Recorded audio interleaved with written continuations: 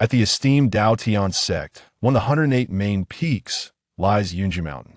It has been over 40 years, exclaimed a handsome young man clad in a blue robe, his excitement palpable as he gazed into the lake. The young man's name is Li Zhoujun, one of the mountain lords of the Dao Tian sect. At first glance, this title may seem impressive, but in reality, Li Zhoujun is a complete failure in cultivation, remaining an ordinary person to this day. His ascension to the position of Mountain Lord was solely due to the fact that, 40 years ago, he was the only disciple of his master at the time of his passing. Consequently, he often found himself relegated to menial tasks within the sect and partaking in the casual conversations of the elders. The story of how he, despite his lack of talent, managed to join the Dao Tian sect and become a direct disciple is intriguing, for Li Zhoujun is a transmigrator who had disguised himself as a child prodigy. In his infancy, he spoke at 3 months, recognized characters by 6 months, walked by 9 months, and by the age of 1, he was already well-versed in knowledge, earning him the title of reincarnated immortal. Thus, at the tender age of 1, he caught the attention of the previous Mountain Lord and was accepted as a disciple. Although the former Mountain Lord eventually realized that Li Zhoujun was utterly inept at cultivation, he said little about it, ensuring that the privileges of a direct disciple were still afforded to him. However, he had already begun to contemplate the idea of training a successor. Unfortunately, before he could embark on that path, he perished in a great battle to quell the chaos instigated by demonic cultivators. In light of this sacrifice for the sect, the Dao Tian sect took it upon themselves to care for Li Zhoujun, the sole disciple of their fallen comrade, allowing the 6-year-old Li Zhoujun to inherit the title of Mountain Lord. After all, with Li Zhoujun's inability to cultivate, Yunji Mountain would remain without a master a century later, and there would be ample time to plan for its future then. This arrangement also served to enhance the reputation of the Dao Tian sect, portraying it as one that valued loyalty and camaraderie, thus attracting more exceptional talents to join. Moreover, the fact that Li Zhoujun appeared youthful at over 40 is merely a result of consuming a beauty elixir. However, all of this is about to undergo an epic transformation. For today marks the awakening of Li Zhoujun's golden finger system as a transmigrator. System, it has been over 40 years.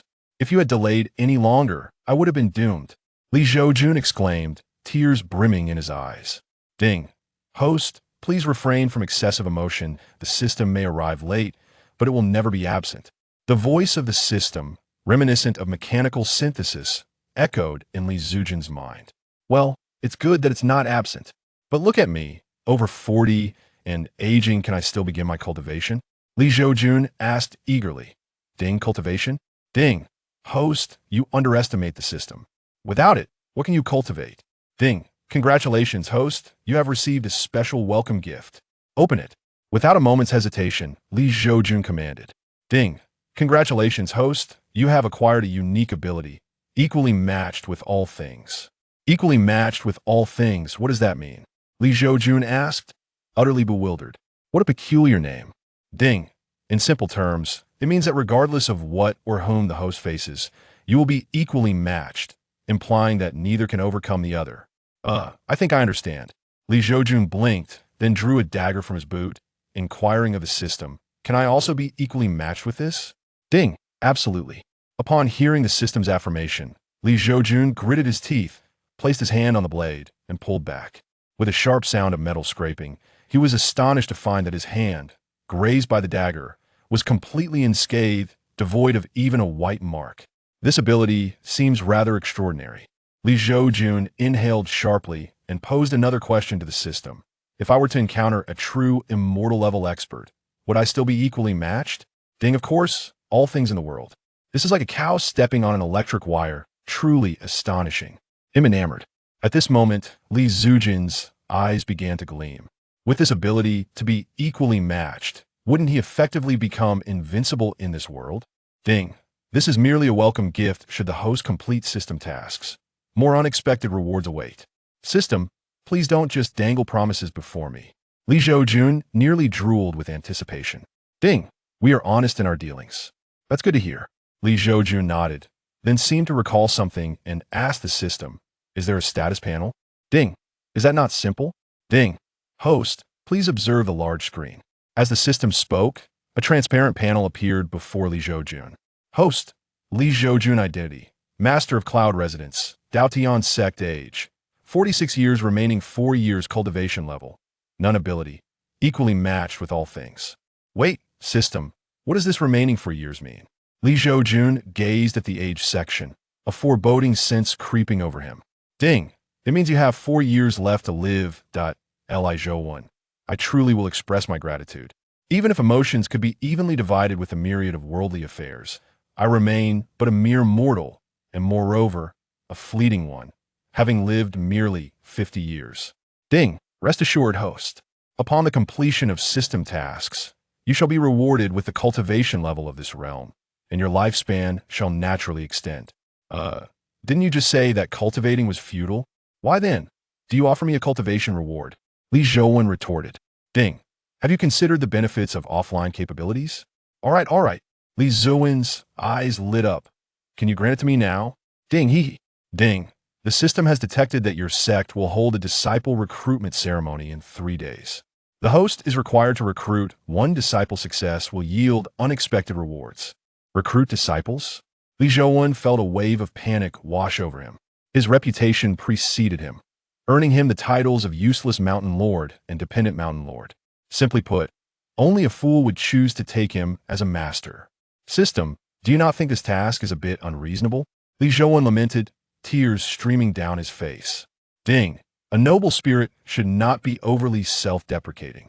That makes sense, but system, I fear that even if I were to take on a disciple, it would be a disservice to them, as I truly possess no knowledge of cultivation. Wouldn't I be leading them astray? Li Zhoujun was acutely aware of his own limitations. Ding. Fear not, host. Why are you so anxious? Right, why am I worried? Li Zhoujun mused, pondering the system's formidable capabilities. After all, it could balance him with the world, so teaching a disciple should be a breeze. Now, he could only await the disciple recruitment in 3 days. 3 days later, Daotian sect, Ascension Mountain.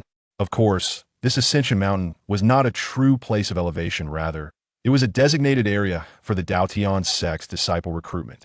At this moment, beneath Ascension Mountain, an assembly of over 10,000 youths gathered, including scions from noble families and imperial lineages of Qingzhou. Yet, the expressions on these young nobles and princes were filled with reverence. The reason was simple. The Daotian sect was the foremost sect of Qingzhou, with countless dynasties and families in submission here. One could not indulge in capriciousness. At that moment, an elder clad in gray emerged, his voice not loud, yet resonating like thunder throughout the crowd. I'm the elder responsible for your trials. Pay heed to my words. The first task of the Daotian sect recruitment is the spiritual root awakening test. The grades of spiritual roots are divided into waste, ordinary, inferior, medium, good, superior, exceptional, and sacred. Only those who awaken to a medium grade spiritual root may proceed to the next round of testing in our sect. Do you understand? We understand. The throng of youths replied in unison, their expressions brimming with excitement. Then, let us commence, the gray-clad elder proclaimed, sweeping his sleeve, signaling the official start of the recruitment ceremony. As he announced the initiation of the trials, the multitude of youths formed long lines, awaiting their turn for the spiritual root awakening test. Half an hour later, among the throngs of thousands, only 5,210 young men and women successfully passed the spiritual root awakening test, possessing spiritual roots of medium quality or above. Merely this one hurdle of spiritual roots had eliminated nearly half of the participants. The faces of those who passed the awakening test were alight with excitement, while those who did not left the venue with their heads hung low, dejected. That was a close call. Luckily, I awakened a medium quality with spiritual root. If I had to go home empty-handed, my father would surely be utterly disappointed. Among the crowd of successful candidates, a girl with sparkling eyes, delicately curved eyelashes, and a fresh appearance clad in simple, yet clean green attire, softly murmured to herself while patting her chest. Sister Su Nan, I awakened a superior quality fire spiritual root. As long as I pass all the trials, I will undoubtedly become an inner sect disciple. Who knows, I might even catch the attention of the elders and become a true disciple. Why not become my Tao partner? I promise to assist you in your cultivation in the future. Suddenly, a young man dressed in splendid attire, with an elegant visage, smiled at the fair maiden. Sunan was momentarily taken aback, but then responded with a smile. Young Master Chun, congratulations. Awakening a superior quality, fire spiritual root, means your future is boundless. However, as for becoming Tao partners, let's set that aside for now, as I'm still quite young. Young Master Chen's expression shifted to one of feigned helplessness as he said, Sister Sunan, your Su family and my Chun family are both esteemed families in Pingyu City. I believe you'll come around in due time. Sunan nodded in agreement. As young Master Chun turned away, his demeanor darkened instantly. This impudent girl was being ungrateful. No woman he, Chen Xiaohua, had set his sights on had ever eluded his grasp. Even if the Su family and the Chun family were both prominent in Pingyu City, it mattered little.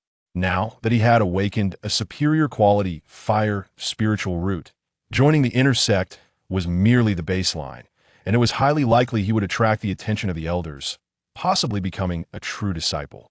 At that time, a mere word from him would ensure that the Su family would have no choice but to present her to him. Meanwhile, the elder in gray reappeared before the young men and women who had successfully passed the spiritual root awakening test. Congratulations on successfully completing the spiritual root awakening test. You are to depart from this place and ascend to the Shengxian platform atop the Shengxian mountain based on your own strength. Those who reach it shall become disciples of our Daotian sect, with a time limit of 1 day. Along the way, you will encounter various illusions, as well as snakes and fierce beasts. These challenges are designed to test your character and to identify any infiltrators from the demonic path among you. Should you face danger and wish to abandon the trial, simply shout abandon, and you will automatically return to this location. Those who do not pass the trial will also be automatically transported back here.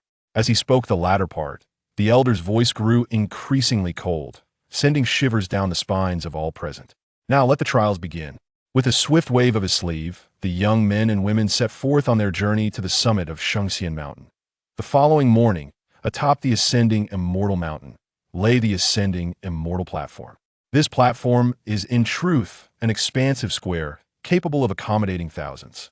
Directly before the platform, over 100 grand seats were arranged, each occupied by formidable figures whose presences, though restrained, radiated an aura as powerful as that of ancient deities.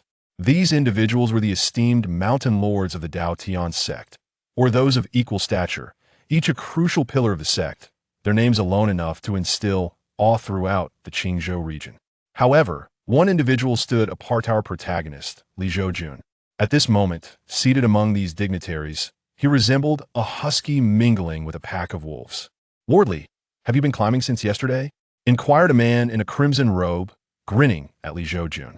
This man was Lu Yin, the lord of the fire Maple Mountain, known for once incinerating an entire river in a fit of rage a decade prior, a feat that could only be described as setting the mountains ablaze and boiling the seas.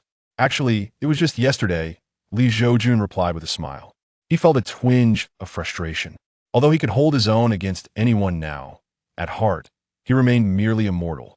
Thus, his ascent to the summit of the ascending immortal mountain truly began from the previous morning. Despite the myriad illusions and fearsome beasts that inhabited the mountain, Li Zhoujun had scaled its heights countless times over the past 40 years, naturally mastering a safe route. Lu Yin nodded, expressing his sentiments. "Indeed, practice makes perfect." "Precisely," Li Zhoujun replied, though inwardly he scoffed, recognizing the veiled mockery in Lu Yin's words. Perhaps he should find an opportunity to test their abilities against one another, though he harbored doubts about the reliability of the system. If it proved untrustworthy, he would be left in dire straits, utterly defeated. "Ding. Host, could you please trust the system? Should you continue to question it, the system will punish you by compelling you to play the guitar in public, while exposing your modesty." "What the hell, that's excessive. You even know about the guitar." Li Zhoujun exclaimed silently in his mind upon hearing the system's retort. "Ding. Naturally, the system is omniscient and omnipotent." "Omniscient and omnipotent? Then tell me, what is the 1891st digit of pi?" Li Zhoujun asked skeptically. "Ding. It is the 1891st digit of pi." Li Zhoujun was left speechless. What sort of answer is that? It's as empty as a day without seeing someone. Ding. Host, please refrain from excessive chatter. Is there anything wrong with the system's response? Well, it really isn't wrong. Li Zhoujun's lips twitched, realizing he was dealing with a rather cheeky system. Just as he engaged in this mental banter, a figure approached the entrance of the ascending immortal platform. Clad in white, with eyes reminiscent of autumn waters, yet imbued with a subtle chill, and skin as smooth as jade, a young woman entered, moving with the grace of a blooming lotus. Chapter 3. You scoundrel, if I am not mistaken. This young lady must be the princess of the Shui dynasty, Shui Nianyao. With remarkable talent and an exceptional water spiritual root, she is indeed worthy of being taken under my wing at Jinghua Mountain, where I personally intend to accept her as my disciple. However, the assassination techniques taught at Jinghua Mountain are hardly commendable. Would not be a waste for such a rare water spiritual root to be trained there? Surely, a place like Jinghua Mountain would be far more suitable. Or even Huofeng Mountain. How absurd, Lu Yen. With your active volcano, those with water spiritual roots might manage to survive. But would they truly be able to enjoy their lives? Why stir up such chaos? Indeed, among all present, you, Lu Yen, are the least deserving to take Nianyao as your disciple. At this moment, the various mountain masters in attendance began to vie for the attention of the young woman clad in white. Even the formidable fire cultivator, Lu Yen, joined the fray. In stark contrast to the excited expressions of these mountain masters, Li Zhoujun appeared rather out of place. An exceptional water spiritual root. How I remember awakening my own spiritual root, only to find within me a void. As Li Zhoujun observed the unfolding scene, his thoughts drifted back many years to when his master tested his spiritual root, only to be met with a look of desolation and disappointment upon discovering his lack of one. The memory was indeed heart-wrenching. Ding! An exceptional water spiritual root is of little consequence. It is unworthy of becoming the disciple of the host. Your words imply that others are eager to take me as their master, Li Zhoujun remarked, feeling somewhat speechless. Ding! What do you understand, host? Soon you shall see that those who wish to take you as their master have stumbled upon a colossal misfortune. Li Zhoujun's lips twitched. System, if you can speak. Do so more, I am listening. At this moment, Shui Nianyao's gaze fell upon Li Zhoujun, who seemed rather out of place among the mountain masters. He offered her a warm smile, yet was taken aback. Did this girl perceive him as an ordinary person, mistaking him for a reclusive master wishing to take her as his disciple? How embarrassing! However, in the next instant, her gaze moved past him, landing firmly on the master of Jinghua Mountain, her eyes betraying a sense of certainty. During her journey to Daotian's sect for the trials, her father had specifically cautioned her that if she encountered a seemingly ordinary mountain master on the ascension platform, she must not take him as her master, for there would be no future in it.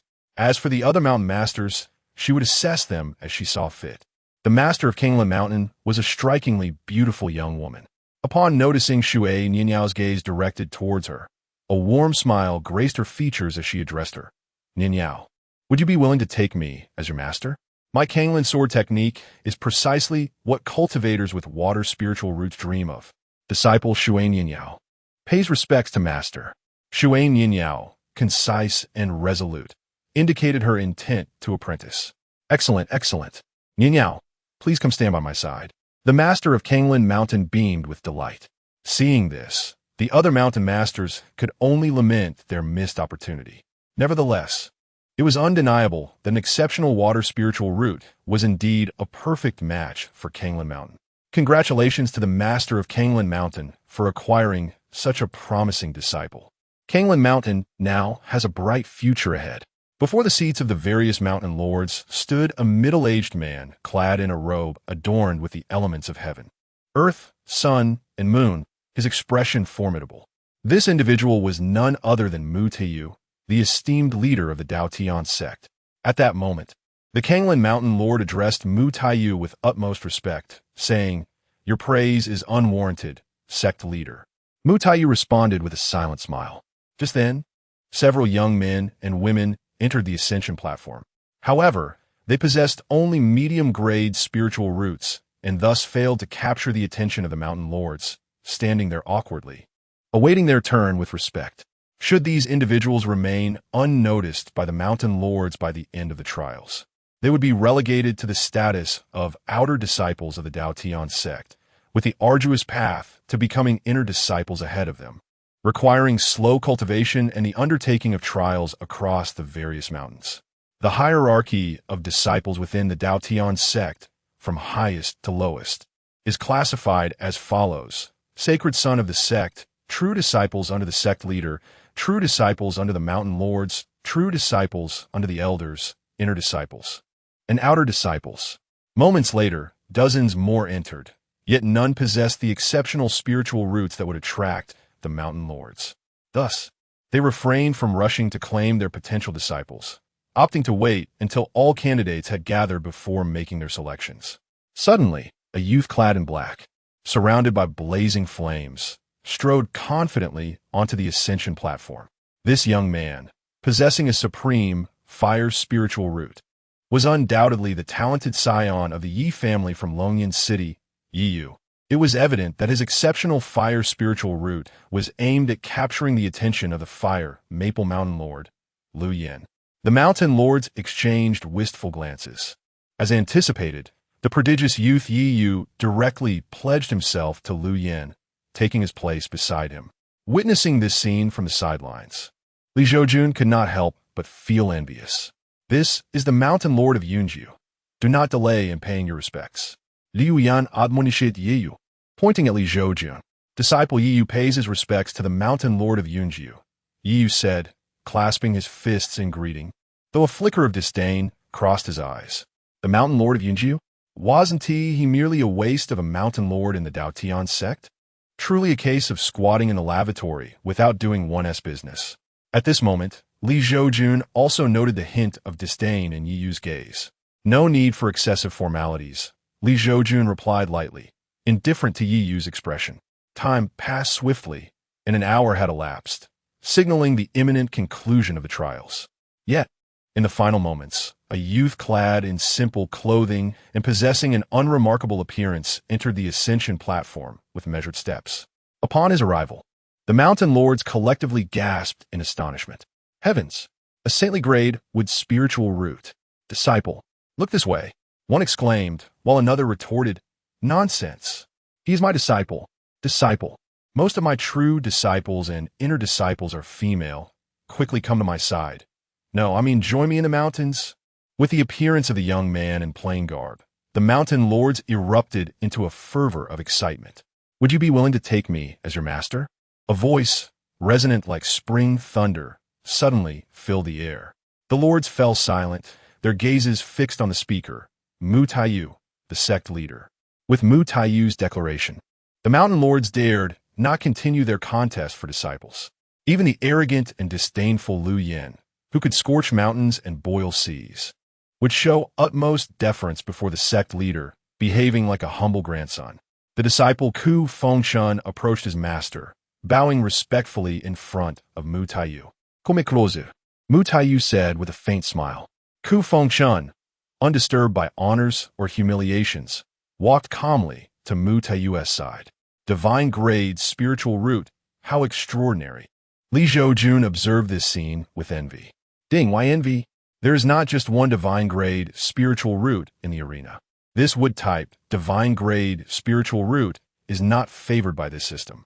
You still disdain others' divine grade spiritual roots?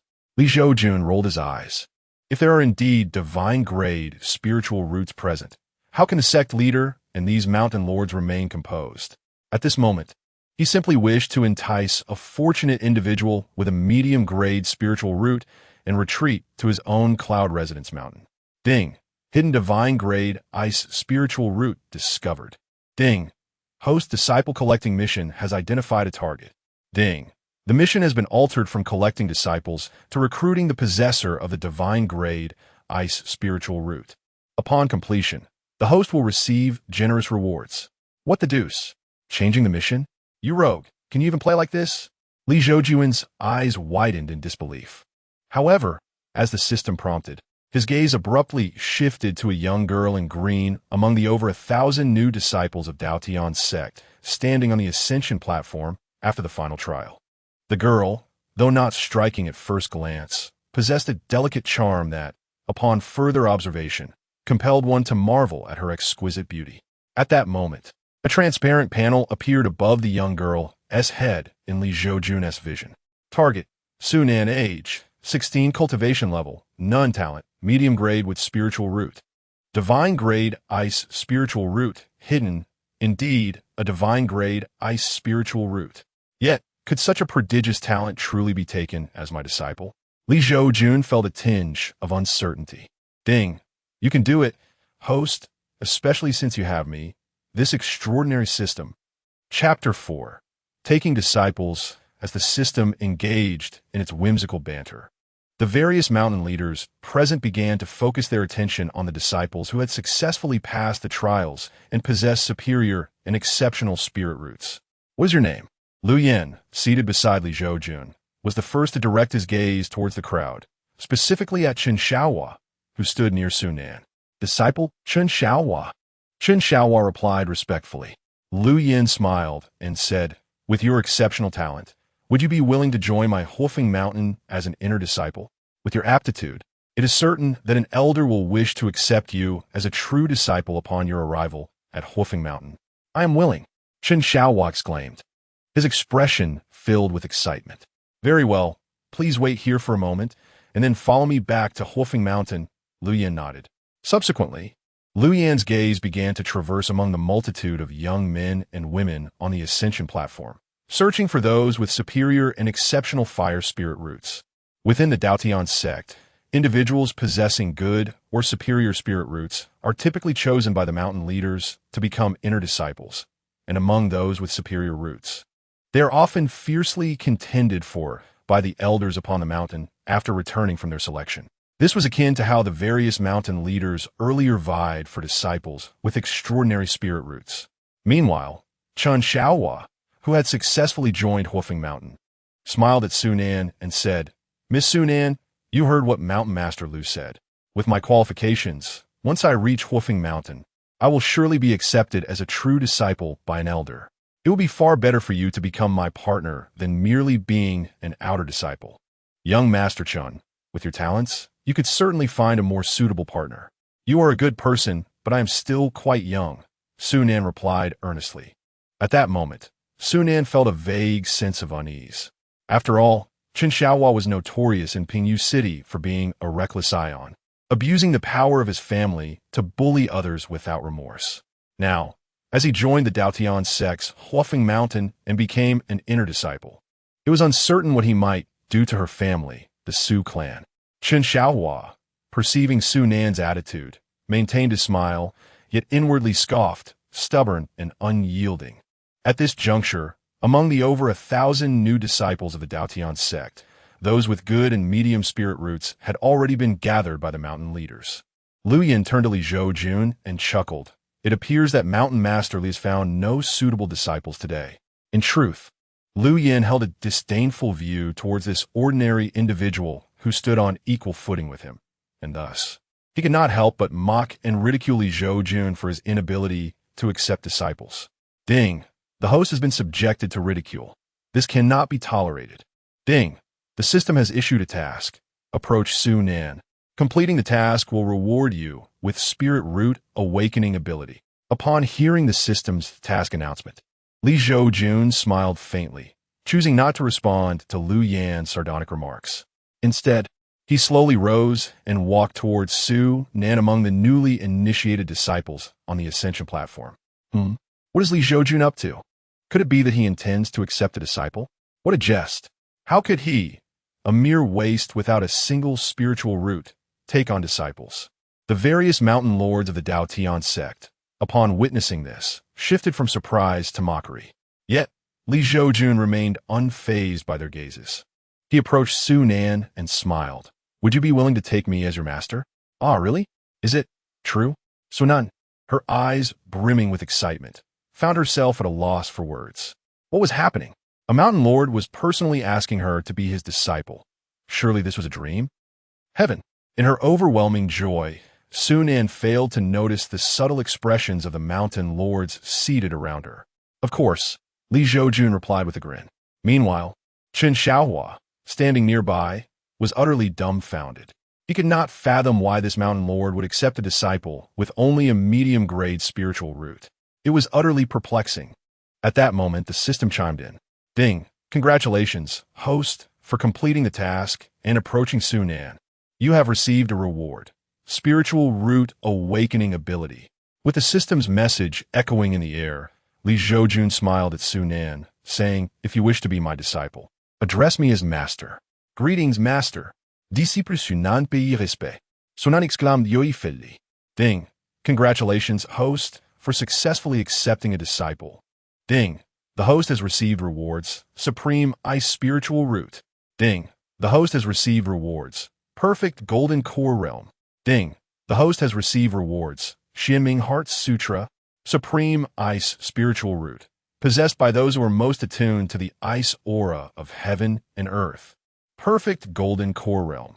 In this world, the cultivation realms are divided into Qi Refining, Foundation Establishment, Golden Core, Nascent Soul, Divine Transformation, Returning to Void, Void Immortal, Integration, Tribulation Crossing, and Great Ascension. Xianming Heart Sutra, an ice attribute cultivation technique practiced by the Xianming Immortal Emperor, which the system has automatically helped the host learn. Goodness! Upon hearing the series of rewards from the system, Li Zhoujun was astounded. A supreme ice spiritual root. Now, I possess a spiritual root, and a supreme one at that. Moreover, the Xianming Heart Sutra suddenly appeared in my mind. This was the ice attribute technique practiced by the Xianming True Immortal, who ascended to the immortal realm thousands of years ago, and now he has become the Xianming Immortal Emperor. Clearly, the Xianming Heart Sutra is one of the most elite techniques available. Furthermore, the system, concise and efficient, granted me golden core cultivation directly. This means my lifespan has increased. A golden core cultivator generally enjoys a lifespan of 500 years.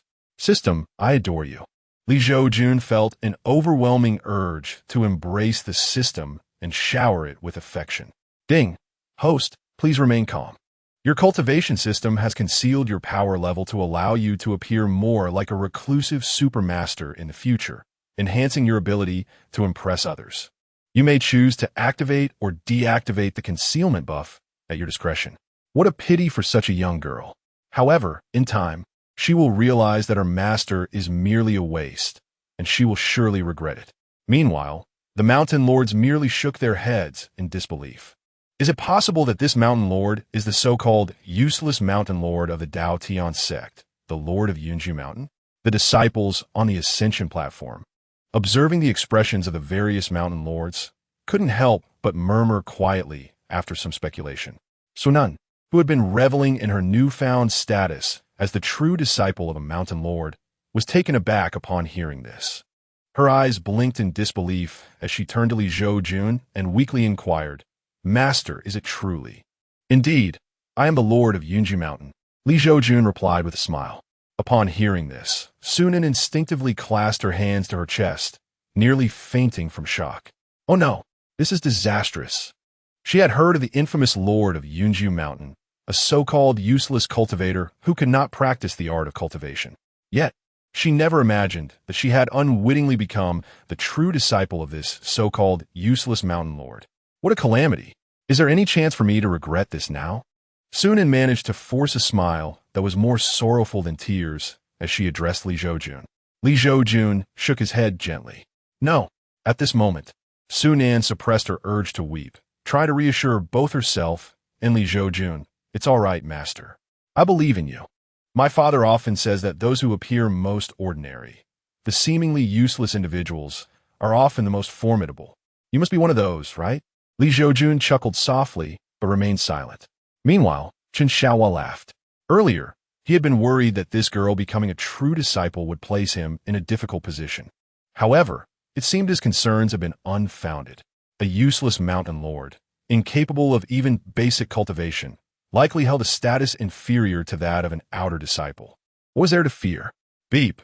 The system has detected that the surrounding individuals have little faith in the host and disciple relationship. A task is now issued.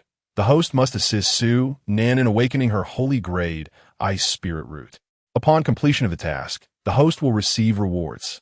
Upon seeing this task, Li Zhoujun was bewildered, thinking to himself, "System, your intentions seem dubious. If Su Nan awakens her holy grade, ice spirit root now, won't I become the target of everyone's scorn? Beep. If not, how can the host showcase his abilities and gain recognition? What purpose does the system serve then?" Li Zhoujun sighed. "You make a compelling argument. I shall henceforth refer to you as the mightiest facade system." Chapter 5. I am willing, little girl. Do you truly believe that you possess only a medium-grade spiritual root? A cryptic smile danced upon Li Zhoujun's lips as he addressed Su Nan. Huh? Su Nan was taken aback. In that moment of her bewilderment, Li Zhoujun extended a finger and gently pressed it against her forehead. In the next instant, a wave of frigid energy erupted from Su Nan's body, enveloping her surroundings. It was a sacred grade, ice spiritual root. This young girl harbored a dual spiritual root, not only possessing a medium-grade wood spiritual root, but also a sacred grade ice spiritual root. How could such a prodigy be allowed to submit herself to the tutelage of this so-called waste? As Li Zhoujun assisted Su Nan in awakening her sacred grade ice spiritual root, the faces of the various mountain lords displayed astonishment. Even Mu Taiyu, the leader of the Daotian sect, narrowed his eyes slightly. While he wished to take Su Nan as his true disciple, as a sect leader, it would be somewhat inappropriate to directly snatch a disciple who had already pledged allegiance elsewhere. However, this Li Mountain Lord was indeed shrouded in mystery. One must ponder how an ordinary individual, devoid of a spiritual root and incapable of cultivation, could possibly aid another in awakening their spiritual root. Moreover, how could he discern that this girl, named Su Nan, possessed hidden spiritual roots? Furthermore, the audacity of the Mountain Lord to publicly assist his disciple in awakening her abilities was perplexing. After all, the pride of the Mountain Lords was considerably thicker than one might assume, and it would not be surprising if they attempted to seize a disciple for themselves. After a moment of contemplation, Mu Taiyu chose silence, opting instead to observe. He intended to discern just how deeply this Mountain Lord had concealed his true capabilities over the years. If he proved worthy of recognition, accepting Su Nan as a disciple would be permissible. However, if he remained a waste, a disciple with a sacred grade spiritual root could not be entrusted to him. Even if she were not to be taken under his own wing, she could find a place among the other Mountain Lords. Otherwise, the Daotian sect would lose a potential pillar for its future. Yunju Mountain Lord, with your abilities, it seems rather unsuitable for a disciple possessing a sacred grade ice spiritual root to be under your guidance, does it not?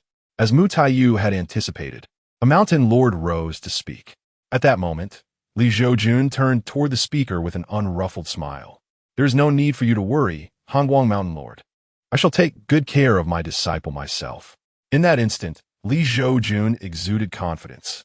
Armed with the system's reward, the Ximing Heart Sutra, and his position as a Mountain Lord, he had ample resources at Yunji Mountain. Even a pig could ascend to immortality with such guidance.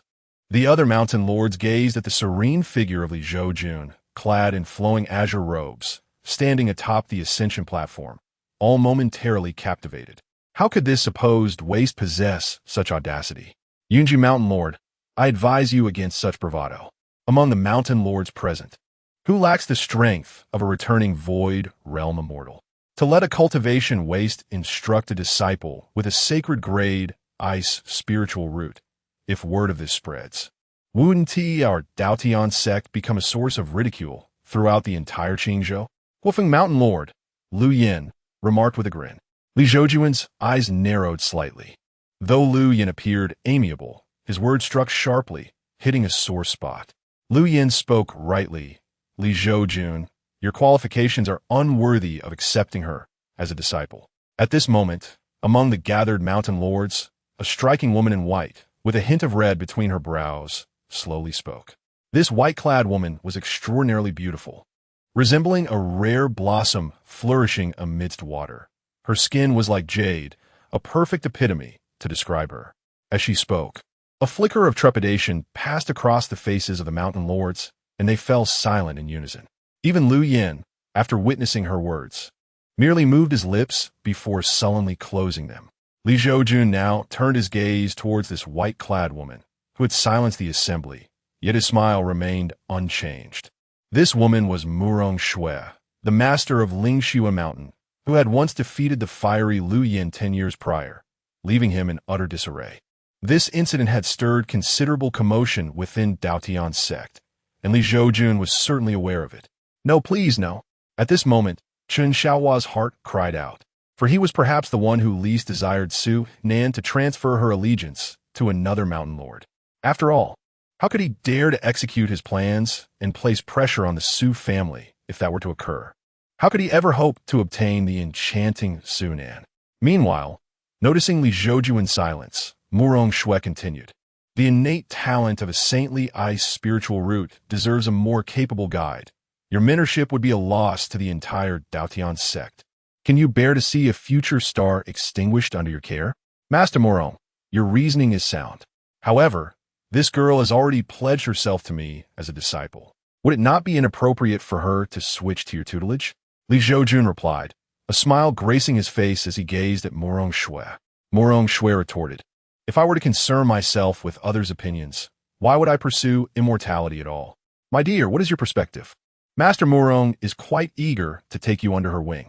Li Zhoujun directed his attention to Su Nan, who appeared momentarily dazed. Aye. Su Nan stammered, her face a canvas of panic. She never anticipated that she would suddenly become the center of attention, leaving her momentarily flustered.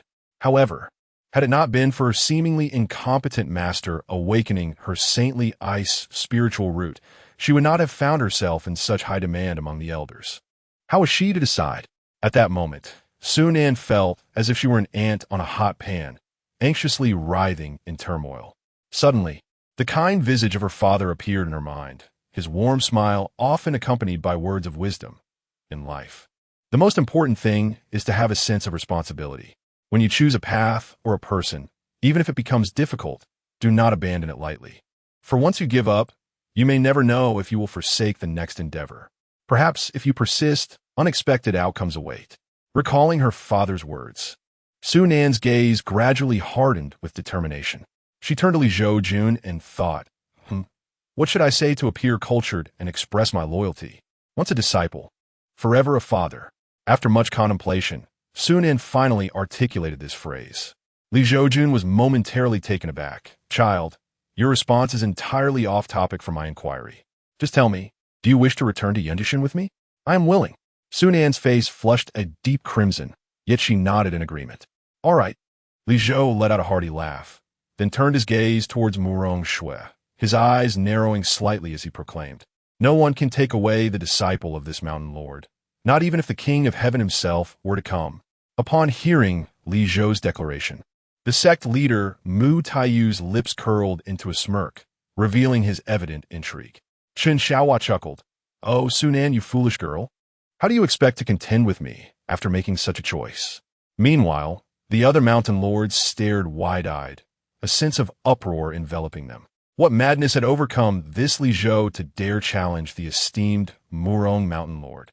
Had he lost all sense of self-preservation? This Murong mountain lord had once reduced the arrogant Lu Yin to tears, so how could he possibly muster the audacity to confront him? Chapter 6. The astonishing Li Zhoujun. Murong Shui narrowed her eyes slightly.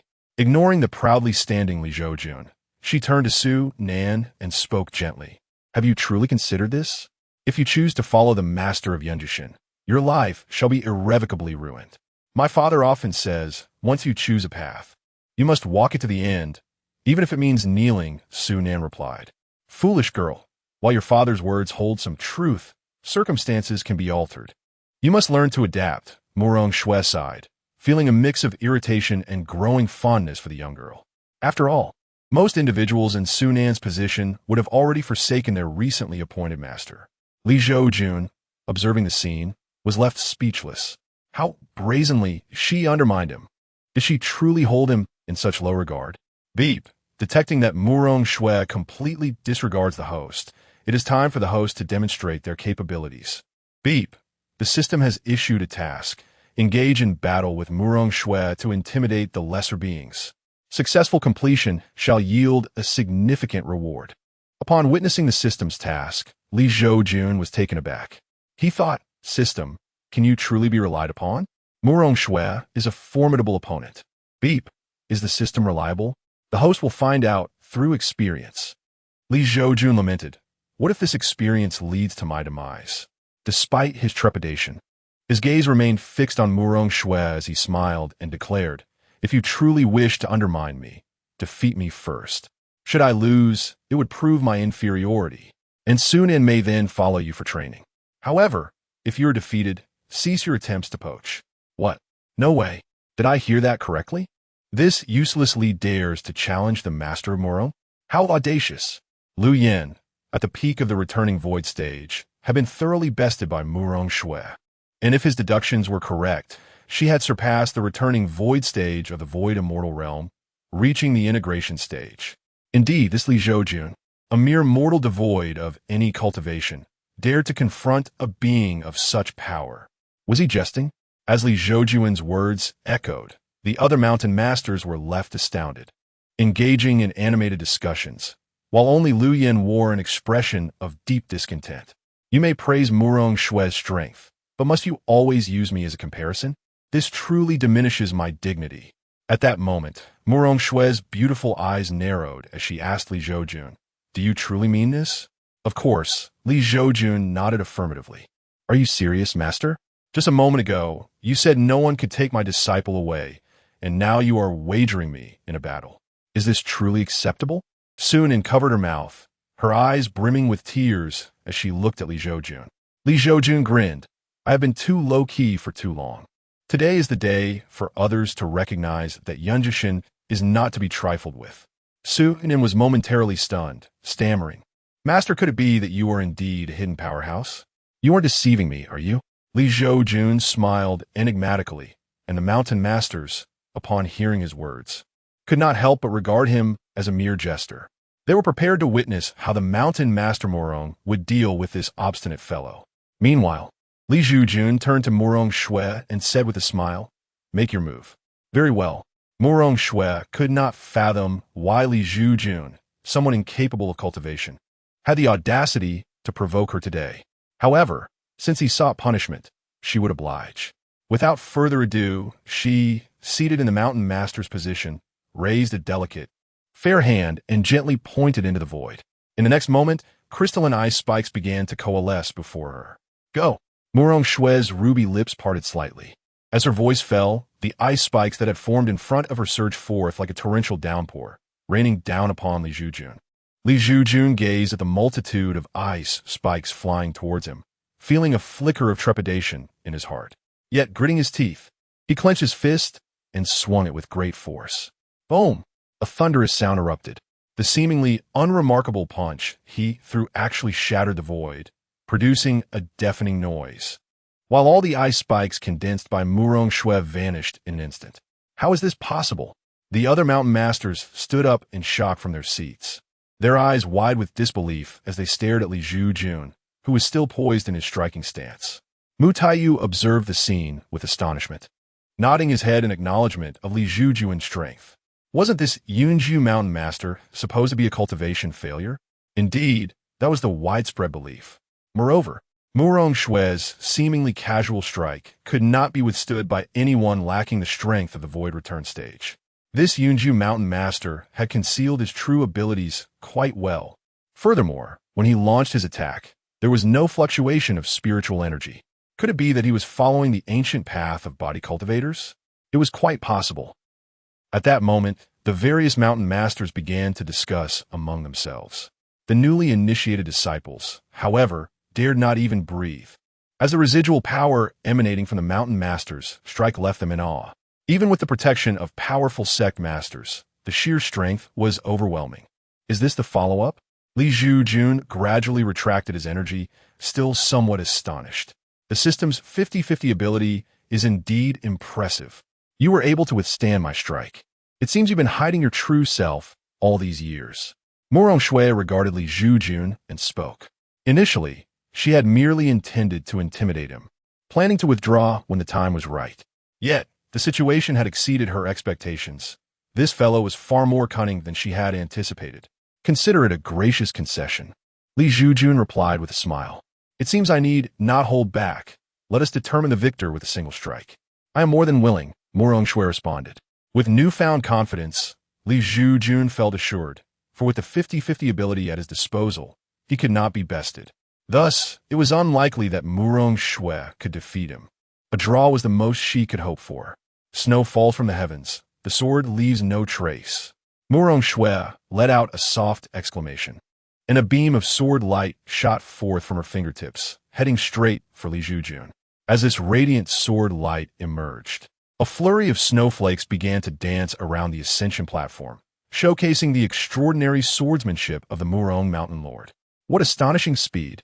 Indeed, Murong Mountain Lord's cultivation has reached the stage of integration.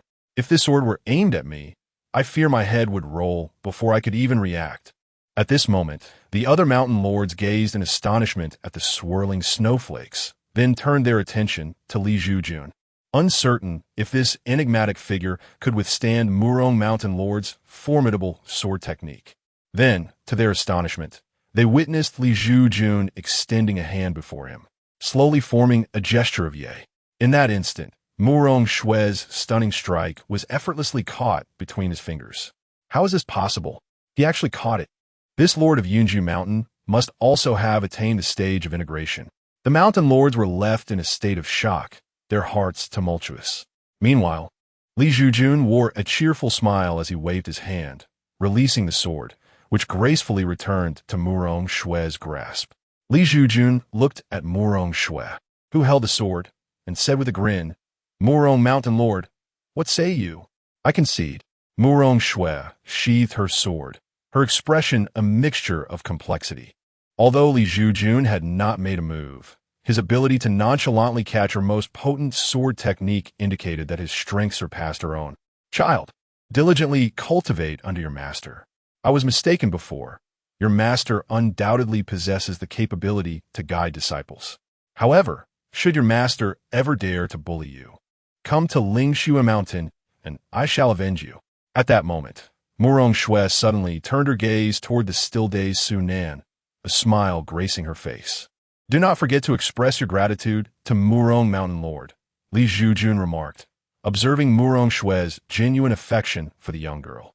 "Ah, thank you, Murong Mountain Lord," Su Nan exclaimed, hastily bowing with her master's encouragement, her heart swelling with joy, realizing her master was indeed an extraordinary powerhouse. Chapter 7. The self-cultivation of masters. There's no need for the little girl to be so polite, Murong Shui smiled at Su Nan. Subsequently, Li Zhoujun resumed his seat at the head of the assembly, while Su Nan stood respectfully to the side. At this moment, the other mountain lords regarded Li Zhoujun with newfound respect, for this man had bested even the formidable Murong Mountain Lord. "Do not provoke the master and disciples of Yunju Mountain in the future. Otherwise, do not blame me for not intervening," Li Zhoujun warned as he leaned towards Lu Yan, who communicated telepathically with the newly inducted disciples of Huofeng Mountain. "How is this possible?" Chen Xiaohua, upon overhearing Lu Yan's transmission, felt a deep bitterness in his heart. He had initially thought of Yunju Mountain Lord as a mere trifler, believing he could easily manipulate Su Nan. To his astonishment, Yunju Mountain Lord turned out to be a significant figure within the Daotian sect, possessing a strength that even the Huofeng Mountain Lord held in great regard. He cast a wary glance at Li Zhoujun. Meanwhile, Li Zhoujun was eagerly awaiting the rewards from the system. "Ding! Congratulations to the host for completing the task, successfully engaging with Murong Shui, and reshaping the Mountain Lord's perception of the host. Ding! The system awards 7th rank Flying Sword. Aoshue. Ding! The system awards initial stage of Yuan Ying cultivation. Ding! The system awards 1 premium condensation pill. Aoshue. A flying sword crafted specifically for the host, imbued with intelligence and the ability to transform, capable of slaying enemies from miles away, now stored within the host's Dantian. Note, in this world, magical artifacts and elixirs are categorized from 1 to 9 ranks, corresponding to levels from Qi refining to ascension. Initial stage of Yuan Ying cultivation. Lifespan may extend to a millennium, capable of flight at incredible speeds and instantaneously traversing the void. Premium condensation pill. assists those on the verge of qi refinement in condensing the purest spirit energy of heaven and earth, which the host can extract at will. System. Why not release a task for me to engage in a duel with the sect leader? Li Zhoujun gazed at the rewards, his eyes gleaming with excitement, nearly drooling. Ding. Does the host aspire to be a head-on brawler? Always either fighting or on the path to fighting. Ding. The system suggests that the host embody the demeanor of a master. Hence, the self-cultivation of masters is freely gifted to the host. Is this a manual for ostentation? Li Zhoujun observed the plethora of 1,800 methods of display that had suddenly appeared in his mind, his lips twitching in amusement. These myriad methods of ostentation, though diverse and intricate, ultimately revolved around the concept of showing off. Just as Li Zhoujun immersed himself in the art of self-cultivation, savoring the insights it offered, the mountain lords had nearly finished selecting their preferred disciples. This indicated that the recruitment conference for disciples of the Daotian sect was drawing to a close. On the ascension platform, those disciples who had not caught the eye of the mountain lords felt a profound sense of disappointment. Some exceptionally attractive disciples, despite possessing only mid-grade spiritual roots, were still chosen by mountain lords to become inner disciples. Thus, it is evident that, regardless of the setting, beauty holds significant importance. Indeed, with an unremarkable appearance, the esteemed figures would hardly find him appealing, let alone compatible. At this moment, Mu Taiyu, the sect leader, slowly rose and addressed the group of young men and women on the ascension platform. Though you have not garnered the attention of the major mountain lords, do not be disheartened. Your presence on this platform alone attests to your exceptional talents among the youth of Qingzhou. Once you enter the Qianlong Valley, dedicate yourselves to your cultivation, and you may still have the opportunity to become inner disciples. Do you understand? We understand. The young aspirants on the ascension platform exclaimed in unison, their spirits ignited. The Qianlong Valley is where the outer disciples of Daotian sect hone their skills. Master of Qianlong Valley, please escort them back. Mu Taiyu smiled at an elder.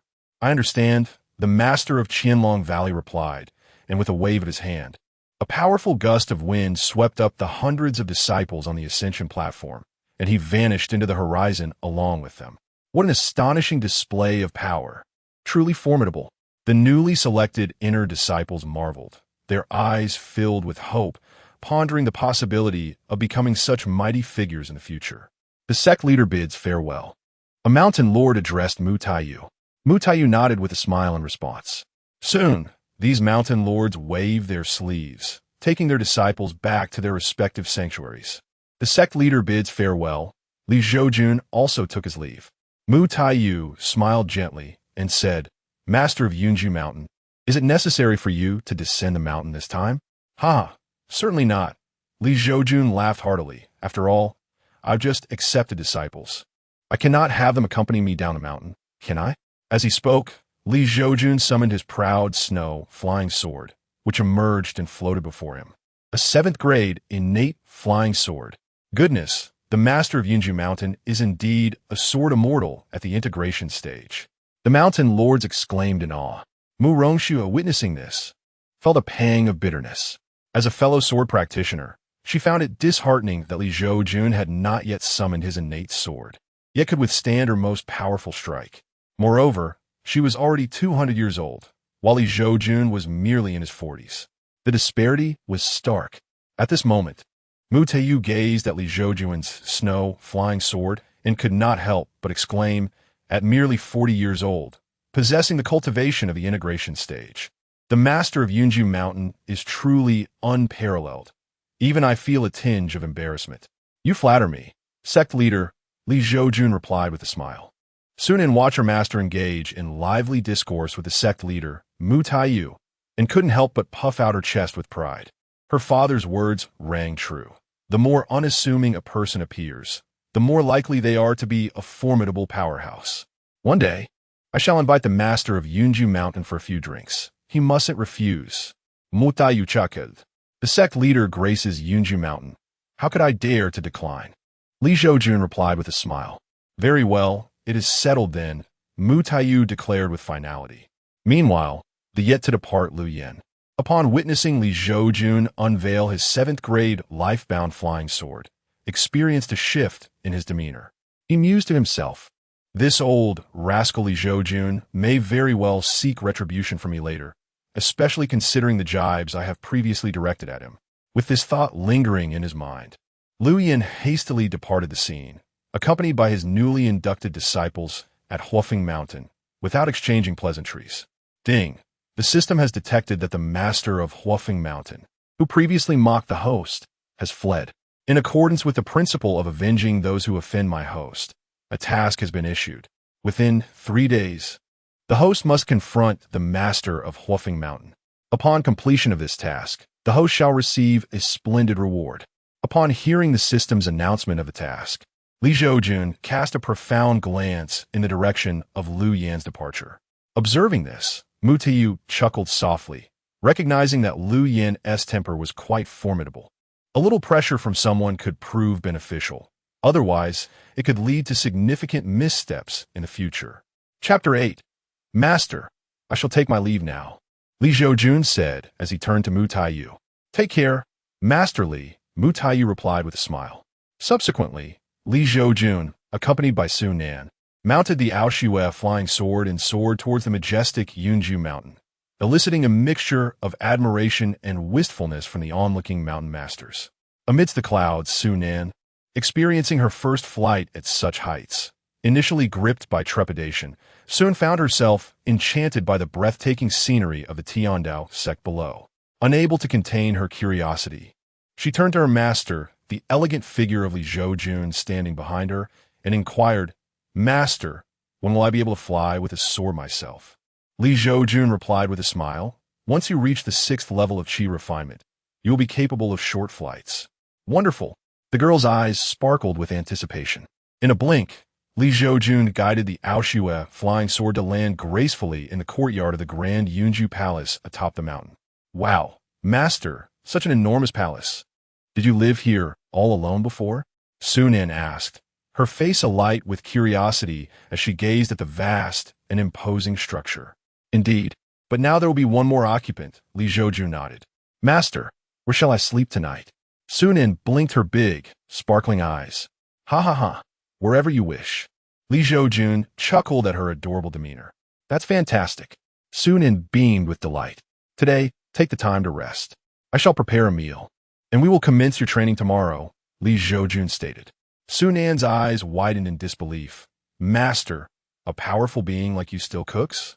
Perhaps I should cook instead, so you can sample my culinary skills." Li Zhoujun, amused by her enthusiasm, replied, "It's rare to see such eagerness. Very well, go ahead." Sunan stood momentarily. Is Master truly deviating from tradition? An hour later, in the side hall of Yunju Palace, at the dining table, Li Zhoujun stared at the blackened delicacies before him, lost in contemplation. Su Nan stood beside him, her cheeks flushed with embarrassment. "Are you certain this is edible?" Li Zhoujun's lips twitched as he remarked, "You, my dear girl, intend to poison your master on your first day up the mountain? What do you mean? Although it's my first attempt at cooking, I put a lot of effort into it," Su Nan retorted, her expression slightly miffed as she picked up her chopsticks to sample her dish. The next moment, her countenance changed dramatically, turning a shade darker. "Is it good?" Li Zhoujun inquired with curiosity. Su Nan nodded with great difficulty, only to immediately turn away and retch. Li Zhoujun, bemused, remarked, "Perhaps you should let me try? It might actually be quite good." Su Nan exclaimed, her head turning away again as she continued to vomit. Li Zhoujun, wearing an expression of disbelief, rose and stepped outside the side hall. With a swift motion, he ventured into the depths of the Yunju mountain forest. After traversing the woods for a while, he stumbled upon a clucking hen beneath a tree. "Cluck, cluck! You useless mountain master, back again to ogle my body?" The hen squawked derisively upon seeing Li Zhoujun, his face darkening at her taunts. Li Zhoujun felt his temper rise. 40 years have passed, and this old hen has truly lived with remarkable audacity. Originally, it was captured by my master from the foothills prior to his unfortunate demise in a great battle, intended to bolster my health. Little did I expect that my master would later fall, and this old hen would break free from the straw binding its feet, seeking refuge in the lush medicinal herbs of Cloud Residence Mountain.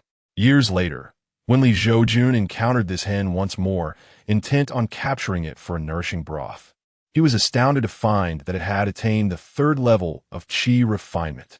It was no surprise then that, at that moment, the mere mortal Li Zhoujun was sent fleeing in disarray through the mountains by this formidable hen. What was even more infuriating was that thereafter, whenever this hen faced bullying from other mountain creatures, it would come to Li Zhoujun to vent its frustrations, treating him as a convenient outlet for its ire. To everyone's astonishment, this hen has now surpassed the foundation establishment stage and is capable of human speech. Li Zhoujun is acutely aware that had it not been for its consideration of his position as the master of Cloud Residence Mountain, this hen would have surely dispatched him without hesitation. Although the Daotian sect would find it disgraceful for a mountain master to be slain by a hen demon, they would not let such an affront go unpunished. Clearly, the hen is cognizant of this. Thus it merely resorts to bullying and robbing Li Zhoujun. Beep. The system has detected the tyrannical old hen and issued a quest. The host must bring the hen to justice, and the reward is a portion of Allian roasted chicken seasoning. Upon hearing the system's prompt, Li Zhoujun's eyes sparkled at the thought of Allian roasted chicken, a distant flavor from his memories. Meanwhile, the hen, perceiving the glint in Li Zhoujun's eyes, was infuriated. "You worthless fool! What gaze are you casting upon me? Are you seeking death?" By this point, the hen's feathers stood on end in indignation. "Look, a splendidly colorful rooster." Li Zhoujun suddenly pointed behind the hen. Instantly, the hen's eyes lit up as it turned to follow his finger. Thud! A dull sound reverberated as the hen felt a sudden blow to its neck. Turning back, it discovered Li Zhoujun triumphantly wielding a wooden stick, a triumphant grin plastered across his face. "You crafty little one," the hen managed to utter, before darkness enveloped it, collapsing to the ground with a thud. Beep! How embarrassing, host. You now possess the cultivation of a nascent soul, and yet you revel in such lowly antics? Where has your cultivator's self-cultivation gone? The joy of being a trickster is beyond your comprehension. Ha ha! Li Zhoujun chuckled as he dropped the stick and seized the hen by its feet, exclaiming, "System, where's my seasoning?" Beep! The system has granted the reward, a portion of Allian roasted chicken seasoning. Allian roasted chicken seasoning, an exceptionally delicious item, which the host can extract at any time. Beep! Although the host was once an ordinary person unable to utilize storage treasures, you now possess cultivation. It is advisable to acquire a storage artifact so that system rewards can be directly deposited into your storage space. ISNT, that a simple task. Li Zhoujun promptly retrieved 5 storage rings from his pocket, refining them all before adorning his right hand with one that was embedded with a sapphire. His gaze then fell upon the unconscious hen, a look of reluctance crossing his face. "Though you have bullied this mountain master for 40 years, we have formed a bond. Perhaps I shall add a bit more fire later." If the hen were to awaken and hear Li Zhoujun's words, one might wonder if it would leap up and sing, "Listen to me, thank you." Half an hour later, Li Zhoujun appeared in the side hall, holding a roasted chicken skewered on a wooden stick. Upon entering, he was immediately enveloped by a small girl. "What are you doing, you little rascal?" Li Zhoujun exclaimed, astonished at the girl in his embrace. "Woo woo woo. I thought master was upset with the dish I prepared and was ignoring me." The girl cried, her tears like raindrops on a peony. Li Zhoujun's lips twitched. "Although your culinary creations are indeed terrifying, I am not the kind of master who would abandon you for that. At most, I would mock you with my own dishes, but how could I ever forsake you?" Sunan. Chapter 9. Let go of those rice. Let me come in after a brief moment of silence. Sunan's gaze fell upon the fragrant Ao Liang roasted chicken in Li Zhoujun's hands, her large eyes sparkling with delight. "Wow, master, it smells so good." Li Zhoujun chuckled. "Of course. When I take action, you know the quality. This is a chicken of the Foundation establishment realm. A mere chicken leg will suffice. Consuming too much is detrimental to your health." Having said that, he tore off a chicken leg for Sunan and then seated himself at the table, beginning to indulge in his meal. As Sunan savored the roasted chicken, she was instantly enveloped by a long-lost flavor that danced upon her palate. She recalled the last time she had tasted Ao Liang roasted chicken. It was back on Earth, before her extraordinary journey began. Meanwhile, as Sunan gazed at the chicken leg in her hand and then at the sizable portion Li Zhoujun held, She couldn't help but internally lament, truly a doting master. Without hesitation, she took a bite of the chicken leg, her expression freezing in astonishment. So delicious. Not only that, but she distinctly felt a gentle energy coursing through her limbs, as if she were immersed in a hot spring. A chicken of the Foundation establishment realm. Wasn't that akin to a chicken spirit? Sunan had previously gleaned some understanding of the realms of cultivators and spirits from a book. It was said that spirits at the Foundation establishment stage could articulate human speech and were even revered as mountain deities in certain regions. Yet now, her master had casually roasted a chicken spirit, treating it as an ordinary chicken.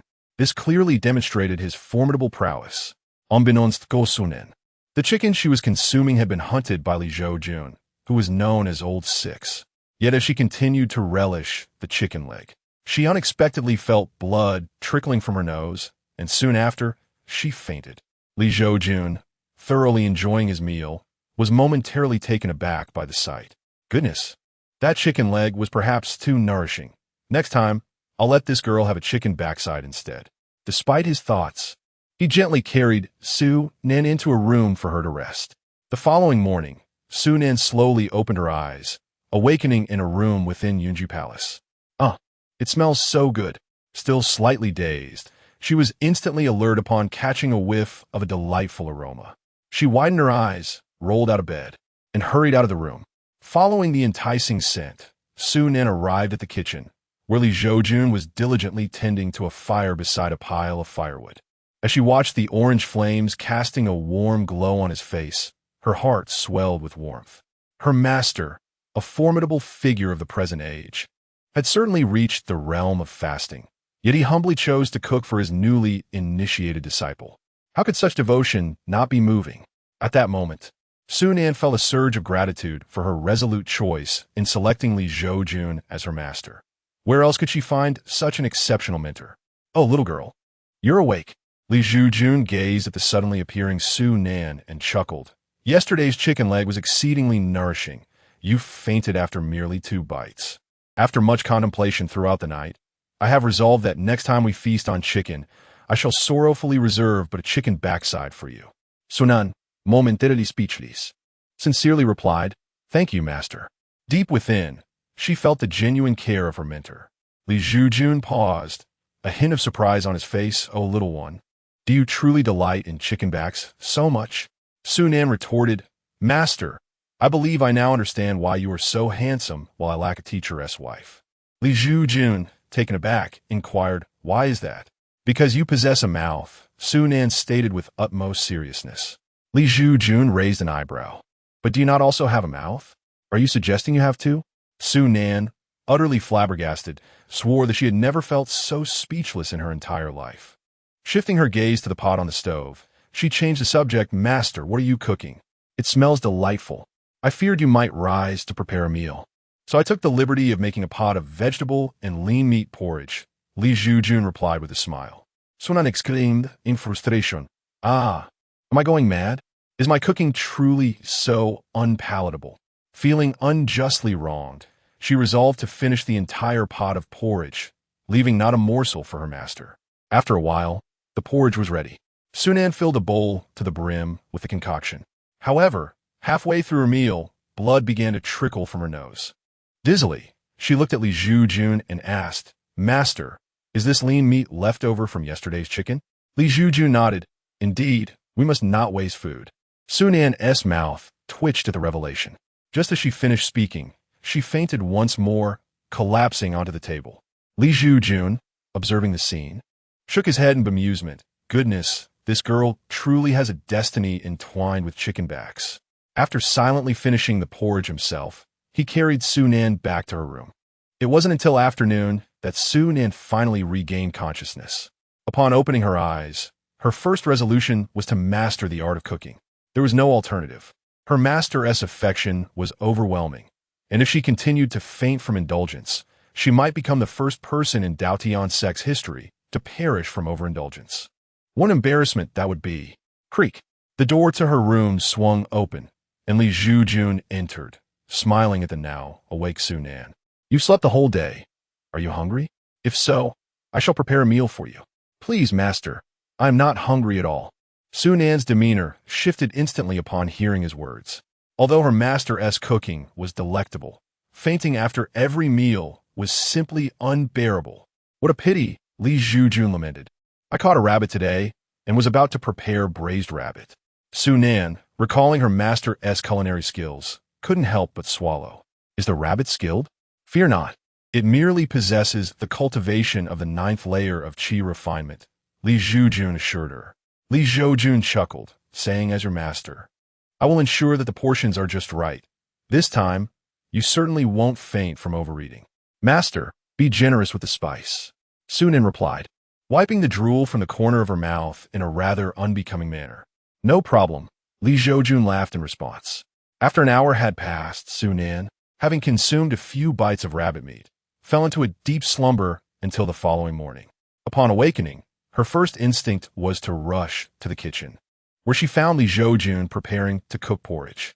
Her expression shifted dramatically as she exclaimed, Master, let go of those grains. Allow me to take over. Very well.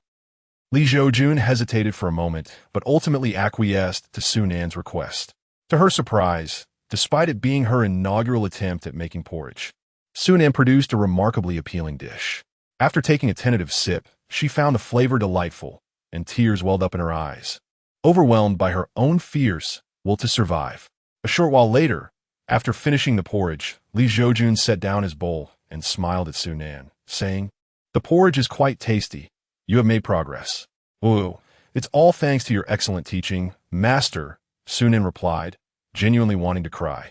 As preparing this pot of porridge had been no easy feat, she had done so with utmost care and caution. Li Zhoujun, hearing her words, smiled gently and said, Enough of the flattery, my dear girl. I had intended to impart to you the methods of cultivation yesterday, but alas, you slept the entire day. Come to the Yunju Hall later. Today, I shall teach you the practice. Thank you, Master. Upon hearing that her master would begin teaching her cultivation, Su Nan's previously despondent expression transformed into one of sheer excitement. Chapter 10. Visiting Huofeng Mountain, Yunju Hall. This is a storage ring, along with your master's robe and jade pendant, all placed within. Li Zhoujun handed a storage ring to Su Nan. Upon gazing at the ring in her hand, Su Nan's delicate face twisted with dismay. Master, how can I access the contents? I lack cultivation and spiritual awareness. Fear not, Li Zhoujun proclaimed with pride, as my disciple. I assure you that you shall break through the first layer of qi, refining and awaken your spiritual consciousness during your initial cultivation. With that, Li Zhoujun pressed his index finger gently against Su Nan's forehead, subsequently imparting the Xianming Heart Sutra into her mind. In that moment, Su Nan felt a surge of bewilderment, and a technique named Xianming Heart Sutra manifested within her consciousness. This technique is undoubtedly the pinnacle of cultivation methods in this era, harmonizing perfectly with your exceptional ice spirit root, Li Zhoujun remarked with a smile. Thank you, Master, Su Nan exclaimed with excitement. Li Zhoujun waved his hand dismissively. Oh, my dear girl, why the formality? As the saying goes, once a teacher, forever a father. Consider me as your paternal figure, so there is no need for such politeness. Su Nan. Simultaneously, Li Zhoujun rummaged in his robes and produced a premium qi condensation pill, extending it to Su Nan, saying, When you begin your cultivation, take this pill along with the nourishing substances you consumed yesterday. It will suffice for you to break through the first layer of qi refining. Thank you, Master, Su Nan replied, taking the pill, her curiosity piqued. Master, what if I do not achieve the breakthrough today? If you do not break through, Li Zhoujun stroked his chin thoughtfully, then it means you have not supplemented sufficiently. I shall prepare additional nourishing items for you. Upon hearing this, Su Nan's expression changed instantly. Rest assured, Master, I will definitely break through today. Indeed, as expected of the disciple of this mountain lord, brimming with ambition. Li Zhoujun nodded in satisfaction. Su Nan felt tears welling up. What ambition do I possess? It is merely the pressure from you. One dose leaves me dazed. Who can withstand this? Very well, commence your first cultivation here, and I shall guard you, Li Zhoujun instructed, pointing to a nearby mat with a smile. All right. Su Nan nodded, sitting cross-legged on the mat. After consuming the premium qi condensation pill, she closed her eyes and began her cultivation according to the Xianming Heart Sutra. In less than half an incense time, the invisible spiritual energy surrounding Su Nan began to coalesce, enveloping her in a misty aura, making her appear like an ethereal being descending from the heavens. Witnessing this, Li Zhoujun nodded approvingly. This girl, truly remarkable for possessing an exceptional ice spirit root. With such a phenomenon, once she perceives her qi, it is likely she will surpass the first layer of qi refining. Finally, after 2 hours had passed, Su Nan slowly opened her eyes, the swirling energy around her gradually dissipating. What a marvelous sensation! Upon opening her eyes, Su Nan could distinctly feel a warm energy gathering within her dantian. Surely, this must be the spiritual power that cultivators accumulate within their bodies. Moreover, Su Nan realized that compared to her state 2 hours prior, she felt considerably lighter and much stronger. Indeed, she had successfully ascended to the 3rd level of qi refinement during her very first cultivation session. At that moment, Li Zhoujun gently began to speak. "It is all thanks to the excellent guidance of your master." Su Nan replied with a sweet smile. Observing the girl's demeanor, Li Zhoujun affectionately ruffled her hair and said with a warm smile, "Now, you should take a moment to solidify your cultivation. I must step out to attend to some matters." The matters Li Zhoujun referred to were the tasks assigned by the system, which involved seeking out the Fire Maple Mountain Lord, Lu Yin, to engage in a discussion about life and perhaps a friendly contest. "All right, master. You may go with peace of mind." Su Nan obediently nodded in response. Li Zhoujun acknowledged before suddenly vanishing from sight. When he reappeared, he found himself at the foot of Fire Maple Mountain. Upon arrival, Li Zhoujun sensed that, even at the base of the mountain, the temperature was alarmingly high. He surveyed the surroundings, noting the vibrant red maple leaves that adorned the landscape. Meanwhile, at the base of Fire Maple Mountain, the inner disciples tasked with guarding the gate, essentially the gatekeepers, recognized Li Zhoujun's presence. "Who is that senior?" one inquired. "I don't know, but anyone who can appear here out of nowhere must possess at least the cultivation of a nascent soul stage." "Are you blind? Didn't you see the Mountain Lord's token at his waist?" "What? The Mountain Lord of Yunju? That waist? You fool, spending all day holed up playing cards. And now you're confused. Just 2 days ago, the Mountain Lord of Yunju defeated Mountain Lord Moron, who even our Lord cannot best." "What? Impossible. Absolutely impossible. You must be joking. I assure you, the Mountain Lord of Yunju is indeed a formidable powerhouse. We were all deceived by his disguise." "Well then, what are we chatting about? Shouldn't we pay our respects to the Mountain Lord of Yunju?" Once the gatekeepers realized the gravity of the situation, they hurriedly bowed to Li Zhoujun, exclaiming, "We pay our respects to the Mountain Lord of Yunju." "No need for formalities," Li Zhoujun replied with a smile. The previous conversation of the disciples had been perfectly audible to him. However, as the Mountain Lord, he had no intention of holding any grievances against these gatekeepers. "Kindly inform your Mountain Lord that the Mountain Lord of Yunju is here for a visit," Li Zhoujun requested with a smile. "I shall relay the message at once." One of the gatekeepers replied respectfully. "Thank you," Li Zhoujun said with a grin. He then stood by the entrance of Fire Maple Mountain, his demeanor causing beads of sweat to form on the foreheads of the other gatekeepers. At that moment, in the Fire Maple Hall, Lu Yin was imparting knowledge of cultivation to his newly accepted disciple, Yi Yu. Suddenly, a voice from the gatekeepers echoed from outside the hall. "Mountain Lord. The Mountain Lord of Yunju has come to visit." Upon hearing these words, Lu Yin's expression abruptly changed. This Li Lao Lu had indeed come to settle the score with him. A sense of panic surged within Lu Yin as he recalled how he had been utterly defenseless against Murong Shui, while Murong Shui herself had been defeated by Li Zhoujun. Did this not imply that he, too, was no match for Li Zhoujun? With this thought weighing heavily on his mind, Lu Yin hastily instructed the disciple stationed outside the hall, "Go and inform the master of Yunju Mountain that I am currently." Suddenly, Li Zhoujun's voice rang out from outside the hall, interrupting Lu Yin's words. "Lu Mount Master, the sun is too glaring down here, so I took the liberty of coming up myself. You wouldn't hold it against me, would you?" As Li Zhoujun entered the Fire Maple Hall, clad in a scholarly green robe and wearing a congenial smile, Lu Yin was momentarily taken aback. He thought to himself, Goodness, this old six has come up. This is a disaster. Chapter 11. A sword falls. The Dharma body shatters, haha. The esteemed presence of Master Li has graced us. Of course.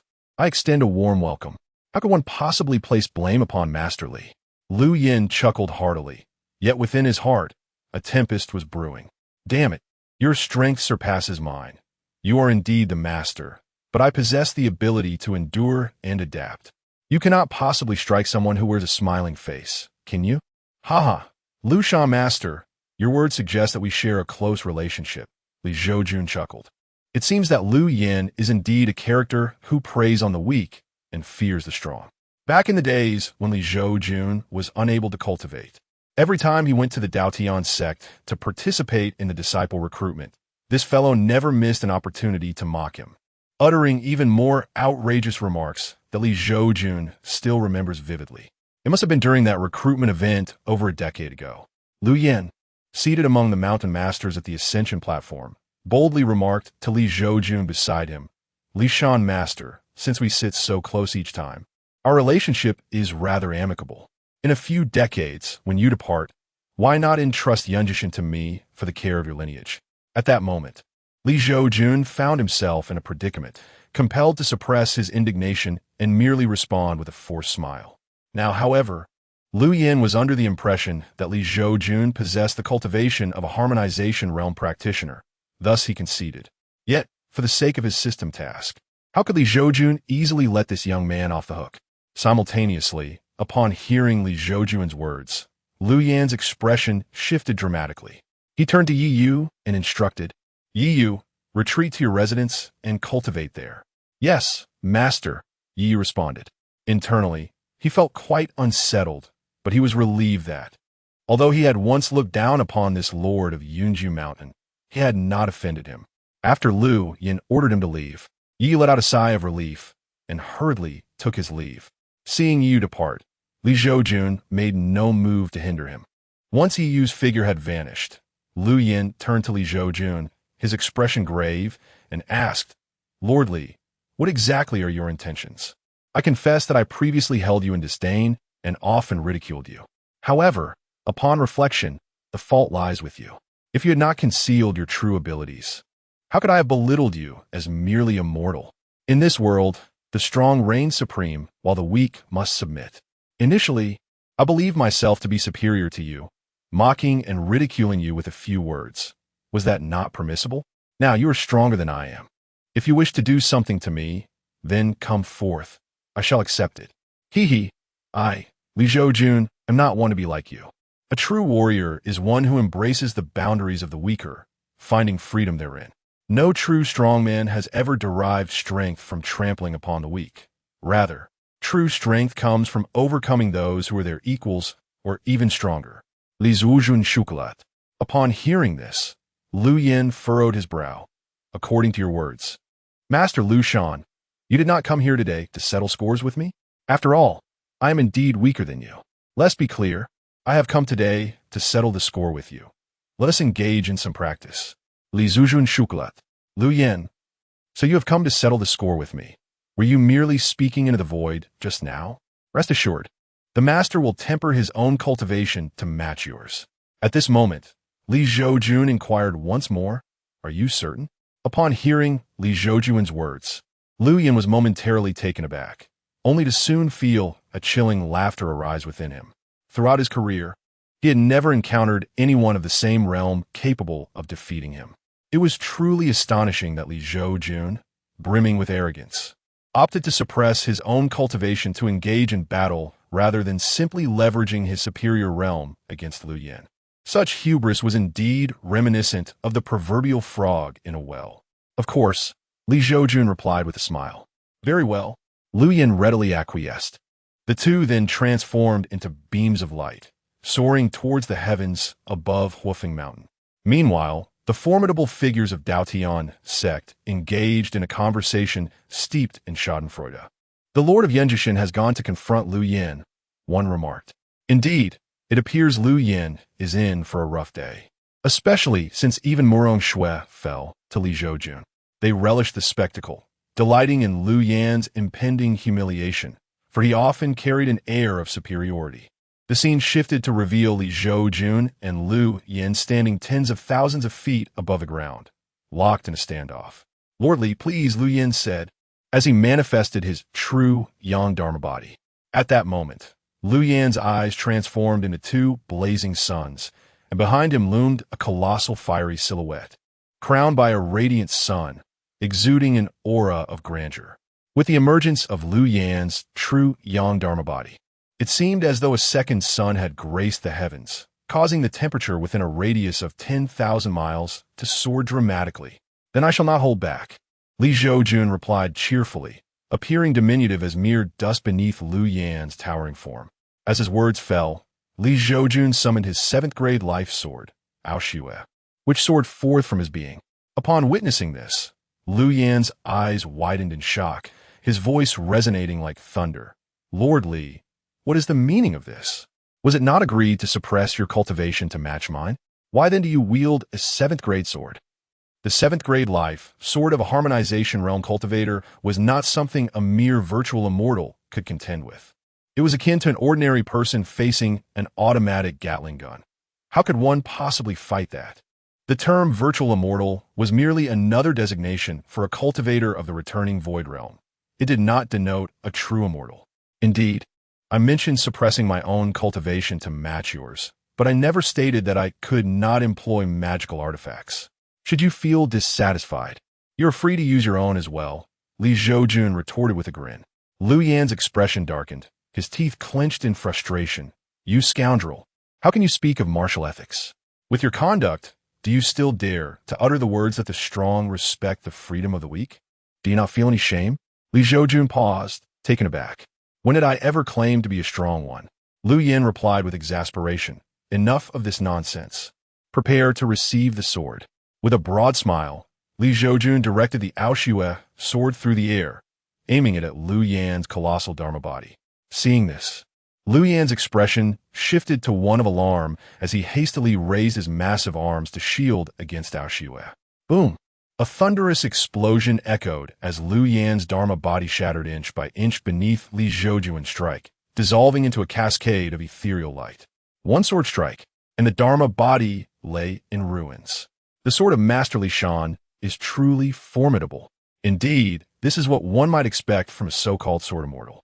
Meanwhile, the various mountain lords gazed at Li Zhoujun, who had effortlessly severed Lu Yan's true sun manifestation with a single strike, and they could not help but express their admiration. This stroke serves as a lesson for you. In the air, Li Zhoujun regarded the shattered manifestation with an air of indifference, stating cough cough. Lu Yin clutched his chest, his expression grim, conceding, "Skill inferior, I humbly accept defeat." Yet, despite his words, Lu Yan's thoughts were laced with vitriol.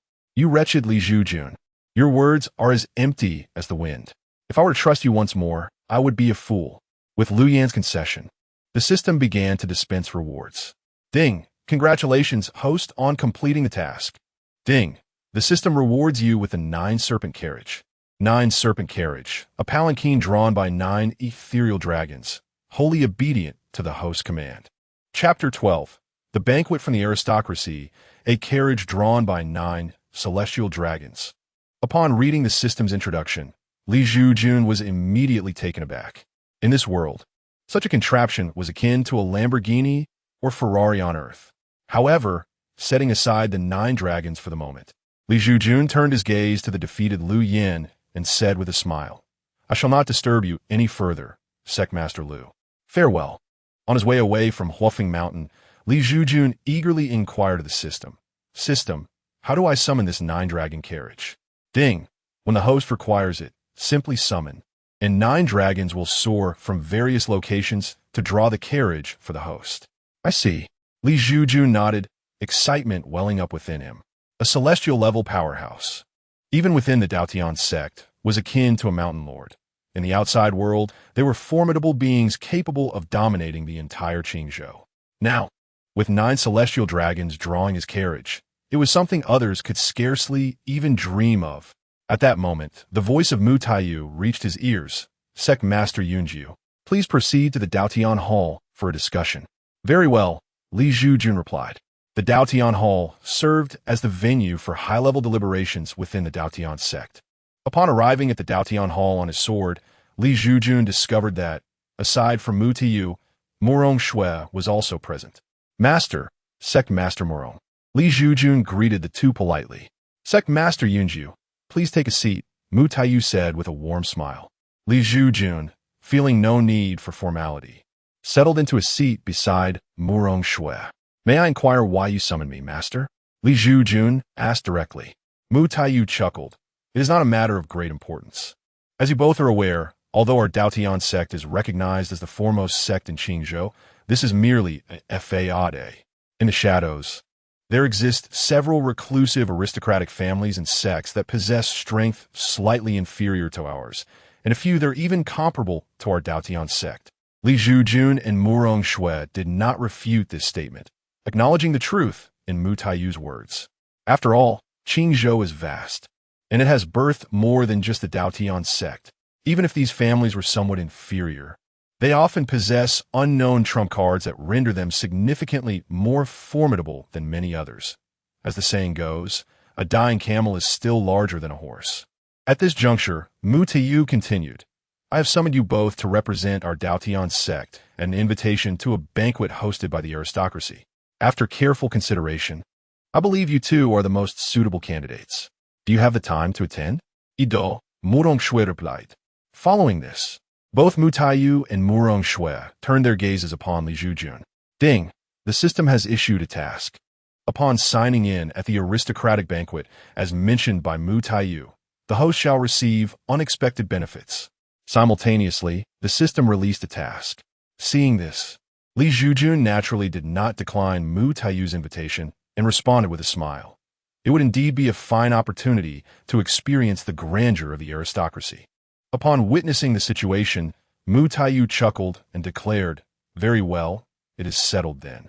The esteemed family in question is the Shui family of Dazhao Mountain, celebrating the breakthrough of their ancestor into the harmonization realm. Upon hearing this, Li Zhoujun and Murong Shui instantly grasped Mu Tiyu's intention, while he appeared to be suggesting that they congratulate the Shui family's ancestor. His true aim was to remind them to temper the Shui family's arrogance and showcase the might of the Daotian sect. It was also a subtle warning to the Shui family that possessing an ancestor in the harmonization realm did not grant them unfettered power.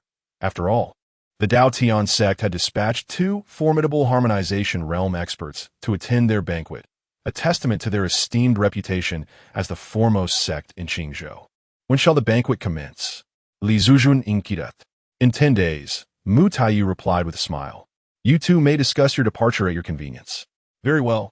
If the sect master has no further matters, we shall take our leave, Li Zhoujun and Murong Shui said. Travel safely. Mu Tiyu nodded in acknowledgement. Outside the Daotian Hall, Murong Shui turned to Li Zhoujun and suggested, Shall we depart in 7 days? That works for me, Li Zhoujun agreed. After a moment of contemplation, Murong Shui inquired, What of that girl who joined your sect? How is she faring? Li Zhoujun chuckled lightly.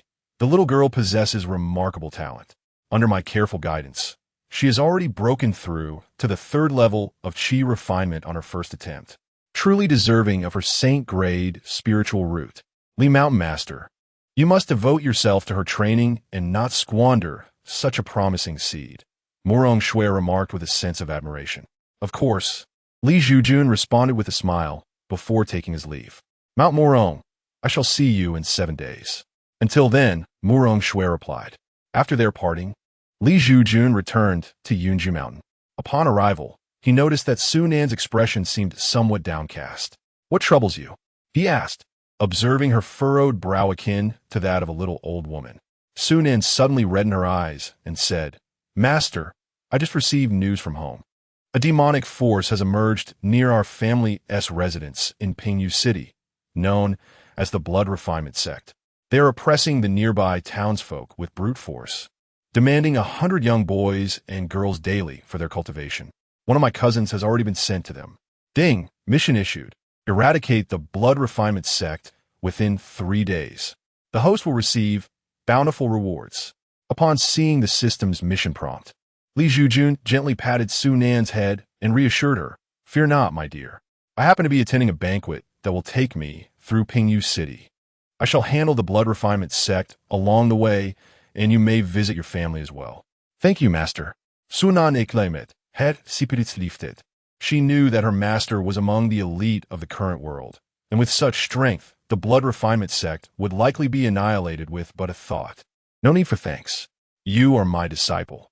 I will not allow anyone to wrong you, Li Zhoujun said with confident sincerity. Suddenly, Li Zhoujun took out paper and pen, composing a letter to Murong Shui, requesting a rendezvous in Pingyu City 7 days hence. Upon completion, he retrieved the Aoshue flying sword, entrusting it with the delivery of his missive to Murong Shui. Tasked with this mission, the Aoshue flying sword swiftly soared into the sky, only to return in an instant. Such rapid completion? Li Zhoujun bondered in astonishment. In response, the Aoshue flying sword seemed to exhibit a semblance of sentience, its blade curving in a nodding gesture.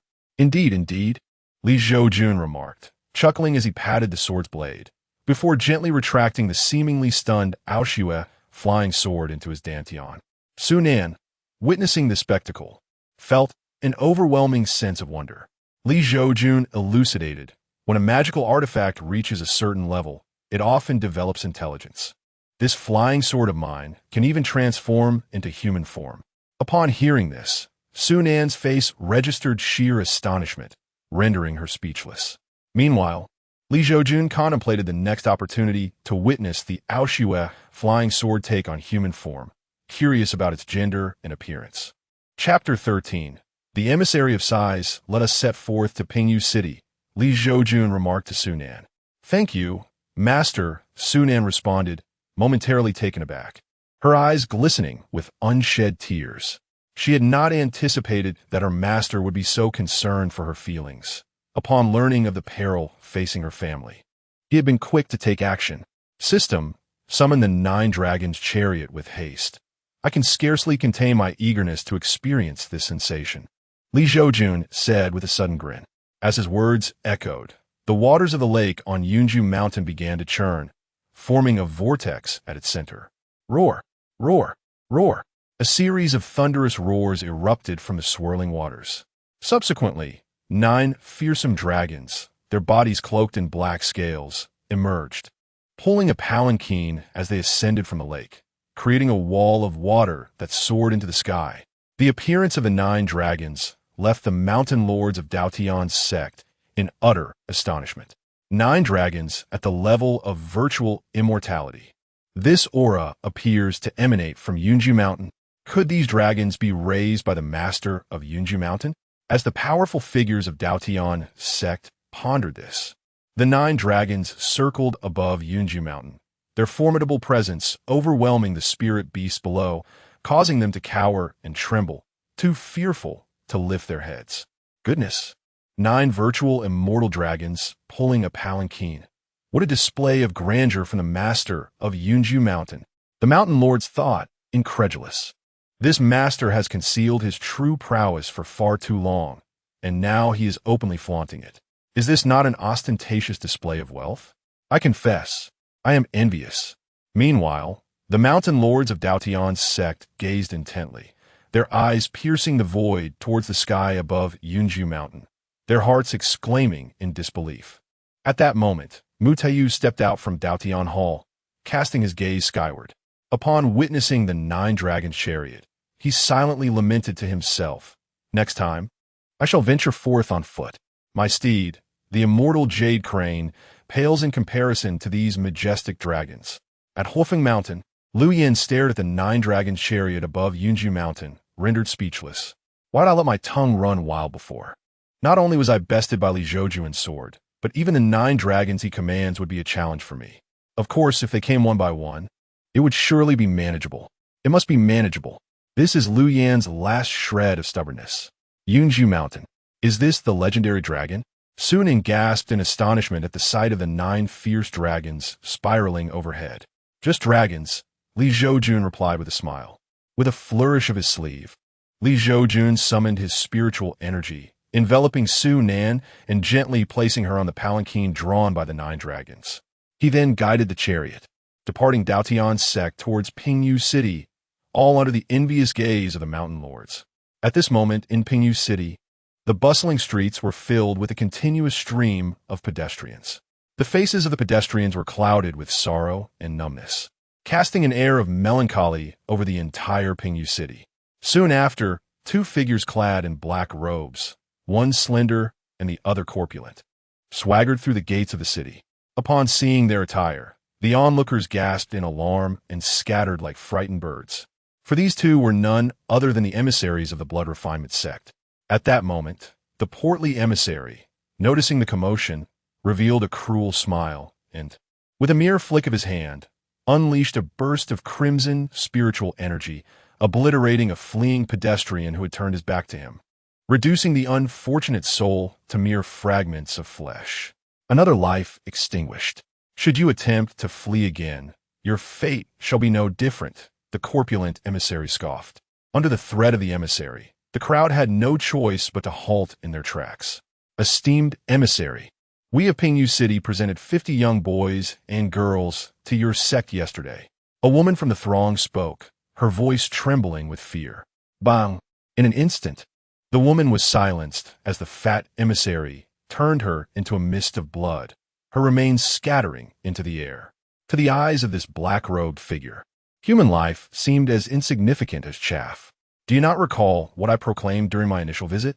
Each day, you and the neighboring cities must deliver 100 boys and girls to my blood refinement sect. The corpulent emissary sneered as he withdrew his hand, addressing the crowd with a chilling mockery. Enough of this frightfulness, the slender emissary interjected, then turned to the pedestrians with a disarming smile. The nearby cities have already contributed 50 young ones. The remaining 50 must come from your Pingyu City. If they're not delivered by nightfall, we shall have no choice but to decimate your city. The crowd seethed with rage, yet dared not voice their fury.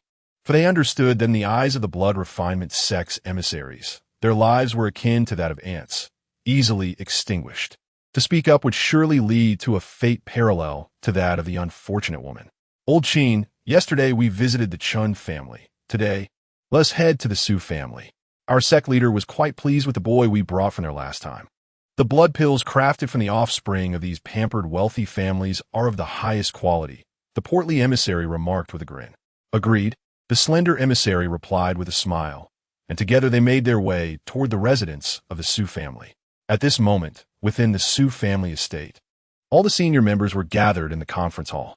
Head of the family, the fiends from the blood refinement sect, are heading to our Su family. The elder, his hair graying, glared with indignation at the assembly. And what of it? To these cultivators, we mere mortals are no different from sheep awaiting slaughter. The middle-aged man replied bitterly. This man was the head of the Su family and Su Nan's father, Su Hong. At this moment, Su Hong remains oblivious to the fact that his daughter has already become a disciple of the Daotian sect. His sole hope is that she has successfully joined the sect and received her correspondence, without returning to Pingyu City. Meanwhile, upon hearing Su Heng's words, the elders of the Su family appeared deflated, akin to a punctured balloon, their expressions steeped in despair. Indeed, as mere mortals, they found themselves utterly powerless in the face of cultivators. Just half a month ago, shortly after Su Nan's departure, a group from the blood-refining sect arrived in Pingyu City. Among them was an elder clad in black robes. With but a single strike of his palm, he obliterated the Lord's mansion, which spanned several acres. This terrifying scene left the citizens of Pingyu City devoid of any inclination to resist, engulfed in a suffocating sense of hopelessness.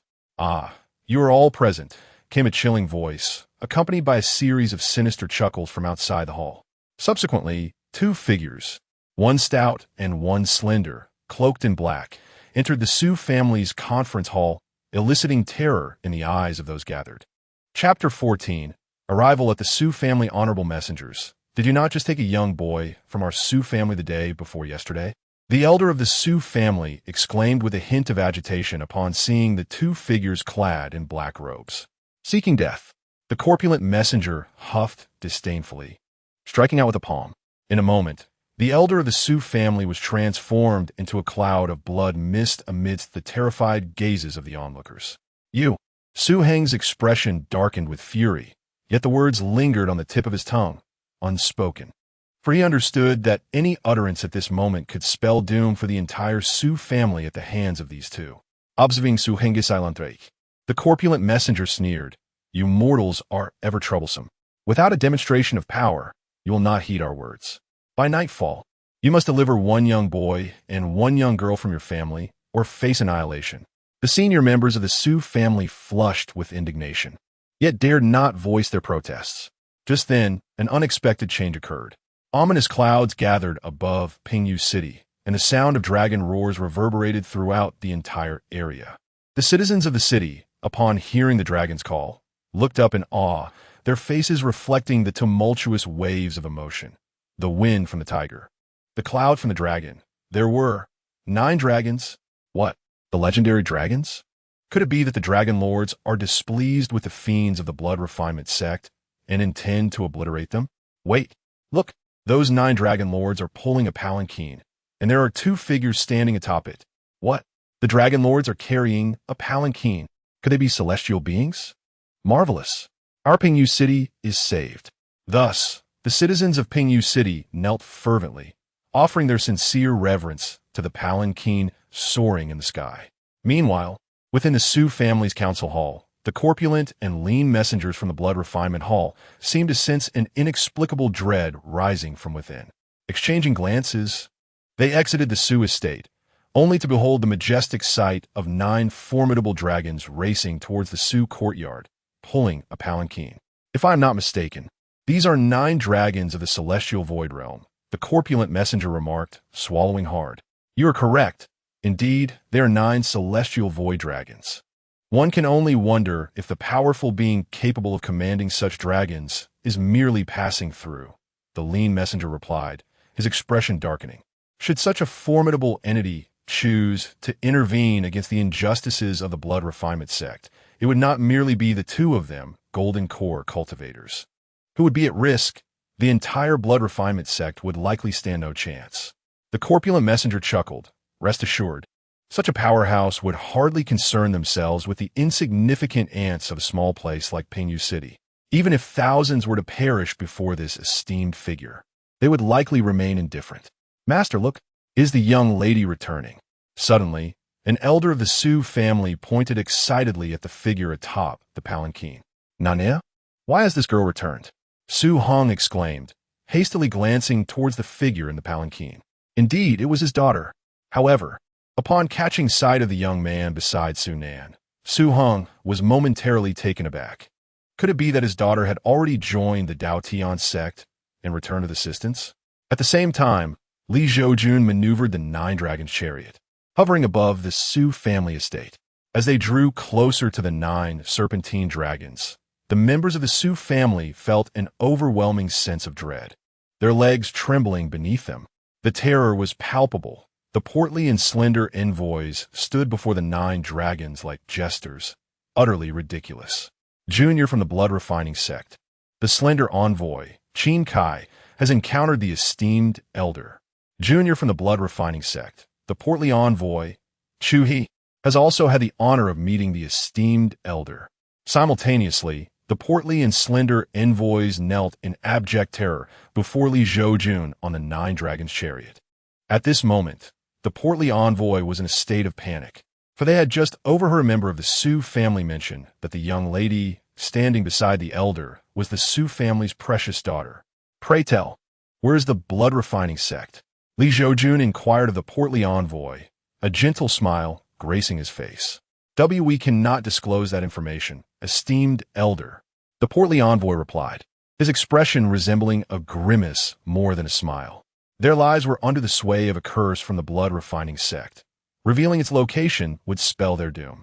The Su family members, witnessing the once arrogant envoys now displaying the demeanor of mice before a cat upon seeing the young man beside Su Nan, felt a surge of satisfaction. Since you choose not to speak, do not blame me for my impoliteness. At this juncture, Li Zhoujun ceased further inquiries, sweeping his sleeve to summon the portly envoy, lifting him into the air before him. With a firm hand, he pressed upon the envoy's crown, employing the soul-searching technique. As Li Zhoujun delved into the portly envoy's memories, he grimaced at the scenes of carnage that unfolded before him. Once he had extracted the desired information, he disdainfully discarded the now mindless portly envoy with a thud into the Su estate. The slender envoy stood frozen in shock, contemplating flight. Yet under the watchful gaze of the 9 dragons, his legs trembled, rendering escape impossible. Li Zhoujun extended a hand from afar, a beam of spiritual light piercing into the slender envoy's body, shattering his golden core in an instant. These 2 are now rendered useless. Feel free to dispose of them as you wish. Consider it a gift from me to the Su family. Li Zhoujun remarked with a light chuckle to the Su family members. As his words fell, a couple surged forth from the crowd of the Su family, hastily dragging away the portly and slender envoys.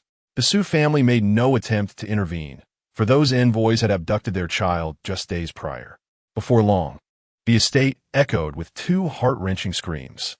"Thank you, esteemed immortal, for your timely intervention." The Su family members bowed deeply in heartfelt gratitude to Li Zhoujun, who stood with hands clasped behind his back atop the 9 dragons' chariot. "No need for thanks." Li Zhoujun waved his hand dismissively, then leapt down from the chariot with Su Nan, landing gracefully in the Su estate. "Go and see your father." He smiled at Su Nan. "Thank you, master." Su Nan gazed at Li Zhoujun with eyes full of gratitude. "Indeed," Li Zhoujun replied with a smile. "Father." Su Nan leapt into his embrace, and upon noticing the gray strands at his temples, she couldn't help but feel a pang of sympathy for her aging father. "Your hair has turned white," she remarked. "It's nothing. By the way, my dear child, have you joined the Dao Tian sect?" Su Hung gently patted Su Nan's back while inquiring softly. "Yes, father. The one who just came to our rescue is my master," Su Nan replied, composing herself and revealing a smile. "Your master seems rather youthful, doesn't he?" Su Hong expressed his astonishment, but soon his expression shifted to concern. "Your master has defeated the envoy of the blood refinement sect, and with your 7th uncle and aunt having tormented those envoys, the blood refinement sect will undoubtedly seek retribution. Inaasht don, sunan resurd sueng. Do not worry, father. I will confide in you. My master is the mountain lord of the Dao Tian sect." "What?" Su Hung could hardly contain his surprise at Su Nan's revelation, exclaiming in disbelief. Although he did not practice cultivation himself, he had certainly heard of the 108 mountain lords of the Dao Tian sect. It was said that each mountain lord possessed the power to burn mountains and boil seas, truly divine beings. In the presence of such individuals, the blood refinement sect would not even have the privilege to carry their shoes. Chapter 15. The 3 Sisters of Nangal Mountain Master. I am Su Hung, the head of the Su family. My daughter possesses a spirited temperament. Should she err, I implore you to correct her without hesitation.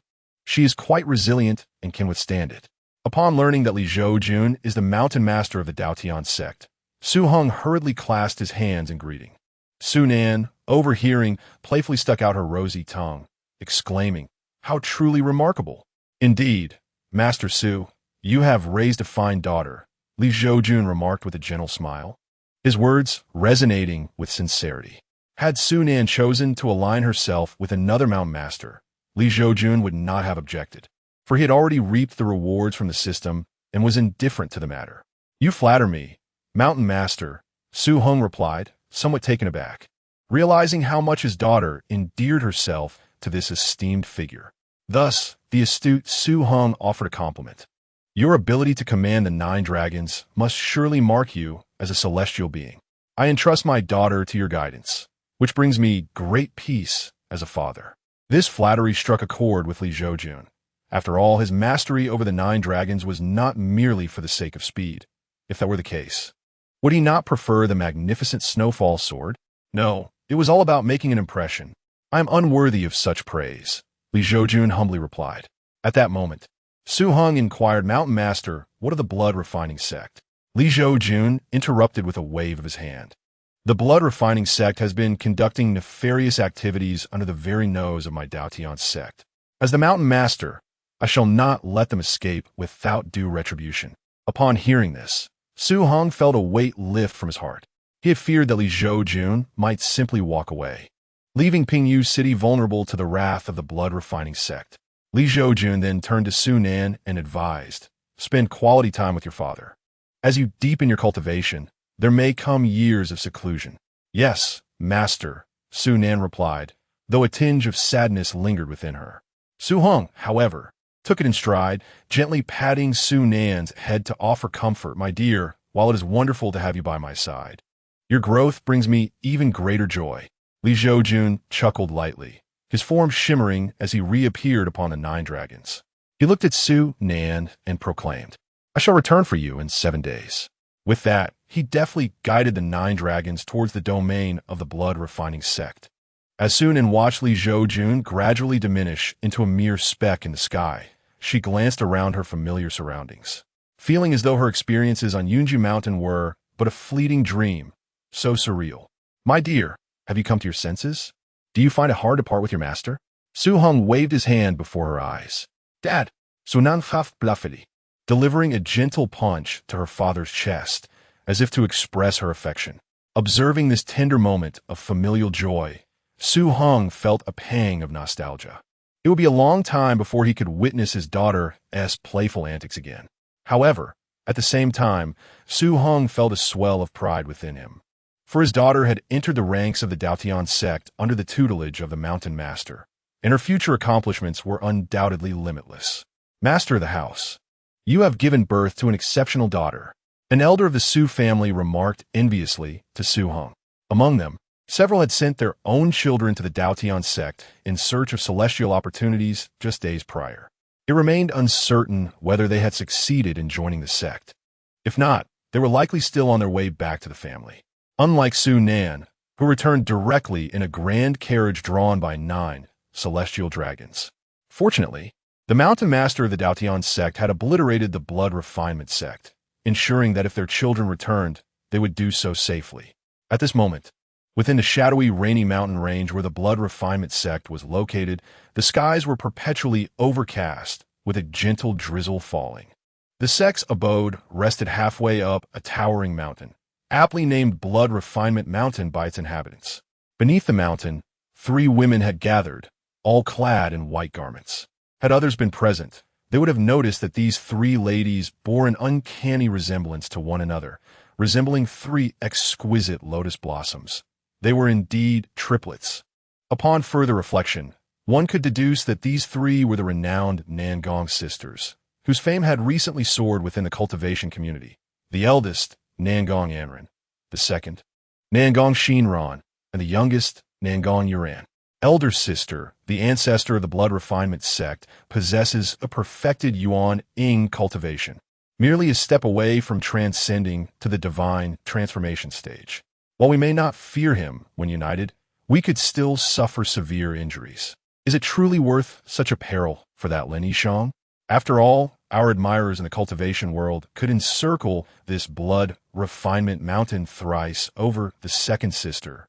Nangong Shinran said, furrowing her brow at her elder sister, Nangong Anren. Nangong Anren replied, "He possesses a jade pendant that grants entry to the void immortal tomb.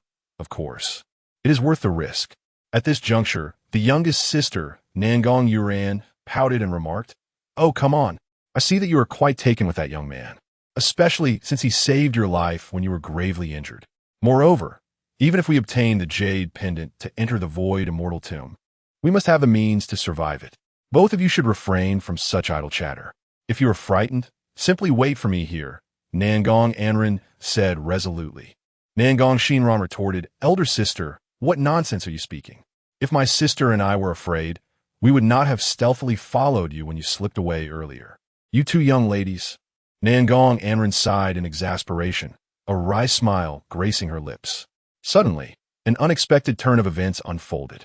The clouds above coalesced ominously, and a series of dragon roars reverberated through the air. Then, the sight of a magnificent carriage drawn by 9 celestial dragons abruptly appeared before the eyes of the Nangong sisters. How audacious it was for someone to employ 9 dragons of the void immortal realm to pull a carriage. The youngest sister, Nangong Yuran, wore a look of astonishment on her delicate face, uncertain of whether this powerful figure was friend or foe. Meanwhile, The eldest sister, Nangong Anren, furrowed her brow, her expression etched with worry. Observe the youthful figure atop the nine-dragon chariot. His appearance so strikingly handsome that it seems implausible for him to be associated with a nefarious blood-refining sect. Perhaps he has come to obliterate them instead. At this moment, the second sister, Nangong Shinran, adopts the demeanor of an onlooker. You, my dear girl, base your judgments solely on appearances. Such folly will lead to grave misfortune in the future, Nangong Anren gently admonished, tapping her finger upon Shinran's forehead. As the Nangong sisters engaged in their incessant chatter, Li Zhoujun's gaze seemed to pierce through all veils, casting a glance toward their direction. Upon feeling the weight of his penetrating stare, the three sisters were suddenly enveloped in an invisible pressure akin to that of a towering mountain. Fortunately, this oppressive force was transient, dissipating as swiftly as it had arrived. This formidable being has indeed noticed us, yet he refrains from taking action. It appears he harbors ill intentions toward the blood-refining sect. The youngest sister, Nangong Yuran, remarked, her countenance paling. Her two elder sisters nodded in agreement. Who could this person possibly be? I have pondered over the powerful figures of Qingzhou, yet I find no answers. Nangong Shinran mused, her brow furrowed as she gazed at Li Zhoujun, who exuded an aura reminiscent of a sovereign's presence. Such a formidable entity should have long since made his name known throughout Qingzhou, just as one could easily deduce the identity of Liu Yan, the arrogant master of Fire Maple Mountain from Daotian's sect, upon seeing his crimson robes. Isn't it time for the esteemed ancestor of the blood-refining sect to emerge and face his demise? Just as Nangong Shinran grappled with her confusion, Li Zhoujun atop the Nine Dragons' chariot proclaimed, his voice resonating like thunder, echoing throughout blood-refining mountain. He is indeed the master of Daotian's sect. Upon hearing Li Zhoujun's identity, the hearts of the Nangong sisters surged with tumultuous waves of astonishment. Chapter 16. The Blood Ancestor to her astonishment. The Mountain Lord of the Daotian sect had made an unexpected appearance. Second sister, Nangong Shinran, found it hard to believe. For the Mountain Lords of the Daotian sect were renowned for their immense power and noble status.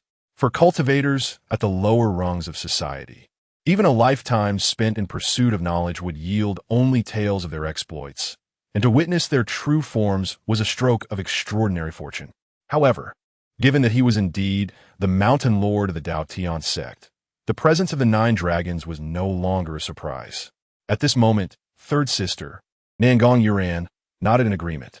Yet eldest sister, Nangong Anren, furrowed her brow and remarked, indeed, the Mountain Lord of Yunju is well known in Qingzhou, but I recall that this particular lord gained notoriety not for his formidable strength, but rather for being somewhat of a cultivation failure.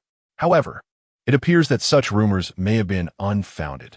Perhaps this Mountain Lord of Yunju has been biding his time, enduring humiliation until the moment he could reveal his true power. At that moment, Nangong Shinran gazed at Li Zhoujun with deep admiration. Wow, second sister, I feel as though you are about to transform into the very image of this Mountain Lord of Yunju. Nangong Yuran teased, then doused her enthusiasm with cold reality. But do not get your hopes up, second sister. The Mountain Lord's ability to tame 9 dragons suggests his cultivation has reached an extraordinary level. If he were to seek a companion, he would surely not set his sights on you. Bah, you little imp, do not curse my aspirations. There is a saying, dare to dream, dare to act, retorted Nangong Shinran. Meanwhile, a voice of an elder echoed from within Blood Refinement Mountain. Old fool Zilianzi pays his respects to the Mountain Lord of Yunju. As his words fell, crimson mist rose over Blood Refinement Mountain, coalescing into the form of an elder clad in a red robe, who bowed respectfully before Li Zhoujun. Prepare to meet your end, Li Zhoujun replied with a grin. Roar, roar, roar. As his words echoed, the 9 dragons unleashed a deafening roar. Faced with the 9 dragons, the Yuan Ing Realm Elder was struck with terror. Mountain Lord of Yunju, if you dare to kill me, my allies will not let you go unpunished. He exclaimed in fear. Ah, so you possess backing, which emboldens you to appear before me. Yet, I am curious to see who dares to challenge me. Li Zhoujun sneered, commanding the 9 dragons to attack. Obeying his command, the 9 dragons opened their mouths wide, releasing 9 streams of almost tangible white mist that surged forth like a tidal wave towards the blood refinement ancestor. This mist emanated an intensely frigid aura, causing the 3 Nangong sisters, situated far below, to shiver uncontrollably despite their attempts to muster their full cultivation to resist the cold. Just as the white mist was about to envelop the blood refinement ancestor, an unexpected turn of events transpired. The elder's eyes turned a vivid red, and blood energy surged forth from every pore of his body, ultimately coalescing behind him into a massive scarlet phantom, towering like a small mountain. This blood-colored specter bore no face, yet with a mere gesture, it effortlessly dispersed the white mist expelled by the 9 dragons. What? Beneath the blood refinement mountain, the 3 Nangong sisters beheld the 9-headed virtual immortal gray dragon, whose combined icy breath was effortlessly dissipated by the crimson spectral figure before them. Their eyes widened in astonishment. This was indeed a 9-headed virtual immortal gray dragon, a formidable force in the contemporary world. At the very moment the blood-red apparition made its move in an obscure village, an old beggar, lying on the roadside in a deep slumber, slowly opened his murky eyes and cast a glance towards the location of the crimson figure's emergence. Ah, this ancient being has reappeared. The old beggar yawned, and his form gradually began to dissipate in place. When he reappeared, he was already hovering above the confrontation between the blood-red figure and Li Zhoujun. Curiously, the old beggar noted, "I cannot see through this young lad." Upon seeing Li Zhoujun, his eyes widened in disbelief. However, at this moment, Li Zhoujun was oblivious to the sudden appearance of the old beggar hovering above. The blood-red figure also seemed unaware of the old beggar's presence. With a piercing gaze, Li Zhoujun regarded the crimson figure behind blood refinement Z, scoffing, "What kind of sewer creature dares to act so recklessly within the domain of my Daotian sect?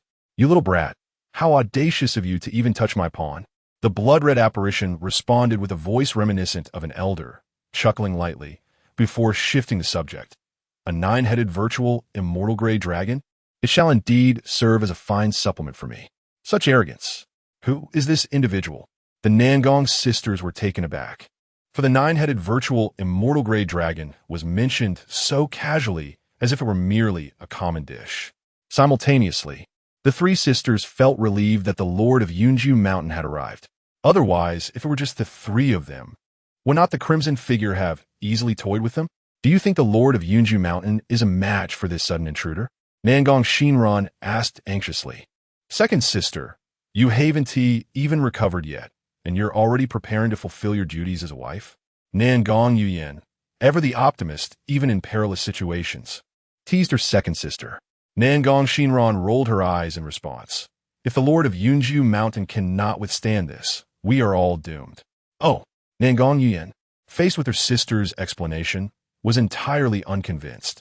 At that moment, Nangong Anren suddenly spoke. "This blood-red figure reminds me of a legend." "What legend?" Nangong Shinran inquired. Nangong Anren replied, "I once came across a record in the wild histories of Qingzhou stating that eons ago, a blood ancestor descended from beyond the heavens, bringing with it a vast sea of blood that ravaged Qingzhou, causing untold suffering to billions of beings and desolation to all life. Subsequently, a true immortal named Xilu intervened, sealing the blood ancestor on Blood God Island, located 180,000 miles from Qingzhou." Eldest sister, are you suggesting that this blood-red figure is that blood ancestor? Nangong Shinran gasped in shock. This is a being capable of rivaling true immortals, even if it is merely a fragment of its essence. It cannot possibly be matched by the Lord of Yunji Mountain, can it? With this thought, she cast a worried glance at Li Zhoujun. Though it was her first encounter with this Lord of Yunji Mountain, she found herself deeply captivated by his presence at that moment. Li Zhoujun chuckled. "Are you so certain that you can defeat me?" The Crimson Phantom responded with a hearty laugh. "Youngster, in this realm, even this incarnation of my venerable self is an invincible entity. Submit and accept your demise." As the words fell, the Crimson Phantom made its move, its colossal hand descending upon Li Zhoujun like a mountain. "Wait, Li Zhoujun suddenly interjected. Oh, are you frightened? The Crimson Phantom paused, astonishment evident in its tone. Of course not. Your prowess is impressive. How about we make this more interesting with a wager? Li Zhoujun proposed with a grin. Oh, what kind of wager? The Crimson Phantom's interest piqued. Li Zhoujun declared, if you fail to defeat me, you must address me as father. Oh, and what if you meet your end at my hands? The Crimson Phantom inquired. Li Zhoujun regarded him as if he were a fool. Are you truly that dim? If I am dead, you can do as you please. The Crimson Phantom puffed. One of the Nangong sisters below could not contain herself and burst into laughter. Observing this, the old beggar in the sky smiled. This young lad possesses a certain charm. It is my first encounter with someone so audacious as to jest with that old bloodhound. Chapter 17. You have grown old, young lad. Do you dare to toy with me, the ancestor blood? At this moment, the ethereal figure behind the blood ancestor spoke with a hint of irritation. Li Zhoujun, taken aback, replied, did you not proclaim that even this avatar of yours is unparalleled in this realm? Why do you falter now? Humph, insolent brat. Prepare to meet your end. The crimson apparition snorted disdainfully, forming a colossal blood-red fist that descended upon Li Zhoujun with overwhelming force. Simultaneously, the system issued a task. Ding! It has been detected that the blood ancestor regards the host with utter disdain. The system has issued a task for the host to astonish the blood ancestor, which will yield unimaginable rewards. Upon hearing the system's announcement, Li Zhoujun immediately understood that he was once again to play the role of the grandiose hero. With a cold smirk, he declared, oh, diminutive blood ancestor, do you truly believe yourself to be peerless? Today, I shall enlighten you on the ways of the world, how the waves of the Yangtze River push forward the waves before them, while the former waves are dashed upon the shore. As these words left his lips, the crimson apparition was taken aback. It had not anticipated that Li Zhoujun not only recognized its existence, but also held it in such contempt. Enraged, it retorted, you audacious brat. Knowing who I am, you still dare to be so arrogant? I shall see whether you possess the strength to back up your words.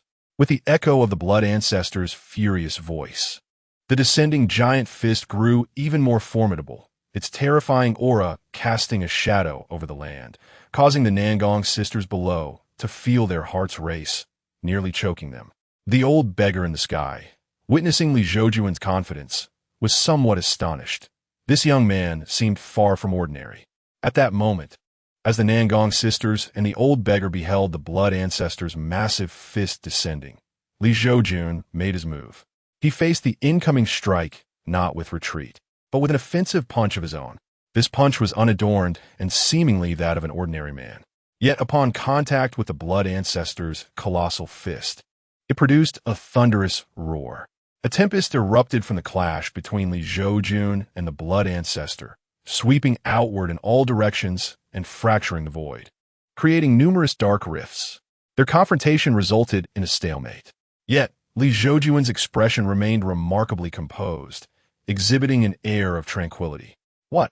The blood ancestor stared at Li Zhoujun, who had effortlessly withstood his blow, his heart filled with disbelief. Although this was merely an avatar, it had undeniably attained the peak of the tribulation crossing realm. How could this lad withstand such a strike without flinching? Could he have reached the level of a true immortal? Ding! Congratulations to the host for completing the task and successfully astonishing the blood ancestor. Ding! The system has granted rewards. Automatic cultivation is now enabled. Automatic cultivation. The host techniques can be cultivated autonomously. Automatic cultivation. Li Zhoujun's eyes sparkled with excitement at the rewards bestowed by the system. However, he knew he must first address the issue of the blood ancestor before him. With a cold smile, Li Zhoujun turned to the blood ancestor and said, you have grown old. This world now belongs to the youth. It would be wise for you to refrain from embarrassing yourself further. Arrogance, even among those of the same grand cultivation, reveals inherent disparities. The ancestor surpassed you in achieving the great ascension countless years ago. When the true form of the ancestor descends, I shall ensure that your audacious self is utterly shattered. With a cold snort, the blood ancestor's avatar, having expended formidable power, could no longer sustain itself and began to dissipate. Yet, in the final moments of its dissolution, He heard Li Zhoujun's voice. When your true form descends, remember to call me father. Blood ancestor, seeking death. Before he could finish his words, the blood ancestor's avatar had completely vanished.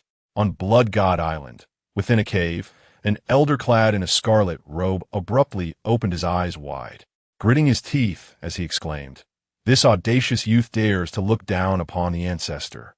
Once I emerge, if I do not incapacitate you, I vow not to be human." As the elder's furious roar echoed, the entire expanse of Blood God Island trembled.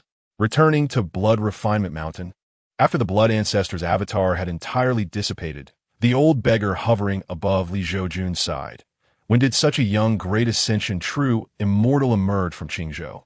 It seems I am indeed growing old. Perhaps it is time for me to wander and enjoy the mountains and waters. With that, the old beggar offered a slight bow to Li Zhoujun before gradually fading away. The old beggar saluted Li Zhoujun, believing that his presence was undetected due to the insufficient strength of the blood ancestor's avatar. However, with Li Zhoujun's exalted cultivation, he surely must have sensed the old beggar's arrival. Thus, the gesture of respect was warranted. Unbeknownst to him, Li Zhoujun had no inkling of the presence that had suddenly appeared above him. This master of Cloud Residence Mountain is, in fact, a great ascension true immortal. At this moment, the Nangong sisters were all gazing at Li Zhoujun atop the nine-serpent chariot with astonishment. After all, the blood ancestor had explicitly acknowledged Li Zhoujun's cultivation. This is indeed a great ascension true immortal. Should he establish a sect, it would undoubtedly rival the Dao Tian sect, perhaps even surpassing it.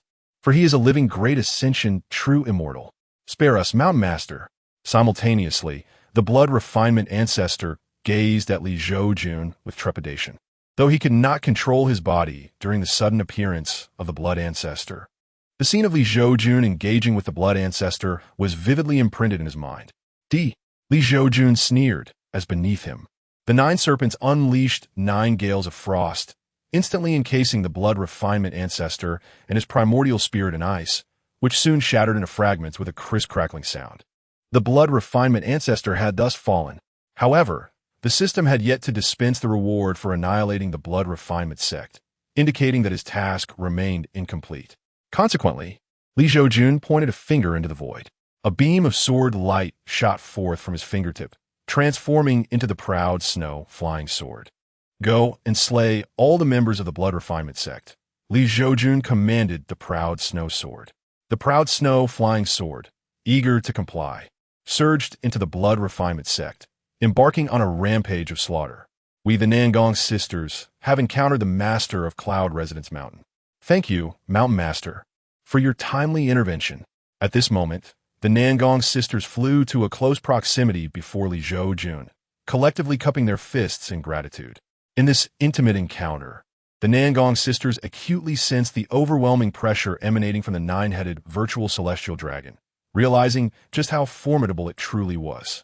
At that moment, the Aoshue flying sword soared forth from the blood refinement sect, transforming into a lady clad in a flowing blue and white gown, intricately embroidered with delicate plum blossoms. This enchanting woman could be described as possessing a captivating smile that could bewitch 100 hearts. Even the fairest of the 6 palaces would pale in comparison. Merely standing there, she made the Nangong sisters feel a profound sense of inadequacy. "Master, the people of the blood refinement sect have been dealt with by Aoshue. However, I discovered some ordinary individuals and cultivators still alive in the dungeon," spoke the lady manifested by the Aoshue flying sword. "Ding! Congratulations, host, on completing the mission, annihilation of the blood refinement sect. Ding! The system grants rewards. First grade Bing Shuang sword. Ding! The system grants rewards. Bing Shuang sword technique. Ding! The system grants rewards. Mid-Yuan Ing cultivation level." As Aoshue announced the destruction of the blood refinement sect, and the system dispensed its rewards, Li Zhoujun contemplated these rewards, realizing that the Bing Shuang sword and the Bing Shuang sword technique could be taught to Su Nan. Subsequently, Li Zhoujun addressed the lady transformed from the Aoshue flying sword, saying, "Very well, return." "Yes, master," responded Aoshue, before dissolving into a stream of spiritual light and merging into Li Zhoujun's body. Meanwhile, the Nangong sisters mused. So this is what it means to be a sword immortal. able to slay from 1,000 miles away with but a single thought. Just one idea, and the flying sword annihilated the entire blood refinement sect. Chapter 18. Mount Zhao. The Shui family, why do you three appear here? At this moment, Li Zhoujun turned to the Nangong sisters and inquired. In response to the Mountain Lord, the blood-refining sect has captured our benefactor, and my two sisters and I have come to rescue him, Nangong Anren replied. Now I understand. The blood-refining sect has been eradicated, so you may proceed as you see fit. Li Zhoujun nodded, then took command of the nine-dragon sedan, departing amidst the respectful gazes of the Nangong sisters. Wow, second sister, weren't you supposed to be bold and daring? Why didn't you engage in more conversation with the Lord of Yunju Mountain just now? If it had gone well, I, an eldest sister, could have basked in your glory. Nangong Yuran teased Nangong Shinran at that moment. Nangong Shinran rolled her eyes, remaining silent. She had indeed wished to engage, but the palpable pressure felt during close proximity to the Lord of Yunju Mountain was overwhelming. Not only was she hesitant to flirt, but even speaking seemed a daunting task. 7 days passed in the blink of an eye. Little girl, how'd you been during these days at home? In the Su family's guest hall, Li Zhoujun smiled at Sunan. Not too bad, Sunan replied, her eyes glistening with tears. Internally, she felt bittersweet. On the first day back, her father was exceedingly warm, showering her with delicious food and delightful activities. By the third day, however, he had calmed down significantly. Upon learning she could cook, he insisted she prepare her own meals. By the fifth day, it escalated dramatically. Her father entered training mode, rushing in if she overslept to exclaim, "You little rascal! The sun is high, and you're still asleep. How can you face your master, or me?" Reluctantly, Sunan had to rise from her bed and begin her training. "Mountain Lord, I hope you will take good care of my daughter in the future," Su Hong said to Li Zhoujun, feeling somewhat melancholic at the thought of his daughter leaving again. Li Zhoujun smiled. "Do not worry, Su family head. This girl is my disciple, and no one shall bully her." "That's good. That's good," Su Hong nodded repeatedly. "Well then, Su family head, I shall not impose any longer. Farewell," Li Zhoujun said as he prepared to depart. "Mountain Lord, take care." Su Hong rose to see him off, then turned to Sunan, who followed behind Li Zhoujun, and admonished, "Child, be sure to heed your master's words and do not provoke his anger. Understood? Rest assured, Father, I will be careful. You take care of your health as well." As the farewell approached, Sunan's eyes glimmered with unshed tears. She then followed Li Zhoujun out of the Su family residence.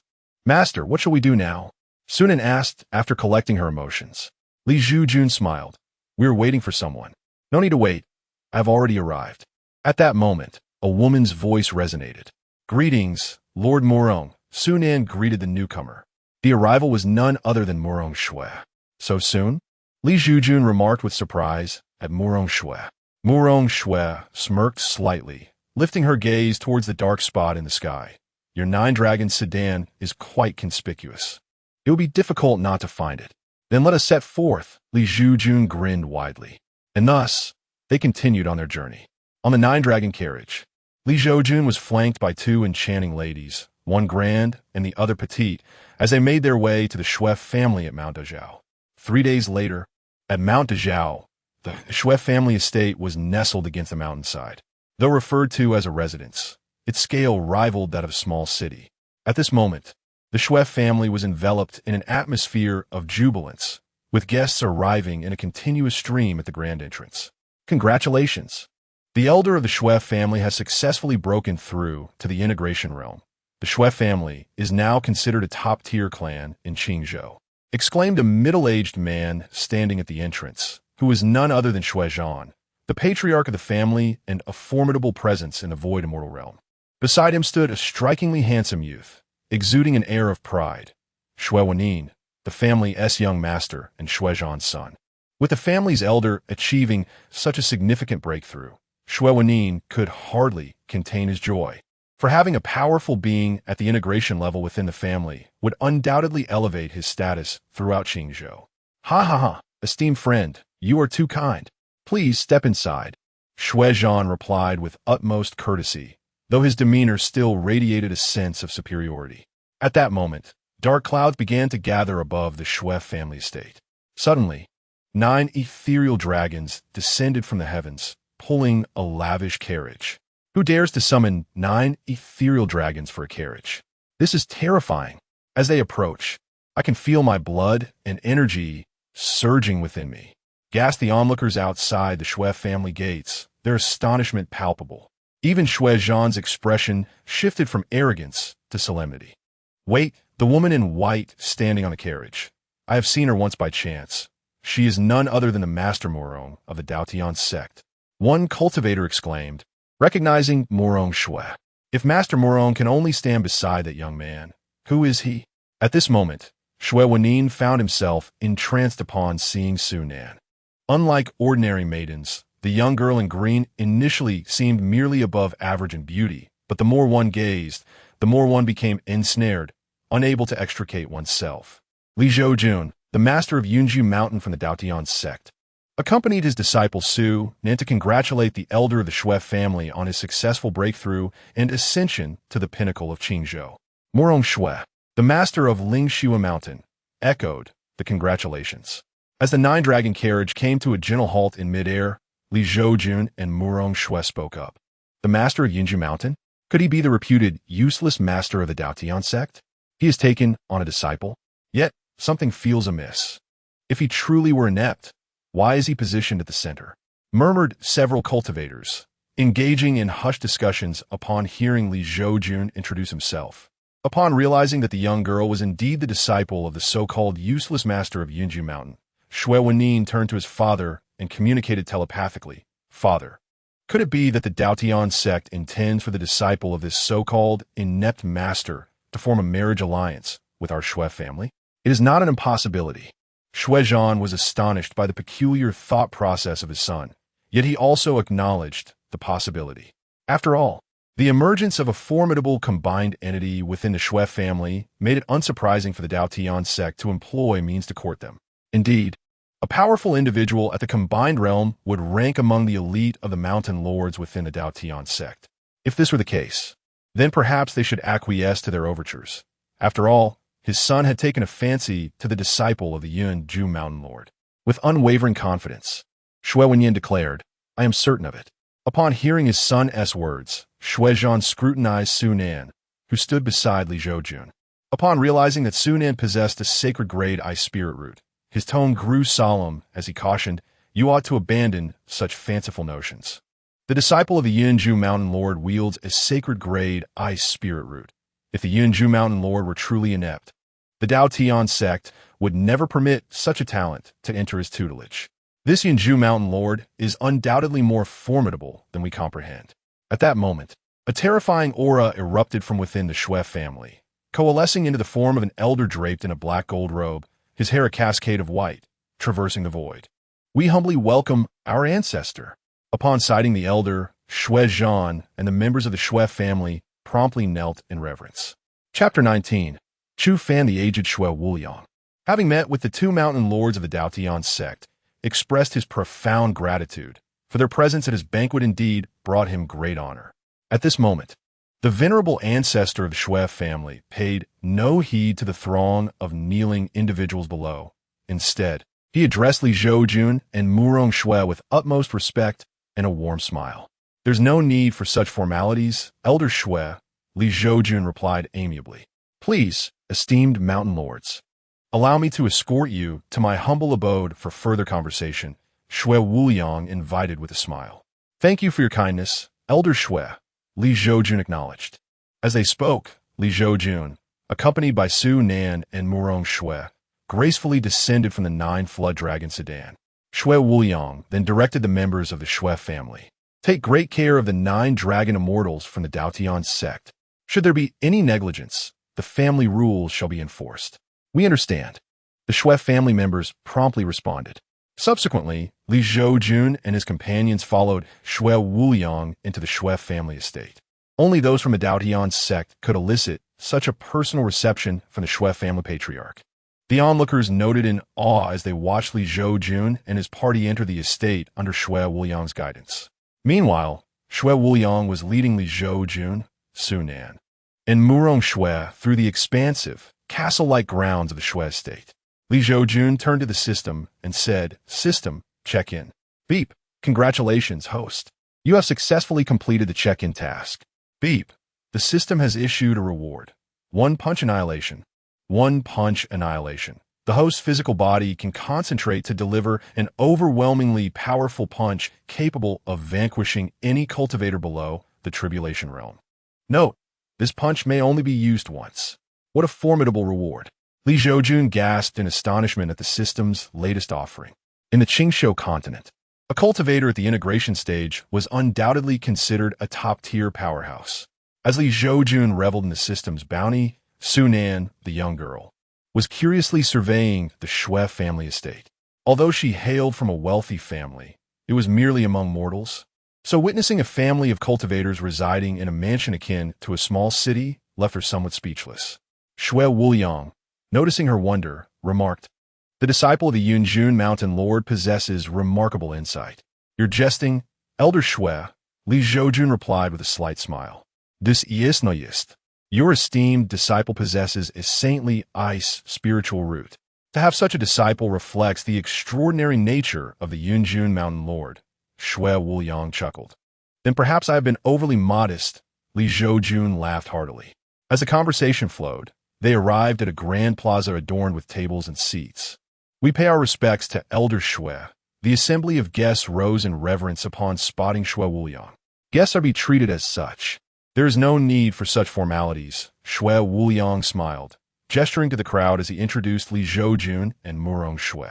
"These two are the mountain lords of the Daotian sect, Yunjun and Lingshui. We have the honor of meeting the Lingshui Mountain Lord and Yunjun Mountain Lord." The cultivators greeted them respectfully. However, upon realizing that the youth was the Yunjun Mountain Lord, a flicker of amusement danced in their eyes. Unlike the antiquated hermit Shui Wuliang, who had secluded himself for centuries, they had heard of the Lord of Yunjishan from the Daotian sect, a veritable cultivator of little merit. Nevertheless, out of respect for his representation of the Daotian sect, the gathered cultivators bestowed upon him the honorific title of Lord of Yunjishan. Suddenly, an unexpected turn of events unfolded. A thunderous sound erupted from the gates of the Shui family. The protective array of the estate trembled violently, and the void was illuminated by myriad golden runes that flickered ominously, as if on the verge of shattering. Who would dare intrude upon the Shui clan's domain? Fully aware that their ancestral patriarch had transcended to the harmonization realm, such audacity could only be described as a death wish. As the assembled cultivators stood in shock, the multitude of runes exploded into fragments. Following this, they beheld a streak of black mist soaring across the heavens, eventually coming to rest above the square where the Shui family was hosting a banquet, transforming into a figure clad in a black robe, adorned with a white mask. Through the eye holes of the mask, a pair of crimson pupils glinted with malevolence. Could this be the infamous crimson-eyed demon lord, who had stirred the winds of chaos in Qingshou thousands of years ago? The crimson-eyed demon lord? Wasn't he vanquished by the transcendent beings of the Daotian sect? Yet, judging by his current aura, he seemed to have attained the harmonization realm. Upon recognizing the newcomer, some cultivators gasped in astonishment. "Who dares to trespass upon the lands of the Shui family?" Shui Wuliang inquired, a cold snort escaping his lips.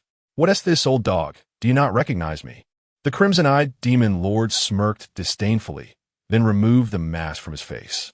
A youthful, unremarkable visage was revealed, shocking the onlookers. "It's you," Shui Wuliang exclaimed, his expression shifting to one of disbelief, followed swiftly by a chilling smile.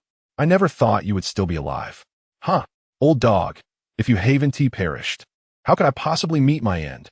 The crimson-eyed demon lord retorted with a sneer. "Since you have reached the harmonization realm, I have no suitable gift for you. Thus, I present you with the heads of these two little dogs."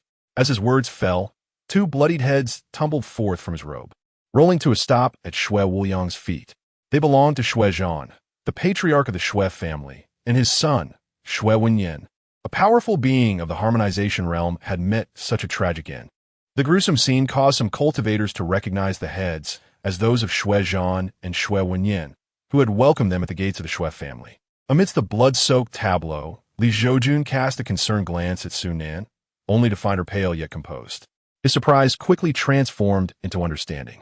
In this world, It was not uncommon for lives to be extinguished in the streets, nor for acts of vengeance to unfold, rendering the girl's reaction entirely reasonable.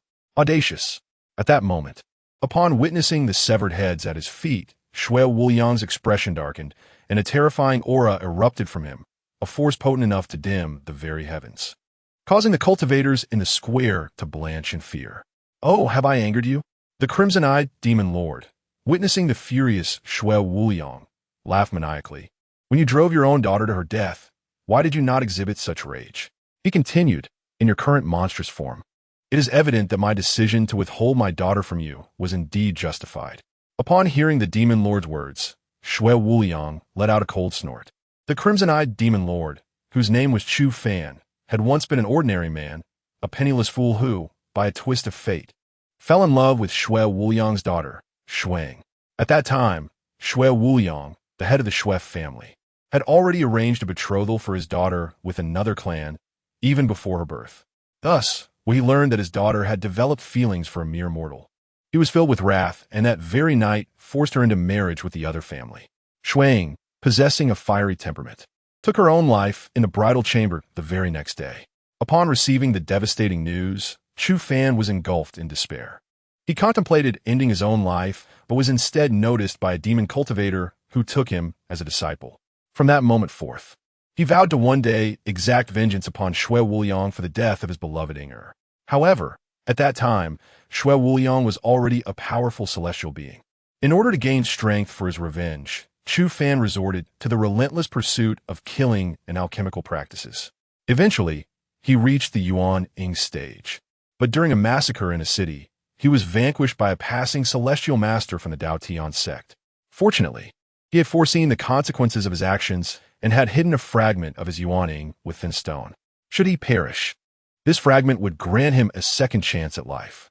With his revival, Chu Fan chose to remain discreet, retreating into obscurity for thousands of years, until he finally achieved the fusion stage a century ago. Only after thorough preparation did he come forth today, intent on confronting Shui Wuliang to claim his long-awaited vengeance. Chapter 20. With a single blow, he can annihilate them all today. None of you present shall escape, nor should you blame me, if there is anyone to blame. It is your association with that old cur, Shui. Let you all serve as the stepping stones for my ascension into the tribulation realm.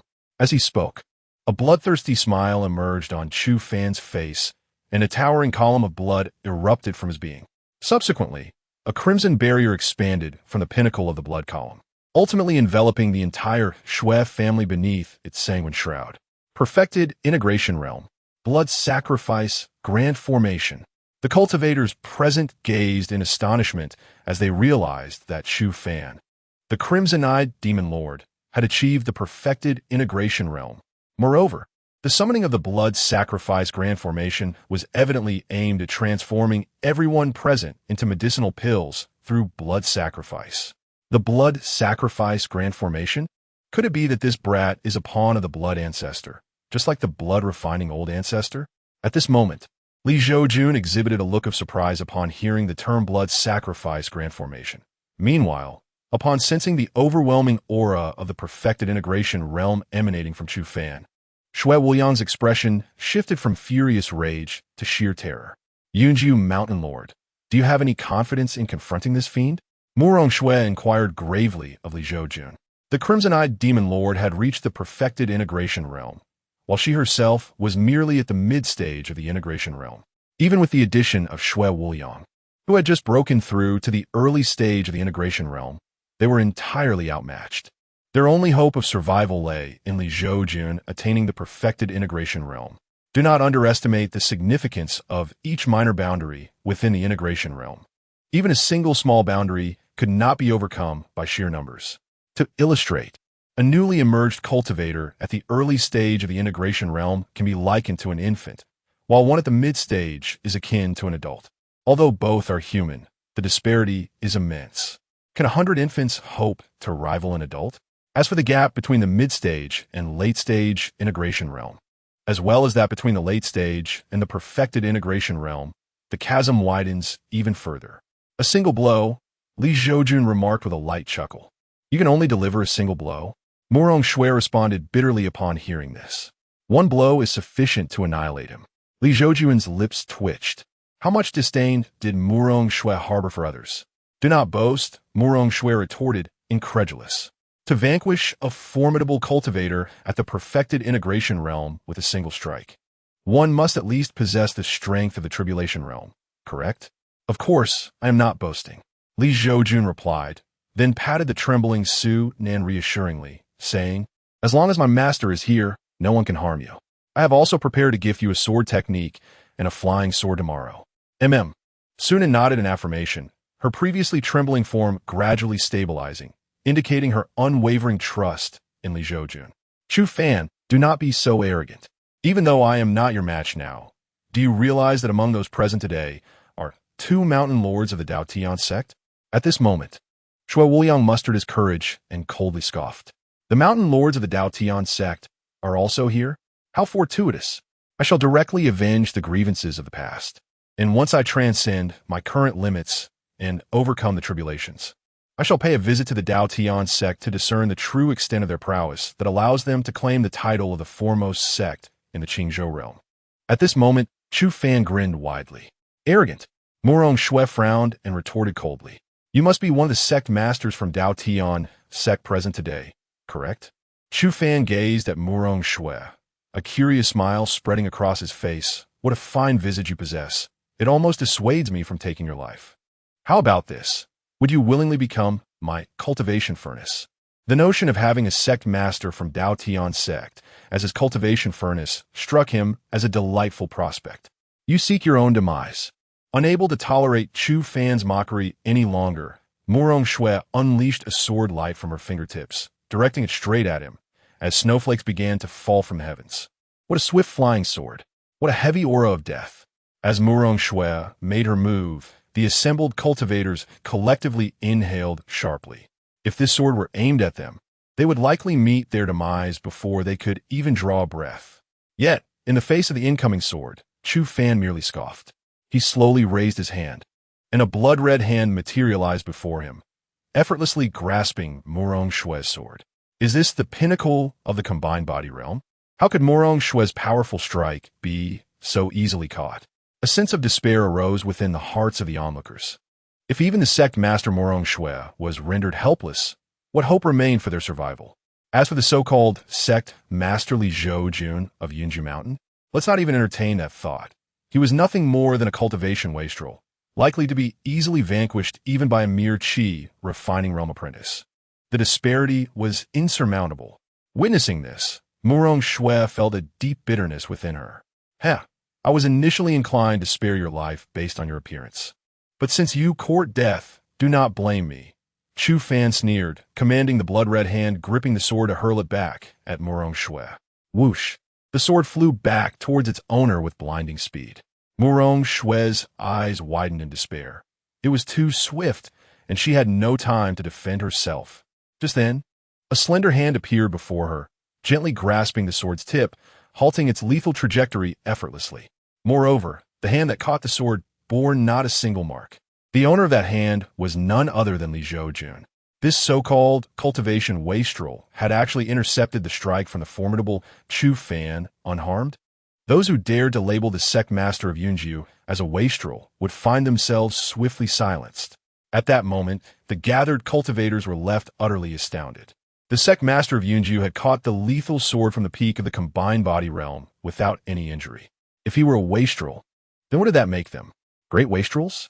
There are always those who believe that their longevity and worldly experience render them invincible. Li Zhoujun tossed the flying sword in his hand to the still-dazed Murong Shui, clasping his hands behind his back as he gazed at the crimson-eyed demon lord traversing the void. With a subtle smile, he remarked, "There is no need for doubt. These words are intended for you. Who are you?" Chu Fan inquired, his eyes narrowing as he regarded Li Zhoujun, who effortlessly parried his strike. This youth, devoid of any discernible aura and seemingly no more remarkable than an ordinary person, save for his handsome visage, exuded an overwhelming sense of pressure that even Chu Fan, a consummate practitioner at the pinnacle of the harmonization stage, could not ignore. Dao Tian sect, master of Yunju Mountain, Li Zhoujun replied with a grin. and also the one who will take your life today. Chapter 21. Chu Ro, who is it that seeks my demise today? Murmured Chu Fan, his voice barely above a whisper. Yet, in the next instant, he erupted into laughter, exclaiming, "How arrogant! Do they truly believe that after enduring a single strike from me, they can extinguish my life?" As his words echoed, Chu Fan's eyes widened in horror. For at that moment, Li Zhoujun had already made his move. A fist, as large as a cooking pot, loomed ever larger before Chu Fan, bearing an unstoppable force.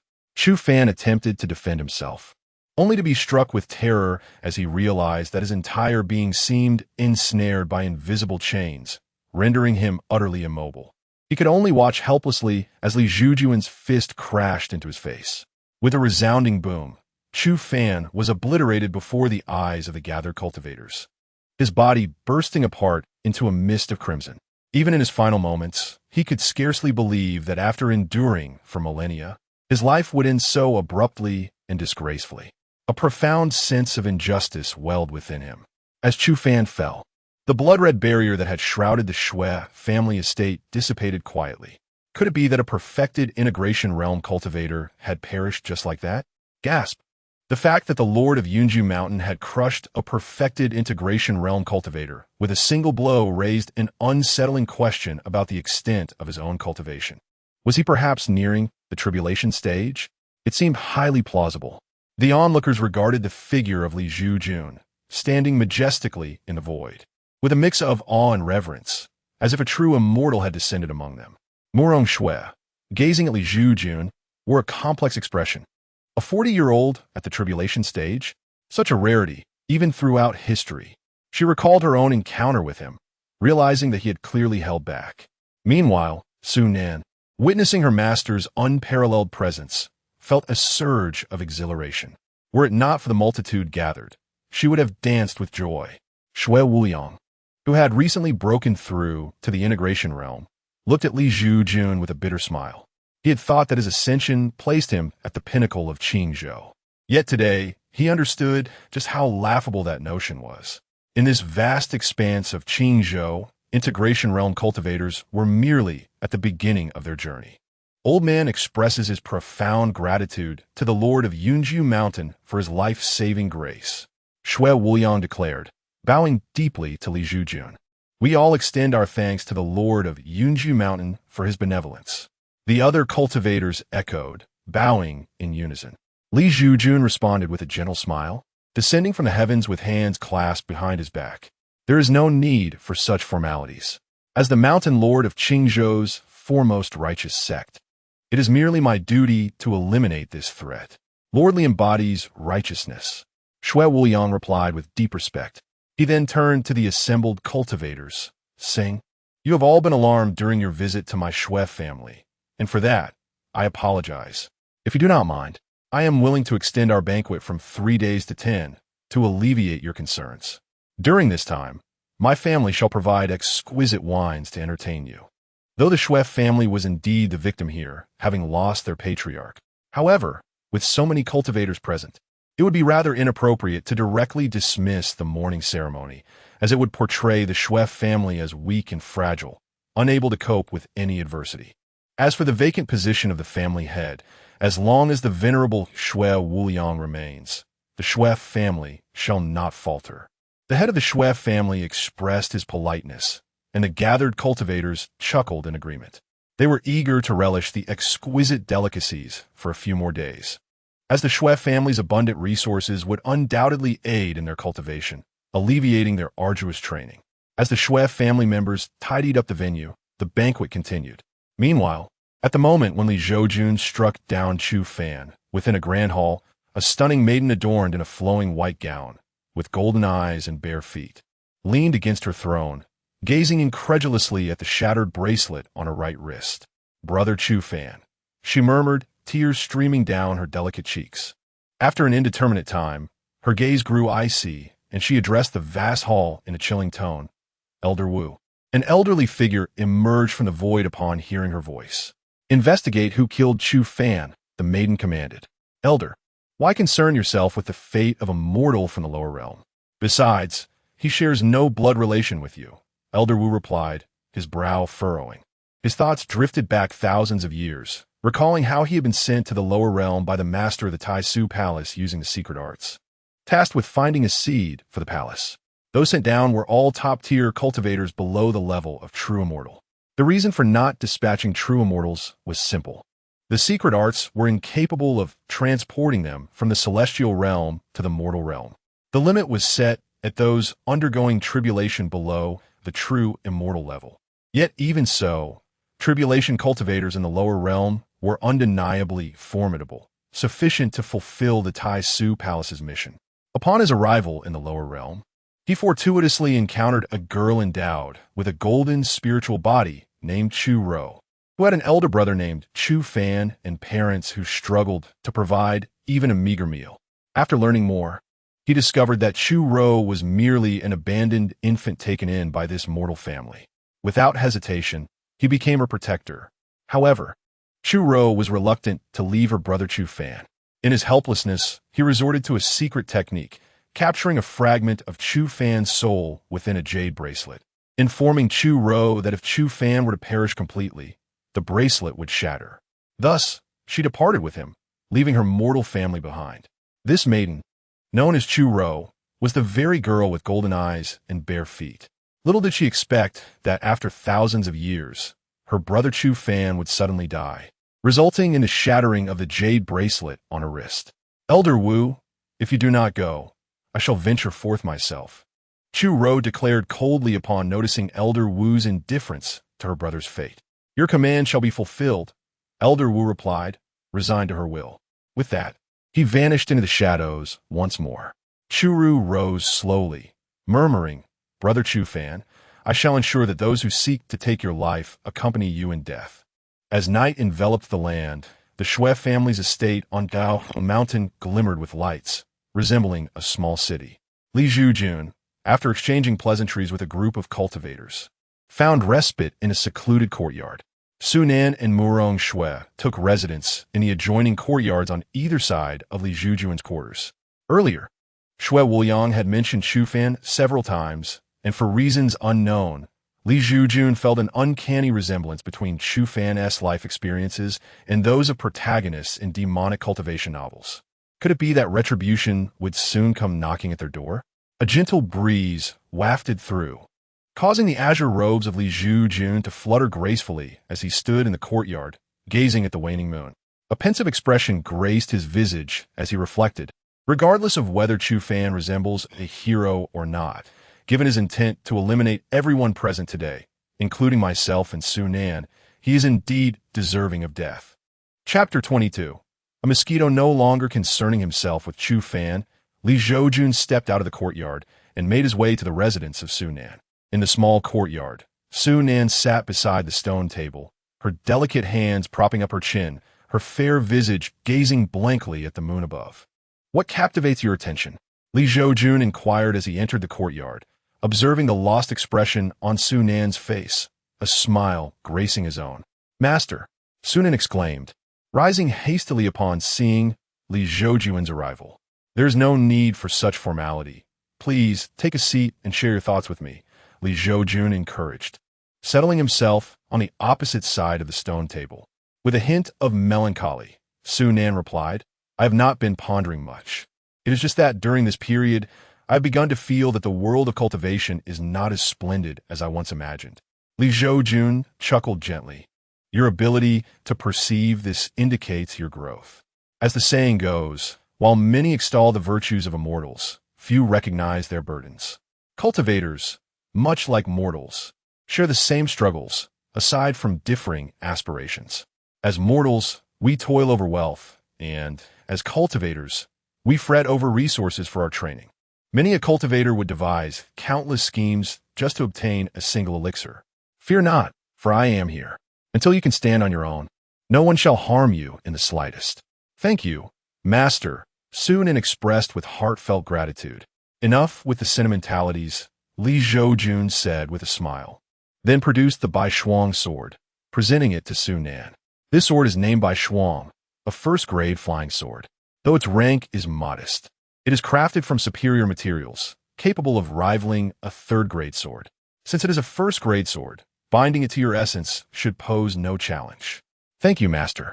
I shall not disappoint your expectations, Su Nin declared resolutely as she accepted the flying sword from Li Zhoujun. That is all I ask, Li Zhoujun replied with a smile, then gently touched his fingertip to Su Nan's forehead, imparting the secrets of the Bai Shuang sword technique to her. Once this task was complete, Li Zhoujun withdrew his hand, while Su Nan became immersed in the intricacies of the technique. Suddenly, Li Zhoujun's brow furrowed, his gaze piercing the void as he looked skyward. Has he discovered me? In the heavens, an elder stood amidst the clouds, observing Li Zhoujun, who had unexpectedly turned his attention toward him, his expression one of astonishment. This individual was none other than Elder Wu, dispatched by Chu Rou to investigate the identity of Chu Fan's killer.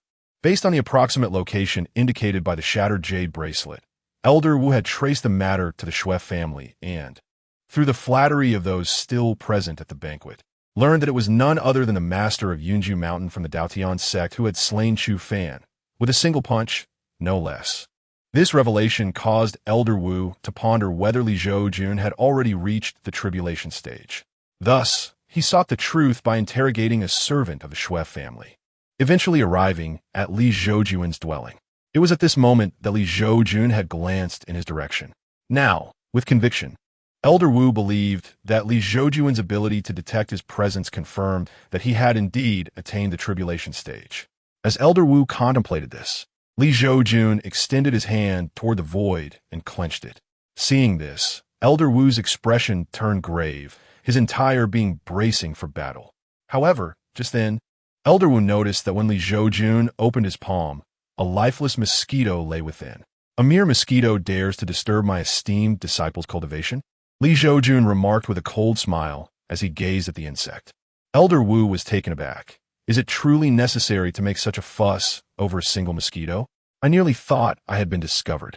Nevertheless, seeing that he could not discern Li Zhoujun's realm, Elder Wu chose to withdraw instead of acting impulsively. In the grand hall, Elder Wu, with a humble demeanor, addressed the figure seated on the throne.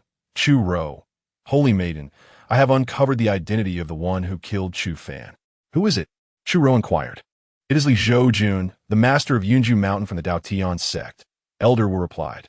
Hearing this, Chu Rou's expression turned icy, and she let out a cold huff.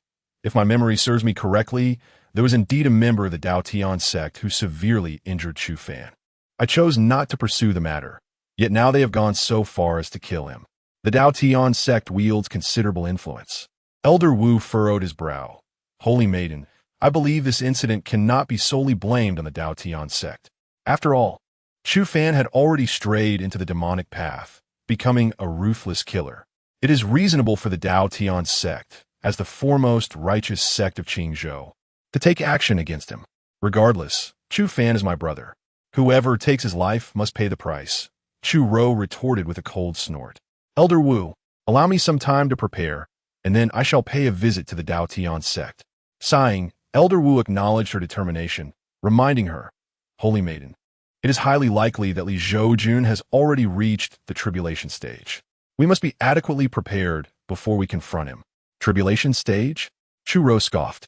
Rest assured, Elder Wu, I know how to proceed. The scene shifted back to the Shui family courtyard. After Su Nan regained consciousness, Li Zhoujun instructed her, make sure to rest well tonight.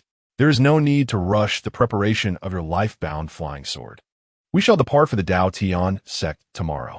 The young girl nodded repeatedly. Li Zhoujun smiled, then left the place, returning to his residence to contemplate the automatic shutdown ability bestowed by the system. Reclining on his bed, Li Zhoujun had no particular thoughts. Yet the Xianming Heart Sutra continuously operated autonomously, absorbing the spiritual energy of heaven and earth. His own strength, at the mid-stage of the nascent soul, steadily ascended. The following morning, Murong Shui sought out Li Zhoujun, who was still in his bedroom, unrisen. What's the matter? What do you need? I haven't even dressed yet. So don't entertain any inappropriate thoughts. I'm only 40. Li Zhoujun observed Murong Shui enter the bedroom and sit silently, causing him to pull the covers over himself. Huddled in the corner with a wary expression, Murong Shui's lips twitched. There are plenty of suitors after me, yet you seem to find it distasteful. And you call yourself an old bull chasing after tender grass? Why not aim for the heavens? It's nothing much. I simply thought about it for a long time last night and decided to thank you in person for saving me, Murong Shui said. Li Zhoujun contemplated for a moment, then broke into a grin and remarked, "All right, if you wish to offer yourself, let us commence immediately." With that, he reached to lift the covers. Scoundrel! Upon witnessing this scene, Murong Shui's face flushed crimson, and she hurriedly dashed out of the room. Li Zhoujun was left in a state of bewilderment. What does this mean? I had steeled myself to embrace you, an elder by over a century, yet you fled? However, I must admit, the sight of Murong Shui hastily departing was rather endearing. Meanwhile, upon exiting Li Zhoujun's chamber, Murong Shui touched her burning cheeks and muttered disdainfully, "This Li Zhoujun possesses no semblance of a mountain lord's dignity. Even if we were to conceive, it should only be after marriage." Chapter 23. The people of Dao Tian sect are not to be bullied by outsiders. Why are you running so fast? It's as if I would devour you. At that moment, while Murong Shui's cheeks flushed, Li Zhoujun had already donned a green robe and stepped out of the room. Who consumes whom is still uncertain, she retorted defiantly. Then why are you running? Li Zhoujun smirked. Good morning, master. Suddenly, a voice rang out from outside the courtyard. It was Su Nan, who then entered. Upon seeing Murong Shui, she paused momentarily. Murong sect leader, you're here as well. Am I interrupting you? Shall I leave? Murong Shui, caught off guard by the girl's unexpected support, felt her face heat up. You little girl, don't speak nonsense. My relationship with your master is entirely innocent. Oh, I see, Su Nan responded, her expression one of realization. Murong Shui felt like crying. It was evident that the girl had misunderstood the situation. All right, now that everyone is here, let us prepare to depart, Li Zhoujun said with a smile. Murong Shui and Su Nan naturally had no objections. At the Shui family square, Shui Wuliang gazed skyward at Li Zhoujun, Murong Shui, and Su Nan atop the 9-serpent carriage. His expression filled with reverence. This old man respectfully bids farewell to the 2 sect leaders. We also bid farewell to the 2 sect leaders. The gathered practitioners echoed. Please, do not stand on ceremony, Li Zhoujun replied with a smile. And then, steering the 9-serpent carriage, they departed the Shui family amidst a chorus of dragon roars. This Yunju sect leader, after yesterday's battle, is bound to astonish the entire Qingzhou continent once more. Indeed, to annihilate a consummate practitioner of the harmonization stage with a single punch demonstrates prowess that is undeniably at the pinnacle. As far as I know, this Yunju sect leader is merely in his 40s, isn't. Hiss, I have lived for 700 years to attain the nascent soul. A mere 40-year-old facing the tribulation is utterly terrifying. The practitioners at the square lamented as they watched Li Zhoujun's departing figure.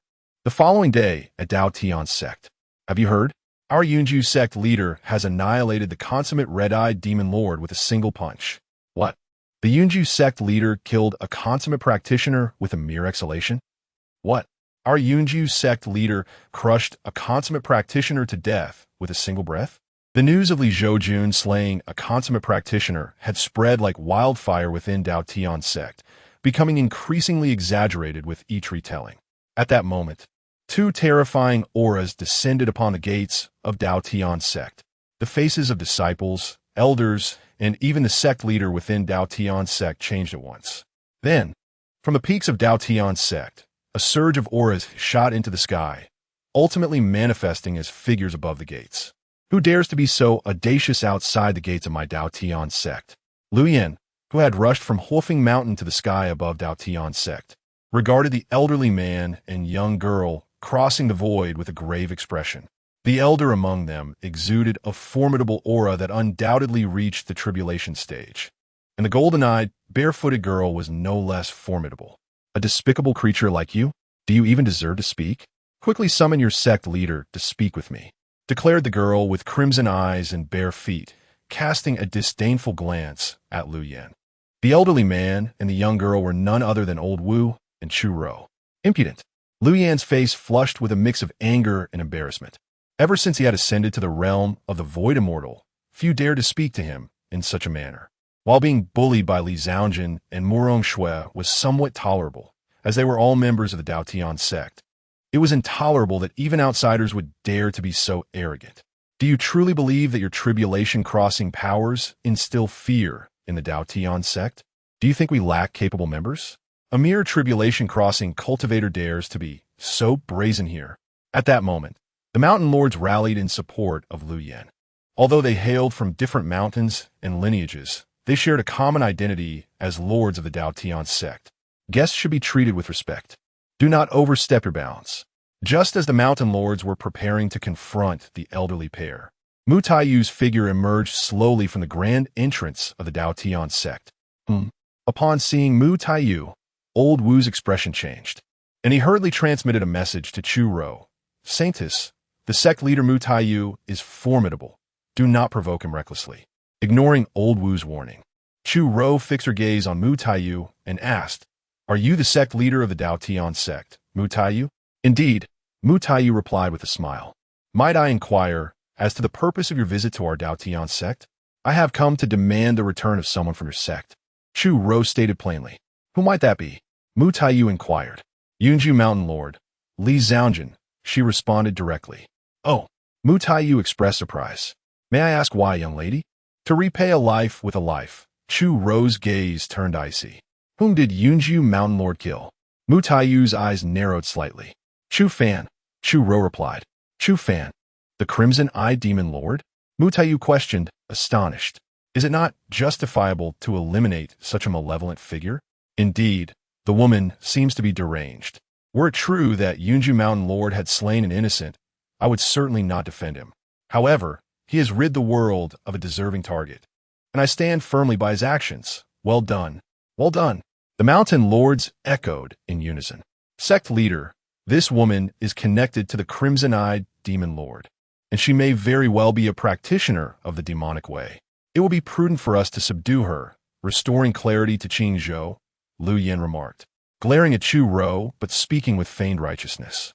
"Indeed, as a mere void immortal, I may not contend with a tribulation-crossing master like you. However, the sect I represent is not one to be trifled with."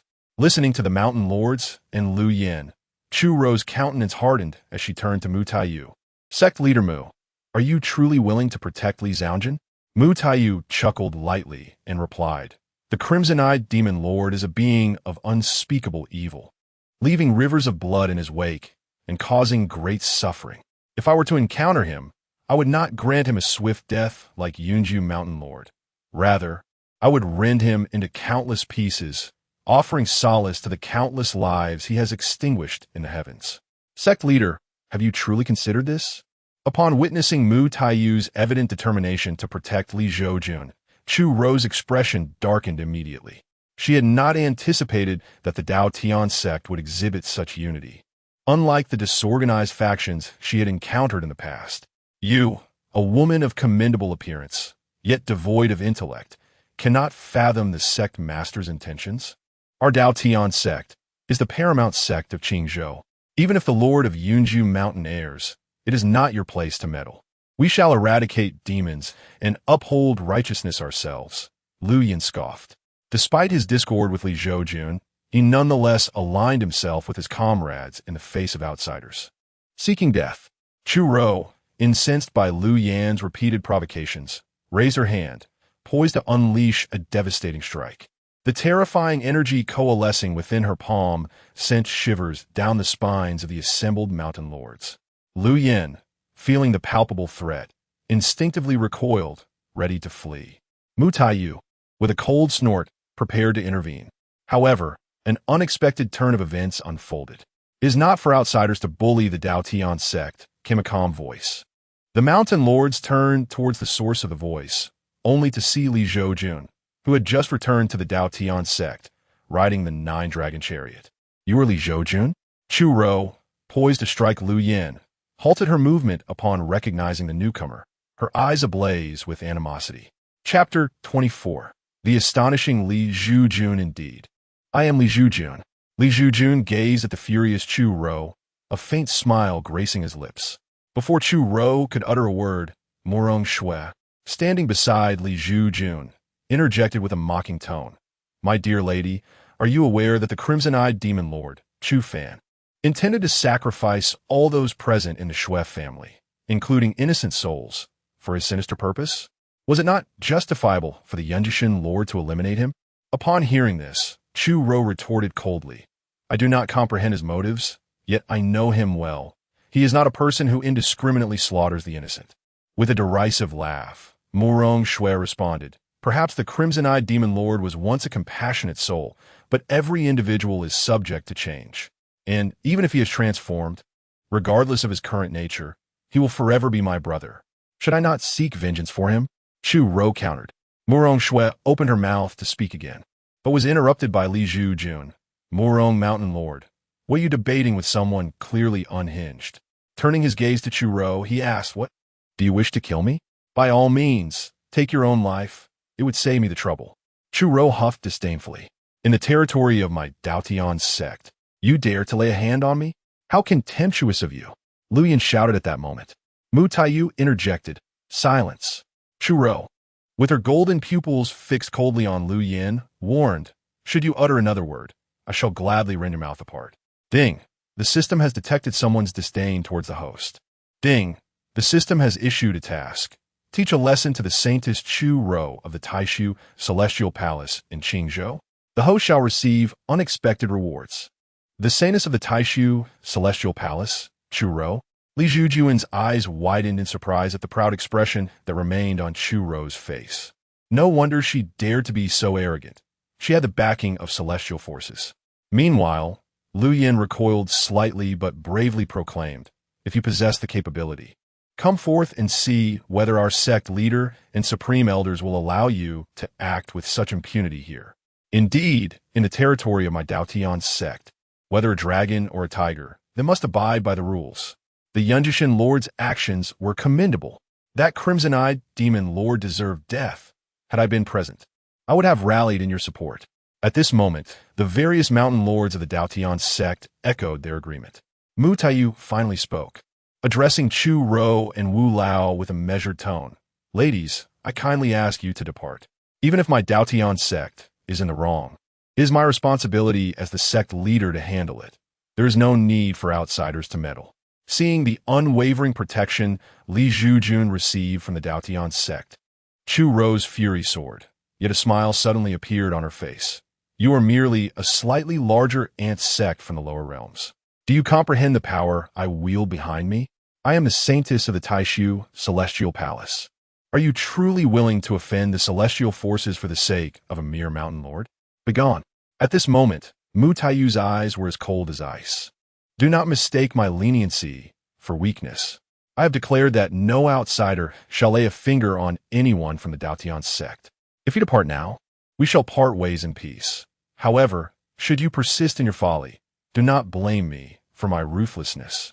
As Mu Taiyu's words fell, a terrifying aura erupted from him, as if a deity of immense power was rising behind him, casting a disdainful gaze upon the world.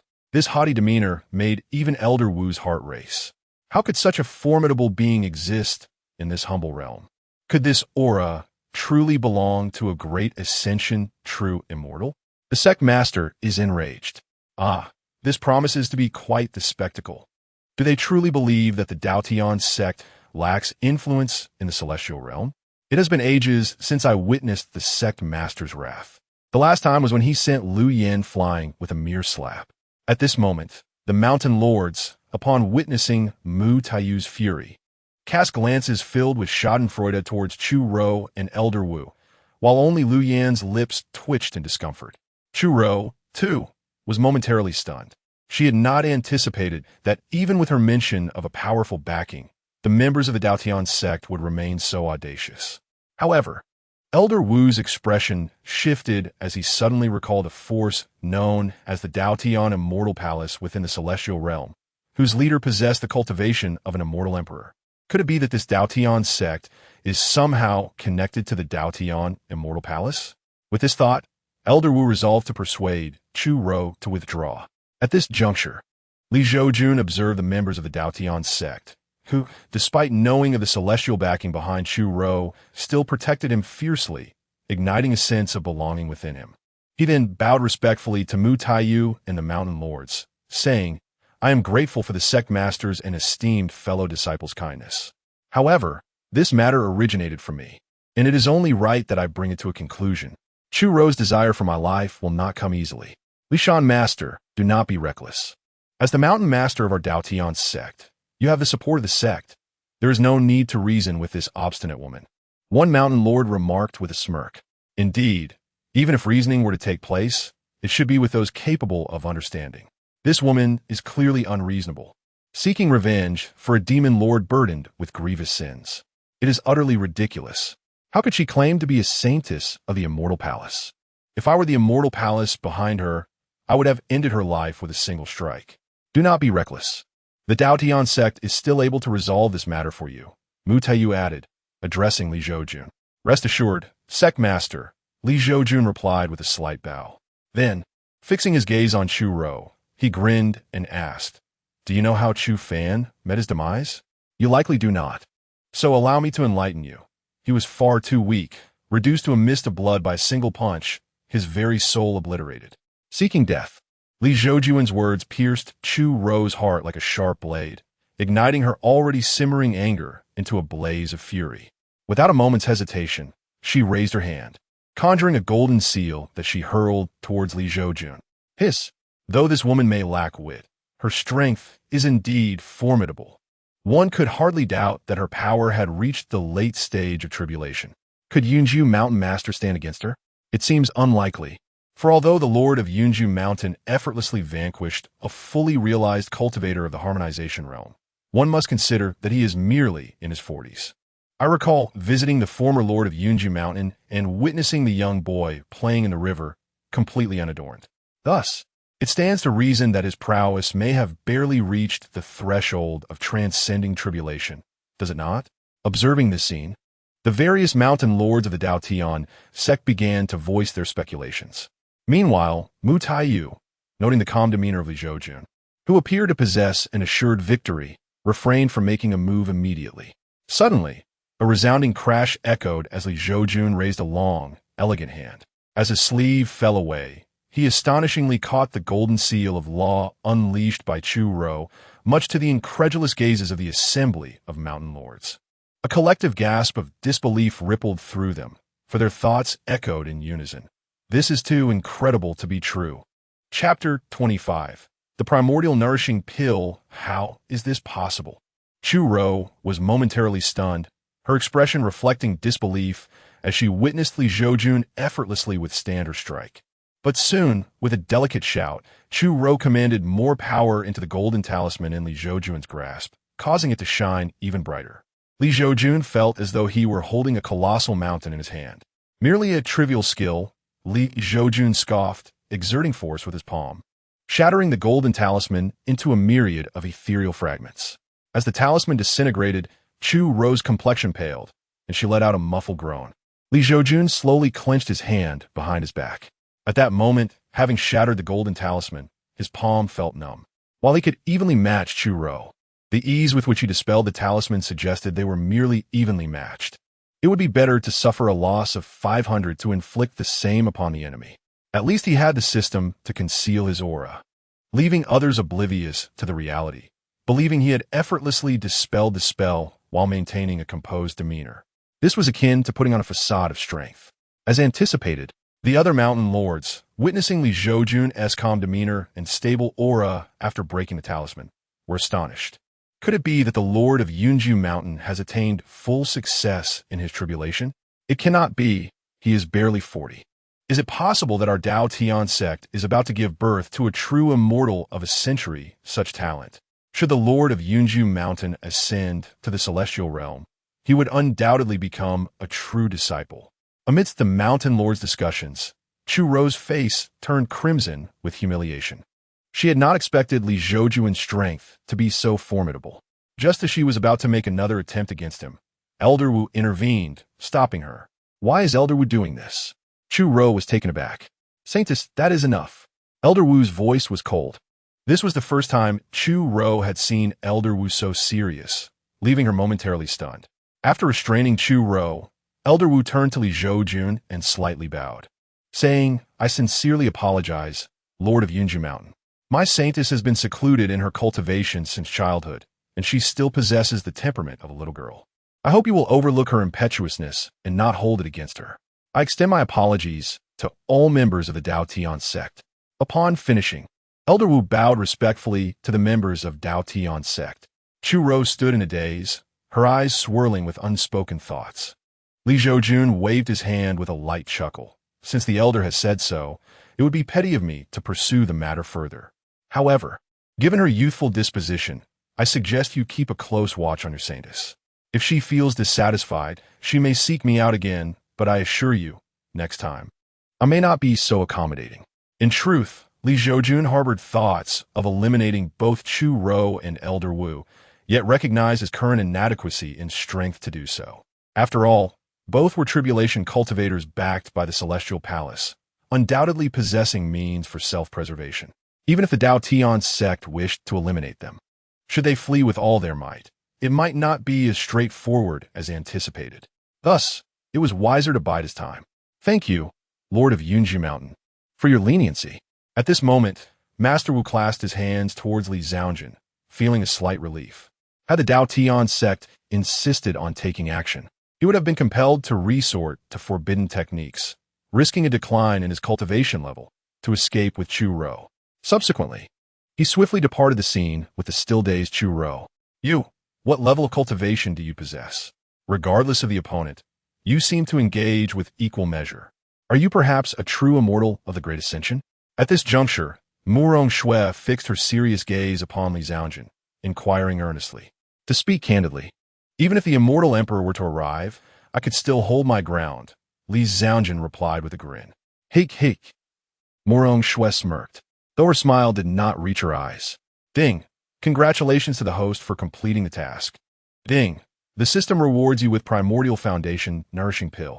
Primordial Foundation Nourishing Pill aids high-level cultivators in refining their foundation, enhancing their strength to new heights. This pill is rather suitable for me, Li Zhoujun remarked, his eyes brightening at the sight of the system reward. Truth be told, although the cultivation reward from the system were remarkably pure, the sheer volume arriving consecutively was indeed overwhelming and warranted some diligent refinement. All right, enough of the spectacle. It's time to disperse, Mu Taiyu declared as the events concluded, gesturing for the various mountain lords to depart. Then, Mu Taiyu focused intently on Li Zhoujun, stating, Yunji Mountain Lord, regardless of what transpires, I hope you remember that you are a part of the Dao Tian sect. Rest assured, sect leader, the Dao Tian sect has treated me well, although I have faced disdain in the past, such as human nature. Nevertheless, the Dao Tian sect entrusted Yunji Mountain to me, and the resources for cultivation have been duly provided. I hold this gratitude in my heart, Li Zhoujun replied with a smile. That is good to hear. Mu Taiyu responded with a smile, then glanced at the 9-serpent chariot beneath Li Zhoujun, a hint of envy flickering in his eyes. Your 9-serpent chariot is indeed quite remarkable.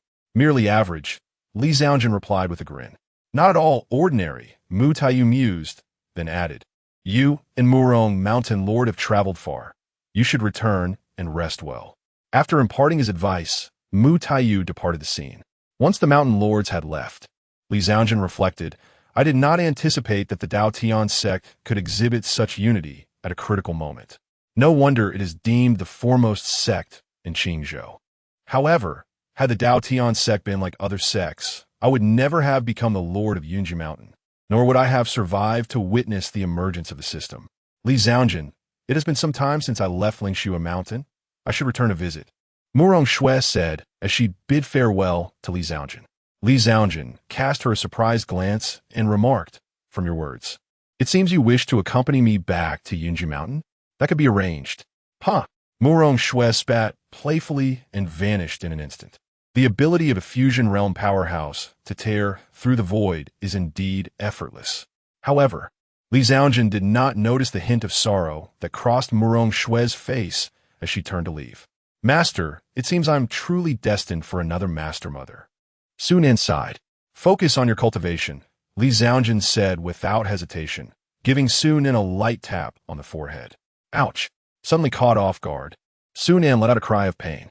Li Zhoujun smiled faintly and commanded the 9-dragon chariot to soar above the mountain gate, heading towards Yunji Mountain. the 9 dragons' chariot, riding the winds and clad in a flowing azure robe. If one were to inquire about the individual, they would find a celestial being atop Yunju Mountain. The disciples of the Tao Tian sect gazed up at the sky, where the colossal form of the 9 dragons obscured the sun, and one could be heard murmuring. Soon this remark, accompanied by the tale of Li Zhoujun's decisive strike that vanquished a fusion stage demonic cultivator, spread across the expanse of Qingzhou. The name of the master of Yunju Mountain from the Tao Tian sect resonated throughout Qingzhou with great reverence. In a swift transition, Li Zhoujun had returned to Yunju Mountain with Su Nan. You may stay by the lake, he instructed the 9-headed celestial dragon after disembarking from the 9-dragon chariot. The dragon saluted Li Zhoujun before ascending into the sky, heading towards the lake on Yunju Mountain. Now, you should also take some rest. Tomorrow, I shall personally teach you the Bai Shuang sword art, Li Zhoujun remarked with a smile, turning his gaze to Su Nan. All right, thank you, master, Su Nan replied, her expression brimming with excitement. With a light chuckle, Li Zhoujun clasped his hands behind his back and walked into Yunju Hall. Chapter 26. The Golden Flower Matron. Early the next morning, Su Nan, cradling the exquisite Bai Shuang sword gifted by Li Zhoujun, arrived at the Yunju Hall with great anticipation. Upon her arrival, she discovered that Li Zhoujun was already seated in the Grand Hall of Yunju. Good morning, master. Su Nan greeted Li Zhoujun cheerfully. Li Zhoujun smiled and nodded in acknowledgement. Good morning. Let us begin. Perform a demonstration for me to observe the extent of your swordsmanship training. Certainly, master. Please watch closely, Su Nan exclaimed, drawing her flying sword. With swift movements, she commenced showcasing her sword techniques within Yunju Hall. As Su Nan's swordplay accelerated, the temperature within the hall noticeably dropped several degrees. It must be said, the young girl possessed remarkable talent and demonstrated a profound understanding of the Bai Shuang sword technique. After observing her performance, Li Zhoujun realized there was little to critique. Master, how was it? Su Nan, having completed her demonstration, looked at Li Zhoujun with eager anticipation, hoping for insight into her shortcomings.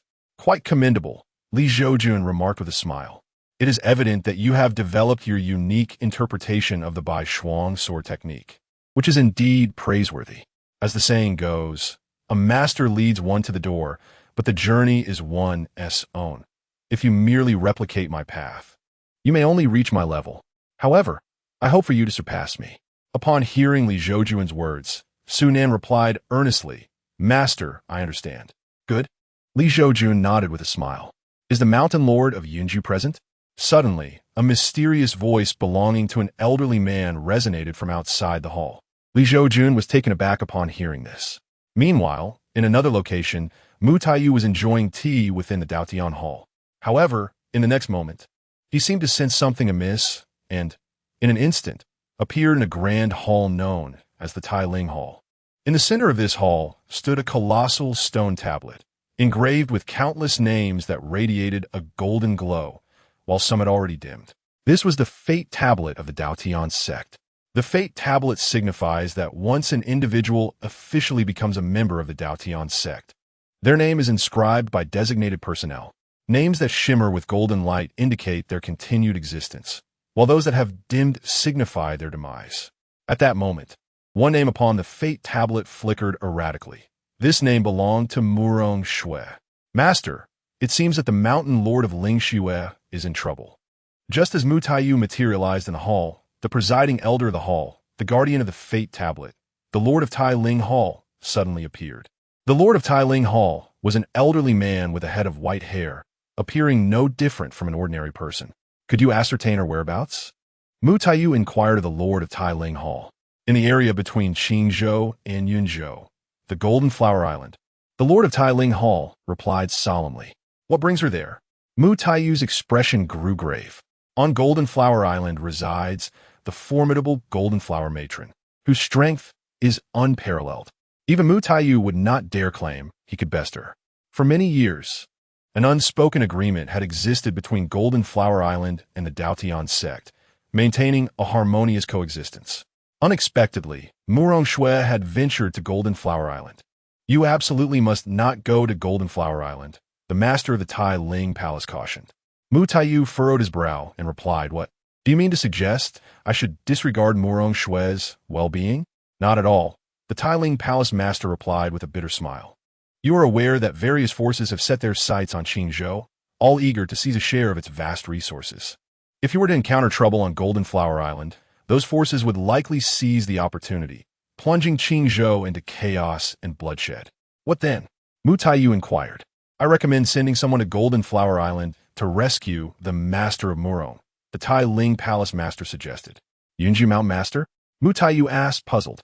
"Indeed." The Tai Ling Palace Master nodded. "If my assessment is correct, this Yunju Mountain Master is undoubtedly the most exceptional among our mountain masters in Daotian sect. Even those elder mountain masters who have long since broken through to the tribulation stage and concealed their power cannot compare to him." Mu Taiyu shook his head, saying no. The Yunju Mountain Master possesses extraordinary talent.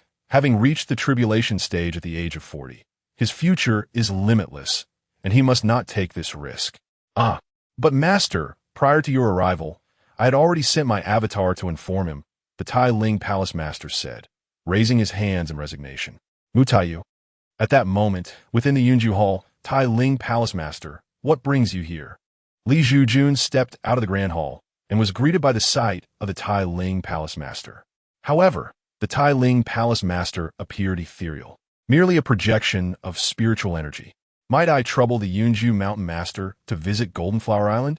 Master Ling Xue has encountered difficulties there, and after careful consideration, I believe it is most prudent to entrust this matter to the Yunju Mountain Master." The Tai Ling Palace Master smiled. "Beep.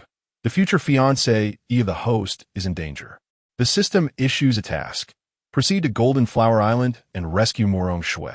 The host will receive generous rewards." "What nonsense is this about a future fiancé?" Li Zhoujun remarked, bemused by the system's notification. Nevertheless, he resolutely replied to the Tai Ling Palace Master, "Leave this matter to me. However, given the urgency of the situation, do you have a means of swift travel?" "Certainly," the Tai Ling Palace Master responded, pleased with Li Zhoujun's agreement. He produced a jade cicada and said, "This is a spatial jade cicada. Shatter it, and you will be transported directly to Master Murong's side." "Excellent." Li Zhoujun accepted the jade cicada from the Tai Ling Palace Master. "Be cautious, Yunju Mountain Master. Granny Jean of Golden Flower Island is not to be trifled with," the Tai Ling Palace Master advised, and with that his form dissipated. Li Zhoujun then turned to Sunan and said, "I shall be stepping out for a while. Remain here at Yunju Mountain and await my return. Be careful on your journey, Master, and make sure to save Mother." Sunan replied with a smile. "You little girl, do not speak so recklessly," Li Zhoujun said, feeling a headache coming on, and then promptly shattered the spatial jade cicada. In the next moment, a sensation of spinning engulfed him, and the environment around Li Zhoujun transformed dramatically. As the scene came to a halt, he found himself in a new setting. A golden serpent-headed cane approached abruptly, striking Li Zhoujun's head with a resounding thud. The impact left him momentarily dazed, stars dancing before his eyes. "Damn it! Who was the scoundrel that ambushed me?" Li Zhoujun grimaced in pain. "Who are you?" At that moment, a startled exclamation from an elderly woman pierced the air. "Li Zhoujun!" Almost immediately, a voice filled with surprise and concern echoed from behind him. It was Murong Shui. Upon hearing her, Li Zhoujun turned to focus, only to find that the culprit behind the blow was an elderly woman clad in a golden robe, wielding a cane topped with a golden tongue, her hair a cascade of silver. At that moment, disbelief filled her eyes as she stared at the swelling lump on Li Zhoujun's head. "You struck me," he demanded, one hand cradling his throbbing head, glaring indignantly at the old woman. Chapter 27. You stand up and dance. It was indeed the old woman who had made the move. Yet who could have anticipated the sudden appearance of a fellow practitioner? At this moment, the old crone fixed her vigilant gaze upon Li Zhoujun. Her strike, laden with lethal intent, would have left even another tribulation crossing individual reeling in despair. However, this unexpectedly emerged youth, after taking the blow, only bore a bump on his head, while the rest of him remained entirely unscathed. Such prowess! Could it be that this individual had achieved the sanctity of the physical body? Contemplating this, the old woman felt a surge of dread. After all, the master of Lingxua Mountain from the Daotian sect had called upon this person's name. It was evident they were acquainted. "Are you Grandma Jinhua?" Li Zhoujun inquired of the old woman. Indeed, the old woman nodded. "Has your arrival been prompted by a desire to rescue the master of Lingxua Mountain from the Daotian sect?" "Precisely," Li Zhoujun affirmed, turning to Murong Shui and asking, "What prompted your sudden appearance here, inciting this person to threaten your life?" Murong Shui's expression turned grave. "Yesterday, I received word that a disciple from my mountain had inadvertently trespassed onto Jinhua Island and was detained by this Grandma Jinhua. I came to retrieve him. Initially, our conversation was relatively civil, but when Grandma Jinhua refused to release him, I overheard commotion from a nearby room. Seizing the opportunity, I opened the door, only to discover the place littered with the remains of cultivators, alongside a sinister creature encased in a cocoon. Those skeletal remains belonged to individuals who coveted the treasures of my Jinhua Island. Should they not be eliminated? Grandma Jinhua retorted with a cold snort. Murong Shui replied, "If my suspicions are correct, the rumors circulating about Jinhua Island possessing treasures that could grant immortality to cultivators were disseminated by you, Grandma Jinhua, deliberately luring practitioners to your island in search of riches, only to feed them to that malevolent entity. Indeed, clever girl, had it not been for this unexpected arrival, you would have already become sustenance for my child," Grandma Jinhua sneered. "So you mean to say that my disciple from Lingxua Mountain has already fallen victim to you?" Murong Shui remarked, her countenance darkening. "Keep him alive for what purpose? To celebrate the new year?" Grandma Jinhua scoffed. "Such arrogance from an old hag." Li Zhoujun marveled. "Huh. I advise you to refrain from meddling in matters that do not concern you. Perhaps your strength is formidable, but the individual backing this old woman is not someone you can afford to offend," Grandma Jinhua replied with a mocking smile. "Who is it that stands behind you?" "I am quite curious," Li Zhoujun responded with a light laugh. "Since you wish to know, I shall enlighten you as to who that person is," Grandma Jinhua proclaimed, her voice laced with disdain as she chanted incantations. "Blood sea surges, raging to the heavens. With my blood, I summon the blood ancestor to descend." "The blood ancestor?" Li Zhoujun's expression shifted to one of surprise at the mention of the name, quickly replaced by a mocking glint in his eyes. In the next moment, a surge of blood energy emanated from Grandma Jinhua, coalescing above her into a crimson specter. The blood ancestor. Could it be the one who descended to Qingzhou from the outside world eons ago? Murong Shui's expression grew anxious upon hearing this. Simultaneously, as the blood-colored specter materialized, Grandma Jinhua lowered her head in reverence and addressed it. "Grandma Jinhua pays her respects to the blood ancestor." However, the blood ancestor did not respond to her for a long time. When she lifted her gaze, she found the blood ancestor glaring furiously at Li Zhoujun. Granny Jinhua was taken aback. She hadn't even mentioned who the enemy was, yet the blood ancestor had already fixated his ire upon Li Zhoujun. What was happening? "It's you again," the blood ancestor spoke slowly to Li Zhoujun. "Call me father," Li Zhoujun grinned. "Brat, don't overstep your bounds," the blood ancestor retorted coldly. "Once my true form boom." Before the blood ancestor could finish his sentence, Li Zhoujun unleashed a punch, producing a thunderous sound as it cut through the air. Enraged, the blood ancestor shouted, "You insolent wretch!" In a flash, he retaliated with a punch of his own. Boom! The two fists collided, sending a terrifying shockwave rippling outward in all directions. The ground beneath them cracked, resembling a spider web. How is this possible? This person can withstand a strike from the blood ancestor? Granny Jinhua was utterly astounded. The blood ancestor was a powerful figure at the great ascension true immortal level. Even if it were merely an avatar, it would still possess the might of an immortal. How could a mere tribulation-transcending cultivator endure such power? There could only be one explanation. This young man was also a formidable, great ascension true immortal.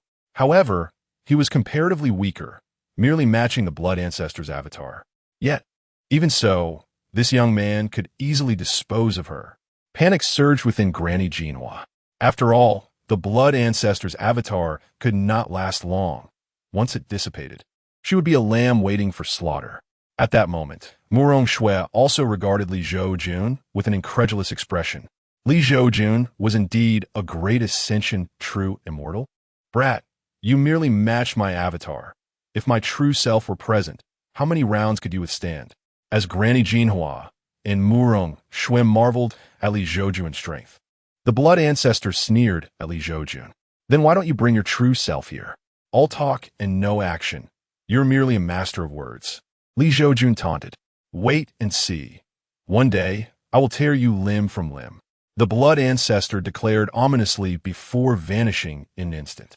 After all, if this avatar were to be completely exhausted by Li Zhoujun, it would be a grave loss. With the blood ancestor's retreat, Li Zhoujun chose not to pursue, knowing it would be futile. Is he just running away? Granny Jinhua stood in stunned silence, recalling how he had once promised her, as long as you help raise that blood demon, I will ensure your cultivation reaches the great ascension realm. Over the years, she had treated that blood demon as her own son. Was this how he repaid her? Spare me, exalted one. Granny Jinhua, dropping her cane, knelt before Li Zhoujun. Ding, congratulations, host. You have successfully rescued Murong Shui. Ding, the system grants rewards. Pride of Snow Flying Sword upgraded to 9th grade. Ding, the system grants rewards. Oath Array, 9th grade flying sword. A true immortal's treasured sword. The Oath Array. It can inscribe the vows within the hearts of those who swear. Should a practitioner violate their oath, the array will summon heavenly thunder. Li Zhoujun was currently reviewing the rewards issued by the system. Upon noticing Li Zhoujun's silence, Granny Jinhua became flustered. Immortal? Granny Jinhua tentatively inquired. Li Zhoujun, regaining his composure, turned to the anxious and uneasy Granny Jinhua kneeling before him. Rise and dance for me, that I may deliberate on whether to grant you mercy. Li Zhoujun said with a smile. Murong Shui. Granny Jinhua. Chapter 28. Young man, do you wish to turn the tide against the wind? To her surprise, the immortal harbored such peculiar tastes, prompting the old woman to present herself in an unflattering manner. Blushing, Granny Jinhua remarked, well then. Rising from her seat, she commenced a rather eye-watering dance. Li Zhoujun, do you fancy this? Murong Shui inquired, her lips twitching. Not at all, Li Zhoujun replied with a smile. Immortal, how did I perform? Granny Jinhua, her face flushed, asked after finishing her routine.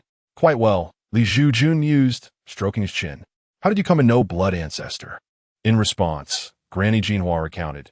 In truth, it was the blood ancestor's avatar that found me, coercing me with sheer force to capitulate and assist in nurturing demonic creatures. I suspect these creatures are intended as his corporeal vessels. Once they take form, he will attach himself to one and roam the mortal realm for an extended period, wreaking havoc. Ah, I see. Here is your chance. Submit to me, Li Zhoujun said with a broad grin. Though Granny Jinhua had committed numerous heinous acts deserving of death, Li Zhoujun lacked the power to slay her. Instead, he resolved to leverage the residual influence from his earlier confrontation with the blood ancestor, compelling Granny Jinhua to serve him, all while testing the efficacy of the system's Oath Array.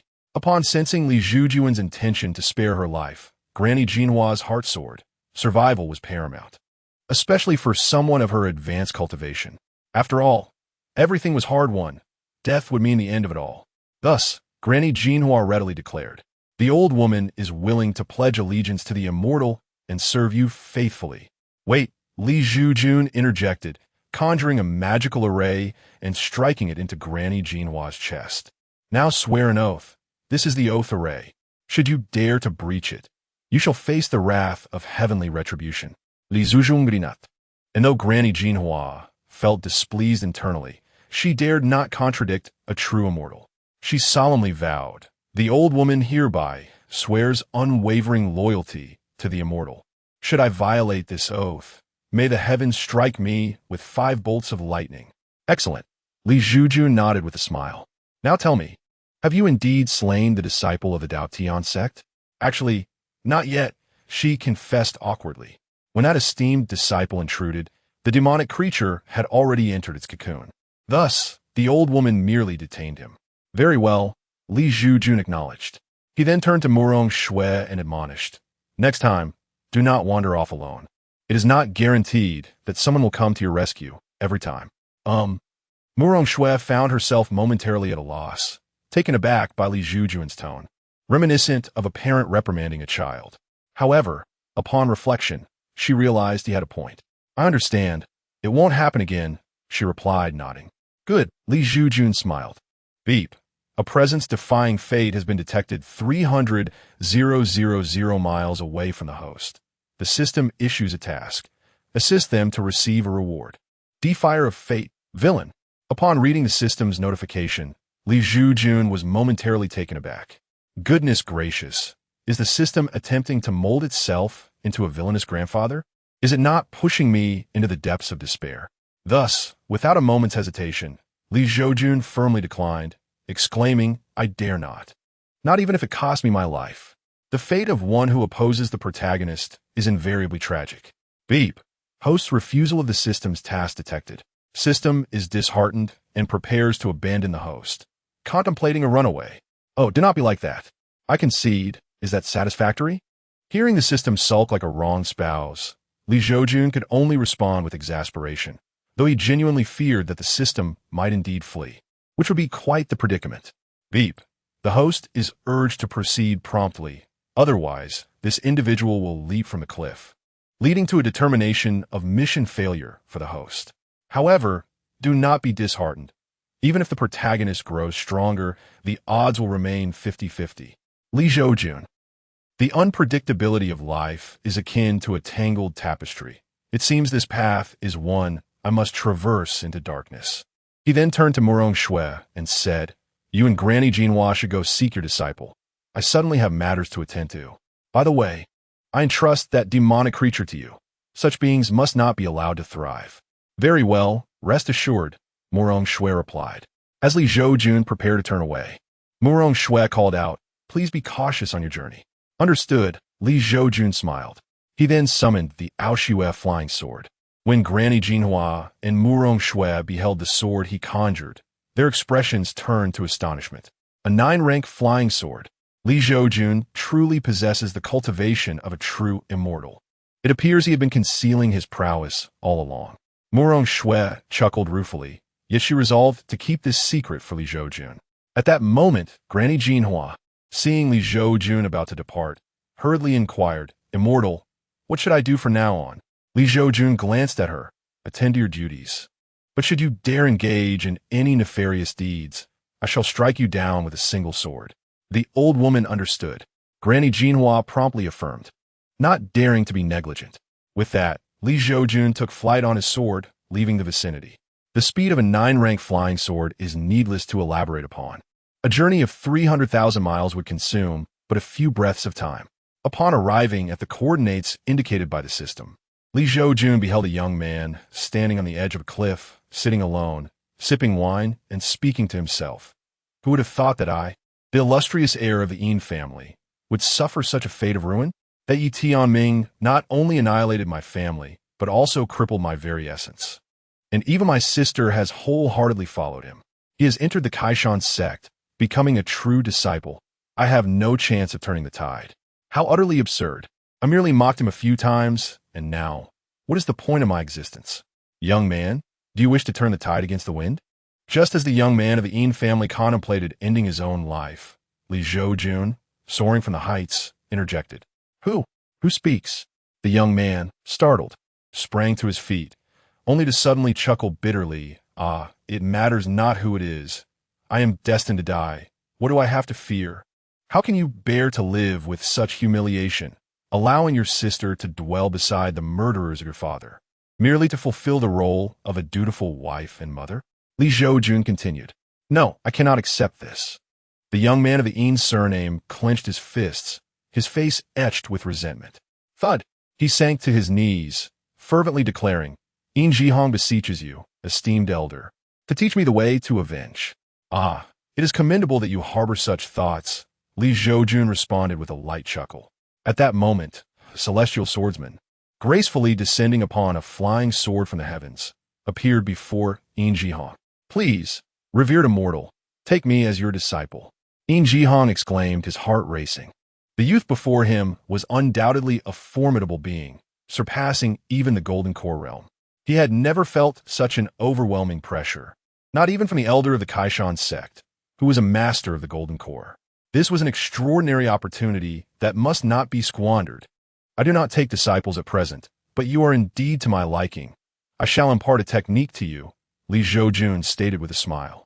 Please, esteemed immortal, share your method with me, so that I may seek vengeance. In Jihong urged eagerly, for although he had not succeeded in becoming a disciple, the teachings of such a powerful being could not be ordinary. Chapter 29. The tragic antagonists do not rush, Li Zhoujun remarked with a smile, observing the anxious expression of In Jihong. He then scrutinized him closely and exclaimed in astonishment, "Your meridians are utterly shattered. The one who harmed you is indeed ruthless."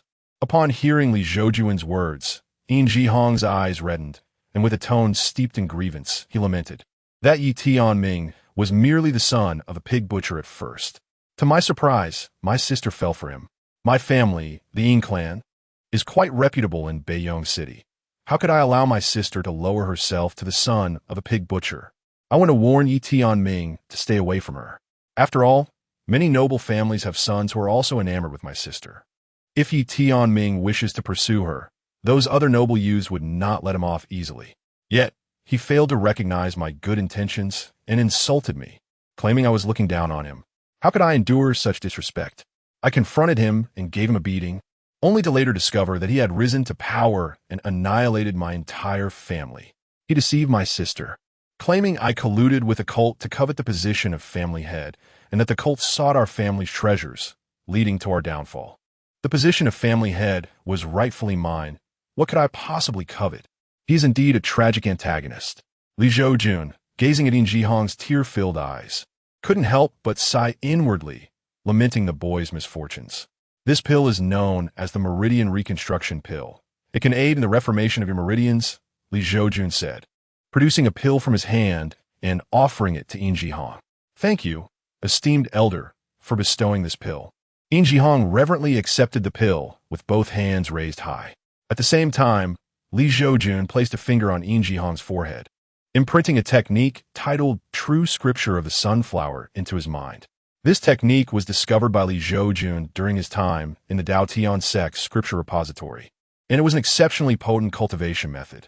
Much like the legendary sunflower manual from the previous era, it required one to undergo castration in order to practice. To master this technique, one must first undergo castration.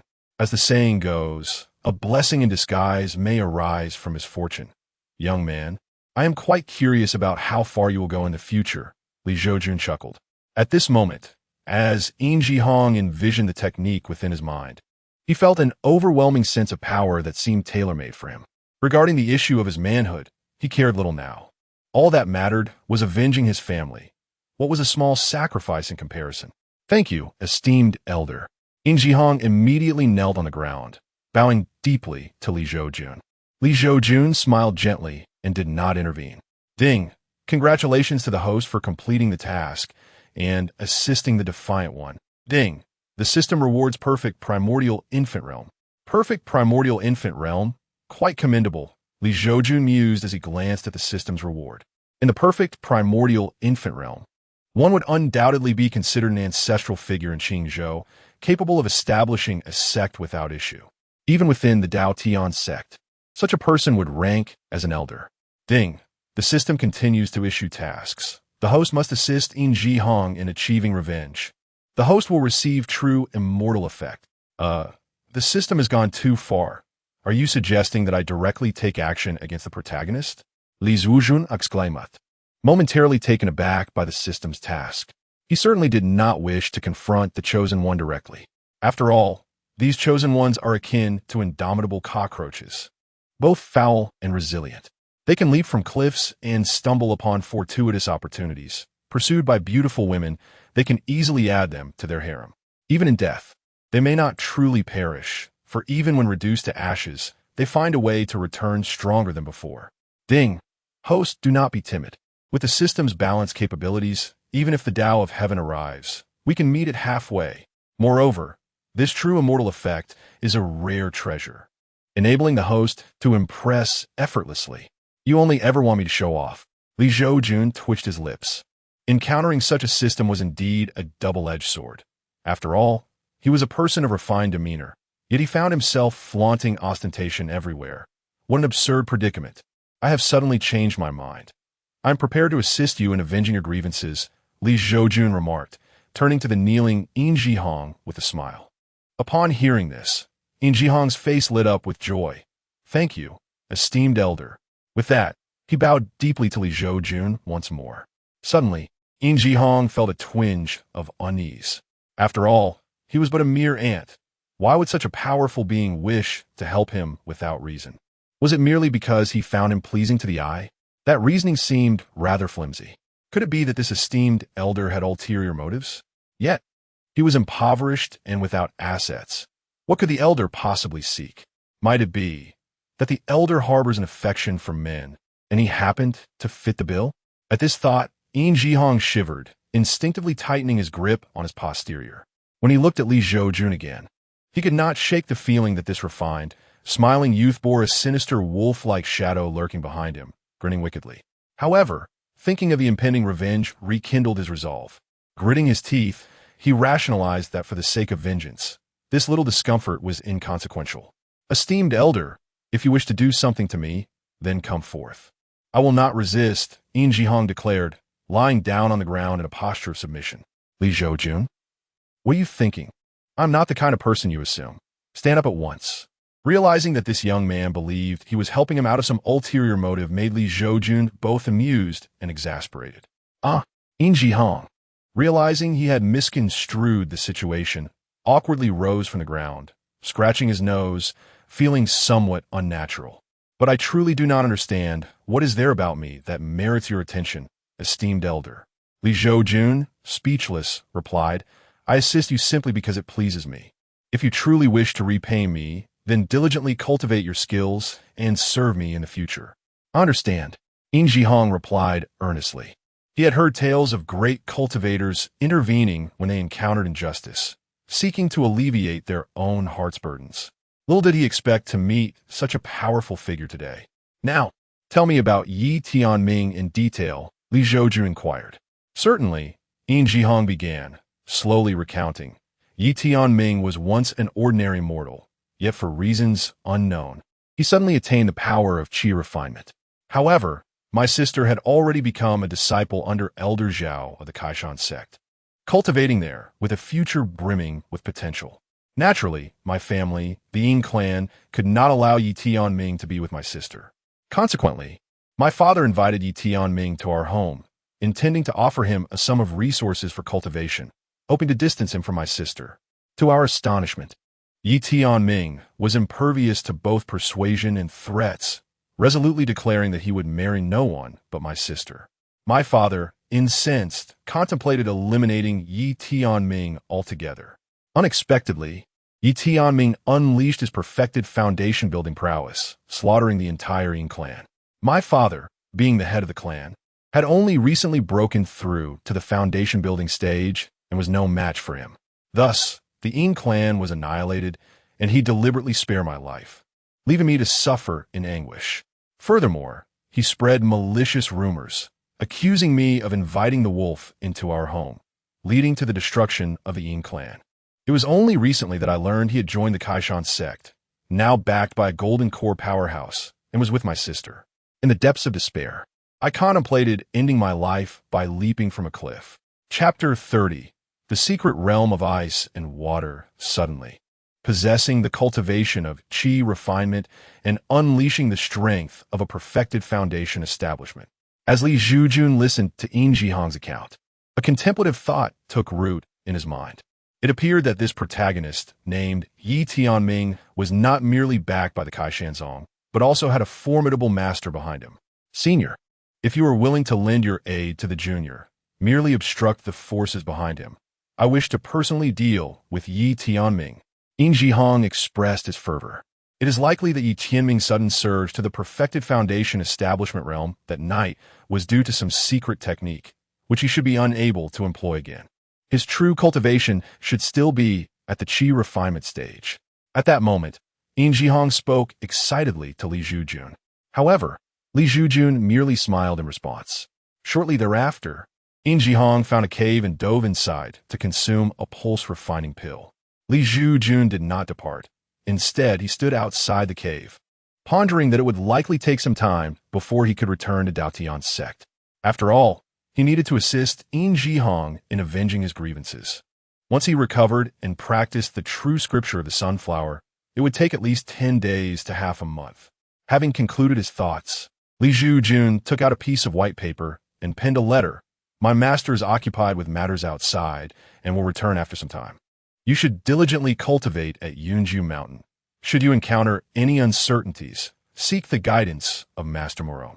After finishing, with a flick of his fingers, Li Zhoujun folded the paper into a paper crane, leaving a trace of his consciousness upon it before casting it into the air. In the next moment, the paper crane transformed into a vividly animated white crane, soaring towards Daotian's sect, with his essence imbued within the crane. The disciples of Daotian's sect would not hinder its passage. Having completed this task, Li Zhoujun clapped his hands and leaped onto a tree outside the cave, leisurely closing his eyes for a nap. He harbored no fears of danger. After all, he was invincible. No one could defeat him, and no weapon could harm his corporeal form. Moreover, he did not need to cultivate, as the system would automatically assist him in his training. The following morning, at Daotian's sect, Yunju Mountain, young Su Nin was practicing the Bixuang sword technique in the courtyard. In the next moment, a white crane descended from the sky, transforming back into the paper crane and landing gently in Su Nan's small hands. Simultaneously, Li Zhoujun's fragment of consciousness attached itself to Su Nan. This consciousness would only be activated in times of crisis, manifesting as Li Zhoujun's avatar. Consequently, Li Zhoujun felt assured regarding the safety of the young girl. Having inquired of the system whether his avatar possessed equal capabilities, he was informed that it did, albeit for a maximum of 3 minutes before dissipating. Yet 3 minutes would suffice for Li Zhoujun to maneuver a flying sword and arrive at the scene. At that moment, Su Nin finished reading Li Zhoujun's letter, carefully tucking the paper away before resuming her sword practice. Just then, a youthful figure entered the scene. Sister Shui? Su Nin was momentarily taken aback upon seeing the visitor. The newcomer was none other than Shui Nianyao, who had taken refuge under the master of Kangla Mountain. Sister Su, the last time we met was on the Ascension Mountain.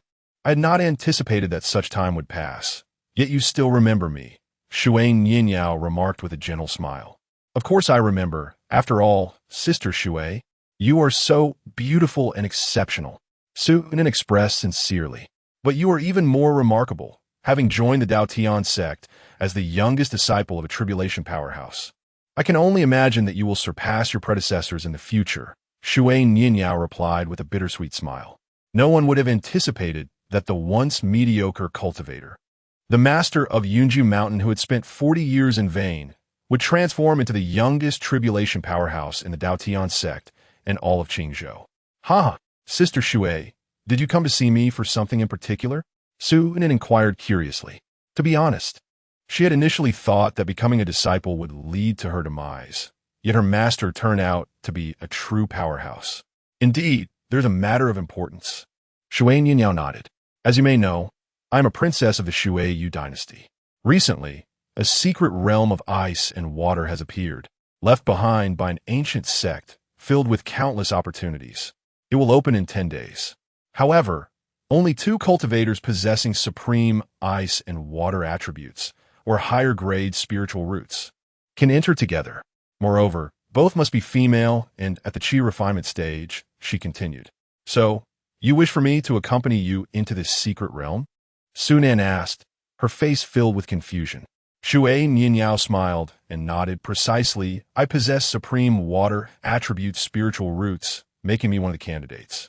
The only other suitable candidate with supreme ice attribute roots is you, as you possess a sacred grade ice spirit root. Seeing Su Nin hesitate, Shui Nianyao chuckled. Sister, are you wondering why such a fortuitous opportunity would fall upon you? Indeed, Su Nin acknowledged, there are no free lunches in this world. Shui Nianyao, noticing her concern, reassured her, you need not worry. Our Shui Yu dynasty lacks cultivators with supreme ice spirit roots, and within the Daotian sect, All those with such attributes have already solidified their foundation. You're the only one who meets the criteria. If you decline, I will be unable to enter the ice and water secret realm. Thus, I am earnestly seeking your assistance. Rest assured, I would never harm you. The sect's rules are absolute, and any sect members who harm their own kind face dire consequences. Furthermore, I would not dare offend your master, she added. Very well then. Su Nan relented, persuaded by Shui Nianyao's earnestness. Sister Shui, when shall we depart? She inquired. I have already spoken with my master. We can leave immediately. The Shui Yu dynasty's caravan is currently residing at the leisure mountain designated for guests of the sect, Shui Nianyao responded. All right, please wait for me, Su Nan said, leaving a letter on the table in Yunju Palace, inscribed with to master, with respect, before she and Shui Nianyao set off for the leisure mountain. Meanwhile, the scene shifted back to Li Zhoujun. Within the cave, an aura of Qi refinement level 9 erupted, signaling a breakthrough towards the foundation establishment stage. Li Zhoujun, reclining against a tree, lazily opened his eyes and floated down. Thank you, esteemed elder, for the elixir. I can now feel that my spiritual energy is much closer to solidifying my foundation than before. Given some time, I shall surely achieve the foundation establishment stage. At that moment, as Li Zhoujun touched the ground, Yin Jihong emerged from the cave and bowed deeply to him. Li Zhoujun scrutinized Yin Jihong from head to toe, nodding with a smile. Quite impressive. Have you cultivated the sunflower scripture? Please observe, esteemed elder, replied Yin Jihong. Upon hearing this, he elegantly raised his fingers and pointed at a nearby stone. In the next moment, the stone erupted with a resounding bang, shattering into fragments. Intriguing indeed. Spend these days diligently honing your skills, stabilizing your realm, and familiarizing yourself with the techniques. Then, I shall accompany you to the Kaishan sect, Li Zhoujun remarked with a grin. Absolutely, Yin Jihong affirmed. Meanwhile, in his heart, he had already regarded Li Zhoujun as his master. After all, Li Zhoujun had granted him a second chance at life and imparted formidable teachings. Though they bore no formal title of master and disciple, their bond was genuinely that of a mentor and student. Chapter 31. A visit to the Kaishan sect 5 days later.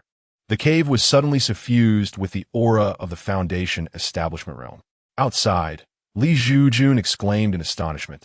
This young man has practiced the sunflower true scripture and has remarkably broken through to the foundation establishment stage so swiftly. Senior, Yin Jihong emerged from the cave with a look of astonishment. Indeed, Li Zhoujun nodded and smiled, saying, let us go. It is now time to head to the mountain opening sect. Excellent. Upon hearing this, Yin Jihong felt a surge of excitement within. The opportunity for vengeance was finally within his grasp. Uncertain if it was merely an illusion, Yin Jihong felt his voice growing sharper. Yet he cared little, for he was willing to sacrifice anything for vengeance. Meanwhile, Li Zhoujun, with a flourish of his wide sleeves, enveloped Yin Jihong. In the next moment, Yin Jihong sensed the surrounding environment shifting dramatically, and he found himself suspended in the skies above the Kaishan sect. So this is the Kaishan sect, he pondered. Li Zhoujun lowered his gaze to the magnificent structures below and inquired with a smile. Indeed, Yin Jihong replied with a nod. Meanwhile, within the Kaishan sect, an aura surged into the heavens, manifesting as an elderly figure. I have encountered you, fellow cultivator, the suddenly appeared elder said, respectfully clasping his hands in greeting to Li Zhoujun. Is it the esteemed ancestor Duan Wui of the Kaishan sect? Upon encountering the elderly man, Yin Jihong was taken aback. It is said that this venerable ancestor has attained the cultivation of the Yuan Ying stage. To witness such a formidable being displaying such courtesy towards the practitioner who aided him is truly remarkable. One can only surmise that this great practitioner's strength has undoubtedly reached the realm of Yuan Ying as well. Fellow cultivator, what brings you to my humble sect? Duan Wui naturally paid no heed to Yin Jihong's astonished expression. Instead, with a demeanor of utmost respect, he addressed the youth who appeared no different from an ordinary person, yet possessed the ability to traverse the void. To Duan Wui, the youth seemed indistinguishable from the common folk, leading to two possibilities. Either his own cultivation was inferior to that of the youth, or the young man was indeed an ordinary individual. However, the fact that this youth could navigate the expanse of the void clearly indicated the former. Hence, Duan Wui chose to overlook Li Zhoujun's youthful appearance and regarded him as an equal peer. After all, in the realm of cultivation, judging a person by their appearance is the most unreliable approach, for the countenance of formidable cultivators can change at will, presenting no challenge to them. At this moment, Li Zhoujun chuckled lightly and said, "I seek justice." Oh, Duan Wuyo's expression changed in surprise. Could it be that one of our sect's disciples has offended a friend? Not at all.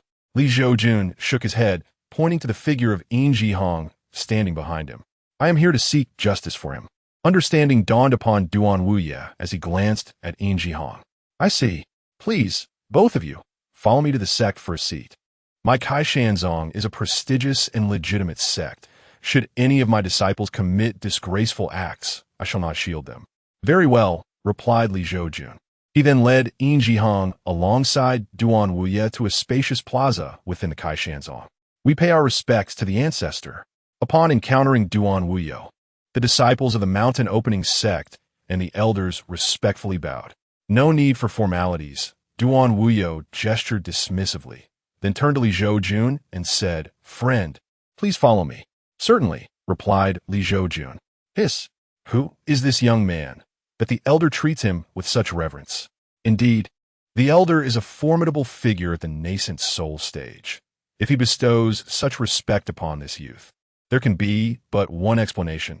This young man must also be a practitioner of the nascent soul, such a youthful nascent soul master, and his demeanor is remarkably refined. My dear junior sister, do not entertain such thoughts. You are unworthy. Oof. By the way, the individual accompanying the young master seems somewhat familiar. Could he be senior sister Yin's brother? Ah, is he not the one associated with the sinister cult, leading to the ruin of the Yin family? Why is he here? It appears that the situation is more complex than it seems. I shall remain and observe. Indeed, at this moment, the disciples in the square watched the receding figures of Li Zhoujun, Yin Jihong, and their venerable elder, engaging in spirited discussions. Shortly thereafter, Li Zhoujun took a seat in a grand hall alongside Duan Wui. At first, Yin Jihong felt somewhat uneasy. However, Duan Wui chuckled and said, "Young friend, guests are to be treated with hospitality. Please, make yourself comfortable without reservation." With that encouragement, Yin Jihong found a chair and sat down. Subsequently, Duan Wui personally poured tea for Li Zhoujun, saying, "Your arrival was unexpected, and I have not prepared adequately. I hope you will not find fault with this tea." "Your kindness is appreciated," replied Li Zhoujun, observing the rising steam from the cup with a light smile. "This tea possesses an exquisite color, aroma, and flavor. It is evidently of high quality." "You flatter me," Duan Wui laughed. "Might you share the details with this old man?" After taking a sip of tea, Li Zhoujun replied, "Please summon Yi Tianming and Yi Miao Miao. The full story will soon be revealed." "Very well," Duan Wui nodded, then softly called out, "Your father has emerged from seclusion, and I was unable to greet him in person. I hope you will not hold it against me." A young man clad in white entered the hall upon hearing Duan Wui's voice. Upon seeing Li Zhoujun, he clasped his hands and said, "I am Duan Li, the sect leader of Kaishan sect. Honored to meet you, senior." "There is no need for such formality," Li Zhoujun replied with a smile. At least at this moment, he held a favorable impression of this father-son duo, undoubtedly bolstered by his own strength. Otherwise, if Yin Jihong had come alone, he might not have been granted an audience with them. "Go summon Yi Tianming and Yi Miao Miao," Duan Wui instructed Duan Li. "Father, please wait. I shall return shortly," Duan Li said, bowing before departing. Before long, 5 individuals approached the hall. One elder among them inquired of Duan Li, sect leader, "Why have you suddenly summoned my disciple to this assembly hall?" "Elder He, your disciple is Yi Tianming, correct?" Duan Li asked. "Indeed, Elder He confirmed." "Then there is no mistake," Duan Li replied. "Very well," Elder He said, somewhat disgruntled. "I am Yi Xingho, Yi Tianming's master. I was in the midst of guiding my disciple's cultivation when the sect leader's unexpected visit prompted me to follow." Then, a woman in the group frowned and asked, "And why have you summoned my disciple to the assembly hall?" This woman was Zhao Hui, the master of Yin Miao Miao. Similarly, her unease concerning her disciples prompted her to follow along. The two elders were, in fact, summoned by the patriarch to attend to this matter. "I am merely here to convey the message," Duan Li stated curtly. He, Hua, and Zhao Hui, upon hearing this, obediently silenced themselves. After all, the sect leader, like them, possessed the cultivation of the golden core, allowing them to regard him as an equal. However, the patriarch was a formidable figure, a genuine nascent soul cultivator, whose might was not to be challenged by them. Among the group, there were two others, a youth and a maiden. Both were clad in the distinctive brown and white robes of the Kaishan sect. The youth had an unremarkable appearance, easily lost in a crowd, while the maiden was strikingly beautiful, though a hint of weariness lingered in her brow. These two were none other than Yi Tianming and Yin Miao Miao. Chapter 32. Confrontation Tianing. Why did the ancestors suddenly summon us? Yin Miao Miao inquired, her unease evident as she turned to Yi Tianming. Yi Tianming offered a gentle smile, taking her small hand and patting it reassuringly. "Don't worry, silly girl. Perhaps the ancestor wishes to arrange a betrothal for us?" "All right," Yin Miao Miao nodded, though a shadow of worry lingered on her face. Noticing her distress, Yi Tianming's heart ached. "I know your brother has done unspeakable things, but that's in the past. We must look forward. I'm certain your father wouldn't want to see you in this state, would he?" "Okay," Yin Miao Miao replied softly. As they conversed, they followed Duan Li into the grand hall. Upon entering, Yi Tianming's gaze fell upon Yin Zhihong, seated within. His pupils contracted in shock. He could not fathom how Yin Zhihong had suddenly appeared here. Similarly, Yin Miao Miao's expression faltered at the sight of her brother, a tumultuous blend of hatred and grievance flickering in her eyes. "We have come to pay our respects to the ancestor." Both Yi Tianming and Yin Miao Miao subdued their emotions and bowed to Duan Wuyo, their master. Duan Wuyo nodded, scrutinizing both Yi Tianming and Yin Miao Miao. "These two are my true disciples, endowed with commendable talent. However, mere talent is insufficient. One must also learn the ways of humanity, lest all efforts culminate in futility." Disciple Yi Tianming humbly adheres to the ancestors' teachings. Disciple Yin Miao Miao humbly adheres to the ancestors' teachings. Both Yi Tianming and Yin Miao Miao echoed in unison. At that moment, an elderly voice resonated solemnly in Yi Tianming's mind. "Young man, the youth seated in the hall is someone I cannot discern. He may very well be a celestial being. I must enter a deep slumber and must not allow him to detect my presence." "Celestial being?" Yi Tianming gasped in shock at the revelation within his mind. A celestial being's might was beyond compare. Even the founder of Kaishan sect would be unworthy to carry such a being's shoes. After all, the elder known as Gray had only reached the divine transformation stage during his corporeal existence. Gray was the owner of the voice echoing in Yi Tianming's consciousness, his true master. While He Xinghe was also a mentor to Yi Tianming, it was evident that he merely sought to leverage his status as a true disciple of the Kaishan sect to swiftly acquire resources for cultivation. "My young friend, if you have grievances, now is the time to express them," Duan Wuyo addressed Yin Zhihong. Yi Tianming felt a jolt of alarm. Could it be that the ancestor intended to assist Yin Zhihong? Panic seized him as he realized that his only support, Gray, was currently concealed. However, Yin Zhihong did not approach Yi Tianming immediately. Instead, he turned his gaze toward his sister, Yin Miao Miao, his eyes glistening with unshed tears. "Miao Miao, you've lost weight." As he stepped closer to embrace her, Yin Miao Miao recoiled, her expression frigid. "I do not have a brother like you." Yin Zhihong, taken aback by his sister's vehement rejection, felt a wave of sorrow wash over him. He stood there, hand raised, his heart brimming with countless words, yet he found himself at a loss for what to say. Li Zhoujun silently observed the scene, refraining from utterance, merely gazing quietly. "You ungrateful wretch, what more is there to say at this juncture? It is far too late for realizations. The deeds you have committed are beneath contempt." At this moment, Yi Tianming stood beside Yin Miao Miao, calmly reprimanding Yin Zhihong. What a splendid example of the wicked crying foul. Yin Zhihong, incensed, laughed derisively. On the night my family was annihilated, what were you doing? I was en route to Kaishan's sect, preparing to join their ranks. What of it? Surely, you do not intend to assert that a mere qi refining practitioner could obliterate your entire Yin family? Yi Tianming declared. He was confident that no one could be foolish enough to believe that a qi refining cultivator could eradicate a family of foundation establishment practitioners, especially when many among them were also qi refiners. This conviction was the source of Yi Tianming's boldness. Leave now, and do not seek me out again.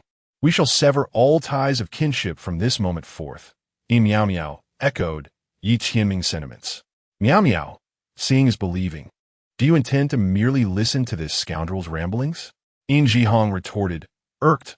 I, as the heir of the Yin family, why would I conspire with heretics to murder my father and usurp his position? Do you not find that laughable? Moreover, throughout my life, I have never been inclined to manage such affairs. I would have preferred that my father pass the mantle to you, as I only desire the family's monthly allowance to indulge in pleasures. Have you truly forgotten this? Upon hearing this, Yin Miao Miao's expression shifted. Yi Tianming, sensing the gravity of the situation, felt a pang of dread and quickly mocked. Yin Jihong, spare me your nonsensical drivel. Who knows if you were merely feigning before? It was only until recently that your true ambitions manifested. The words you speak are genuinely laughable. Virtue recognizes virtue, and wisdom acknowledges wisdom. I am but a qi refining practitioner at the 9th level. Even if I harbored ulterior motives, it would be implausible for me to destroy my father, the family's backbone. After all, without the support of a foundation establishment expert, the Yin family, no matter how formidable it appears, is merely a paper tiger. Yin Jihong snorted coldly. Yi Tianming, drenched in cold sweat, was taken aback by Yin Jihong's eloquence. Had he known, he would have eliminated him entirely at the outset, rather than merely crippling his cultivation. Yet, Yi Tianming maintained his facade.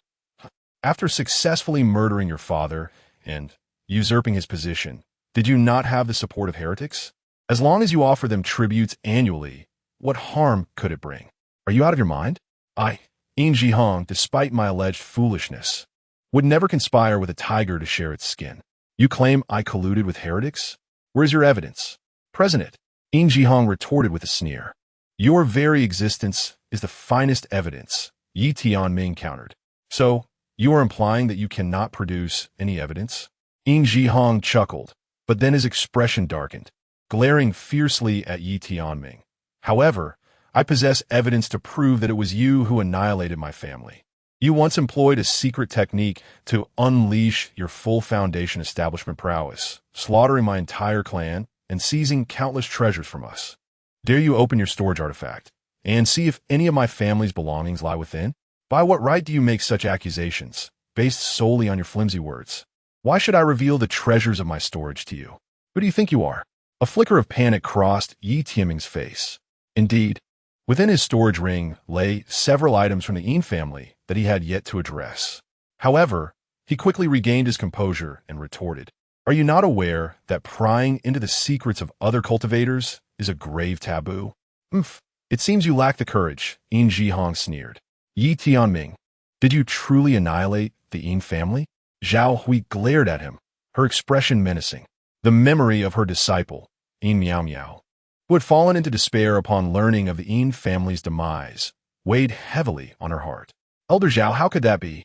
I am merely at the qi refining stage. Even with secret techniques, it is impossible for me to instantly break through to foundation establishment. Yi Tianming lamented urgently. He then turned his gaze towards Yin Miao Miao, his expression pleading, Miao Miao, do you believe in me? As long as you have faith in me, I fear not the doubts of others, for the innocent shall remain untainted. Chapter 33. The change of heart of Duan Wuyo. Yin Miao Miao found herself at a loss as she gazed into Yi Tianming's earnest eyes. Yin Jihong, observing her hesitation, let out a cold laugh. What? Are you now begging for mercy? Yet, Yi Tianming remained undeterred, his sincere gaze fixed on Yin Miao Miao. However, the silence from her only served to ignite a flicker of frustration within him. Miao Miao, do you not trust me? Is my journey to Kaishan's sect not for you?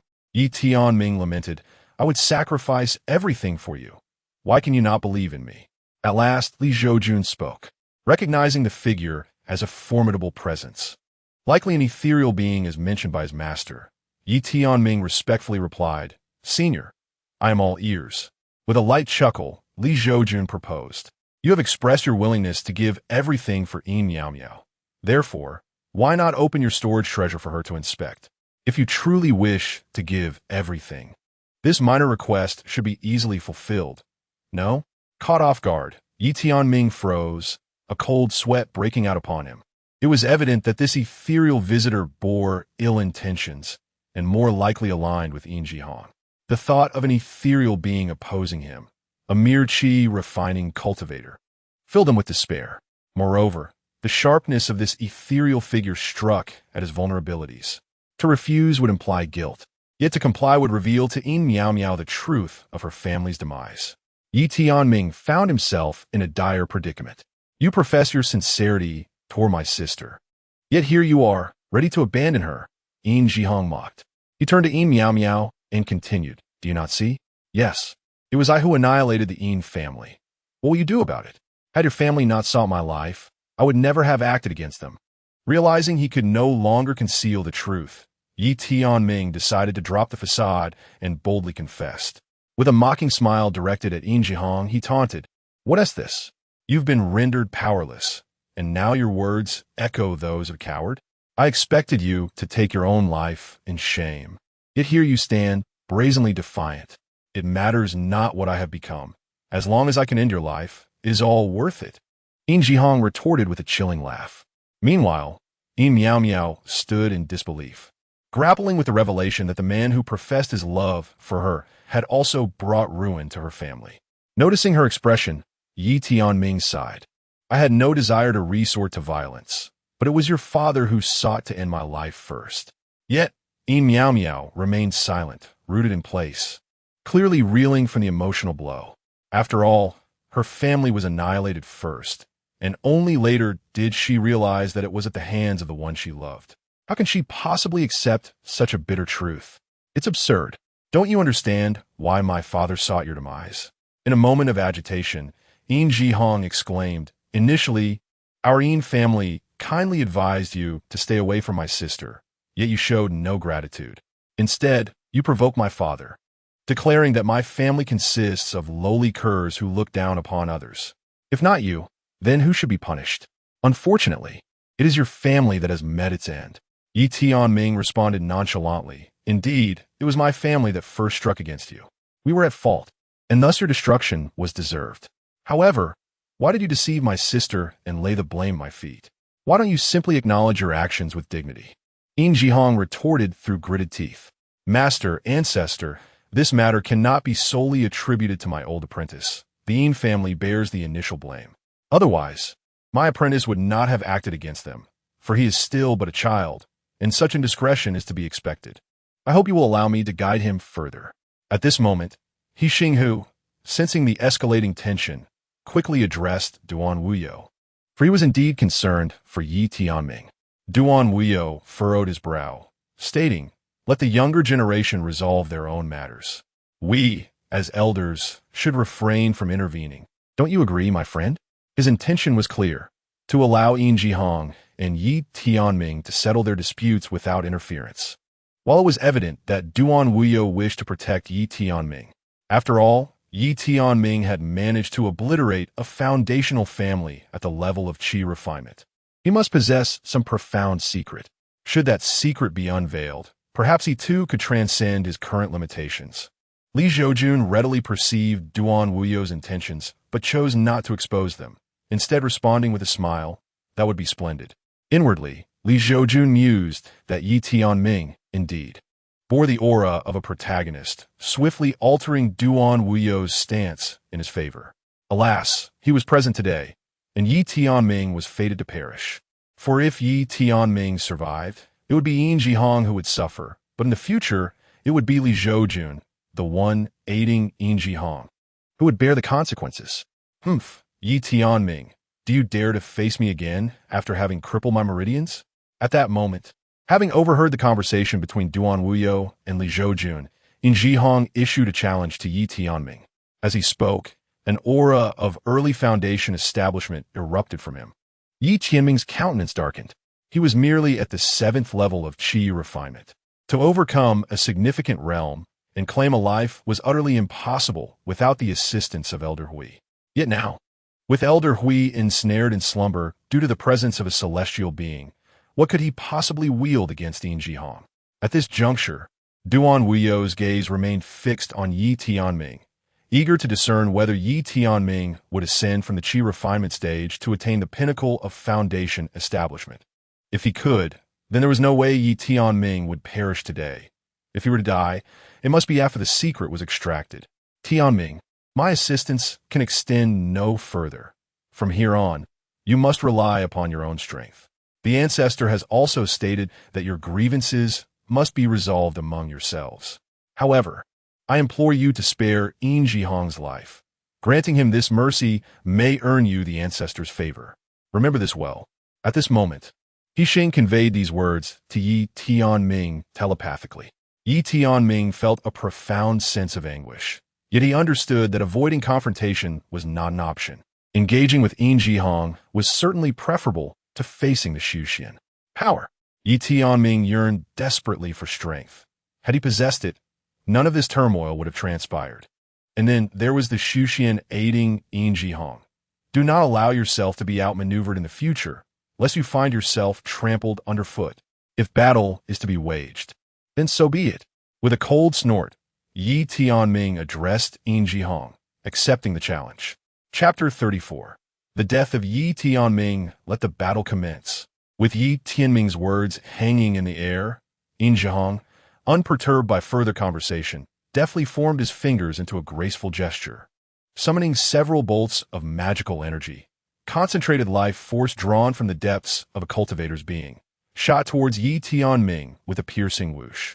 Yi Tianming, merely at the 7th level of qi refinement, stood no chance against such an onslaught. The magical projectiles struck him squarely in the chest, sending him hurtling backward to the ground, blood spurting from his mouth. Onlookers, particularly Yin Miao Miao, watched in despair, her heart heavy as ash. Is this all you've got? Use your forbidden technique to kill me. Seeing Yi Tianming utterly defenseless, Yin Jihong couldn't suppress his derisive laughter. He stepped forward, seizing Yi Tianming by the foot, and began to whirl him around. With a resounding thud, Yi Tianming was flung to the ground, his head bloodied and battered, his condition resembling that of a dying man, barely clinging to life. Tianming, He Xingho gasped, his expression shifting to one of alarm. Coughing up blood, Yi Tianming fought through the agony, slowly rising to his feet, his gaze fixed on Yin Jihong with an intensity that suggested a hunger for vengeance. Don't look at me like that. Just surrender and accompany my father to the grave. Yin Jihong retorted, unfazed by Yi Tianming's glare. In the blink of an eye, he appeared before Yi Tianming, his hand poised to deliver a fatal blow upon his head. If this strike landed, it would surely result in Yi Tianming's demise. His pupils constricted in response. Yet, at that moment, an unexpected turn of events unfolded. A voice resonated within Yi Tianming's mind, a voice belonging to the enigmatic Elder Hui. Ah, young one, it seems you cannot evade your fate. Thus, we must fight with all our might. Entrust your body to me. As Elder Hui's words faded, a surge of power erupted from Yi Tianming, ascending rapidly until it reached the pinnacle of a nascent soul realm, nearing the threshold of divine transformation, before gradually stabilizing. Simultaneously, as Yi Tianming's aura exploded forth, Yin Jihong was swept away, like a kite severed from its string, crashing violently against the wall, leaving a spiderweb of cracks in its wake. With a cough, Yin Jihong expelled a mouthful of blood, his insides roiling violently. Darkness enveloped him, and he lost consciousness. Brother! Yin Miao Miao cried out in alarm, rushing towards the fallen Yin Jihong. Nascent soul perfection, the gathered crowd gasped, their astonishment palpable. What kind of secret technique could empower a mere qi refinement cultivator to such heights? Greed glimmered in Duan Wui's eyes. This kind of secret technique must be his. Finally, it has emerged. Li Zhoujun narrowed his eyes. He had refrained from intervening earlier, biding his time for Yi Tianming's grandfather to make his move. But at this moment, the elder Hui, now controlling Yi Tianming's body, had no intention of lingering. He turned to tear through the fabric of space to escape. However, in the next instant, a flying sword erupted from Li Zhoujun's form. The overwhelming aura emanating from the flying sword pressed down upon the crowd like a mountain, rendering everyone motionless. Among them was the elderly figure manipulating Yi Tianming's body, known as Grey Elder. Ninth grade flying sword, great ascension, true immortal. A raspy voice resembling that of an old man suddenly escaped Yi Tianming's lips. What? A true immortal? As Yi Tianming spoke, the crowd gazed incredulously at Li Zhoujun. Particularly, Duan Wuyo felt a cold sweat wash over him. After all, it had been established from the outset that the sect would not shield any traitors. Yet he had just reneged on that agreement. In that moment, Duan Wuyo felt an overwhelming sense of despair. Senior, I bear no grudge against you. Why seek amusement at my expense? Grey Elder, controlling Yi Tianming's body, exclaimed in astonishment as he turned to Li Zhoujun. Some matters are better left undisclosed. Li Zhoujun replied with a light chuckle, fully aware of the adage that villains often meet their demise through excessive verbosity. He then commanded the proud Shui Feijian to pierce through the body of Yi Tianming, which was under Grey Elder's control, and soon, Yi Tianming's form began to dissipate from the lower half. Being struck by a ninth-grade immortal sword, the outcome was inevitable. Both body and spirit would be obliterated. No, I refuse to accept this. Yi Tianming roared in fury just moments before vanishing. Yet that was all that remained. The power of the ninth-grade immortal sword was such that not even a cultivator who had already passed through the divine transformation stage could withstand its might. Even those who had reached the void return, integration, or tribulation stages would find themselves unable to endure a single strike. Ding! Congratulations, host, for completing the task and receiving the reward True Immortal Effect. True Immortal Effect. With a mere thought, the host commands the resonance of heaven and earth. With the system notification indicating task completion, Li Zhoujun finally breathed a sigh of relief. It seemed that no matter how extraordinary the protagonist's fortune, when faced with a villain determined to kill him without granting any opportunity, he too would find himself bereft of chances. As the saying goes, all fear stems from a lack of firepower. Li Zhoujun had come to understand this truth. We have witnessed a true immortal. Simultaneously, the crowd knelt before Li Zhoujun in reverence, with Duan Wuyo's voice rising above the rest. Zhao Hui, noticing her disciple lost in thought as he clung to her brother, felt a surge of anxiety. However, Li Zhoujun paid no mind to such distractions. He merely observed the kneeling figures with an expression of calm detachment. Youth, I previously regarded you as an equal. I hope you can forgive my impudence. Duan Wuyo hurriedly addressed Li Zhoujun. Rise, there's no need for such formalities, Li Zhoujun replied with a gentle smile. The crowd quickly stood up, displaying an air of reverence akin to children before their parents, too intimidated to speak. As for the matter of Yi Tianming, they wisely chose not to mention it, for they had discerned the truth. Yi Tianming's strength was not derived from secret techniques, but rather from the dormant ancient being within him. Most likely, this ancient being had previously offended Li Zhoujun, prompting the latter's intent to eliminate them. To bring it up again would be to invite disaster upon themselves. It was none other than He Xingho, whose disciple had been slain by Li Zhoujun, who now found himself at a loss for words. To offend a transcendent immortal over a recently acquired disciple who had met an untimely demise would indeed be a manifestation of sheer folly.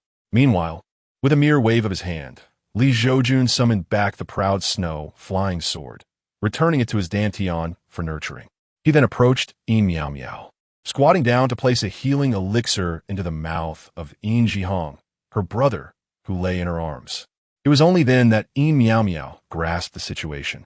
Carefully, she laid her brother down on the ground and stood up to respectfully bow to Li Zhoujun, saying, Miao Miao is deeply grateful for your assistance, esteemed immortal.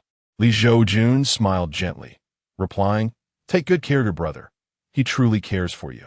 With that, he made no further delay, departing the grand hall amidst the awed gazes of the gathered crowd, hands clasped behind his back. We respectfully bid farewell to the immortal. The disciples of Kaishan sect exclaimed, coming to their senses as they addressed his retreating figure. As for Li Zhoujun's true name or his intended destination, they remained oblivious, only aware that a majestic immortal, one who traversed the world with ease and reveled in the thrill of vengeance, had once graced the hall of the Kaishan sect. Chapter 35. Encounter in the rain. Leaving the Kaishan sect, Li Zhoujun found himself upon a tranquil, official road. He felt no urgency to return to the heavenly sect. After all, having traversed this world for over 40 years, he had yet to truly explore its wonders. Seizing this opportunity, he intended to leisurely wander about. However, the heavens had other plans. Suddenly, dark clouds gathered, and a gentle rain began to fall. Just as the droplets were about to touch Li Zhoujun, they miraculously veered away, as if an invisible barrier surrounded him, repelling the rain. Moreover, the rain transformed the earthen path into a muddy quagmire, making it difficult for anyone to tread. Yet curiously, as Li Zhoujun walked through the mire, not a speck of mud clung to his feet. I have not employed any cultivation techniques. Why then do these raindrops evade me?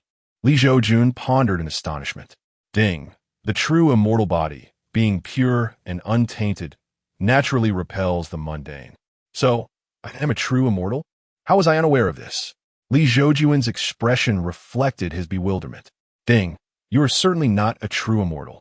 These phenomena are merely the effects of your true immortal attributes. Understanding dawned upon Li Zhoujun. As he continued on his way, he was captivated by a small blade of grass beneath a tree by the roadside. This humble grass was being crushed by a stone, yet astonishingly, it managed to push the stone upward. It was indeed a sprout imbued with a hint of spiritual essence. Li Zhoujun was taken aback. Approaching the grass, he knelt and smiled. Our meeting is fated. Allow me to assist you in removing this stone. With that, Li Zhoujun lifted the stone aside. The grass sprang back up with vigor. Ding! The host's kindness has been noted. The system rewards you with the spirit gathering array. Is this truly possible? Li Zhoujun was bewildered. Ding! The system has detected the grass's remarkable spirit and issued a task. Assist this grass in inscribing a spirit gathering array to aid its cultivation, thereby sowing the seeds of virtue. Reward: should this grass achieve its cultivation, it will seek you out in gratitude. So, you intend for me to acquire a pawn? Even the rewards are so casually bestowed. I am utterly perplexed, Li Zhoujun mused. Despite his thoughts, he smiled at the grass and said, Allow me to bestow upon you another gift. With a flick of his finger, he traced an intricate spirit gathering array in the air above the grass. Once completed, he clapped his hands and declared, Little one, should you succeed in your cultivation, do not become a bane. Otherwise, I shall personally vanquish you. To his surprise, the grass seemed to comprehend, swaying gently as if to express its gratitude, displaying a remarkable sense of awareness. At that moment, two figures approached from behind Li Zhoujun, a youth with a tuft of hair at the corner of his mouth, radiating a simple-hearted charm, and an elderly man with hair as white as snow. The earnest youth carried an umbrella on his back and held another in his hand, sheltering both himself and the old man beneath its cover. Upon spotting Li Zhoujun, the youth clad in a green robe, the simple-hearted boy could not help but examine him closely. This young man possessed an elegant and striking appearance. Reminiscent of a distinguished scholar the boy had recently visited with his master, albeit that venerable sage was already in his 60s. The simple-hearted boy thus spoke with a smile. Are you taking refuge from the rain here, sir? Indeed, Li Zhoujun replied, surprised to hear a voice from behind. Upon turning to see both an elder and a youth, he responded with a smile. I happen to have an extra umbrella on my back. If you do not mind, you may make use of it. Saying this, the simple-hearted boy removed the umbrella from his back and handed it to Li Zhoujun.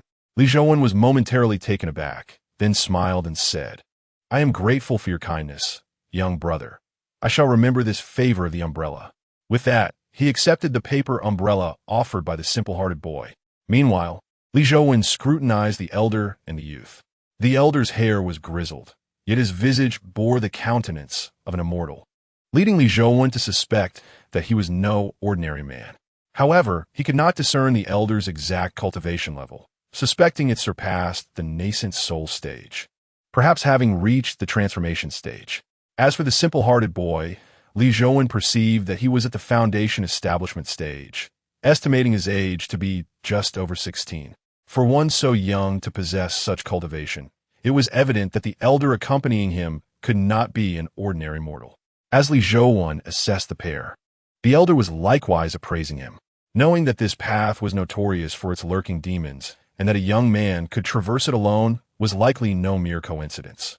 The youth exuded an ethereal aura. His seemingly mundane gestures concealed a profound essence. The elder then inquired with a smile, "Forgive my boldness, but are you, Mr. Li, intending to travel to Jiangchen? Merely wandering and enjoying the scenery? As for where this road leads, I cannot say," Li Zhoujun replied thoughtfully with a smile. He was uncertain of the destination, simply weary of flying and wishing to take a leisurely stroll to admire the views, indifferent to where he would arrive.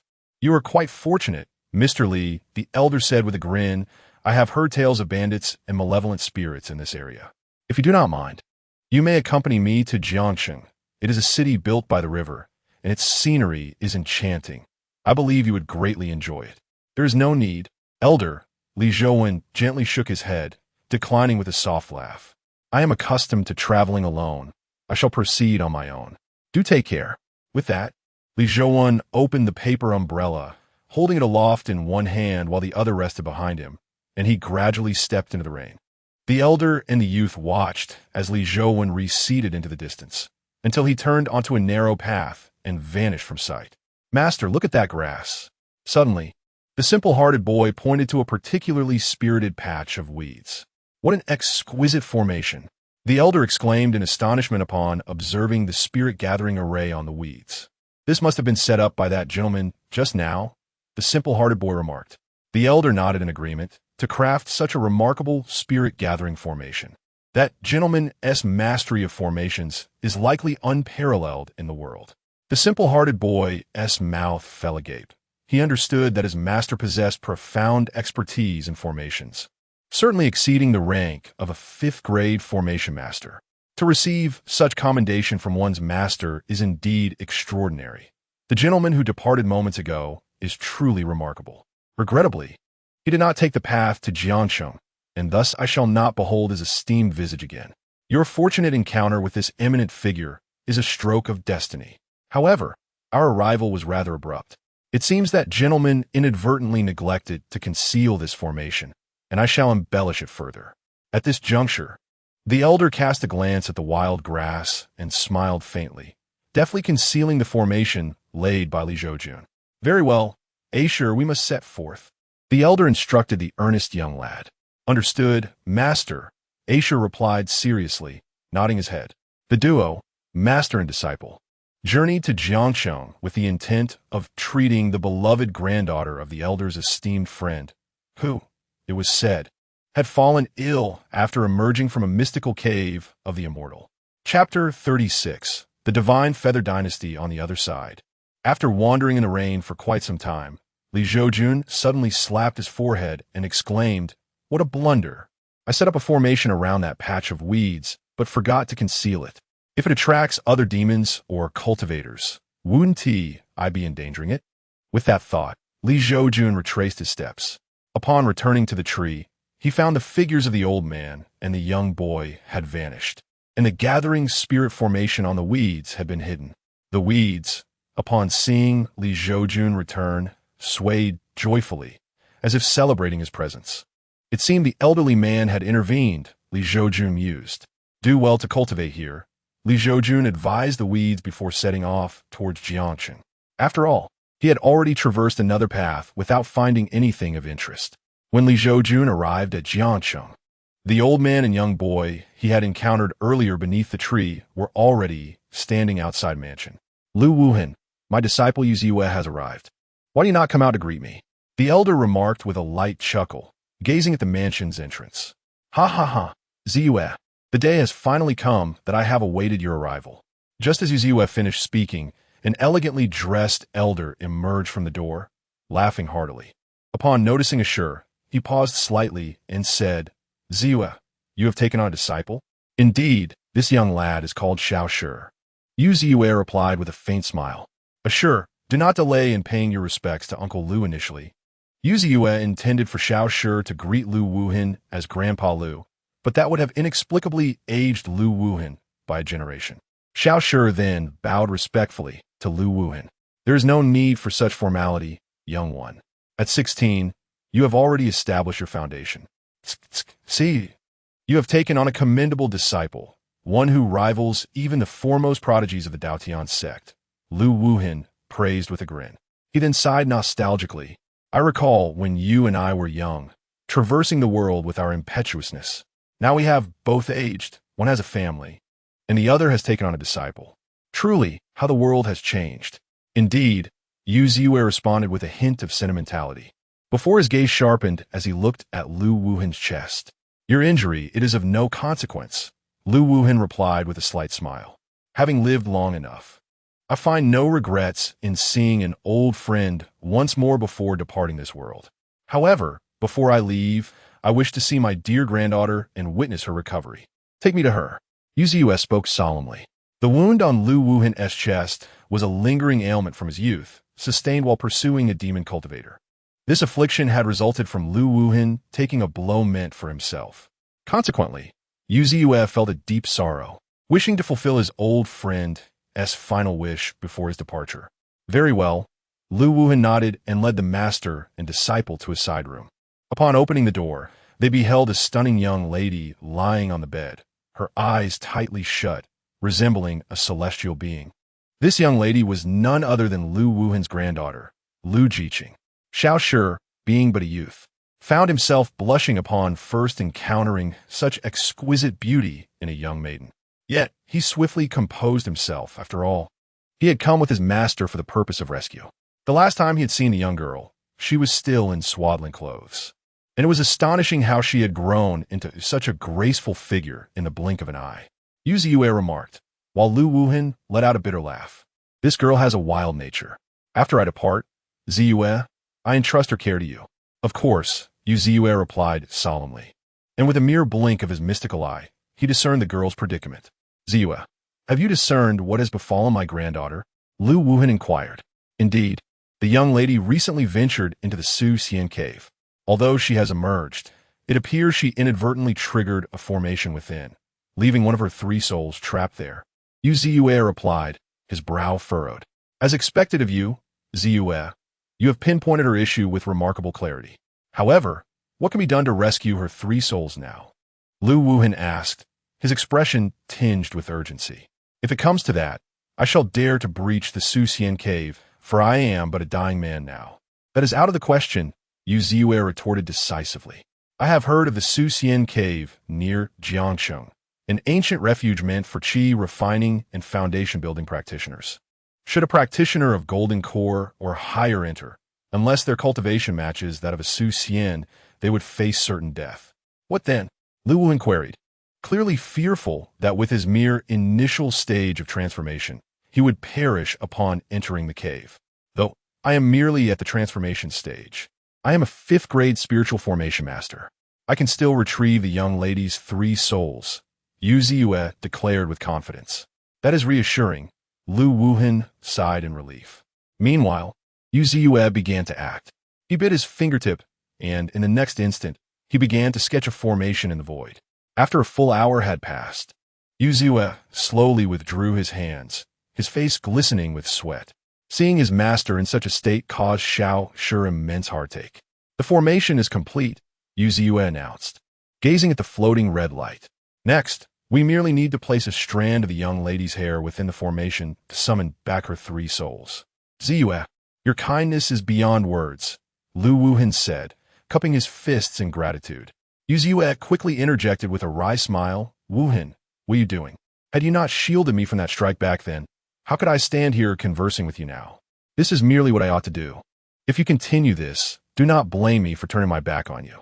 Ha ha, I have been overly courteous, Lu Wuhan laughed heartily. To have such a dear friend in life is a fulfillment in itself. Yu Ziyue smiled in return. However, just as he was preparing to proceed with the next step, a voice of immense authority resonated from above the Lu residence.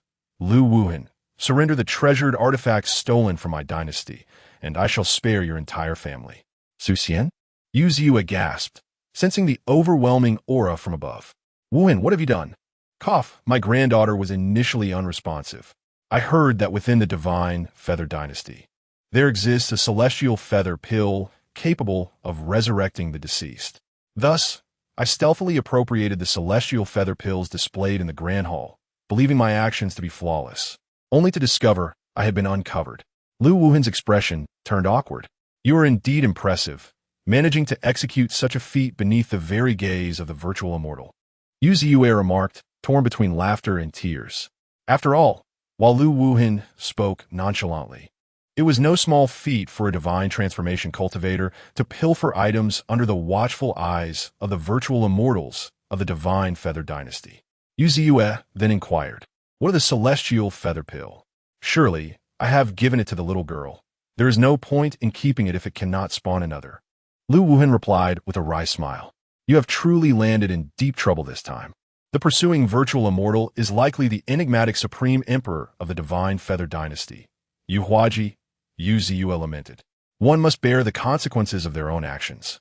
I cannot let you and Asher take the fall, Lu Wuhan asserted. Nonsense. We grew up sharing the same trousers. We shall face this supreme emperor of the divine feathered dynasty together. Yu Ziyue declared resolutely. Very well.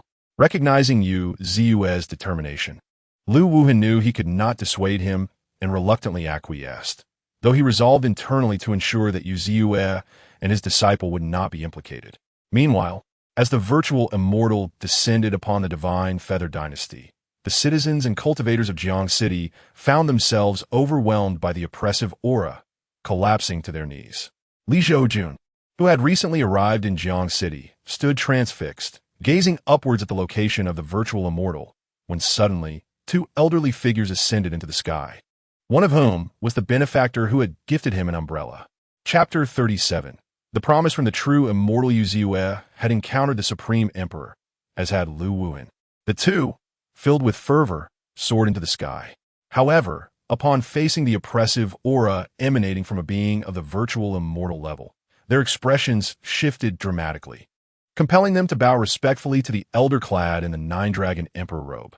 This elder was none other than the supreme emperor of the divine feather dynasty, Yu Huaji. Yu Ziyue? Yu Huaji regarded him with mild surprise before nodding slightly. I have heard of you, a fifth-grade spirit formation master. Indeed, a remarkable talent. Yet, judging by your demeanor, are you prepared to assist Lu Wuhan in confronting me? I advise you to reconsider.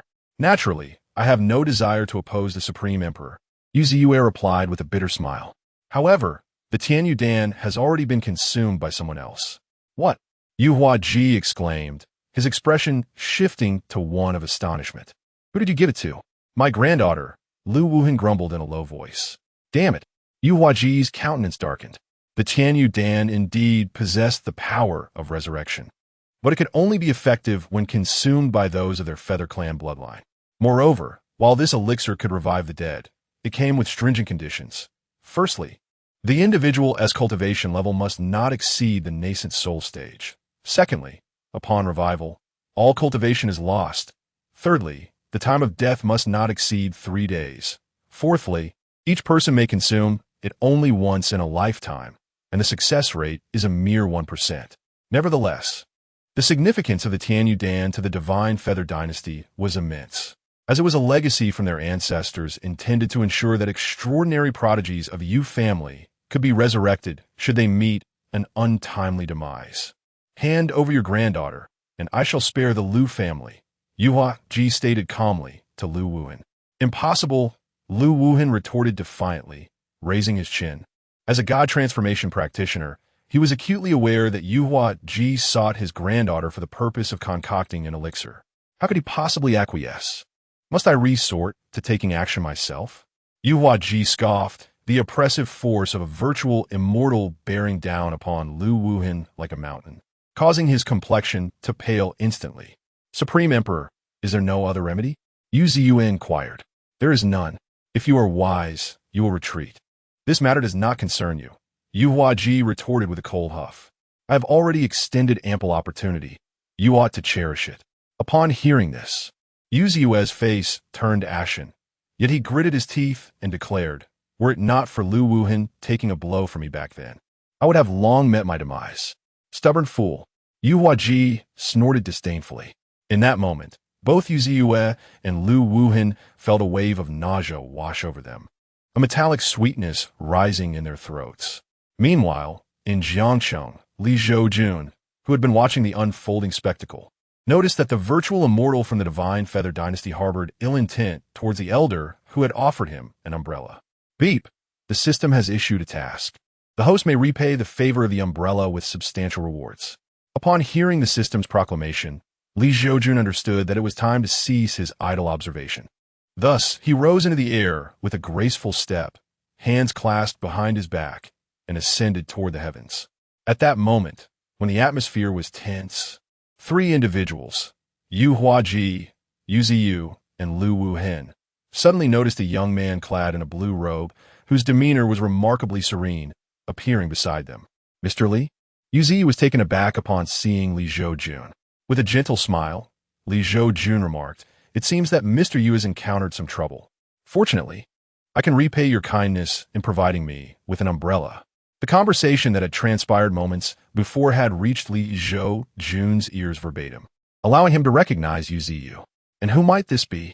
Lu Wuhen inquired, casting a puzzled glance at Yu Ziyu as he regarded the unexpectedly arrived Li Zhoujun, a gentleman of exceptional prowess in formations. Yu Ziyu replied with a light chuckle, his expression relaxed. "We have been saved." However, a bitter smile tugged at Yu Ziyu's heart. It was his disciple who originally gifted Li Zhoujun the umbrella, and he merely benefited from that gesture. "My friend, it might be prudent to refrain from intervening, considering Lu Wuhen was the one who first pilfered the Tianyu Dan from my Divine Feather Dynasty," Yu Huaji said, his tone slightly less haughty and tinged with respect as he gazed at Li Zhoujun. For this young man was inscrutable to him. Li Zhoujun responded, "I recall reading in the Qingzhou Register that the Tianyu Dan has the power to resurrect the deceased, does it not?"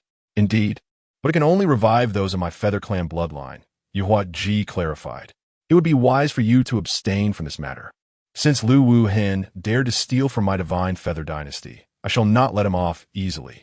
As for Yu Ziyu standing with him, he too shall not escape my wrath." With the last words, Yu Huaji's voice turned chillingly cold. "I have no desire to intervene, yet Mr. Yu's kindness in gifting me an umbrella compels me. How about this? I offer you a promise that when your Divine Feather Dynasty faces its demise, I shall lend my hand once." Li Zhoujun smiled. It was clear that Lu Wuhen had been at fault first, and with the Supreme Emperor of the Divine Feather Dynasty demanding justice, it would be unreasonable for Li Zhoujun to take further action against him, as that would equate to the irrationality of a malevolent cultivator.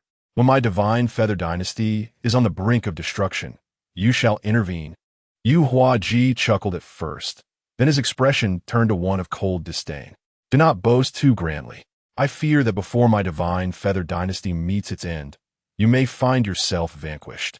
Do not be ungrateful." Li Zhoujun's eyes narrowed slightly, yet a faint smile graced his lips. Simultaneously, the entire realm shifted as winds and clouds churned ominously, and thunder roared across the skies, resembling a scene of apocalyptic proportions. Is that a true immortal?" Yu Huaji, Yu Ziyu, and Lu Wuhen's eyes widened in astonishment. The legend spoke of the heavens changing color in the wake of an immortal's wrath, and now it unfolded before them. Feeling the overwhelming pressure emanating from Li Zhoujun, Yu Huaji felt as though he were but a small boat adrift upon a vast ocean. Should the wave choose to surge, he would find no refuge. "Old man is willing to forego the Tianyu Dan. I beseech the immortal to forgive my transgressions. I was blind to the greatness before me and have offended the immortal. I earnestly seek your pardon." Yu Huaji, regaining his composure, bowed deeply to Li Zhoujun, his voice trembling with anxiety, struggling to articulate his plea. Though both Su Xian and Zhen Xian share the title of immortal, the distinction between them is profound. In reality, the so-called virtual immortals are merely cultivators on the path, fundamentally still mortal beings. However, true immortals are those who have genuinely traversed the tribulation and attained the great Tao. Even 100 or 1,000 virtual immortals would pale in comparison to the slightest action of a true immortal. I wonder if my single strike could be worth that celestial feather pill? Li Zhoujun, suppressing the effects of his true immortal status, inquired with a smile. Of course. Absolutely. Yu Huaji responded hastily, jokingly asserting that trading a single celestial feather pill for the assistance of a true immortal for the divine feather dynasty would be akin to stepping in the most fortuitous of circumstances, an enormous windfall. Not to mention a single celestial feather pill. Even 10 of them would not equate to the impact of a true immortal's intervention. After all, while the celestial feather pill can indeed resurrect a member of the feather clan, it comes with various stipulations and a mere 1% success rate for revival. Chapter 38. Grandmaster of Spiritual Arrays. Very well, it is settled then. Should your divine feather dynasty find itself in peril, simply ignite this incense, and I shall sense it. Li Zhoujun declared, presenting a piece of incense to Yu Huaji. Thank you, esteemed immortal. Yu Huaji's face could hardly conceal his delight as he accepted the incense from Li Zhoujun. With the promise of this true immortal, the recently restless Daling dynasty would likely not stir up much trouble. The Daling dynasty, neighboring the divine feather dynasty, was home to numerous formidable masters. It was rumored that their ancient ancestor had already transcended to the integration stage, aiming to sweep through the surrounding dynasties and expand their territory.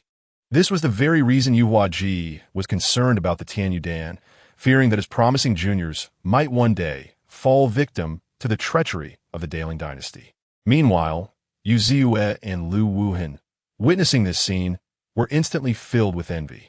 What luck! A promise from a true immortal. This divine feather dynasty has struck the most extraordinary fortune. If you have no further matters, you may take your leave. Li Zhoujun smiled at Yu Huaji. Indeed, if the esteemed immortal ever visits the divine feather dynasty, do notify this old man, so that I may prepare to welcome you. Yu Huaji hastily replied. Understood. Li Zhoujun nodded. Then this old man shall take his leave. Yu Huaji bid farewell, carefully storing the incense before returning to the divine feather dynasty, his expression brimming with satisfaction. Having secured a promise from a true immortal was indeed a great gain. At that moment, the system's voice chimed in. Ding! Congratulations to the host for completing the task of returning a favor. Ding! The system grants rewards. Initial stage of transformation. Ding! The system grants rewards. Returning void pill. Returning void pill. When consumed by a practitioner at the full transformation stage, it enables a breakthrough to the returning void realm. Gazing at the two rewards presented by the system, Li Zhoujun felt little stirrings within. After all, with his formidable abilities, he was virtually invincible. As long as he continued his cultivation diligently, ascension to the celestial realm was only a matter of time. However, the returning void pill was of no immediate use to him, given that he had only just reached the initial stage of transformation. Esteemed immortal, Yu Ziyue and Lu Wuhan respectfully addressed Li Zhoujun. Li Zhoujun turned to Yu Ziyue and remarked with a smile, Mr. Yu, your willingness to stand by your friend is commendable. Hearing this, Yu Ziyue smiled wryly. Before the esteemed immortal, I dare not claim to be a mere old man. That would be too much for me to bear. To be honest, Yu Ziyue could scarcely believe that in his lifetime, he had encountered a genuine grandmaster of the great ascension stage, and moreover, this immortal had saved him. There is no need to dwell on such trivialities. I have repaid the favor of the umbrella, and it is time for me to depart. There are still many wonders in this world awaiting my exploration. Li Zhoujun said with a smile. The esteemed immortal possesses a truly amiable disposition. I am envious, Yu Ziyue remarked with a grin. Thank you for your assistance, esteemed immortal. If you do not mind, might you honor me with a visit to my Lu family residence for a cup of tea, so that I may properly express my gratitude? Lu Wuhan eagerly proposed to Li Zhoujun. Upon seeing his old friend's demeanor, Yu Ziyue had already surmised the intentions behind his friend's eagerness. The young girl of the Lu family, Lu Jining, although possessing merely a superior water spiritual root, has awakened a unique constitution known as the Tying body. Those endowed with this physique are blessed with exceptional talent. It is said that the ancient Tying fairy herself awakened such a constitution. It seems that my old friend desires to invite this true immortal to his home, perhaps hoping to have this celestial being take his granddaughter as a disciple. Naturally, Lu Wuhan has only confided in me regarding Lu Jining's Tying physique. Li Zhoujun, upon learning of Lu Wuhen's invitation for tea, contemplated briefly before graciously acquiescing. Witnessing Li Zhoujun's agreement, Lu Wuhen's expression brightened, for the arrival of a true immortal at the Lu residence would indeed elevate their status. Furthermore, if this immortal were to take a liking to his granddaughter and accept her as a disciple, the Lu family could then command respect across Qingzhou and beyond. In such a scenario, he could depart from this world with peace of mind. Please follow me, esteemed immortal. Lu Wuhen gestured invitingly and led Li Zhoujun, along with Yu Ziyu, back to the Lu residence. Master, are you all right? As soon as they landed, Xiao Shi rushed forward. Upon seeing Li Zhoujun, Xiao Shi was momentarily taken aback. Mr. Li, please. Yu Ziyu was about to reprimand Xiao Shi for addressing Li Zhoujun incorrectly. But Li Zhoujun waved a hand to stop him, smiling at Xiao Shi. Young friend, it is good to see you again. Seeing this, Yu Ziyu exhaled in relief, understanding that Li Zhoujun wished to keep his true immortal identity discreet. Indeed, Xiao Shi chuckled innocently. Your disciple is quite fortunate. It appears this immortal holds him in high regard, which is an enormous opportunity.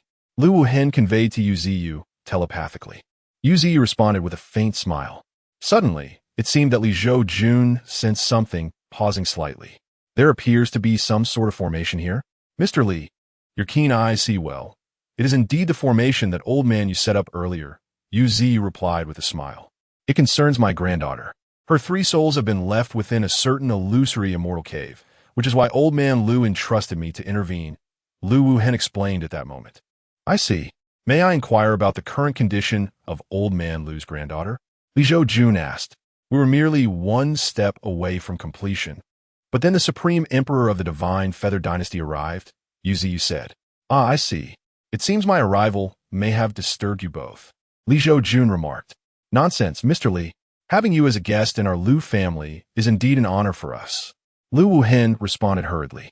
At that moment, Xiao Shi was taken aback to see his master and Uncle Lu, both of whom were transformation stage cultivators, treating Mr. Li with such deference. Could it be that Mr. Li's cultivation had already reached the realm of the illusory immortal? This realization left Xiao Shi in profound astonishment, as his master had previously stated that the difference between transformation stage cultivators and illusory immortals was akin to that between heaven and earth.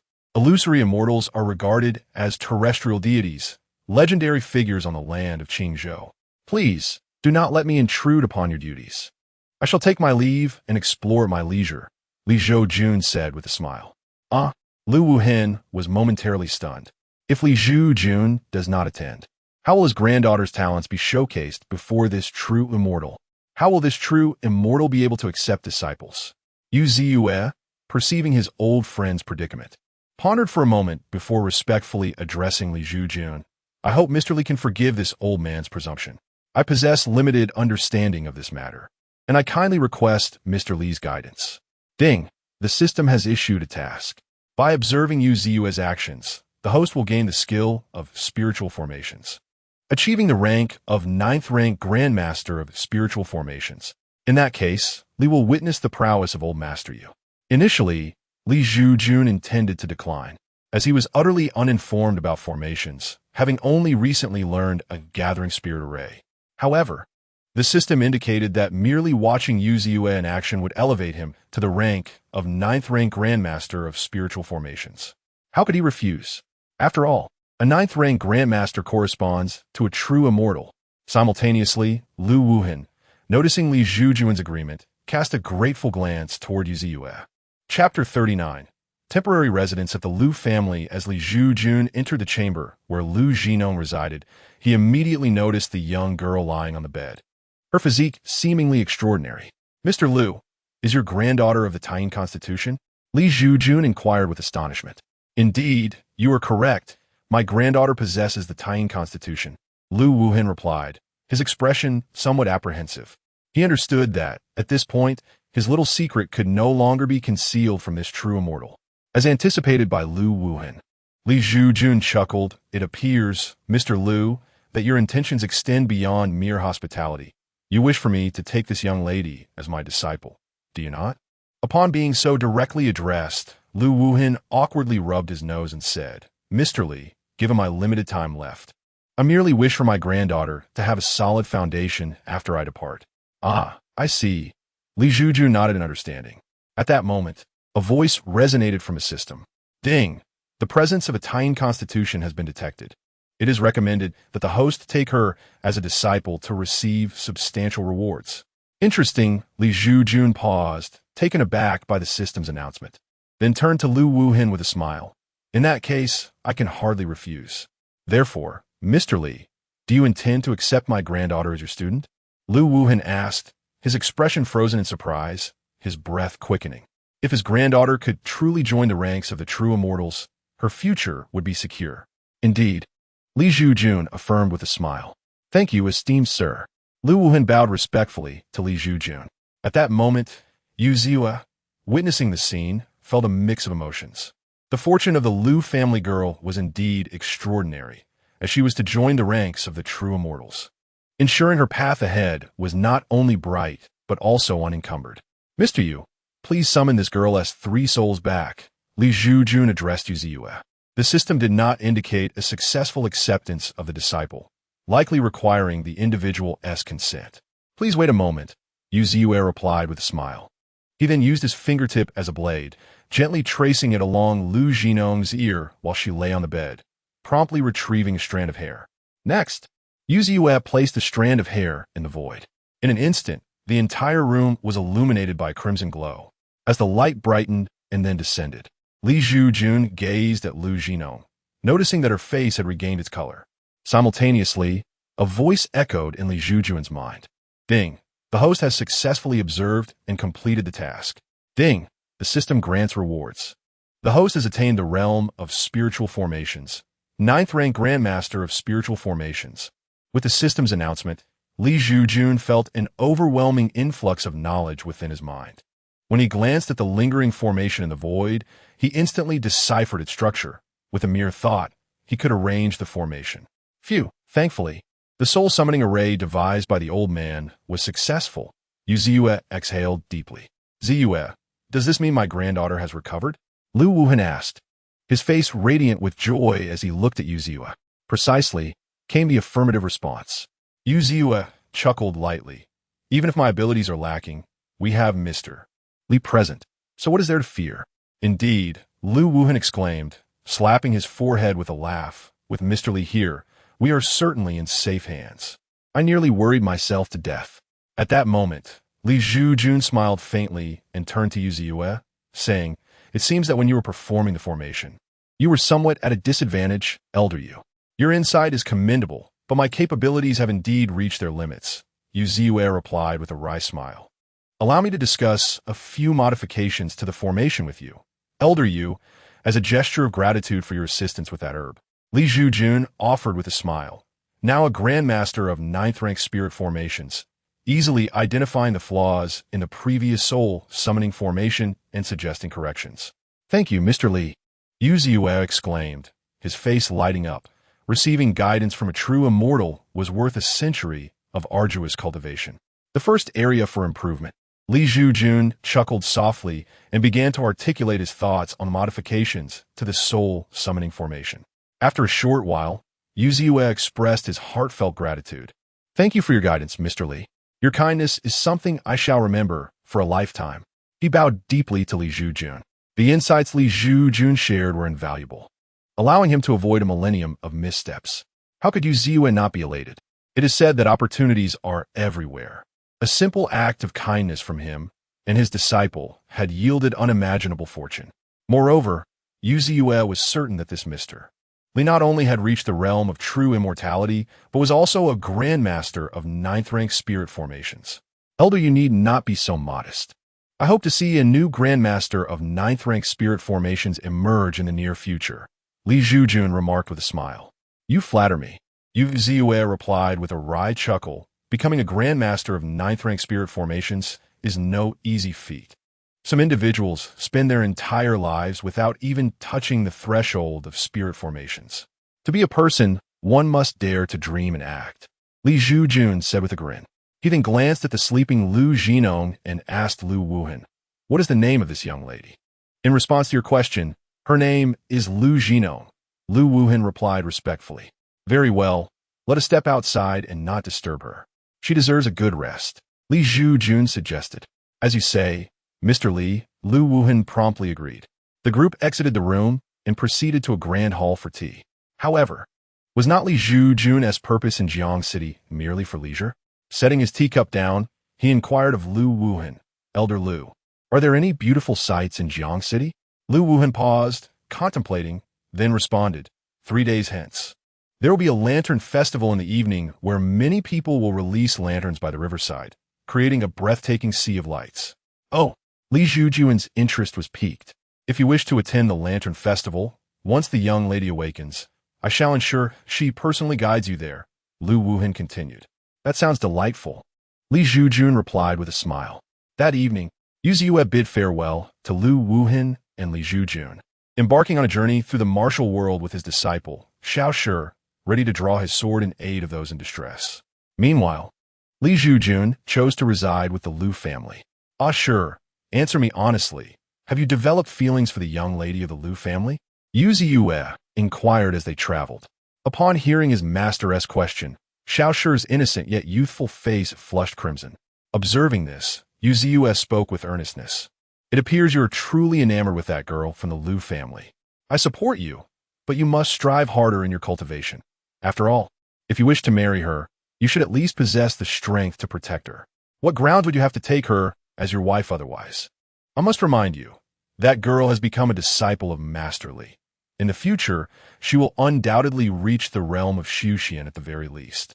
I understand, Master, Xiao Shi replied solemnly, yet a tinge of bitterness lingered in his heart, for with his innate talent, achieving the cultivation needed to reach Xuxian would not be an easy endeavor. Chapter 40. The spirit of the formation emerges. Master, who exactly is that Mr. Li? Why do you and Uncle Lu hold him in such high regard? Xiao Shi inquired of his master. Yu Ziyue chuckled that Mr. Li is an entity of unparalleled freedom in this world. Unparalleled freedom? Does that mean he can traverse anywhere, even into those forbidden zones? Xiao Shi pressed on. Yu Ziyue merely smiled and remained silent. Realizing his master's implication, Xiao Shi felt a wave of astonishment wash over him as he murmured to himself. If he can even enter forbidden zones, could it be that Mr. Li is a grand practitioner at the pinnacle of transcending tribulations? The following morning, Lu Zhiqing, having regained her 3 souls, awoke languidly. The first sight that greeted her was her grandfather, accompanied by a young man in a green robe, whose face radiated warmth and kindness. Child, you have finally awakened. You have nearly driven your grandfather to despair, Lu Wuhan said with a bitter smile. Grandfather, who is this? Lu Zhiqing inquired, pressing her hand to her throbbing forehead as she glanced at Li Zhoujun. This gentleman shall be your future master, Lu Wuhan replied. Ah! Lu Zhiqing exclaimed in bewilderment. How had she suddenly acquired a master upon waking? Why are you still dawdling? Hurry and bow to your master, Lu Wuhan chastised, his disappointment evident. Li Zhoujun waved his hand, interjecting with a gentle smile. There's no rush. Let Zhiqing rest properly first. You speak true, Lu Wuhan quickly conceded. Please do not take offense. It was my impatience that led to this. Seeing her grandfather treat this young man with such respect left Lu Zhiqing astonished, for she knew that her grandfather, a practitioner of transformation, was notoriously proud.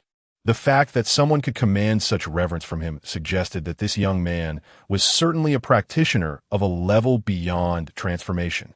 Contemplating this, Lu Zhiqing felt a newfound respect for the young man as well. Very well, I shall not intrude upon your reunion any longer. I will take a stroll outside, Li Zhoujun said with a light laugh, exiting the room. Take care, sir, Lu Wuhan called after him. Grandfather, where are my parents? Lu Zhiqing then asked. Lu Wuhan replied. Since you emerged from the void immortal cave, you have been in a deep coma. Your parents have personally ventured out to seek wise individuals across Qingzhou. However, experience prevails.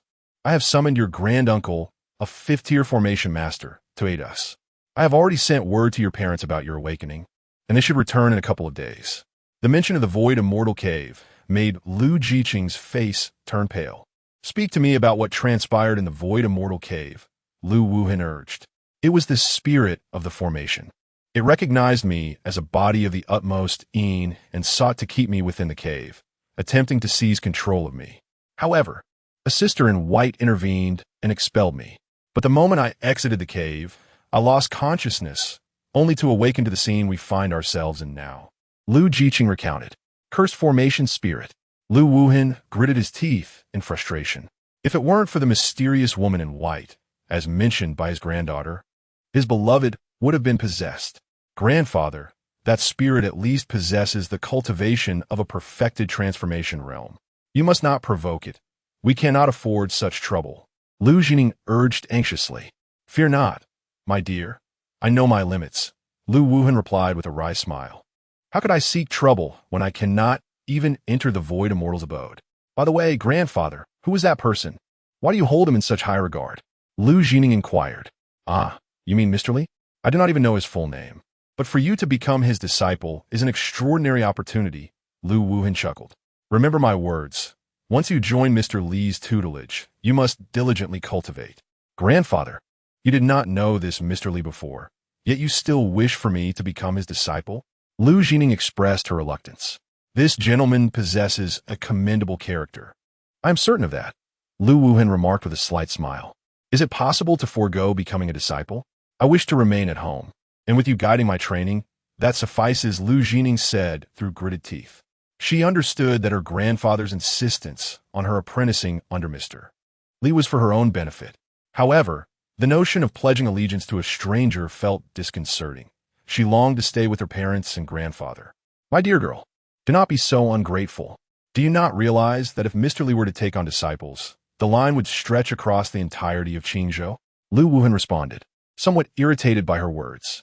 But I simply wish to stay home and honor you, grandfather. Li Zhoujun replied, feeling aggrieved. Seeing his granddaughter's pitiful expression, Li Zhoujun's anger dissipated, and he could only manage a bitter smile.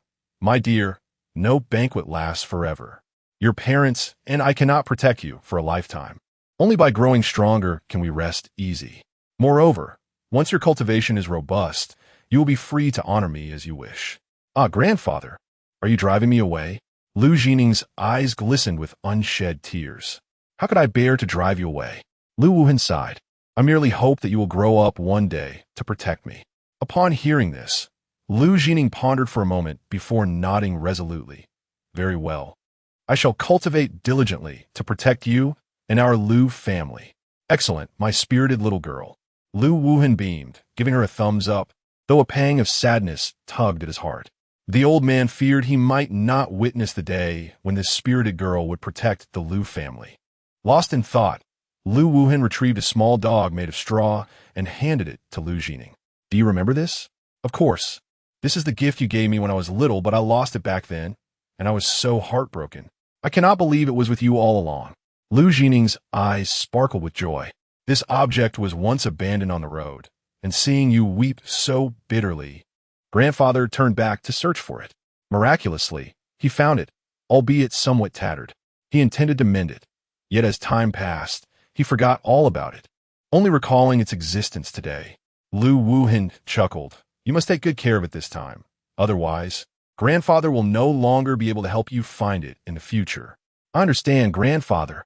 Li Zhoujun joyfully accepted the tattered object from Li Zhoujun, her happiness reminiscent of a child's delight. Now rest well. Once tomorrow arrives, you shall perform the grand ceremony of apprenticeship, Li Zhoujun remarked before departing the room. That night, as darkness enveloped the sky, Li Zhoujun had wandered around Jiangsheng for quite some time before returning to the Li residence, where he prepared to rest in his guest room. Li Zhoujun remained lost in slumber, while Li Zhoujun, pale-faced, sat cross-legged in a secluded chamber, nurturing his injuries, striving to prolong his existence for as long as possible. Suddenly, an ethereal spirit floated above the Li residence, its form indistinct and its face obscured, rendering it impossible to discern gender. In a hushed tone, it murmured, the girl's aura seems to be here. Indeed, it is here. Ha ha, I have finally found it. With a semblance of certainty regarding the presence of a particular essence, a frenzied excitement gleamed in the spirit's eyes. Meanwhile, Li Zhoujun, still ensconced in her dreams, seemed to sense something amiss. She abruptly opened her eyes, terror etched upon her face, exclaiming, "How is this possible? How could that spirit emerge from the void, immortal cave?" Chapter 41. Another one? Feeling the oppressive force from above, the Liu family. Liu Jining's delicate face turned as pale as a sheet. Meanwhile, in the secluded chamber where he was recuperating, Liu Wuhen's eyes widened in shock. What calamity had befallen the Liu family recently? Just as they had sent away one celestial being, another appeared. Simultaneously, Li Zhoujun, who was resting in his room, sensed the unmistakable aura of a celestial being. The system promptly notified him. Ding, detected an evil array spirit of celestial level, preparing to strike at the future female disciple of the host. The system issues a task. Expel this entity and receive generous rewards. The array spirit was still unrepentant.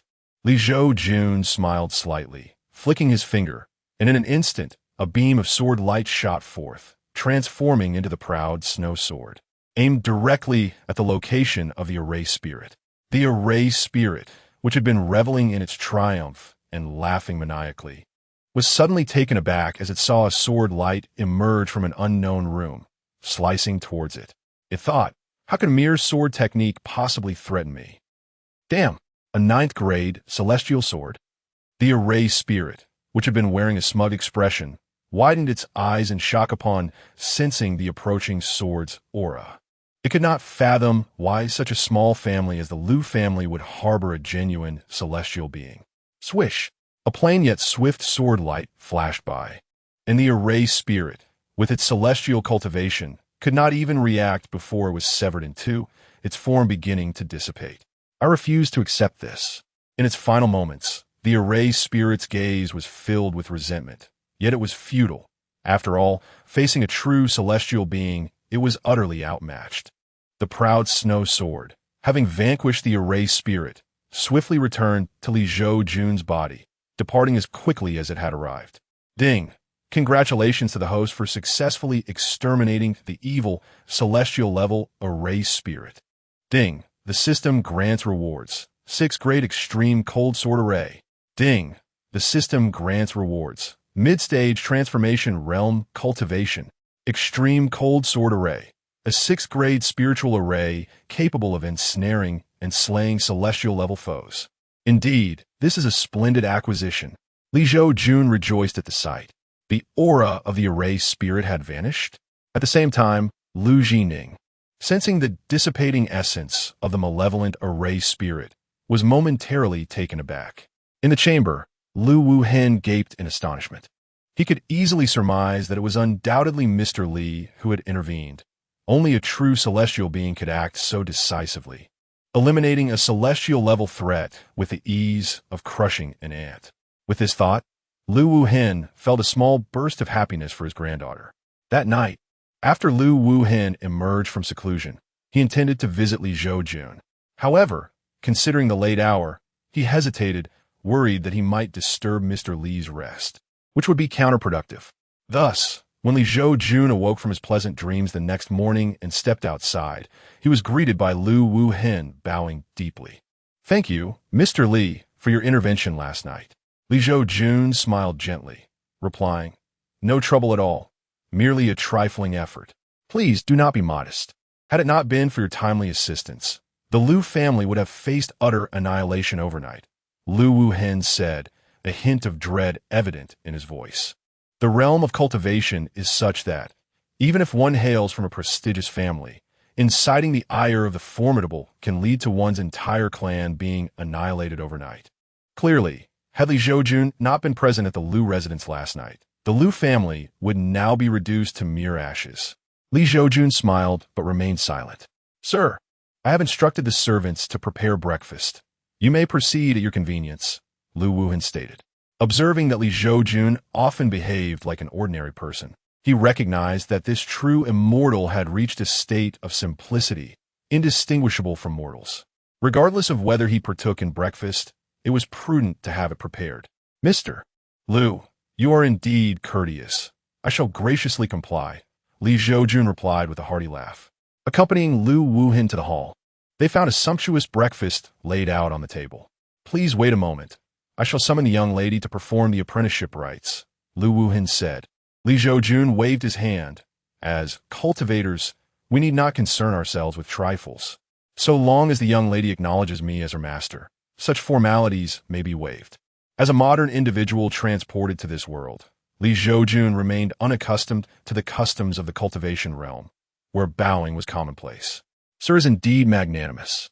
I am in admiration, Lu Wuhin remarked with a sense of awe. Jining has come to meet you, grandfather. Just as he spoke, Lu Jining appeared at the door, radiant and lively. You, young lady, what do you mean by sir? Address him as master, Lu Wuhin urged Lu Jining. Lu Jining paused momentarily, then glanced at Li Zhoujun before finally calling out, Master. Good, by addressing me as master, you shall henceforth be my disciple. Li Zhoujun said with a gentle smile. Allow me to bestow upon you a parting gift. As he spoke, Li Zhoujun focused his thoughts, and an array was inscribed upon Lu Jining. This was the extreme cold sword array, ready to activate in times of peril. To lay down a 6-tier array in an instant was a testament to the might of a true immortal. Lu Wuhin's respect for Li Zhoujun deepened considerably. Thank you, master. Lu Jining said respectfully to Li Zhoujun, evidently unaware of the array's formidable nature. Meanwhile, Li Zhoujun began to scrutinize Lu Jining closely. She possessed the Yin body, also known as the Yin immortal body. At merely 16 years of age, her cultivation had reached the 9th level of qi refinement, a feat attributed to this rare affinity. Otherwise, with her superior spiritual root alone, attaining such prowess would indeed be quite challenging. Notification: congratulations, host, on successfully accepting a disciple. Notification: the system grants a reward. Sky Slaying Sword Technique. Notification: the system bestows a reward. True Scripture of the Yin. Sky Slaying Sword Technique consists of 3 forms: Open Sky, /Sky Slay Sky. True Scripture of the Yin, a unique cultivation method for the Yin body. Doesn't the name Sky Slaying Sword Technique sound rather juvenile? Is the system bereft of creativity in naming? Li Zhoujun quipped. Notification: host, refrain from frivolous talk. Be wary of losing your prowess. Li Zhoujun grimaced slightly. Master, may I request to delay my departure for a few days? My parents will return soon, and I wish to see them. Lu Jining inquired of Li Zhoujun. Of course, Li Zhoujun replied with a smile. Lu Wuhin tapped his forehead and said to Lu Jining, how could I have nearly forgotten this matter? You, my dear girl, are to accompany Mr. Li to the Lantern Festival the day after tomorrow. Do you understand? Good. Lu Jining exhaled in relief. She had been anxious that Li Zhoujun would leave in haste, preventing her from bidding farewell to her parents for the last time. Furthermore, you must express your gratitude to Mr. Li. If it weren't for his intervention to vanquish that phantom immortal last night, our Lu family would have been lost. Lu Wuhin added. So it was her unassuming master who had acted last night. But to possess the capability to eliminate a phantom immortal, what level of cultivation did this master possess? Could he be a formidable being at the fusion stage? Contemplating this, Lu Jining inhaled sharply, realizing why her grandfather had been so eager for her to take him as her mentor. Chapter 42. The divine sect of Jinyang. Jining expressed her heartfelt gratitude to her master, Li Zhoujun, for rescuing her family, the Lu clan. With a sense of reverence, Lu Jining addressed him, fully aware of the respect due to one of such formidable cultivation. Li Zhoujun smiled gently and replied, there is no need for such formality. If you wish to repay me, simply guide me well in a few days. Jining understood and nodded in agreement. Time swiftly passed to the following day. Jining, your grandfather says you have awakened. A middle-aged voice resonated through the Lu family residence early that morning. Hearing this, Lu Jining's expression brightened. Father, as she opened her door and stepped outside, she found her parents waiting in the courtyard. Upon seeing their daughter awake, her father, Lu Fei-sheng, was overwhelmed with joy. My dear girl, you have finally awakened. During your slumber, your mother and I traversed the land seeking a master to aid you. Ha ha, it was Uncle Yu who helped awaken me, Lu Jining replied, her smile endearing. Thank goodness you are awake, Lu Nyang, Lu On Air remarked with relief. By the way, mother and father, grandfather has asked me to become a disciple. Lu Jining said, her tone tinged with melancholy. I may have to leave the Lu family with my master in a few days. So suddenly? Lu Fei-sheng frowned. Ah, little birds must eventually soar into the sky. You must diligently follow your master in your cultivation. We are well aware of your grandfather's discerning eye, Lu Wan commented with a sigh. By the way, while you were away, a celestial intruder dared to disturb our Lu family. Lu Jining informed them. What? Lu Fei-sheng and Lu Wan exclaimed in shock. But my master intervened and vanquished this celestial foe, Lu Jining said with a smile. What? Both Lu Fei-sheng and Lu Wan gasped again in astonishment. To them, celestial beings were figures of immense power, yet their daughter's master could slay such an entity.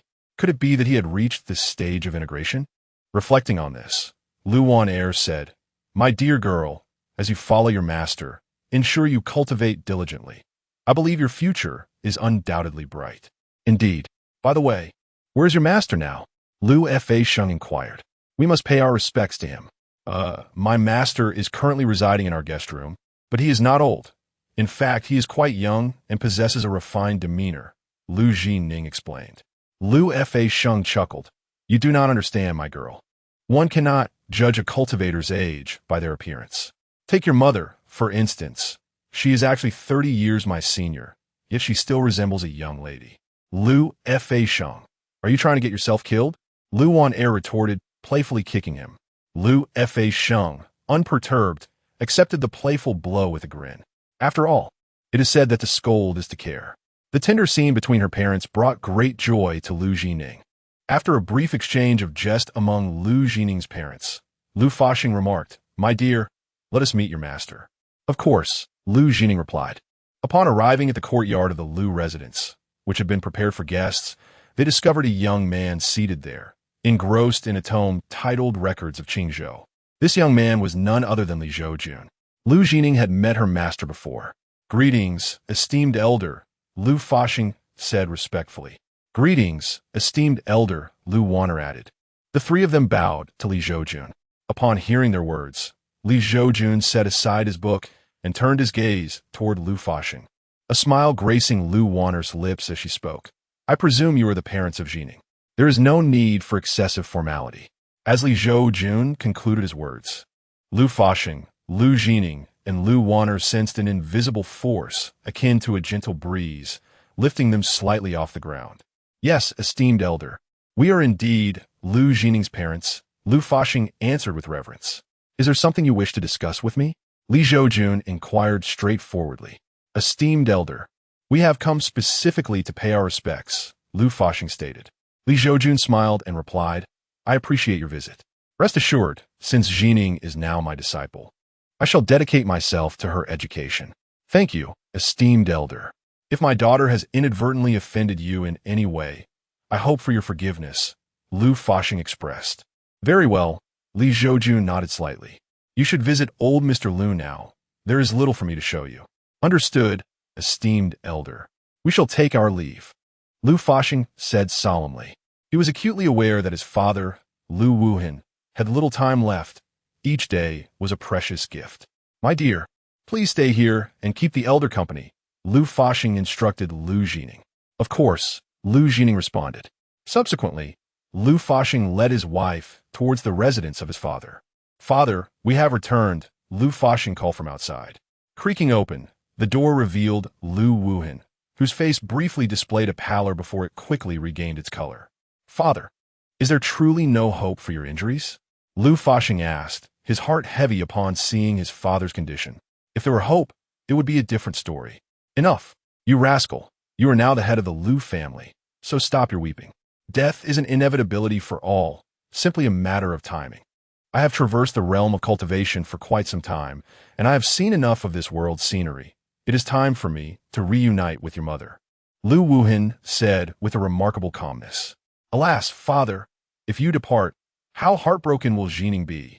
Lu Fashing remarked with a bitter smile. I had no intention of telling her. I only wish for her to stand on her own in the future. Once I am gone, let her remain in ignorance for as long as possible. She must not be disturbed in her cultivation, Lu Wuhan stated earnestly. Rest assured, I understand, Lu Fashing replied. Indeed, I believe you have discerned the nature of Jinong's constitution without my prompting, remarked Lu Wuhan. Yes, the girl possesses the physique of the Taiyin, which is why she has caught the attention of a formidable cultivator of the harmonization realm, who has taken her as a disciple, Lu Fashing acknowledged with a nod. The harmonization realm? Lu Wuhan chuckled. Your perspective remains rather narrow. The girl's master is, without a doubt, a genuine celestial being. However, Lu Wuhan refrained from elaborating further and continued. It seems that a few days ago, those who came to treat Jinong revealed her Taiyin constitution. My informants have indicated that the leader of the Jinyang sacred sect has already journeyed to Jiangsheng today. You are likely aware that his son is reputed to possess the fire spirit constitution. Should he and Jinong form a dual cultivation partnership, they could very well become the Great Sun Sacred Body. What are we to do? The leader of the Jinyang sect, known as the Jinyang Sage, is said to have attained the harmonization realm. Lu Fashing expressed with a troubled countenance. No need to worry. I trust that Mr. Li, Jinong's master, will not remain passive in this matter. Lu Wuhan pondered before responding. Father, are you certain? Would this esteemed cultivator truly risk offending the Jinyang sage over a newly accepted disciple? Lu Fashing's expression was uncertain. Yet, Lu Wuhan simply smiled without offering a reply. Chapter 43. Yunyang, seeing his father remain so composed, Lu Fashing felt a sense of relief wash over him. After all, he was well aware that the old man had a deep affection for the young girl. If there were any real danger, he would have surely whisked her away long ago.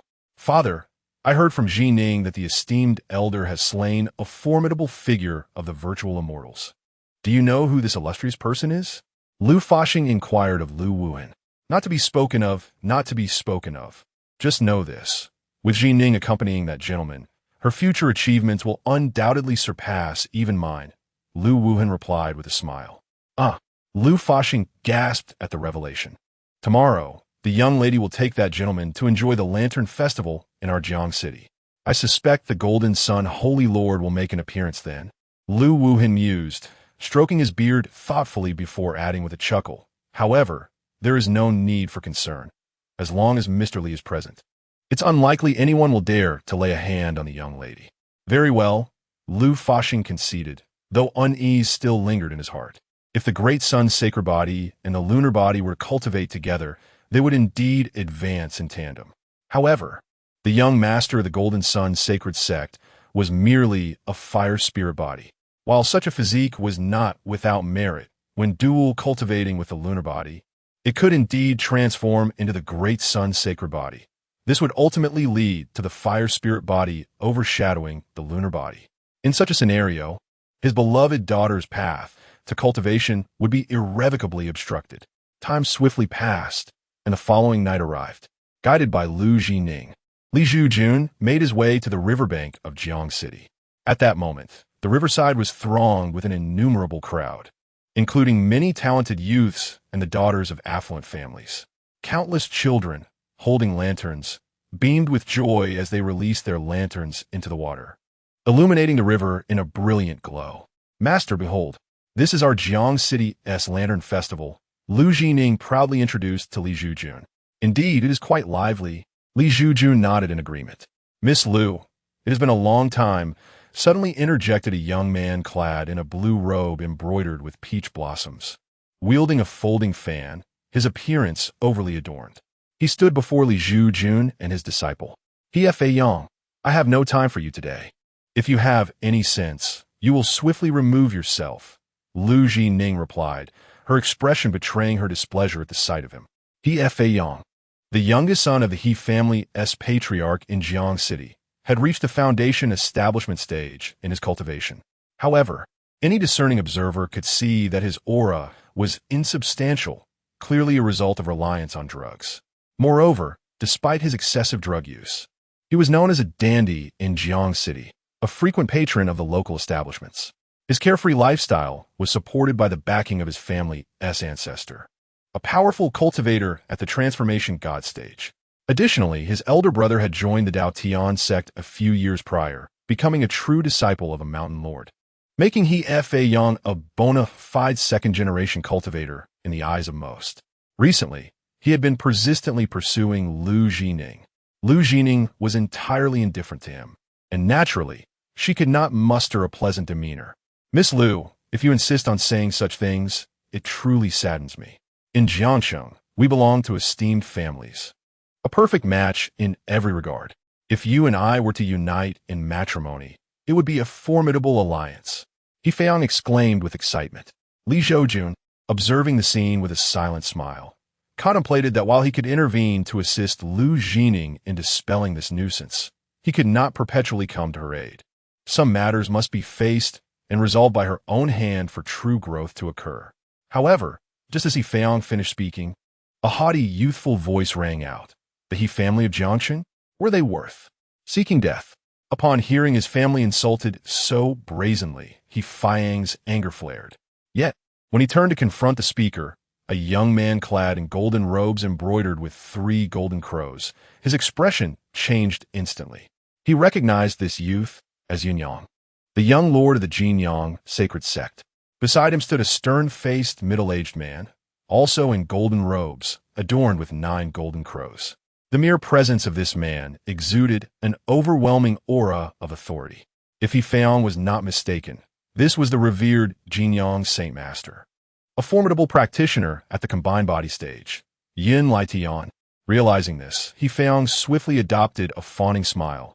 Ah, it is the Saint Master and young Lord Yin. He was blind to your grandeur and inadvertently offended you both. I hope for your forgiveness, Graham. Yunyang had no patience for pleasantries and coldly uttered the command. He Feiyang's face shifted between shades of blue and white. He, a figure of respect in Jiangsheng, was publicly humiliated today. Yet, true to his noble lineage, he restrained himself. Nodding servilely, yes, I shall take my leave. With that, he fled without looking back. Useless fool. Watching He Feiyang's retreat, Yunyang scoffed. He then turned his attention to Li Zhoujun.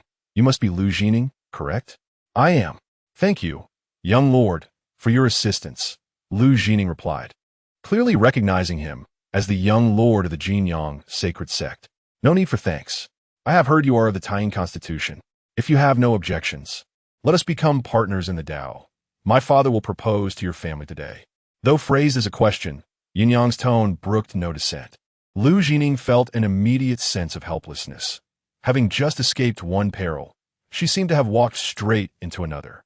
Little girl, accompany us back to the Jinyang sacred sect today. When you become my son's wife, rest assured, our sect will treat you well. Chimed in the Jinyang Saint Master with a friendly smile directed at Li Zhoujun. Li Zhoujun, witnessing this unfolding drama, furrowed his brow in concern. As he discerned the situation, it became evident to him that the arrogant youth before him was a fire spirit body, intent on forging a partnership with Li Zhoujun merely to exploit her as a vessel for cultivation. Contemplating this, Li Zhoujun's displeasure surged forth. He slowly spoke. You two seem to be calculating quite audibly in your minds. I advise you to tuck away your little schemes and depart swiftly. Who are you to speak to me, the young master of this sect, in such a manner? Do you wish to forfeit your life? Yunyang, upon hearing Li Zhoujun's blatant disregard for his status, was instantly filled with rage. I am Li Zhoujun's master, Li Zhoujun replied with a cold, mocking smile. Chapter 44. The Lord of Cloud residence you, a mere mortal, presume to be the master of the body of the moon? Do you not fear the mockery that may ensue? Yunyang scoffed coldly.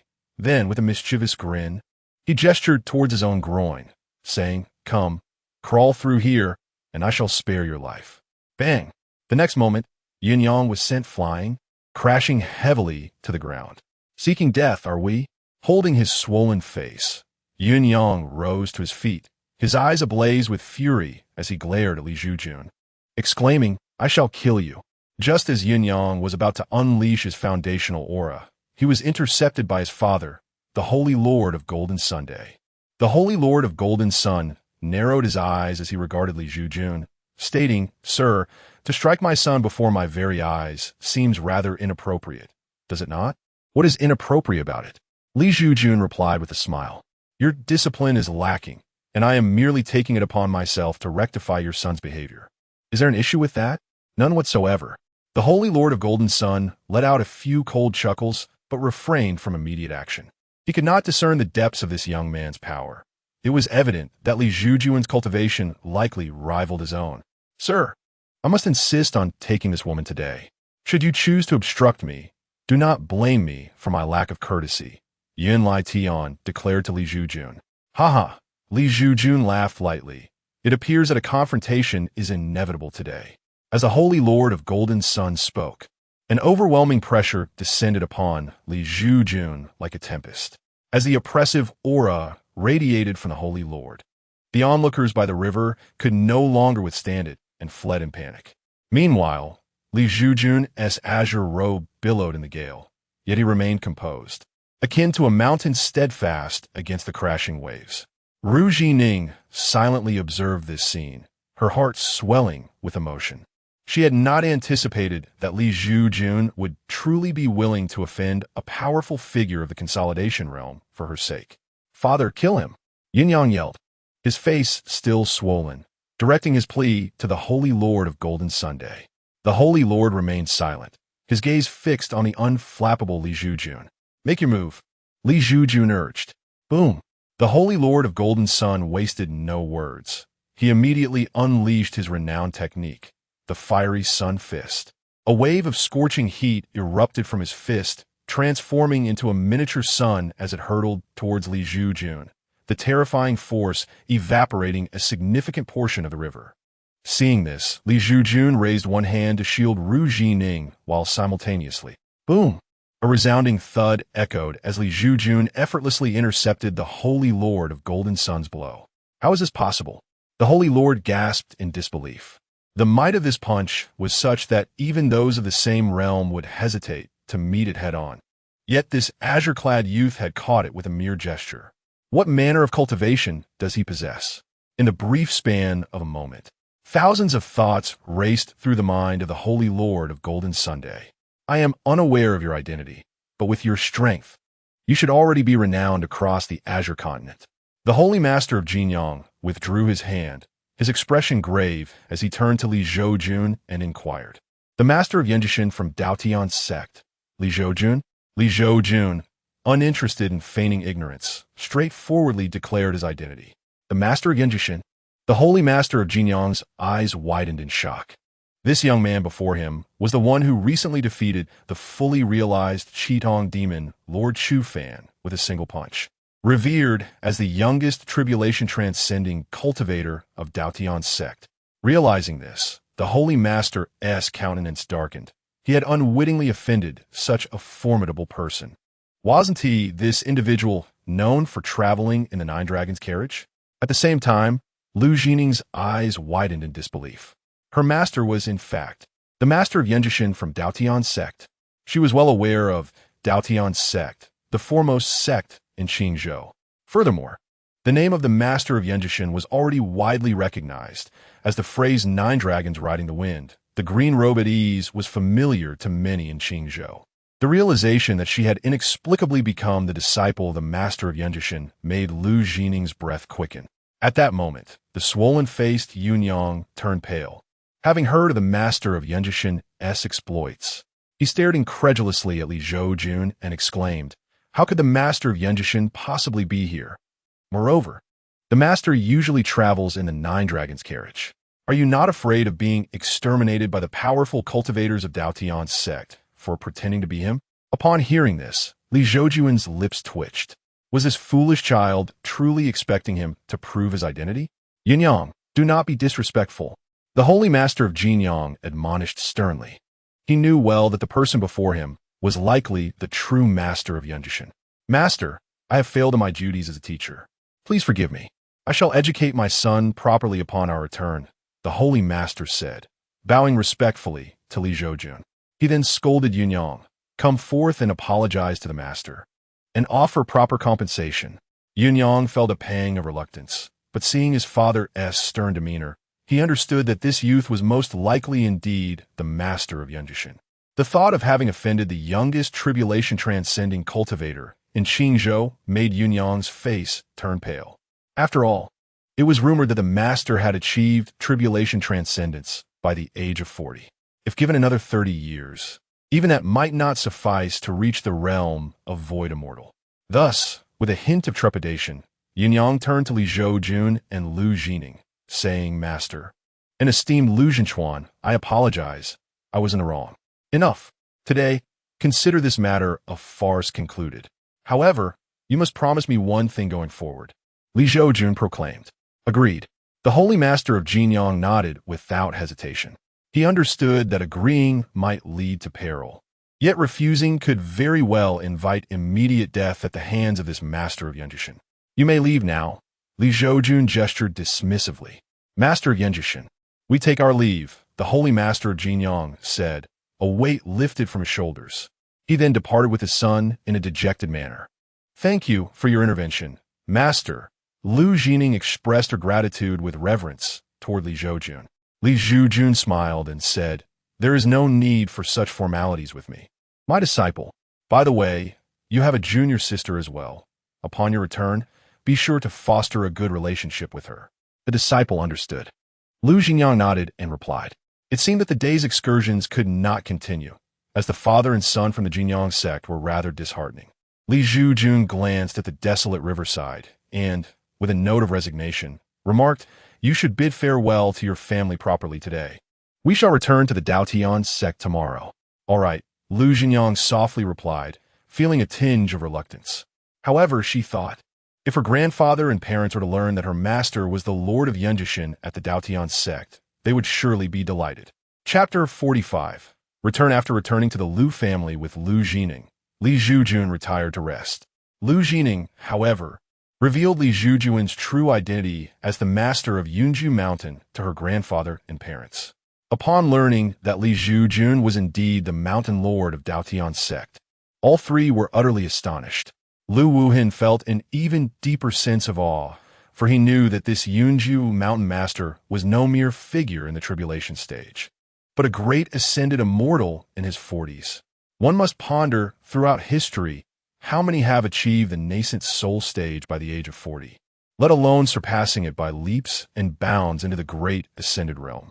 Lu Wuhan understood that his granddaughter had truly latched onto a formidable ally. Child, you must diligently follow your master in your cultivation henceforth. Do you understand? Lu Wuhan admonished Lu Jining with a serious expression. Rest assured, grandfather, I understand. Lu Jining replied with a nod. Seeing this, Lu Wuhan finally breathed a sigh of relief. Time swiftly passed to the following day. Li Zhoujun, accompanied by Lu Jining, stood outside the gates of the Lu family, bidding farewell to Lu Wuhan, Lu Fashing, and Lin Wanner. Child, when your parents are not by your side, you must listen carefully to your master, Lin Wanner said, her eyes glistening with unshed tears as she spoke to Lu Jining. Mother, do not worry, Lu Jining reassured her. Li Zhoujun smiled gently, choosing not to interrupt the family's farewell. Devote yourself to your training, and I shall await your rise as a formidable warrior. Lu Wuhan affectionately ruffled Lu Jining's hair. This parting, alas, might be a final farewell. Memories of the past flashed through Lu Wuhan's mind. Grandfather, I want to ride a horse. My dear granddaughter, if you wish to ride a horse, it is quite simple. Come, climb onto grandfather's shoulders. Oh, how delightful. Reflecting on these moments, Lu Wuhan felt a wave of nostalgia. My friends, where in the mountains and rivers do we not meet again? I must take my leave, Li Zhoujun said with a smile, sensing the time had come. Safe travels, Mountain Lord. Lu Wuhan clasped his fists in respect to Li Zhoujun. Safe travels, Mountain Lord. Lu Fashing and Lin Wanner echoed, also clasping their fists. Li Zhoujun returned their gestures with a slight bow, then turned to Lu Jining with a smile. Shall we go? Yes, Lu Jining replied. With that, Li Zhoujun led Lu Jining into the throng, vanishing from the view of Lu Wuhan and the others. The little girl has left. The house will surely be less lively, Lin Wanner remarked, brushing her eyes gently. Indeed, but we should rejoice that our daughter has become the true disciple of the master of Yunju Mountain. Lu Fashing comforted his wife. Greetings, Mountain Lord. I bow to you, Mountain Lord. 2 days swiftly passed. Li Zhoujun had returned to Daotian sect with Lu Jining, where disciples and elders greeted him warmly along the way. Observing those who greeted her master, Lu Jining noticed their profound auras, each one a formidable presence in their own right. She couldn't help but marvel. Is this truly the foremost sect of Qingzhou? It lives up to its illustrious reputation. Li Zhoujun, where have you been during this time? A voice, cool and ethereal, floated to Li Zhoujun from behind. He turned to see the speaker was none other than Murong Shui. How beautiful! Lu Jining felt a twinge of inferiority upon seeing the enchanting figure clad in white, her skin resembling delicate jade. I merely strolled through Qingzhou, indulging in the pleasures of the mortal realm, Li Zhoujun remarked with a smile. Murong Shui's lips twitched slightly in response. However, where her gaze fell upon Lu Jining, she was momentarily taken aback. A body of purine? Indeed, she is my newly accepted disciple. Child, do not hesitate to greet Mountain Master Murong. Li Zhoujun instructed Lu Jining. Greetings, Mountain Master Murong. Lu Jining quickly responded, bowing respectfully. Murong Shui nodded. No need for such formality. With a hint of envy, she looked at Li Zhoujun and said, Why is your fortune so remarkable? Li Zhoujun grinned, Because you bring good luck to your husband. Murong Shui paused. Her cheeks tinged with a faint blush as she retorted, That jest is not amusing. Lu Jining, witnessing this exchange, instantly realized that the esteemed mountain master harbored feelings for her master. Indeed, not amusing at all, Li Zhoujun chuckled. By the way, where's that girl Sunan? He inquired. She and Shui Nianyao have ventured to the Shuiyue Empire, preparing to enter a secret realm, Murong Shui replied. Ah, I see, Li Zhoujun nodded. He felt no urgency, for Su Nin possessed a fragment of his divine consciousness. The absence of any triggering indicated that she had not encountered danger. After bidding farewell to Murong Shui, Li Zhoujun took Lu Jining back to Yunjishan. Meanwhile, Su Nan and Shui Nianyao had successfully entered the icy waters of a secret realm. They found themselves surrounded by towering ice peaks, immersed in a wintry landscape. Sister, look over there, Su Nan exclaimed, pointing to a dilapidated ruin. That must be the remnants of the ancient sect, the Ice Water sect. Shui Nianyao responded. Let us investigate. Su Nan nodded in agreement. They entered the expansive ruins, moving effortlessly until they arrived at a grand hall. It seems there are no treasures here, Su Nan mused, scratching her head in confusion. Indeed, Shui Nianyao's brow furrowed. Let's search further. All right, Su Nan acquiesced. Just as they prepared to continue their search, the eyes of an elderly figure in a portrait above them suddenly blinked. I think I just saw the old man in the portrait move his eyes, Su Nan said, swallowing nervously as she gazed upward. Impossible. This ancient sect has been extinct for ages. The figure depicted is likely the ancestor of the Ice Water sect, the Ice Water Taoist. Such records exist within the archives of my palace, Shui Nianyao asserted. Ha ha ha. Who would have thought there are still those who remember me, the ancestor? A voice, resonant and ancient, echoed through the vast hall. Upon hearing the voice, Su Nan and Shui Nianyao instantly widened their eyes. Who is it? Just as their words fell, a phantom emerged from the portrait above the grand hall, transforming into the likeness of a diminutive old man, the Ice Water Taoist. Shui Nianyao gasped in shock upon seeing the frail figure. Indeed, it is I, the Ice Water Taoist said, a slight smile gracing his lips. We have encountered you before. Esteemed elder. Both Shui Nianyao and Su Nan, regaining their composure, bowed respectfully to the old man, filled with reverence. It is said that the Ice Water Taoist is a powerful figure of the Tribulation Transcendence realm, and thus, the two young ladies dare not be negligent. There is no need for such formality. My dear girls, the Ice Water Taoist remarked, a peculiar glint shimmering in his eyes as he observed their bowing figures. Chapter 46. The true immortal of 40, the supreme ice spirit root, and the exquisite water spirit root. Indeed, quite impressive. At that moment, the Ice Water Taoist gazed at the two young ladies, nodding in approval. Senior, you flatter us, Shui Nianyao replied respectfully, her mind racing with thoughts. Could it be that the opportunities left by the ancient sect, the Ice Water sect, were tied to this Ice Water Taoist? However, the Ice Water Taoist revealed a peculiar smile and remarked, You two little girls are the final step in my achieving the Ice Water body. I have awaited for a millennium, and you have finally arrived. Senior, what do you mean by that? Shui Nianyao's expression changed upon hearing his words. Ha ha ha. It is no fear to inform you both, I've been preparing for 10,000 years. You're the 99th pair of ice-water spirit roots to come here. The previous entrants have already been refined into ice-water pills by me. Only by gathering 99 ice-water pills can I reconstruct my physical form and descend into this world with invincible prowess. The ice-water Taoist laughed proudly, unabashedly revealing his intentions. After all, with one at the foundation establishment stage and the other at the chi refinement stage, he merely needed to exhale, and they could not withstand it. What? Sunan's face paled at his revelation. Shuai Nianyao steadied herself, proclaiming, "We are the true disciples of the Qingzhou Daotian sect. If you kill us, the Daotian sect will surely not let you go." What a joke. If I kill you both and reconstruct my body, my cultivation will ascend to the great ascension stage. Not to mention Qingzhou, even the combined forces of all the experts across the continents will not be able to find me. The ice-water Taoist coldly scoffed. He continued, "You two little girls should cease your futile resistance." As his words fell, an overwhelming pressure erupted from the ice-water Taoist, crashing down upon Shuai Nianyao and Su Nen like a mountain. Their already pale faces turned even more ashen. Faced with such a formidable opponent, they had no strength left to resist. Are we to die?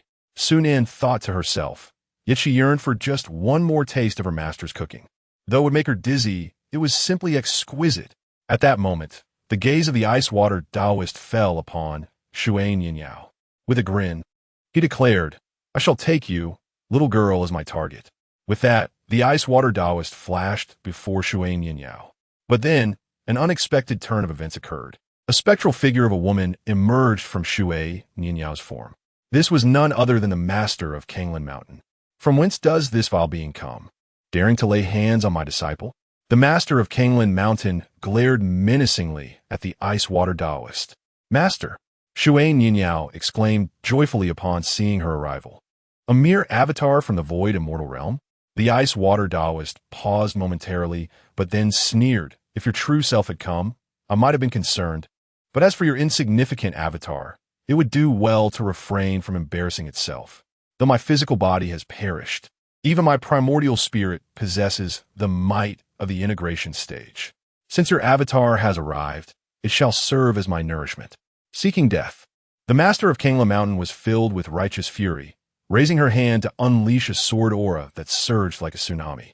However, the ice-water Taoist merely raised a hand that resembled a withered palm and gently struck, causing the sword energy to shatter with a thunderous roar. Observing this, the master of Kanglan Mountain's expression slightly tightened.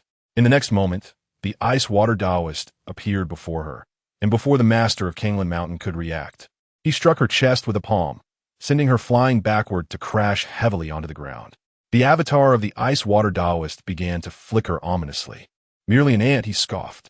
Seeing the defeat of the master of Kanglan Mountain's avatar, Su Nan and Shuai Nianyao were filled with astonishment. Shuai Nianyao's face turned pale, and she cried out in distress, "Master!" As she shouted, she rushed to support her master. What a touching display of master-disciple affection. The ice-water Taoist remarked with a hint of intrigue. His gaze then shifted to Su Nan, a sacred ice spirit root. I can hardly contain my anticipation. Locking his hungry wolf-like eyes upon her, the ice-water Taoist swiftly moved to stand before Su Nan and raised a hand, aiming to grasp her throat. Boom! Suddenly, a chilling aura erupted from Su Nan. Sensing the peril, the ice-water Taoist hastily dodged. In the next moment, a figure clad in a blue robe stood protectively in front of Su Nan. "Master!" Su Nan exclaimed, her eyes lighting up with joy. "Yunju Mountain Master!" Shuai Nianyao and the master of Kanglan Mountain both sighed in relief. After all, this individual was renowned as the youngest tribulation transcender in the history of Qingzhou. It seemed salvation had arrived. "You impudent girl," Li Zhoujun chided Su Nan lightly, then turned to the ice-water Taoist. "You dare to harm my disciple?" The ice-water Taoist chuckled, "Merely an avatar. Once your avatar's energy is depleted, your disciple shall likewise become my prey." Gazing at the inscrutable figure before him, the ice-water Taoist narrowed his eyes. He certainly did not wish to relinquish the sacred ice spirit root so easily. "Your assertion does present a viable strategy," Li Zhoujun replied, nodding in agreement. However, He swiftly shifted his tone to a light laugh, adding, "Yet, you have overestimated yourself." The ice-water Taoist was taken aback. But in the next instant, a terrifying aura descended, sending chills down his spine. He looked upwards to see a flying sword soaring towards him with the force of creation itself. A ninth-grade immortal sword? The ice-water Taoist exclaimed in disbelief. How is this possible? Before he could finish his words, the sword descended with an overwhelming intent, obliterating the ice-water Taoist's millennia-old remnants into ashes. The ninth-grade immortal sword. The master of Kanglan Mountain gazed in shock at the sword now held by Li Zhoujun. The fact that the Yunju Mountain master could wield a ninth-grade immortal sword implied that his cultivation had reached the pinnacle of true immortal level. A notion that left the master of Kanglan Mountain in disbelief. A tribulation transcender at 40 was comprehensible, but a true immortal at that age was beyond her imagination. Meanwhile, Sunan felt a swell of pride as she witnessed her master effortlessly vanquish the ice-water Taoist. Shui Ninyao cast a complex glance at Sunan, her eyes reflecting a mixture of envy and understanding. She was acutely aware that a ninth-grade celestial sword was not something to be wielded lightly.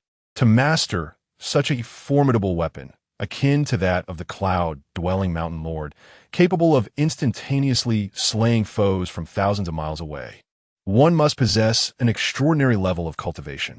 Is everything all right, esteemed ones? At this moment, Li Zhoujun turned his gaze towards the Kanglan Mountain Lord, prompting Shui Ninyao to inquire. All is well. I thank the cloud-dwelling mountain lord for his timely intervention. The Kanglan Mountain Lord replied, bowing respectfully to Li Zhoujun. Thank you for your timely assistance, cloud-dwelling mountain lord. Shui Ninyao expressed her gratitude with a look of reverence directed at Li Zhoujun. We are all fellow disciples. There is no need for excessive courtesy. Li Zhoujun waved his hand dismissively, a gentle smile gracing his lips. Chapter 47. The Great Ling Dynasty Little Girl. Return with my flying sword, Li Zhoujun said to Sunan. All right. Sunan obediently nodded in response. Subsequently, Li Zhoujun's avatar dissipated. Sunan stood upon the proud snow flying sword, bidding farewell to Shui Ninyao. Senior sister Shui, I shall return to the heavenly sect now. Shui Ninyao smiled wryly and replied, Junior sister Su, I apologize. Had it not been for your master's timely arrival, we might have met our demise here. Sunan chuckled lightly. It's nothing. After all, you were unaware of the dangers here. Thank you, Junior sister Su, Shui Ninyao expressed gratefully. After exchanging pleasantries for a moment, Sunan, with the proud snow flying sword, returned to the heavenly sect. At this moment, the Lord of Kanglan Mountain addressed Shui Ninyao solemnly. I did not anticipate that the master of Yunju Mountain had reached such a level of cultivation. Our Kanglan Mountain must not offend Yunju Mountain. Shui Ninyao nodded in agreement. I will remember your words, master. That is good. It appears you have a good relationship with Sunan. You should get closer to her, the Lord of Kanglan Mountain advised. Understood, Shui Ninyao replied, though she inwardly chuckled bitterly, for she had always been the one to be courted, and now she was to court another, which felt rather peculiar. Well then, my avatar cannot remain for long. Be cautious on your way back, the Lord of Kanglan Mountain cautioned. Rest assured, Master, Shui Ninyao affirmed. After she spoke, the Lord's avatar dissipated. In the blink of an eye, Sunan was transported back to Yunju Mountain upon the proud snow flying sword. Upon entering the Yunju Hall, she was momentarily taken aback to see a young maiden standing beside her master. Li Zhoujun smiled and introduced, This is your junior sister, Lu Jining. Hello, senior sister. Lu Jining greeted Sunan eagerly. Ah, it's junior sister Lu. Upon hearing that she had a junior sister, Sunan's spirits lifted instantly. After all, it could be rather dull at Yunju Mountain when alone.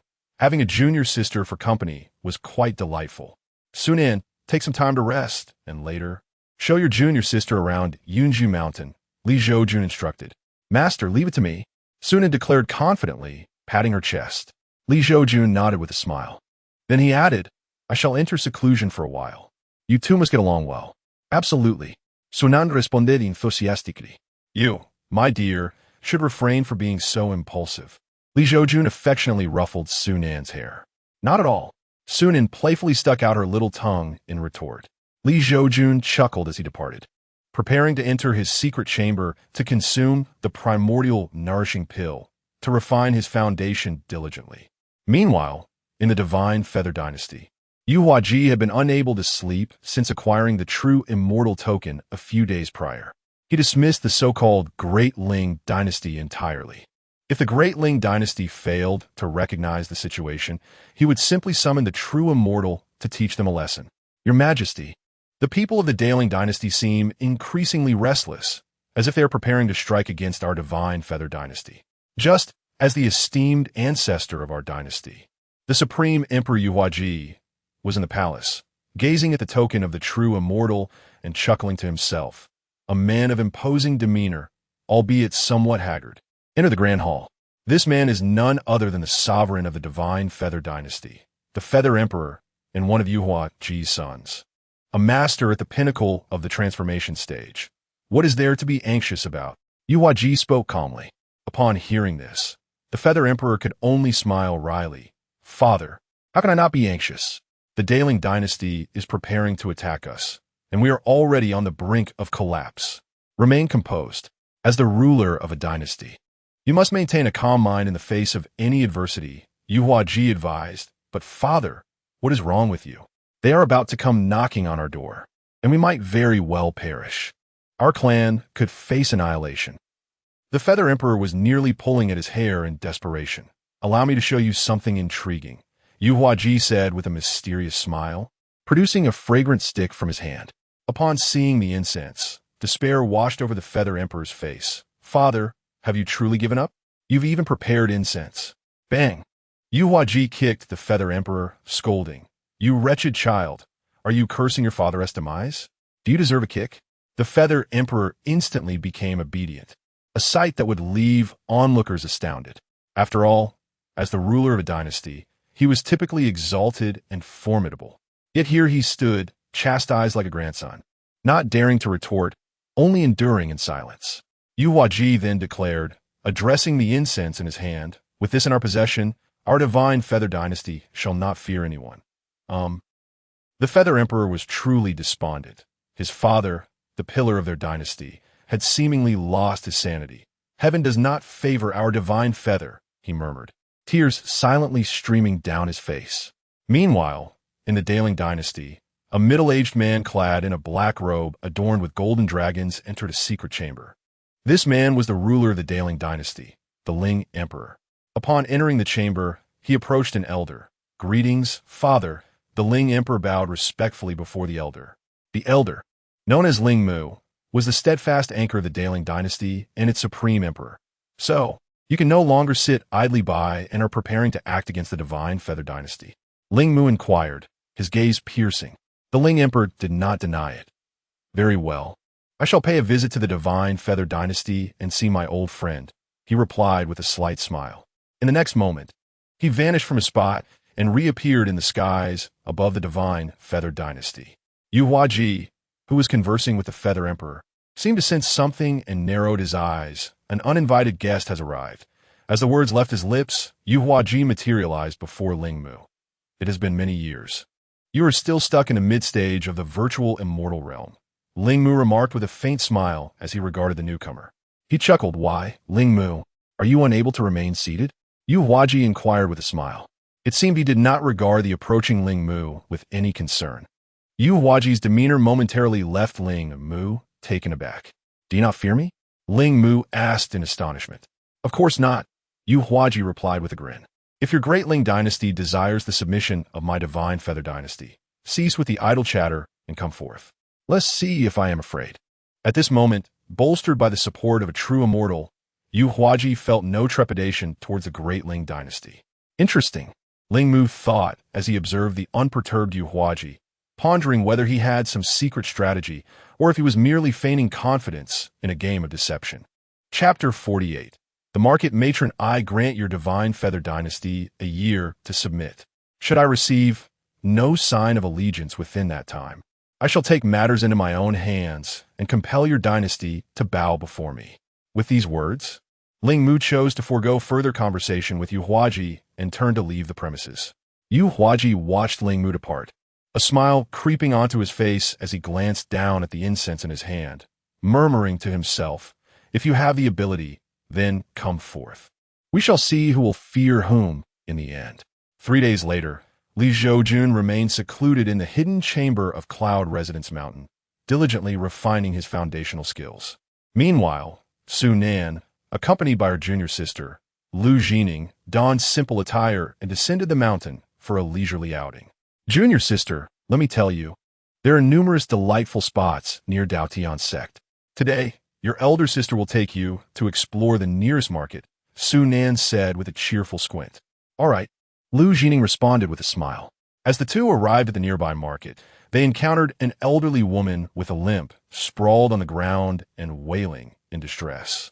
The woman's skin resembled withered wood, her nails caked with dirt, presenting a pitiable sight. Upon seeing her plight, Su Nan rushed to assist her. The elderly woman, filled with gratitude, exclaimed, "Thank you, young lady." "No need for thanks," Su Nan replied shyly. "My dear, you possess a truly kind heart.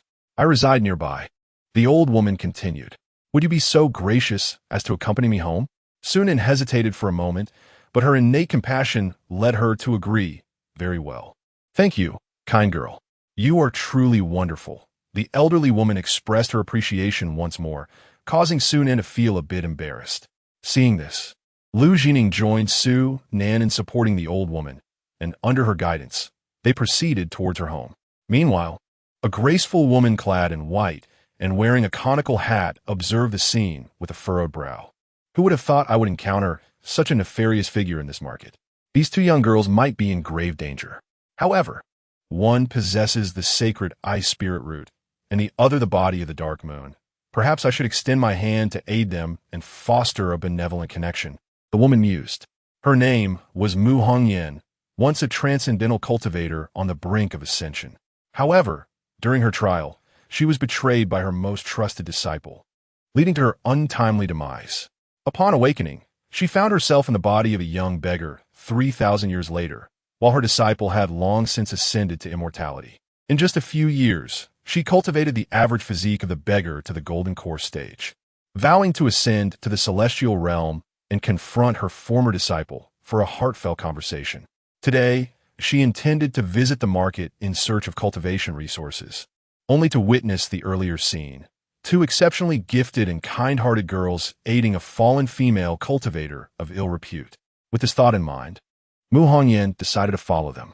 At that moment, Su Nan and Lu Jining had assisted the elderly woman to a small dwelling nestled in a corner. "Is this your home, dear grandmother?" Upon arriving at their destination, they prepared to depart. Su Nan, sensing the eerie atmosphere of the corner, felt an unsettling intuition and decided to bid farewell to the elderly woman, urging Lu Jining to accompany her. Unexpectedly, a peculiar gleam flickered in the old woman's eyes as she implored, "My dear young ladies, you are such kind souls, selflessly assisting me to my abode. Would you honor me by stepping inside for a cup of warm tea?" Su Nan hesitated momentarily. Just then, the door swung open, revealing a somewhat bewildered middle-aged man whose nose was running. He gazed at the old woman with a foolish grin and exclaimed, "Mother, you've returned." Upon noticing Su Nan and Lu Jining, his face flushed crimson at the sight of the two ethereal maidens. The elderly woman, noticing his reaction, chided de Gua. "Had it not been for these two young ladies who came to my aid, I might have perished on the road. Why don't you hurry and invite them in?" "Of course, mother," de Gua responded promptly.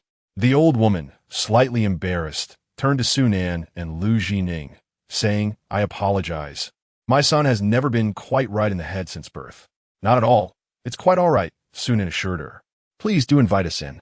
The elderly woman, seeing their willingness, warmly beckoned them.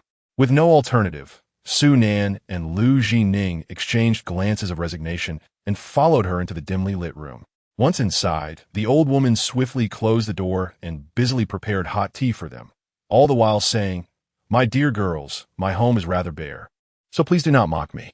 "Rest assured, we will not mock you," Su Nan replied. "You are truly a good person," the old woman expressed, tears of gratitude welling in her eyes, making Su Nan feel a tad bashful. "My dear, seeing your kind heart, akin to that of a living bodhisattva, would you fulfill one last wish of mine? It would bring me peace before I depart from this world," the old woman said, her face awash with sorrow. "What is it?" Sunan inquired. "Will you first promise me?" The old woman pleaded. "Dear grandmother, you must tell us first. Only then can we assess if we can assist you," Li Zhoujun responded. "If this young lady is willing, I am certain she can help," the old woman insisted, her gaze fixed intently on Sunan. "My master has taught me not to agree hastily, dear grandmother. Please share your request." "I will do my utmost if it is feasible," Sunan replied. To their astonishment, the old woman suddenly knelt before Sunan, bowing her head in supplication. "Young lady, before I pass, I long to hold a grandchild in my arms. Alas, no young woman will look my way. Please, I implore you to assist me." "How could this be?" Sunan exclaimed, her complexion paling at the request. Upon hearing this, the old woman's expression shifted dramatically. "You did promise to do your best.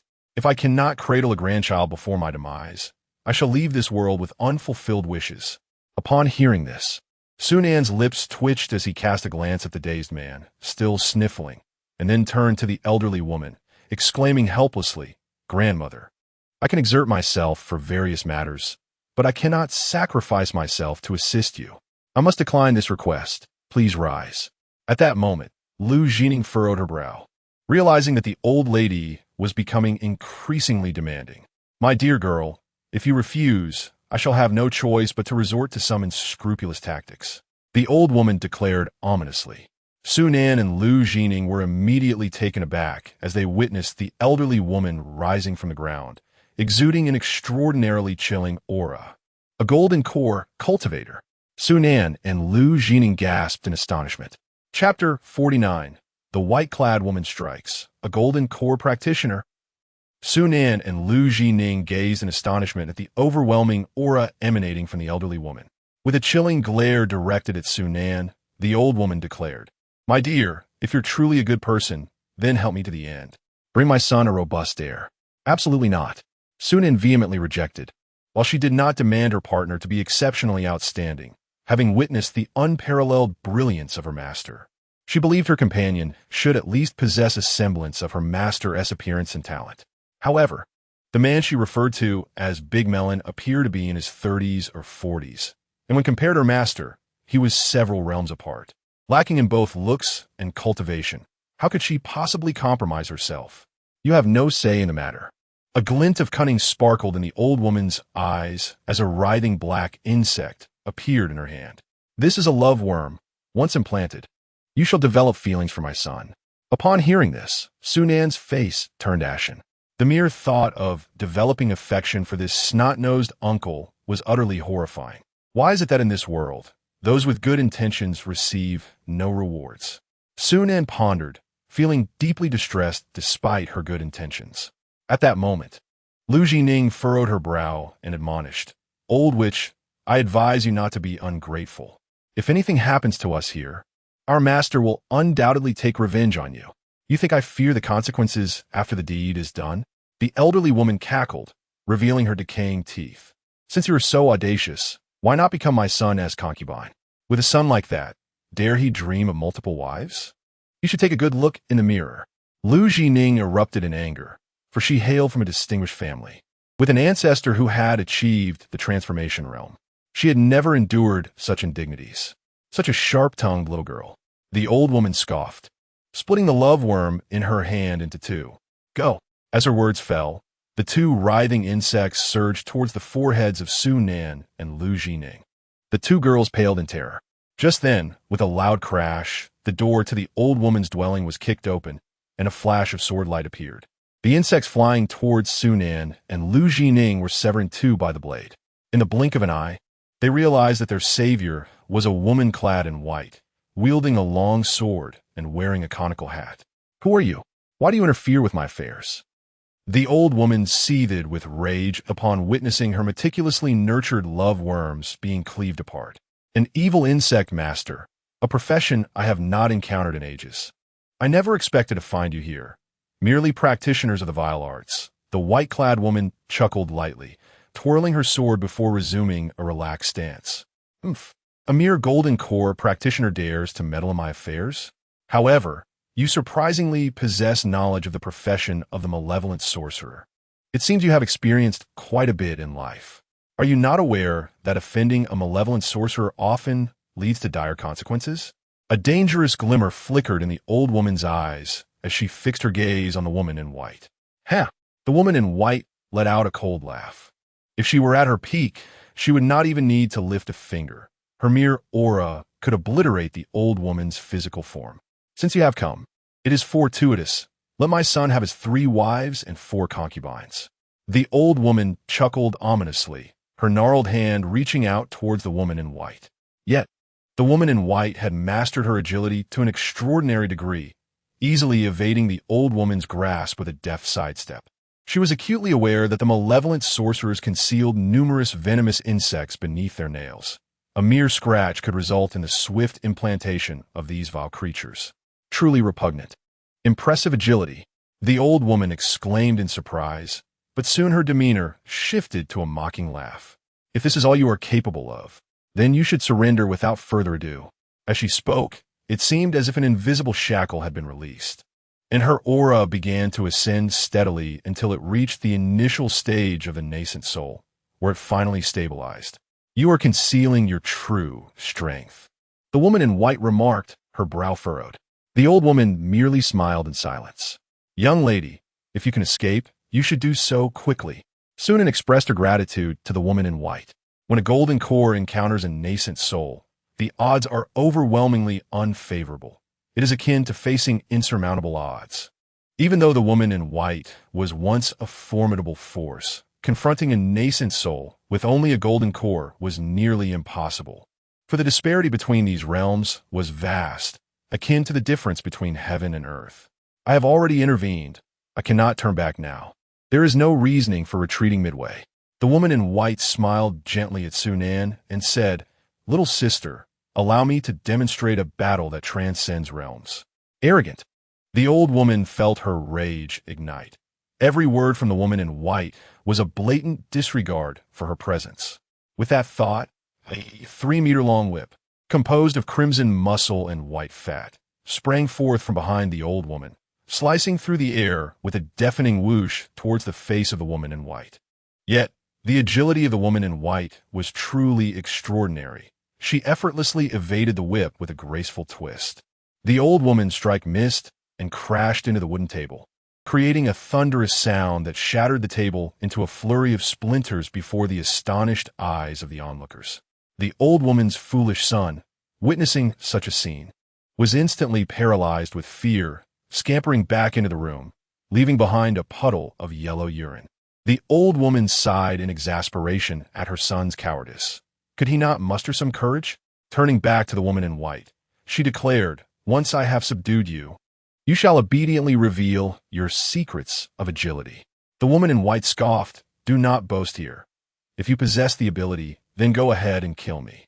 To perish is not so simple. I intend to torment you thoroughly.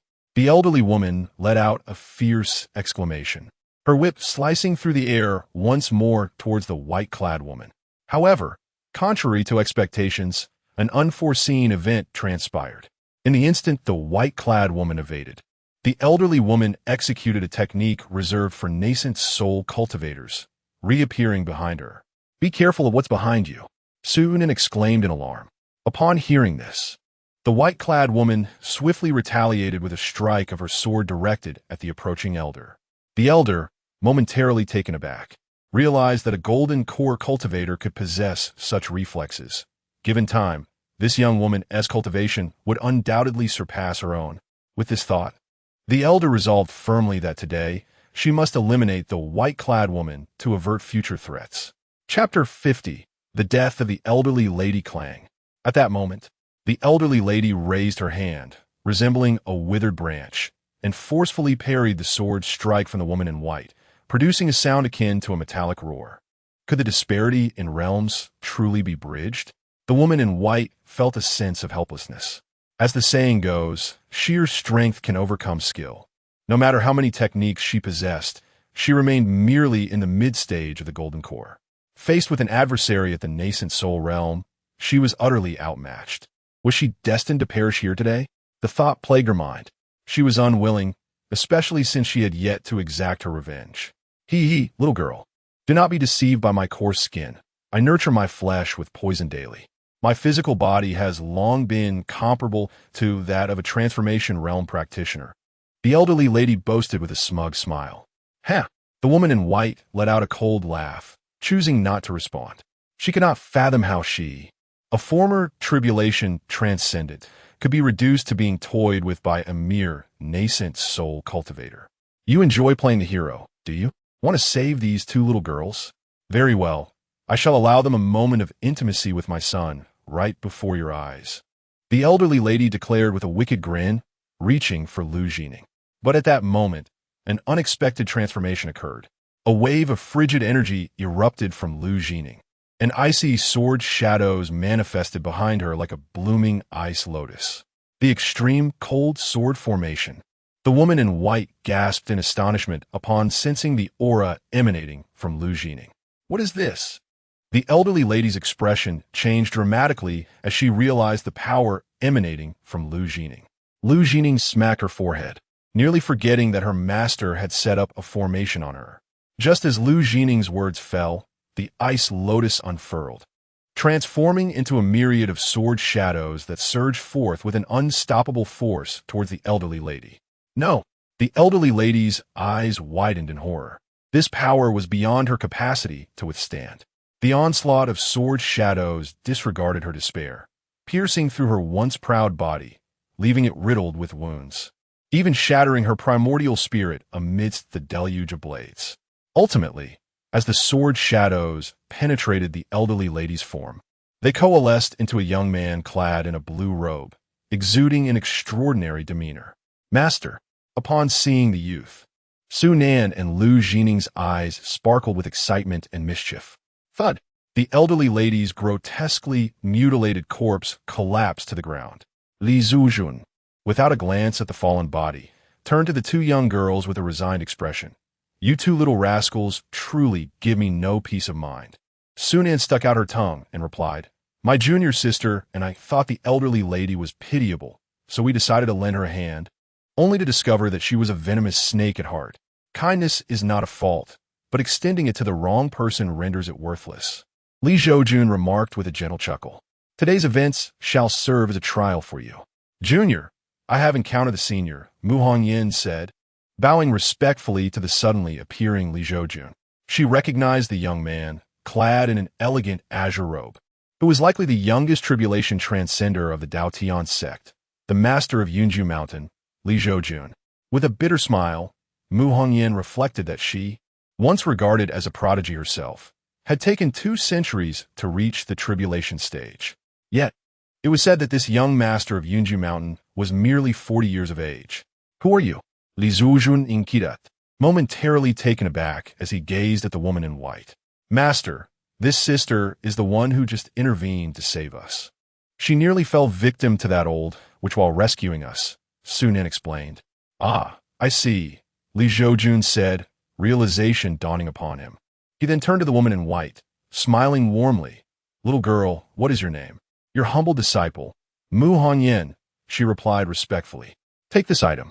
Should you find yourself in peril, you may shatter it, and I shall come to your aid, Li Zhoujun said, tossing her a piece of jade. As Mu Hongyan received the jade with both hands, she expressed her gratitude. Thank you, esteemed elder, for your kindness.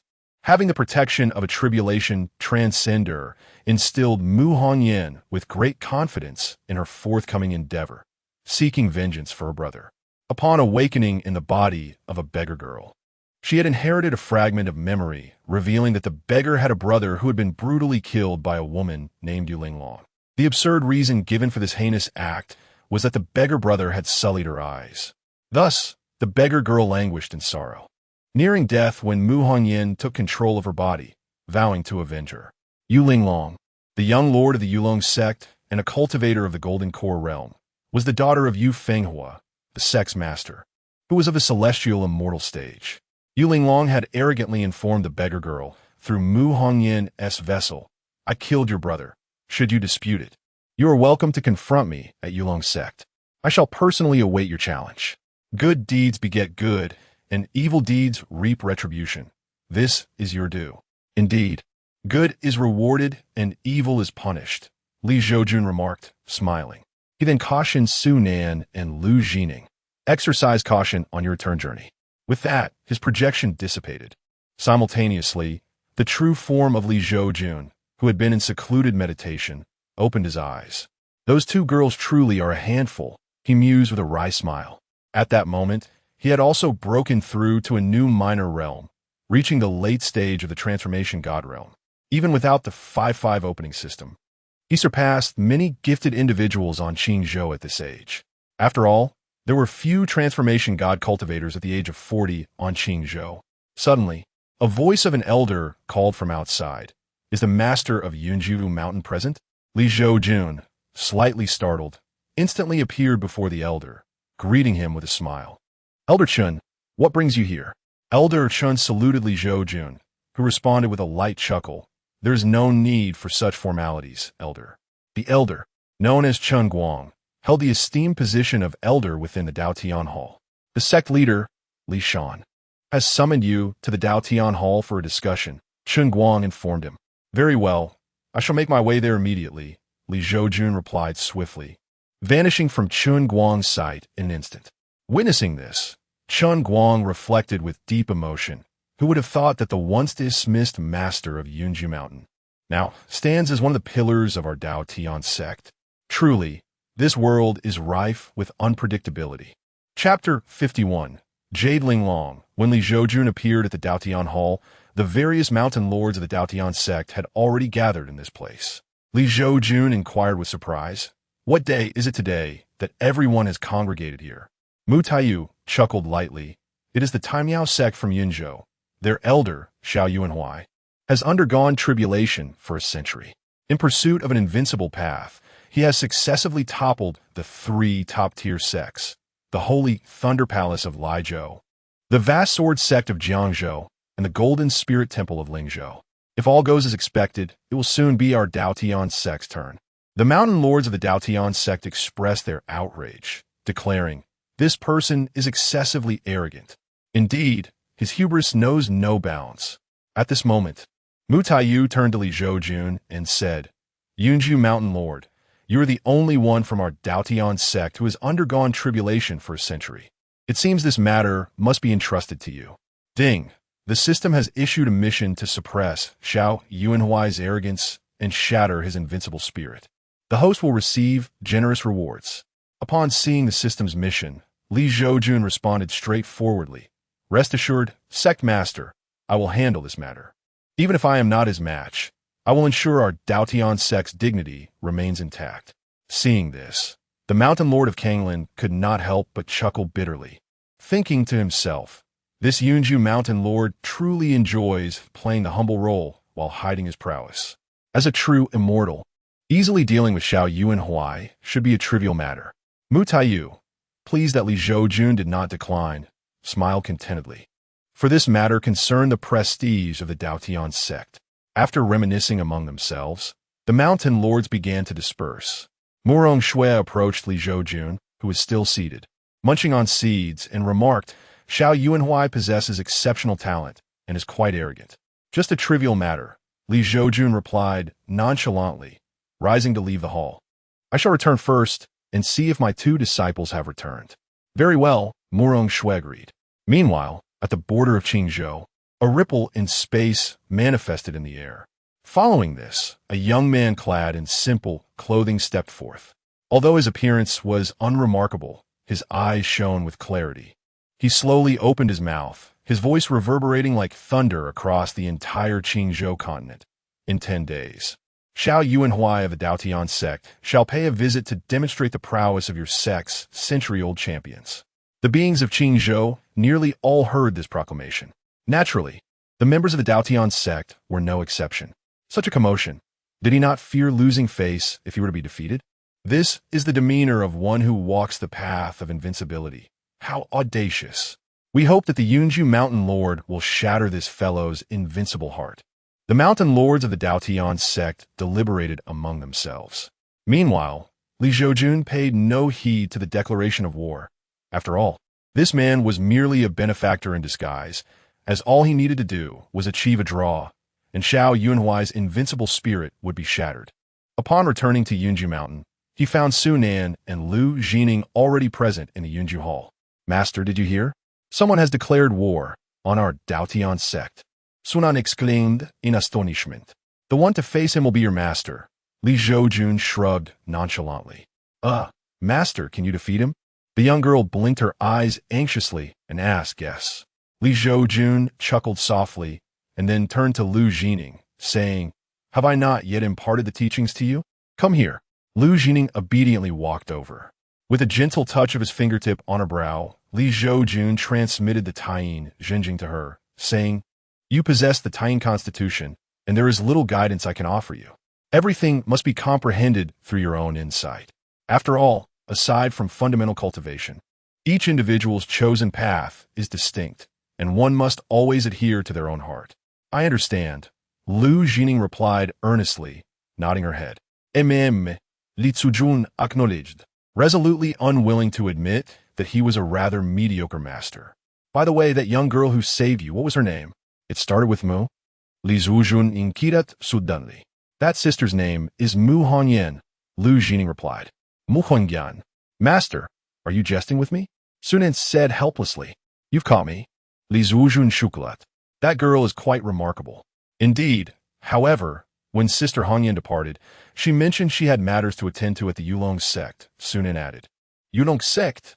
Li Zhoujun paused slightly, having heard of this sect, known for its formidable celestial beings, qualifying it as a prominent sect.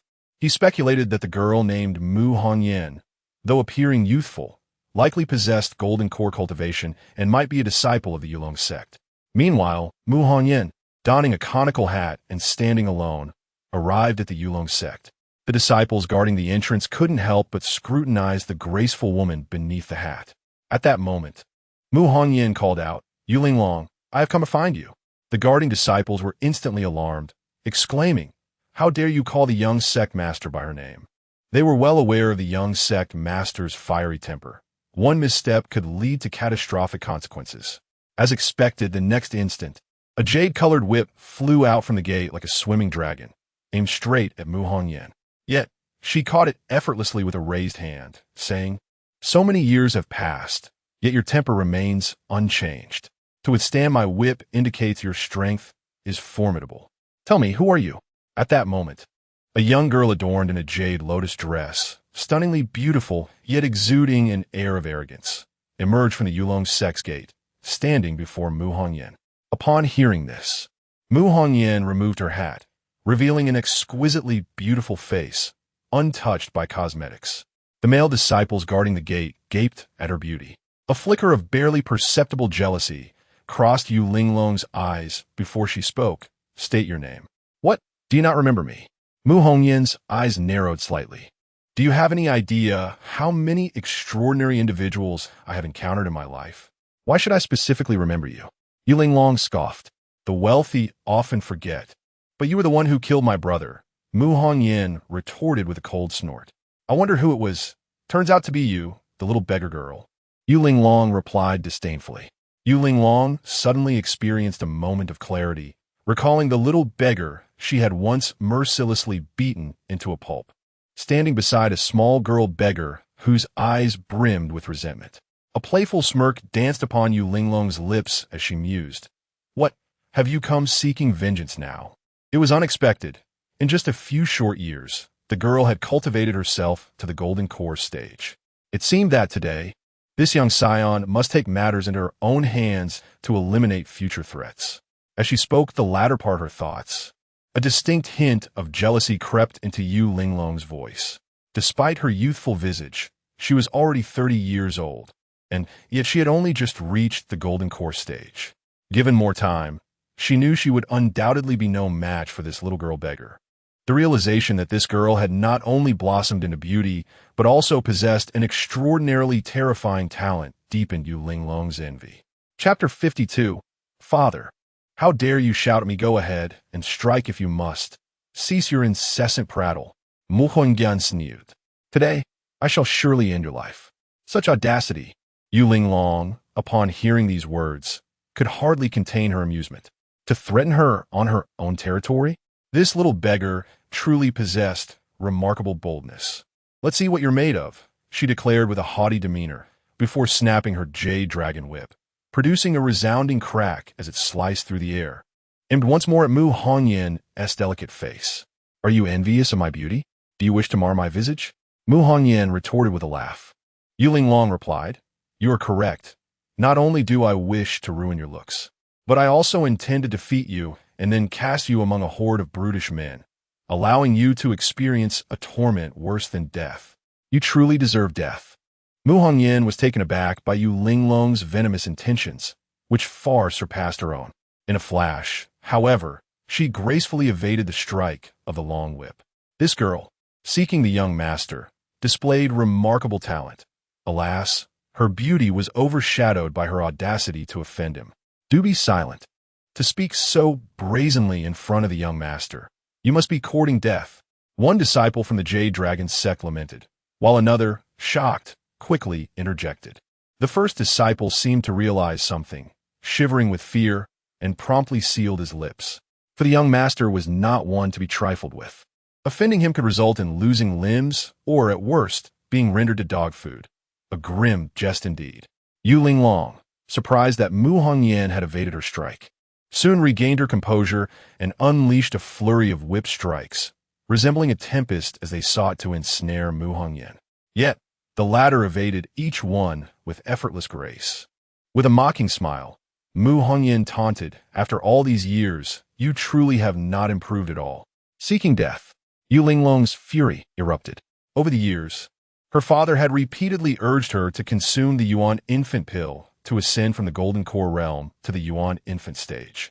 However, Yu Linglong, proud and defiant, refused to become a mere vessel for potions, opting instead for arduous training. Yet, she remained stagnant at the pinnacle of the Golden Core stage. Now, in her frustration, she found herself unable to best even a mid-stage Golden Core girl, which only deepened her feelings of inadequacy and envy. How could her father, so gifted, have produced such a talentless daughter? As if reading her thoughts, Mu Hongyan boldly exclaimed, Yu Linglong, your father is a formidable celestial being. How could he have sired such a talentless daughter as yourself? Could it be you are not his true offspring? I will kill you. Yu Linglong's eyes blazed with fury, and her jade whip crackled with renewed vigor. This girl ought to temper her words. She was truly on the path to incurring the young master's wrath. Disciples of the Yulong sect began to feel a sense of urgency for Mu Hongyan. There is a saying that beauty equates to justice, a phrase that could not be more fitting for her. You fool, do you not wish to savor the essence of this woman? She has offended the young sect master, and should he capture her, we may find ourselves indulged. Another disciple chuckled sinisterly. The first disciple, who had spoken earlier, scoffed. You truly lack resolve. Do you aspire to be the pig mentioned by the young sect master? Ah, that sentiment is misguided, retorted the chuckling disciple, seemingly unfazed. Meanwhile, Mu Hongyan finally began her counterattack. With a swift motion, she appeared before Yu Linglong, a long sword materializing in her hand. A sword intent, reminiscent of misty rain, instantly enveloped Yu Linglong, shrouding the area in a dense fog that extended 100 meters. As the mist enveloped her surroundings, Yu Linglong's heart raced with panic, for she could no longer see that little beggar girl hiding somewhere. Whoosh! The sound of a sword slicing through the air echoed behind Yu Linglong. Before she could react, a gash appeared on her back, blood flowing freely. Crack! Yu Linglong swiftly lashed out with her whip, but struck only air, the whip crashing against the ground and splintering it into fragments. However, her excessive force resulted in a severe recoil. Seizing the opportunity, Mu Hongyan thrust her sword into Yu Linglong's waist once again. Do not hide in the shadows. If you possess the courage, step forward and face me in a fight to the death. Yu Linglong felt a wave of despair. She felt like a mouse toyed with by a cat. Mu Hongyan. This was unbearable. She began to wield her long whip incessantly, creating an impenetrable barrier around herself. Yet this came at the cost of significant physical exhaustion. Mu Hongyan seemed to understand this as well, refraining from further attacks and patiently awaiting the depletion of Yu Linglong's stamina. Finally, after approximately 3 incense sticks worth of time, Mu Hongyan seized her moment, directing her sword straight at Yu Linglong's throat, aiming to end her life in one swift stroke. However, matters were not so simple. A terrifying aura erupted within the Yulong sect, and in the next instant, an immense force struck Mu Hongyan, sending her flying like a kite severed from its string. Out of the mist, as the fog began to dissipate, a formidable middle-aged man approached Yu Linglong. "Father," she cried, turning to her father with desperation. "This woman is no good. You must kill her." The man who had arrived was none other than Yu Linglong's father, Yu Fenghua, the sect master of Yulong's sect.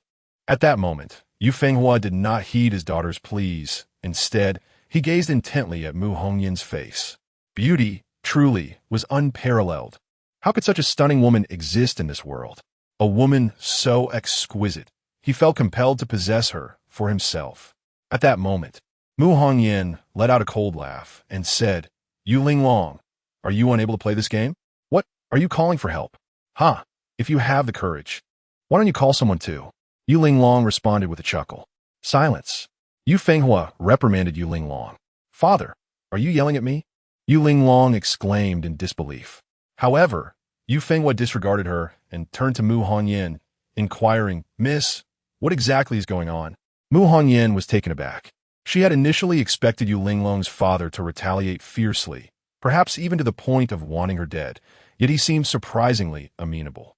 After all, she had nearly taken his daughter's life with a single sword strike. In an instant, a subtle change appeared on Mu Hongyan's face. Chapter 53. Little girl. "We meet again. You have killed my brother," Mu Hongyan stated to Yu Fenghua. "Linglong, is what this young lady said true?" Yu Fenghua inquired, narrowing his eyes at Yu Linglong. "Father, it was unintentional." Yu Linglong's complexion paled slightly, realizing her father was serious. Something was amiss. She had committed numerous acts of violence before, yet today her father was resolute. Hadn't they always turned a blind eye to such matters? "Very well. You have taken a life, and thus you shall be punished. I shall send you to the reflecting cliff for 3 years of contemplation," Yu Fenghua declared with a cold snort. "Father." Yu Linglong's eyes widened in disbelief. She had never imagined that her father would punish her for a mere beggar. "Do you wish to defy my orders?" Yu Fenghua's eyes narrowed further. "Yes, father." Yu Linglong lowered her proud head in submission. She understood that everything she had was bestowed by her father. She could act arrogantly before others, but to go against her father's will would mean losing everything. "Furthermore, you must apologize to this young lady," Yu Fenghua continued. "What?" Yu Linglong's eyes bulged in shock. Yu Fenghua's gaze remained stern. He realized that his daughter had developed a haughty disposition due to his neglect in raising her after her mother's early passing and his preoccupation with sect affairs.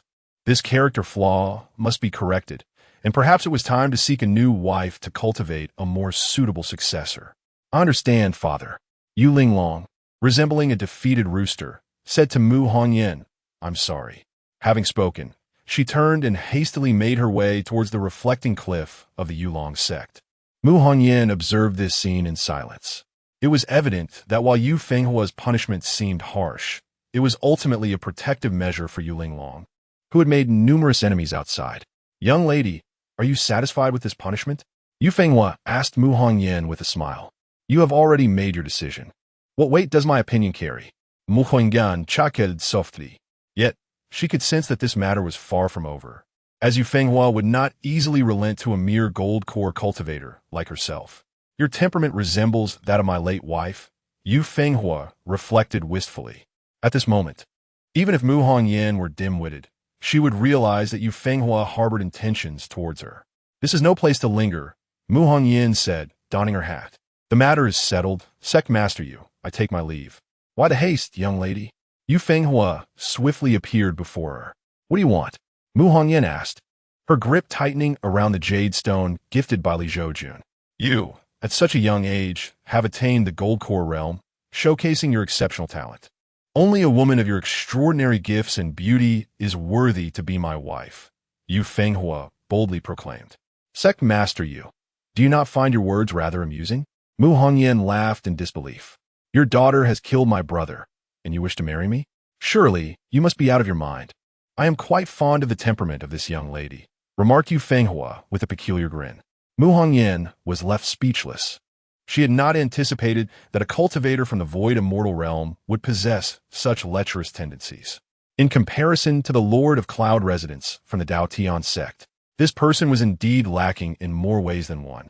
The gatekeepers of the Yulong sect witnessed this scene and felt a pang of sympathy for Mu Hongyan.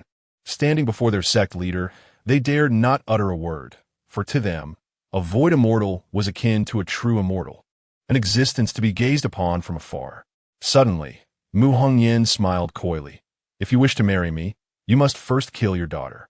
My lady, Yu Linglong has already faced punishment. To slay her again would be unreasonable." Yu Fenghua furrowed his brow. Clearly, though he was not particularly fond of his daughter, the thought of murdering her for the sake of a woman would tarnish his reputation irreparably. "Are you unwilling? If so, do not obstruct my path," Mu Hongyan stated directly. The gatekeepers were astonished by her audacity in speaking to the sect leader in such a manner.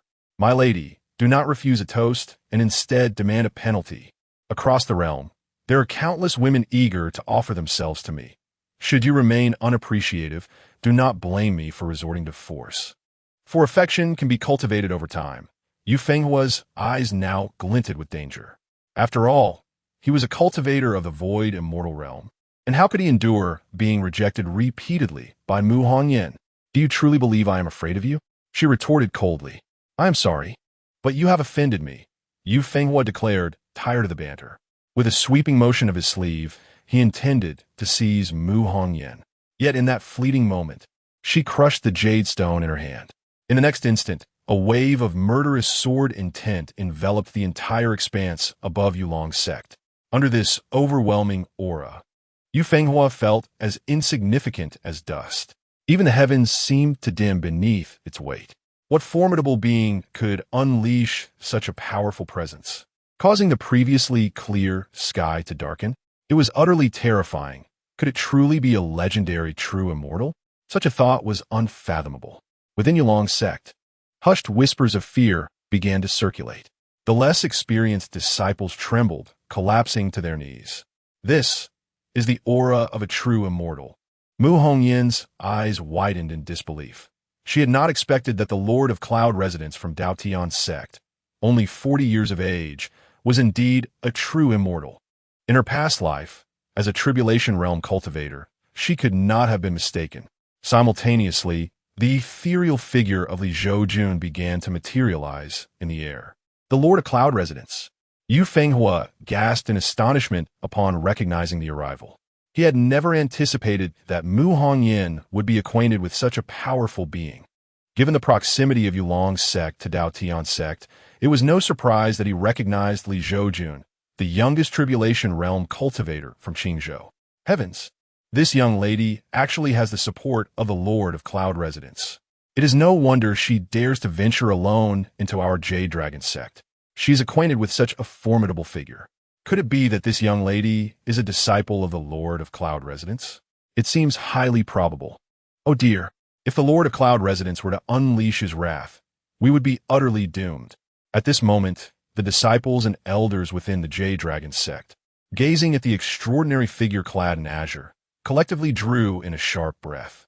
Meanwhile, Li Zhoujun cast a casual glance at Yu Fenghua before shifting his focus to Mu Hongyan. "Little girl, it is a pleasure to see you again." Chapter 54. "I heard you were looking for me, little girl. We meet again." Li Zhoujun smiled gently at Mu Hongyan. "My apologies for disturbing the Mountain Lord's seclusion," Mu Hongyan replied, bowing her head and clasping her fists. "Disturbance is hardly the issue," Li Zhoujun chuckled lightly, his gaze shifting to Yu Fenghua. As Li Zhoujun's eyes fell upon her, Yu Fenghua felt an overwhelming pressure, as if the sky itself had collapsed upon her. "This young girl saved my disciple. I wonder if the esteemed master you could, for the sake of this mountain lord, show some leniency?" Li Zhoujun inquired, his tone leaving no room for dissent. Upon hearing this, Yu Fenghua forced a smile that was more sorrowful than one of joy. "If the mountain lord himself has come forth, it would indeed be unbecoming of me to refuse. Had I known of this young lady's connection to the mountain lord, I would have naturally treated her with the utmost respect befitting of the Yulong sect. To earn respect, one must possess strength." Mu Hongyan clenched her fists at this scene. had she possessed her former self's cultivation. The entire Yulong sect would have been thrown into disarray without her needing to call upon others for assistance. At that moment, Li Zhoujun said with a smile, "I hear that the Yulong sect is about to open a secret realm?" "Indeed," Yu Fenghua replied. "It is our Yulong secret realm, which contains 3 Yulong fruits that can allow golden core cultivators to condense their nascent soul in advance. Only the first 3 individuals have the right to obtain them. Then, given the previous discourtesy shown to this young girl, it would be only fitting for your Yulong sect to offer compensation. I propose that you allocate one of those precious spots as an apology to her," Li Zhoujun suggested with a smile. Yu Fenghua's expression immediately turned troubled upon hearing this. The Yulong secret realm opens once every 10 years, and only 3 individuals can seize the opportunity each time. A single spot is worth an immense fortune. However, if she were to refuse, it might very well ruin the Mountain Lord's mood, leaving no path for the Yulong sect to tread. With this in mind, Yu Fenghua resolutely stated, "Of course, that could be arranged." "Excellent. It is settled then," Li Zhoujun laughed heartily. He then turned his attention back to Mu Hongyan. "This Mountain Lord has secured you this spot, but once you enter the secret realm, you must still compete against the disciples of the Yulong sect. Should your strength prove inadequate and you miss this opportunity, you cannot blame anyone else." Mu Hongyan expressed her gratitude. "Thank you, Mountain Lord. Your word shall remain etched in my heart." "Indeed," Li Zhoujun nodded, and with that his avatar dissipated. As Li Zhoujun departed, the Yulong sect was finally released from the oppressive atmosphere that had enveloped it. Is this indeed the youngest tribulation transcender of the Daotian sect? Truly fearsome. For even a mere avatar emanates power akin to that of a true immortal.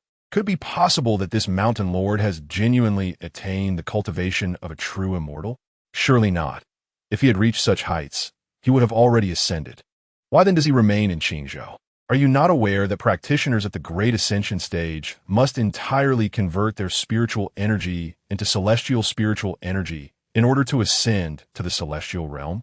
Some Great Ascension practitioners, reluctant to ascend, choose to retain a portion of their spiritual energy rather than transforming it into celestial spiritual energy. It is worth noting that, although celestial spiritual energy can be collectively referred to as spiritual energy, it is infinitely more potent than ordinary spiritual energy. The mysteries of true immortals are best left unpondered. Even if the master of Cloud Residence Mountain is not a true immortal, he is certainly exceedingly close. At this moment, the elders of the Jade Dragon sect were engaged in animated discussions. Meanwhile, the disciples of Jade Dragon sect gazed at the master of Cloud Residence Mountain with envious eyes. Merely his presence compelled their sect leader, a formidable being at the void immortal level, to yield. Such status and power are precisely what they aspire to achieve. At this juncture, Yu Fenghua felt a profound sense of helplessness. Despite Li Zhoujun's admonition to Mu Hongyan to rely solely on herself, he understood that this opportunity must be afforded to her, lest it reflect poorly on Li Zhoujun's reputation. Time flew by swiftly. 10 days elapsed. Dressed in simple robes, Xiao Yuanhuai appeared before the imposing gates of Daotian sect. The 3 characters, Daotian sect, exuded grandeur. Xiao Yuanhuai lifted his gaze to the ornate characters above the gate, chuckling lightly as he proclaimed, "Greetings to Daotian sect. I, Xiao, have come from Cloud Continent to visit your esteemed sect, having heard of your master of Cloud Residence Mountain, who transcended tribulation at the age of 40. I seek to learn from him." His voice resonated like rolling thunder, echoing throughout Daotian sect. The gatekeeper disciples of Daotian sect felt an invisible pressure emanating from Xiao Yuanhuai, rendering them breathless under his imposing aura. "As a guest, Elder Xiao, why not come in and sit for a while?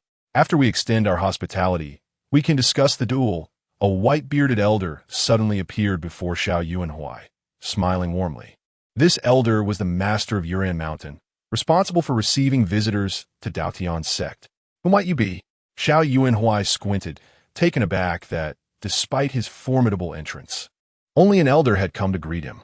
Daotian sect certainly held itself in high regard, as expected of the foremost sect in Qingzhou.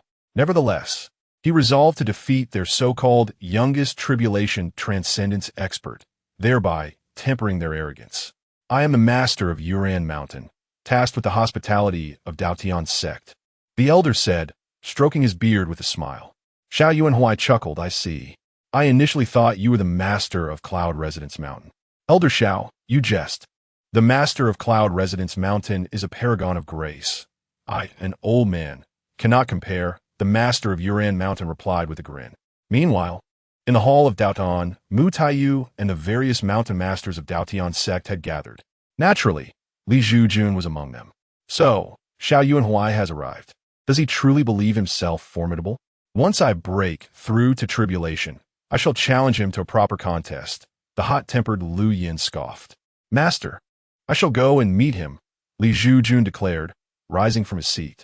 Exercise caution, Mu Taiyu advised, nodding in agreement. Shall not bring disgrace to our sect. With a light chuckle, Li Zhoujun hastened towards the mountain gate. The master of Kanglin Mountain shook his head, silently mourning for the Taimu sect elder, Xiao Yuanhuai, for 3 seconds. Of all the individuals to seek out, why did it have to be Li Zhoujun? This individual possesses a concealed cultivation level akin to that of a true immortal.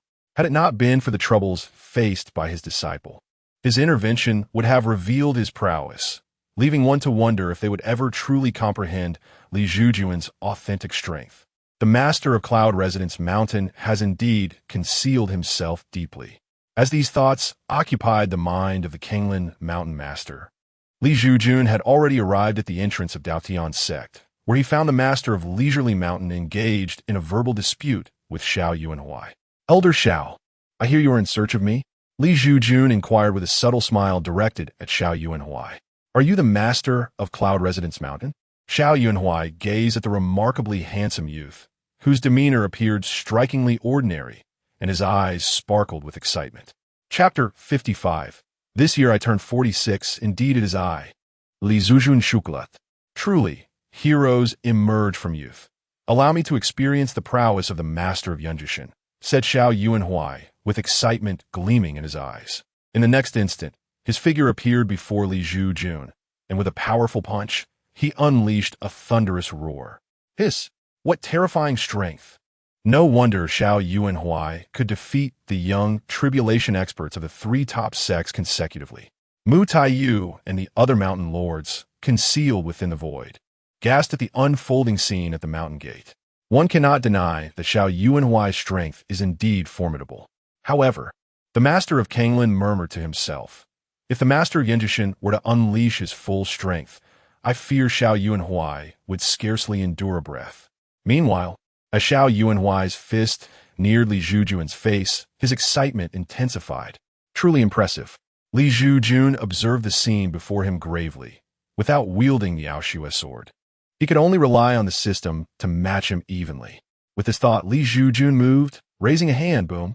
A resounding thunderclap erupted, sending a vast wave of energy radiating outward from the center where Li Zhoujun and Xiao Yuanhuai stood. The mountain lords, witnessing this, quickly employed their divine abilities to shield their disciples and sect structures. As the dust settled, the figures of Li Zhoujun and Xiao Yuanhuai appeared before the mountain lords. Li Zhoujun had effortlessly withstood Xiao Yuanhuai's punch. To think you could withstand my strike, master of Yunjishan, your reputation is indeed well-deserved. Seeing this, Xiao Yuanhuai became even more exhilarated. It was exceedingly rare to find a peer of comparable strength. Today, he was determined to engage in a thrilling battle. With that, Xiao Yuanhuai unleashed several punches in rapid succession, akin to a torrential downpour directed at Li Zhoujun.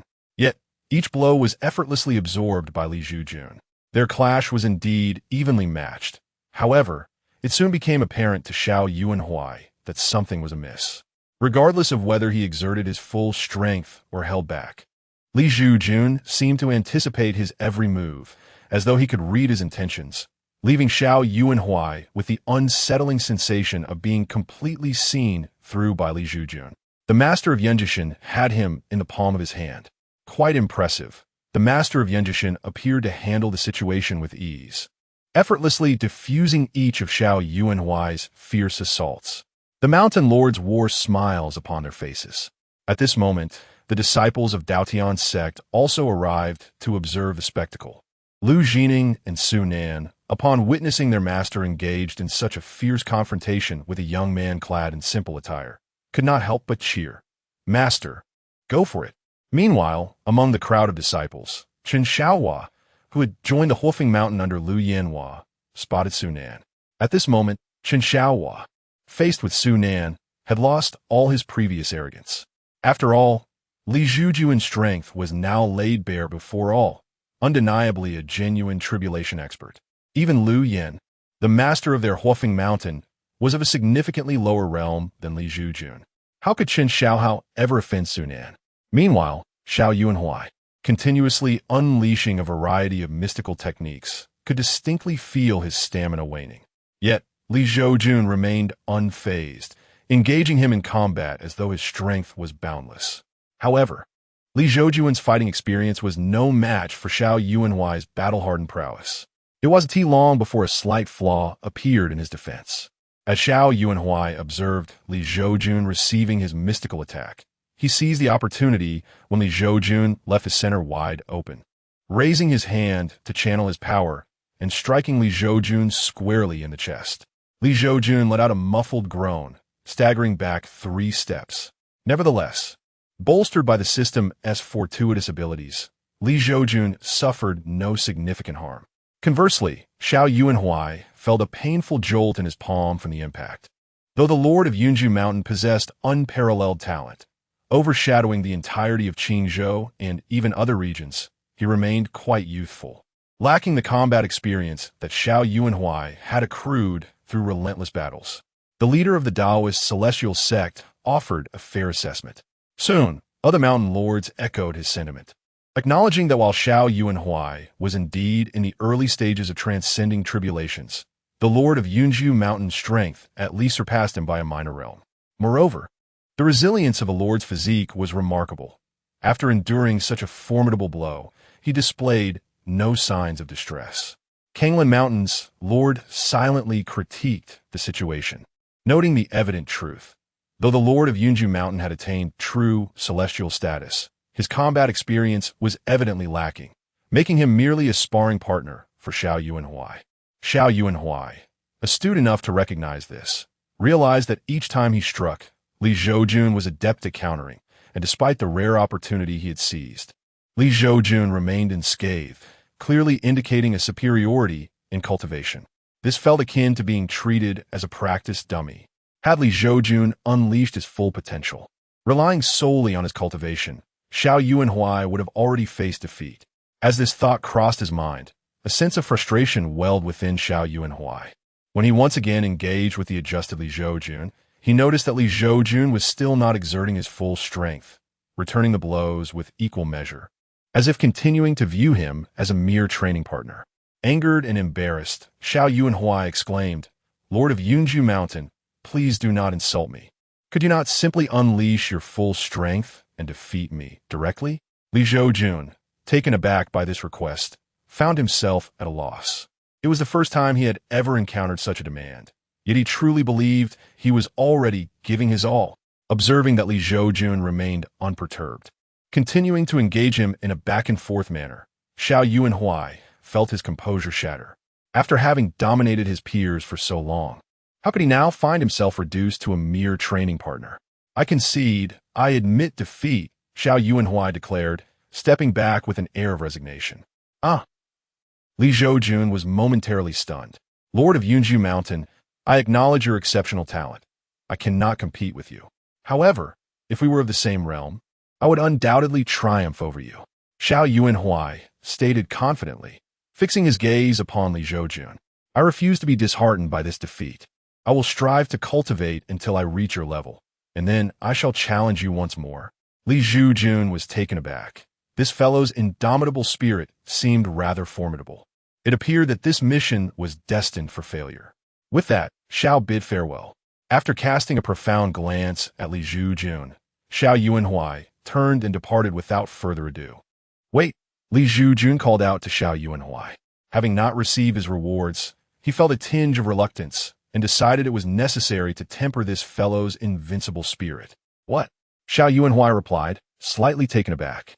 I am 46 years old, Li Zhoujun stated. Xiao Yuanhui. Ding.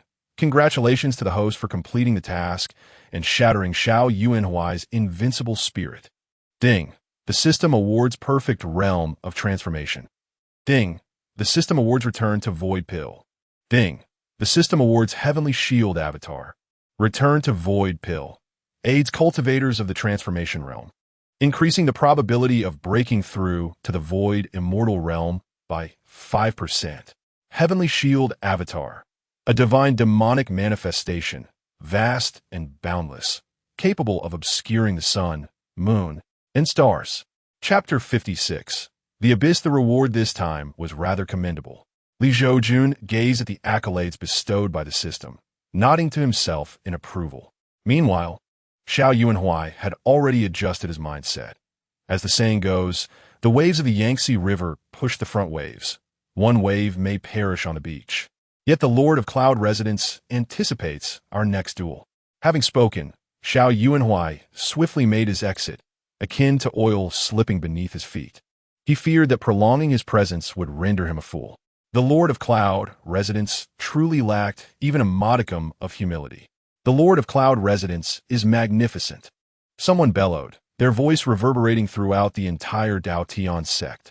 Sunan clasped her hands to her chest, her heart racing with excitement as she witnessed the scene unfold. Indeed, her choice of master had proven to be a flawless decision. Lu Jining, observing the spectacle before her, felt that being accepted as a disciple under Li Zhoujun was worth every moment. The Lord of Cloud Residence had achieved a significant feat this time. Simultaneously, Mutayu, leading the various mountain lords, approached Li Zhoujun. As a member of Dao Tian's sect, it is only fitting that I partake in such endeavors. Li Zhoujun remarked with a smile, his fists clasped in salute. This sentiment naturally elicited nods of agreement from the formidable figures within Dao Tian's sect. As this matter concluded, everyone returned to their daily lives. In the blink of an eye, 3 days had passed. Li Zhoujun lay in the courtyard basking in the sun. For him, the most effective form of cultivation was, paradoxically, to refrain from cultivating. After all, he had discovered that his cultivation speed was, in fact, half as slow as that of idle training. Ding. The system has detected abnormalities in the Abyss, located 1,000 miles away. As a powerful member of Dao Tian's sect, you are required to investigate, which will yield substantial rewards. At that moment, the system, perhaps perceiving that Li Zhoujun was enjoying life too comfortably, promptly issued a new task. With a sense of idle urgency, Li Zhoujun readily accepted. After exchanging pleasantries with Su Nan and Lu Jining, he mounted his flying sword and journeyed to the Abyss as indicated by the system. Here, beneath the gathering storm clouds, 2 colossal mountains formed a chasm. Li Zhoujun, confident and audacious, stepped forward without hesitation. Ah, young man, this place is not for the faint-hearted. Many cultivators have lost their lives here. An elderly man with white hair, accompanied by a young maiden, interjected with a look of astonishment. Li Zhoujun chuckled lightly, replying, "If you, sir, dare to venture here, why should I be afraid?" The elderly man was momentarily taken aback, then smiled. "It seems my counsel will not be heeded by this gentleman." Not wishing to dwell on the matter, Li Zhoujun cheerfully inquired, "Might you possess knowledge of the mysteries of this abyss?" The elder nodded in response, stating, "I know a bit, just 10 days prior. This place was tranquil and picturesque, yet suddenly dark clouds amassed, transforming it into a forbidden zone. My eldest disciple ventured here to investigate, but I lost contact with him, which is why I have come." "Ah, are you not concerned about your young disciple?" Li Zhoujun glanced at the girl with a peculiar expression. Surely, this young lady must have offended her master, for why else would she be brought to such a perilous place? The girl replied, "I insisted on coming here myself." As she spoke, her small face appeared somewhat indignant. The white-haired elder, upon hearing this, shook his head in resignation, yet an air of confidence lingered in his brow, indicating he held little regard for their surroundings. Clearly, he possessed a considerable self-assurance, though Li Zhoujun was left wondering about the elder's identity. Meanwhile, As the three continued their conversation and advanced further, they stumbled upon a gruesome sight. Remains of both humans and beasts littered the ground, interspersed with strange, dark stones in the pathway. These were no ordinary stones, the elder remarked, furrowing his brow in curiosity. In the next moment, the stones began to stir. They unfolded into grotesque, black spiders, each bearing a human visage, a truly horrific sight. With a furious roar, these human-faced spiders lunged toward Li Zhoujun and his companions. "How dare these little pests act up before me?" The elder scoffed, and with a swift motion of his hands, terrifying flames erupted, enveloping the spiders. The sound of crackling flames mingled with the anguished cries of the creatures as they writhed in agony. The fiery, human-faced spiders, akin to headless flies, scurried about chaotically. One of them approached Li Zhoujun, who, without hesitation, delivered a resounding slap that obliterated the spider, reducing it to ashes. The elder was taken aback by this display. His spiritual flames, though not wielded with full force, were nevertheless formidable. The fact that this seemingly unassuming youth could extinguish his proud technique in a single blow left him genuinely impressed. "Old Fire, the true flame, dares to inquire your esteemed name," the elder said, now regarding Li Zhoujun with newfound respect, slightly bowing his head. "So you are the true flame?" Li Zhoujun responded with a smile. He had indeed heard of this figure, reputed to be a powerful cultivator at the harmonization stage. No wonder he dared to venture into this dark abyss with his disciple. After all, a harmonization stage cultivator was undeniably a force to be reckoned with across Qingzhou and beyond. Subsequently, Li Zhoujun had no intention of concealing his identity.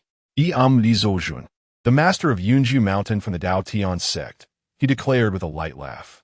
"You are the master of Yunju Mountain?" The elder's eyes widened in astonishment. After all, Li Zhoujun had recently defeated Xiao Yuanhuai, a formidable opponent who had triumphed over 3 top sects during a century-long tribulation. This had propelled Li Zhoujun's reputation as the youngest tribulation expert in Qingzhou to great heights, a fact that the elder was certainly aware of. Recalling his earlier warning about the dangers of this place, Old Fire's face flushed with embarrassment. If this master of Yunju Mountain is in peril here, then this old man should truly abandon any hopes of leaving alive. He is bound to meet his end within these confines. Meanwhile, the young girl beside him gazed at Li Zhoujun with incredulity, her eyes reflecting profound admiration. After all, she had previously heard tales of Li Zhoujun's exploits. A tribulation transcender at merely over 40 years of age. What a remarkable prodigy. Concurrently, Master Wei Hua let out a bitter smile and remarked, "I, an old fool, fail to recognize the greatness before me. I beg your pardon, Mountain Master. There is no need for concern," Li Zhoujun replied with a smile. Hearing this, Master Wei Hua felt a sense of relief and could not help but acknowledge that, despite the Mountain Master's superior status, he truly bore no airs. This was in stark contrast to the tribulation transcenders he had encountered previously, who often seemed to possess an inflated sense of superiority. Chapter 57. The corpse of the spirit sovereign with the master of cloud, residence present. The abyss of darkness is but a jest. At this moment, the real man of the flickering flame remarked, though he seldom indulges in flattery, when he does, none can rival his prowess. The real man jested, truthfully stating that there are always greater talents beyond the horizon. Indeed, the brilliance of the real man's spiritual fire is nothing short of extraordinary. Li Zhoujun umbli raplia. Engaging in a reciprocal exchange of praise, the trio continued their journey, while Li Zhoujun pondered deeply. Even these seemingly insignificant arachnid beings, resembling grotesque caricatures, possessed golden core cultivation. One could only surmise that even more formidable malevolent entities awaited them ahead. As predicted, a heavy black iron coffin suddenly obstructed their path. The presence of this black coffin was certainly an ominous sign. The real man of the flickering flame's expression turned grave as he declared, "Master of the mountain, please wait. Allow me to dismantle this coffin." As he spoke, flames enveloped the real man, akin to the descent of a fire deity. Yet, just as he prepared to act, a chilling feminine voice resonated. "If you value your life, do not provoke this coffin." As the words echoed, a woman clad in a black gown, embroidered with a golden phoenix, materialized silently before Li Zhoujun and his companions. Her ability to appear unnoticed suggested she was no ordinary person. "Who are you?" the real man of the flickering flame inquired, his brow furrowing at the unexpected interruption. "Do you know what lies within the coffin?" The woman in the black gown scoffed. "What could it possibly be? Surely not the remains of an immortal." The real man confidently replied, bolstered by Li Zhoujun's presence. "Inside rests my husband, the spirit sovereign," the woman stated solemnly. "What?" The real man's expression shifted in surprise. "Could you be the empress of the Spirit Dynasty?" The Spirit Dynasty, an ancient realm within Qingzhou, was said to have fallen into the hands of his wife, Wu Shu, after the demise of the Spirit Sovereign, a formidable being of the harmonization realm, a century ago. Indeed, Wu Shu nodded. "Ah, so it is the empress herself?" The real man acknowledged, though he silently criticized the situation. A mere abyss of darkness had drawn forth such powerful figures for exploration. "Then what is the situation before us?" he inquired, casting a glance at the black coffin. "My husband's remains have been forged into a puppet, meaning this place is a product of human design," Wu Shu explained. "Who could possibly orchestrate such a grand disturbance?" The real man gasped in astonishment.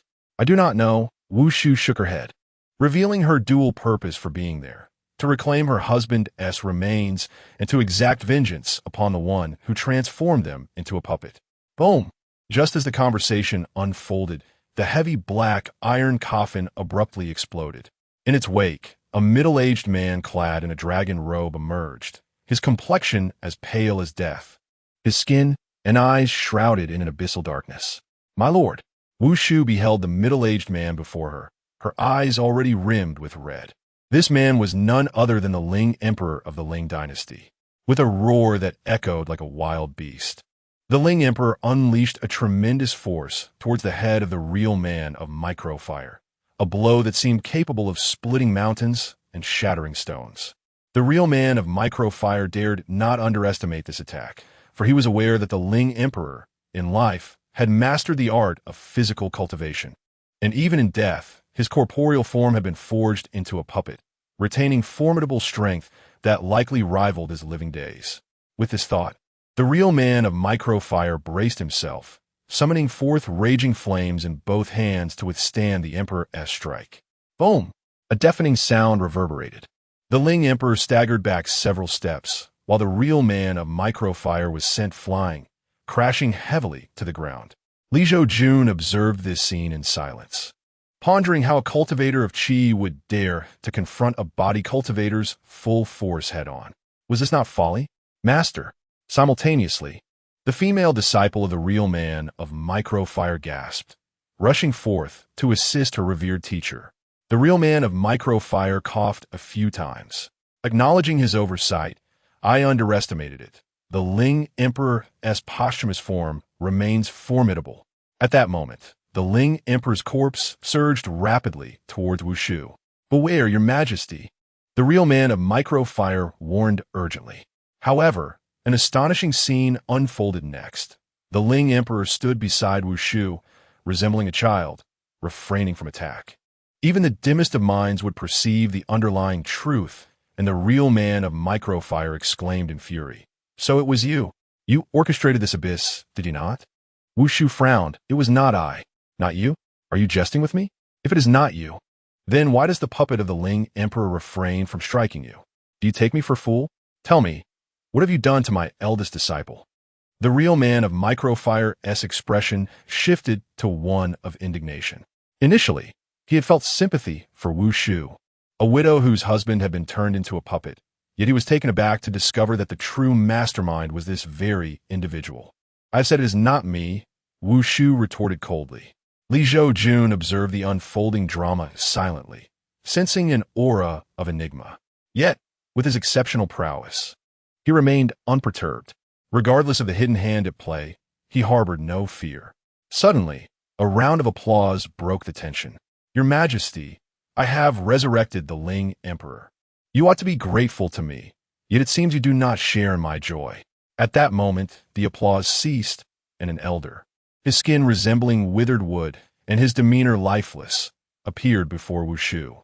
National Master, Wushu addressed the newcomer with a low voice, her eyes glinting with murderous intent. The real man of micro-fire froze at the sight. It appeared that this puppet was indeed not of Wushu's making. Why have you transformed the corpse of the Ling Emperor into a puppet? Wushu's voice turned icy. The national master of the Ling dynasty chuckled softly. Your husband killed my son. Are you aware of this? Your son has strayed from the righteous path, indulging in massacre and cultivation. Should he not be slain? Wushu retorted. He should indeed be killed. Yet what of it? He's my only son. If your husband extinguishes my lineage, I shall transform his lifeless body into a puppet for my son to inhabit, the national master of the spirit dynasty declared, his expression frenzied. Irredeemable, Wushu scoffed, her delicate white hand raised, striking towards the national master. Instantly, a resplendent golden phoenix took flight, soaring towards him with lethal intent.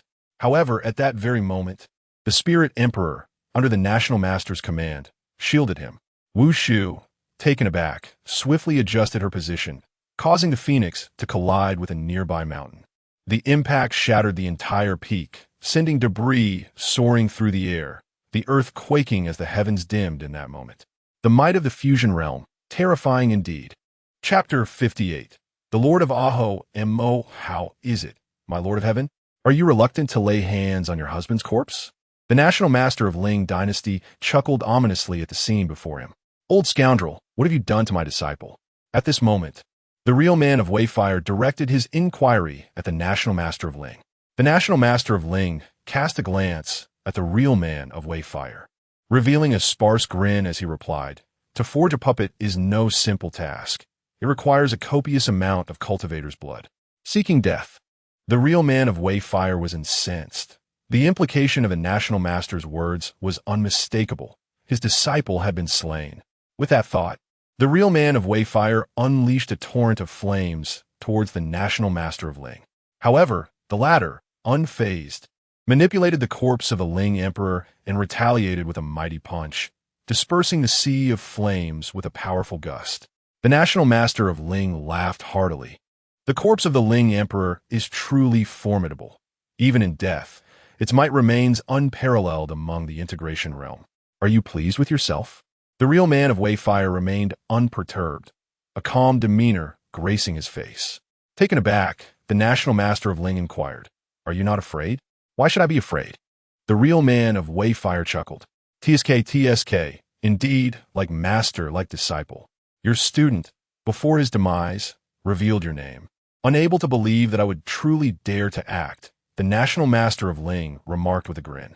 Seeking death. Provoked, the real man of Wayfire erupted in fury, flames igniting around him. Li Zhoujun mused silently. The garments of this real man of Wayfire are remarkably resilient. Even in such a state, they remain intact. I beseech the mountain master to intervene and vanquish this fiend. Restore the clarity of Qingzhou. Suddenly, the real man of Wayfire bowed deeply to Li Zhoujun. At that moment, Wushu and the national master of Ling finally noticed Li Zhoujun, who appeared almost as an outsider. Mountain master? Could he be a formidable figure from Daotian sect? Wushu pondered, momentarily taken aback. Who are you? The national master of Ling furrowed his brows, addressing Li Zhoujun. A vague sense of unease stirred within him, as he sensed something was amiss. After all, under his perceptive abilities of the integration realm, this individual seemed to hover on the periphery, undoubtedly extraordinary. This is the mountain master of Yunju. National master, your good days are numbered. The real man of Wayfire wore a mocking smile. Mountain master of Yunju. Both the national master of Ling and Wushu were rendered speechless. Was this young man the recently renowned mountain master of Yunju in Qingzhou, the youngest among the tribulation-transcending cultivators? As this realization dawned upon him, the national master of Ling's expression darkened. If he was indeed a tribulation-transcending cultivator, he would find himself in a precarious predicament.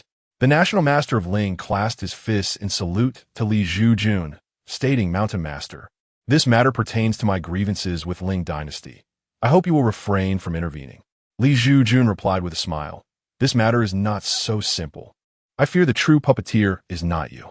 The system had yet to indicate the completion of the task, clearly suggesting that the truth had not yet been unveiled. Upon hearing this, the National Master of Ling's expression stiffened, and Wu Shu's countenance also shifted. Honestly reveal the identity of your benefactor, and the Master of Mount Banshan may consider granting you a swift demise, Li Zhoujun declared. The expression of the National Master of the Ling dynasty became grim upon hearing this, yet his gaze discreetly flickered towards Wu Shu. In that fleeting glance, Li Zhoujun discerned the puppet master behind the scenes. It was indeed Wu Shu. Everything was orchestrated by you, wasn't it? Li Zhoujun directed his gaze towards Wu Shu. The Master of Cloud Residence fixed his piercing eyes on her, acknowledging, "It was I who instructed the National Master to act thus." Wu Shu, having been exposed, nodded in affirmation. The true man of Weihu was bewildered. This woman was performing a convoluted dance before him, one moment affirming, the next denying. "I am curious," Li Zhoujun continued. "Since the Ling dynasty is already under your control, why unearth your husband's corpse to forge it into a puppet? Because the system has yet to indicate that the task is complete. This matter, I fear, is far from over," Wu Shu replied with narrowed eyes. "Master, some truths are better left undiscovered by you." "Oh," Li Zhoujun's interest was piqued. "Are you not concerned that I may unleash my wrath upon you with a single stroke of my sword? Were I without a trump card, would I have chosen to lay the abyss beneath the Dao Tian sect, even at such a distance?" Wu Shu responded with a soft chuckle. "Intriguing," thought Li Zhoujun, narrowing his eyes. It seemed Wu Shu indeed possessed a hidden advantage. "I shall see what your trump card truly is." With a cold snort, Li Zhoujun summoned the Aoshue flying sword, which immediately filled the atmosphere with the aura of a 9th-grade celestial sword. The National Master of the Ling dynasty, Wu Shu, and the true man of Weihu all stared in disbelief. "A 9th-grade celestial sword? You're a true immortal." Wu Shu gazed at Li Zhoujun in astonishment. For celestial swords could only be wielded by true immortals. "Reveal your trump card," Li Zhoujun grinned. But at that moment, a surge of demonic energy erupted from the ground, directly invading the body of the Ling Emperor. "Hail, Lord Demon Master!" Wu Shu exclaimed, bowing in fervent excitement to the Ling Emperor's body.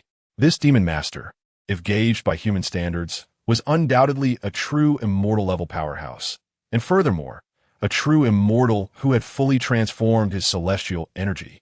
She had transformed her husband into a puppet, solely to summon the arrival of this Demon Master. "This body is quite satisfactory." A hoarse voice emanated from what was once the puppet of the Ling Emperor. It was evident that the Ling Emperor's body had been usurped by the Demon Master Wu Shu mentioned. "True immortal?" The Demon Master turned his gaze towards Li Zhoujun, licking his lips. "Were you?" Li Zhoujun replia nonchalantly. "I am Ahe, the Demon Master of the Demon Realm." Ahe smiled broadly. "The Demon Realm?"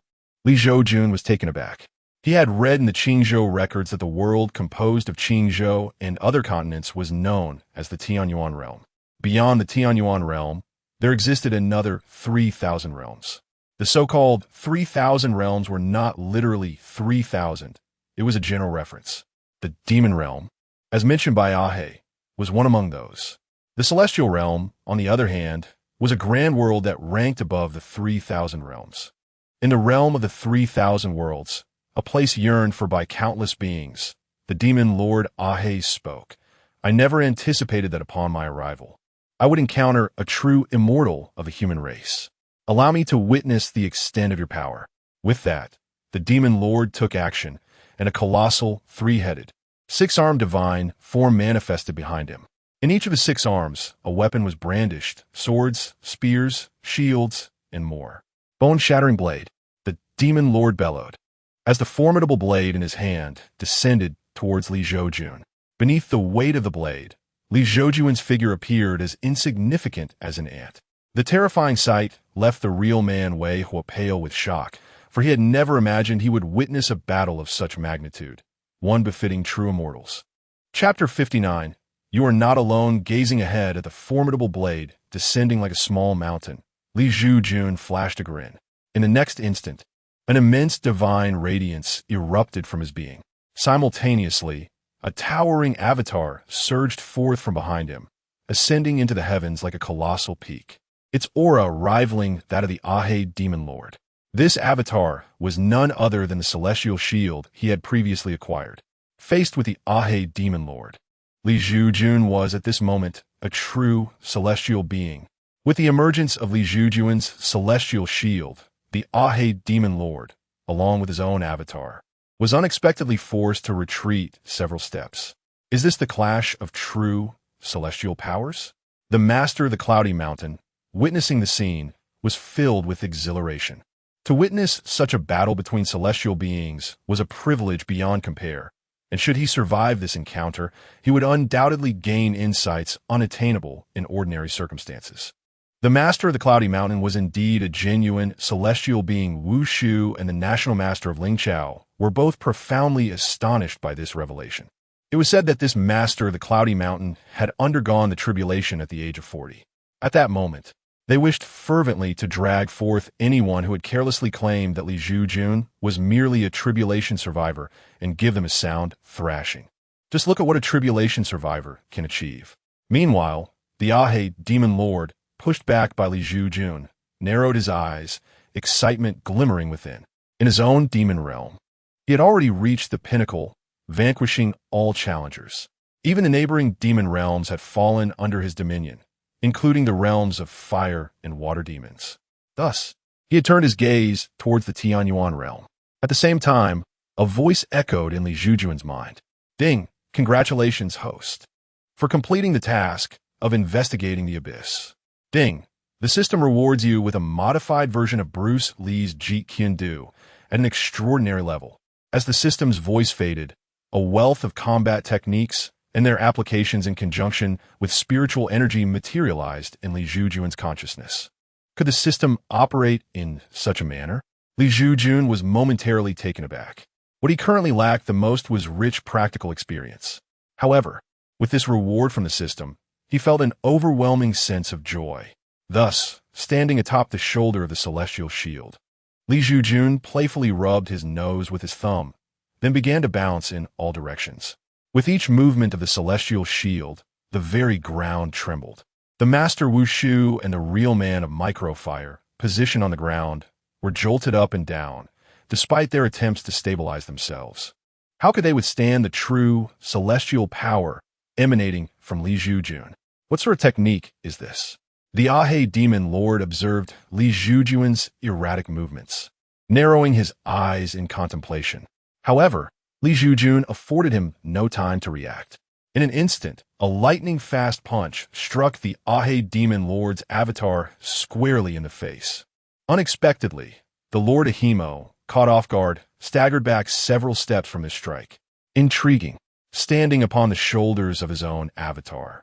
The Lord Ahimo's eyes sparkled with excitement. Since you wish to engage in close combat with me, I shall indulge you. As his words echoed, the various weapons in the hands of his avatar vanished without a trace. With weapons, I need not rely on them. I merely play? What is this called? This is called confidence. Li Zhoujun, however, did not engage in idle talk, swiftly launching a kick aimed at the knee of the Lord Ahimo's avatar. An interesting maneuver indeed. Should this strike land upon a flesh-and-blood knee, it would likely render the entire leg incapacitated. The Lord Ahimo grinned widely, yet his combat experience was equally vast. He deftly maneuvered his avatar to evade, simultaneously unleashing a punch imbued with dark demonic energy, aimed squarely at Li Zhoujun's avatar's chest. Seeing this, Li Zhoujun promptly withdrew, stepping back to evade the blow, then shifting to the right to launch a counterattack aimed at the throat of the Lord Ahimo's avatar. The two engaged in a fierce exchange, controlling their avatars with remarkable precision. The spectators on the ground, though jolted and lifted off their feet, remained entranced by the spectacle. The clash of true celestial beings was terrifying. The mere collision of their avatars was enough to instill awe. Either of their avatars possessed the power to sweep across Qingzhou and annihilate countless beings within the Tianyuan realm. How remarkable, marveled Master Weihua. Meanwhile, as Li Zhoujun and the Lord Ahimo grappled, neither could land a decisive blow on the other. They chose to abandon all intricate techniques, opting instead for a straightforward exchange of punches against each other's avatars, producing thunderous, ear-splitting sounds akin to roaring thunder. This was truly terrifying. Master Wei Hua observed the scene, his face pale. As a cultivator of the harmonization stage, he felt utterly insignificant in the presence of these two. If they were to simply sit upon him, he had no doubt they could end his existence without lifting a finger. Despite the fierce battle between the Lord Ahimo and Li Zhoujun, the events unfolding in the abyss seemed imperceptible to the outside world. Clearly, the Lord Ahimo employed some form of cunning to mask their struggle. Excellent. This battle is exhilarating. The Lord Ahimo laughed heartily. It had been ages since he had encountered an opponent of equal strength, let alone one with whom he could engage so delightfully. However, Li Zhoujun paid no heed to his words, delivering a punch straight to his face. Stunned, the Lord Ahimo exclaimed, "Wait, you are a powerful, true celestial. Yet you resort to such underhanded tactics? Can't you allow me to finish my sentence? Is there no sense of martial virtue? Li Zhoujun Skufa, you are attempting to invade my Tianyuan realm. Why should I listen to your complete discourse? Why should I adhere to martial ethics?"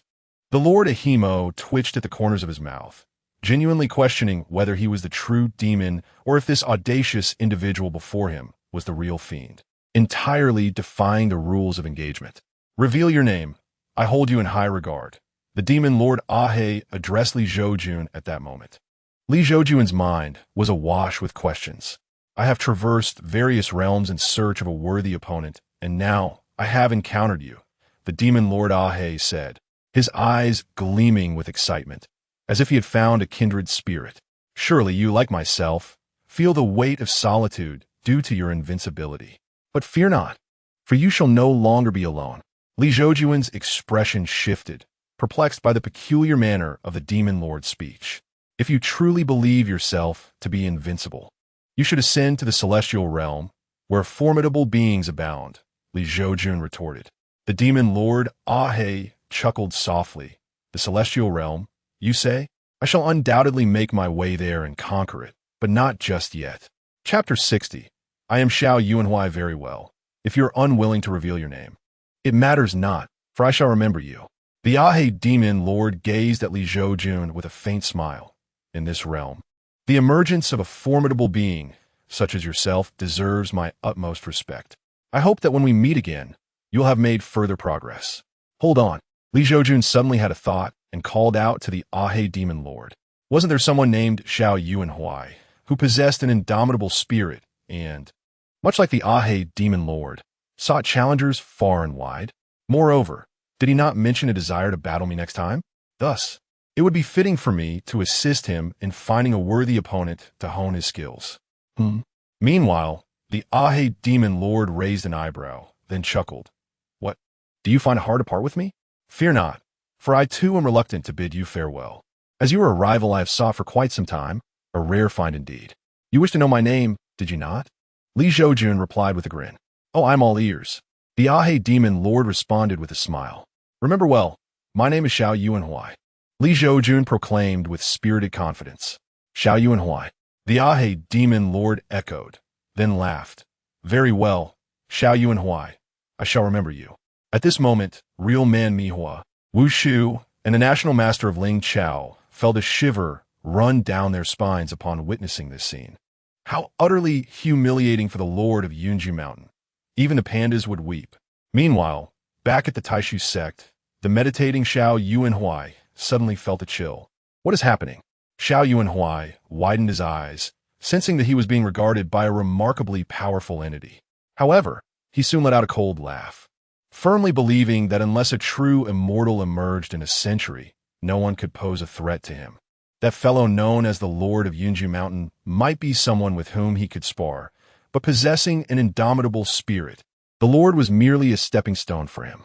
Returning to the abyss, upon learning that Li Zhoujun was named Xiao Yuanhuai, the Ahe demon lord waved his hand, summoning the national master of Ling Chao and the heavenly empress Wu Shu away from the scene.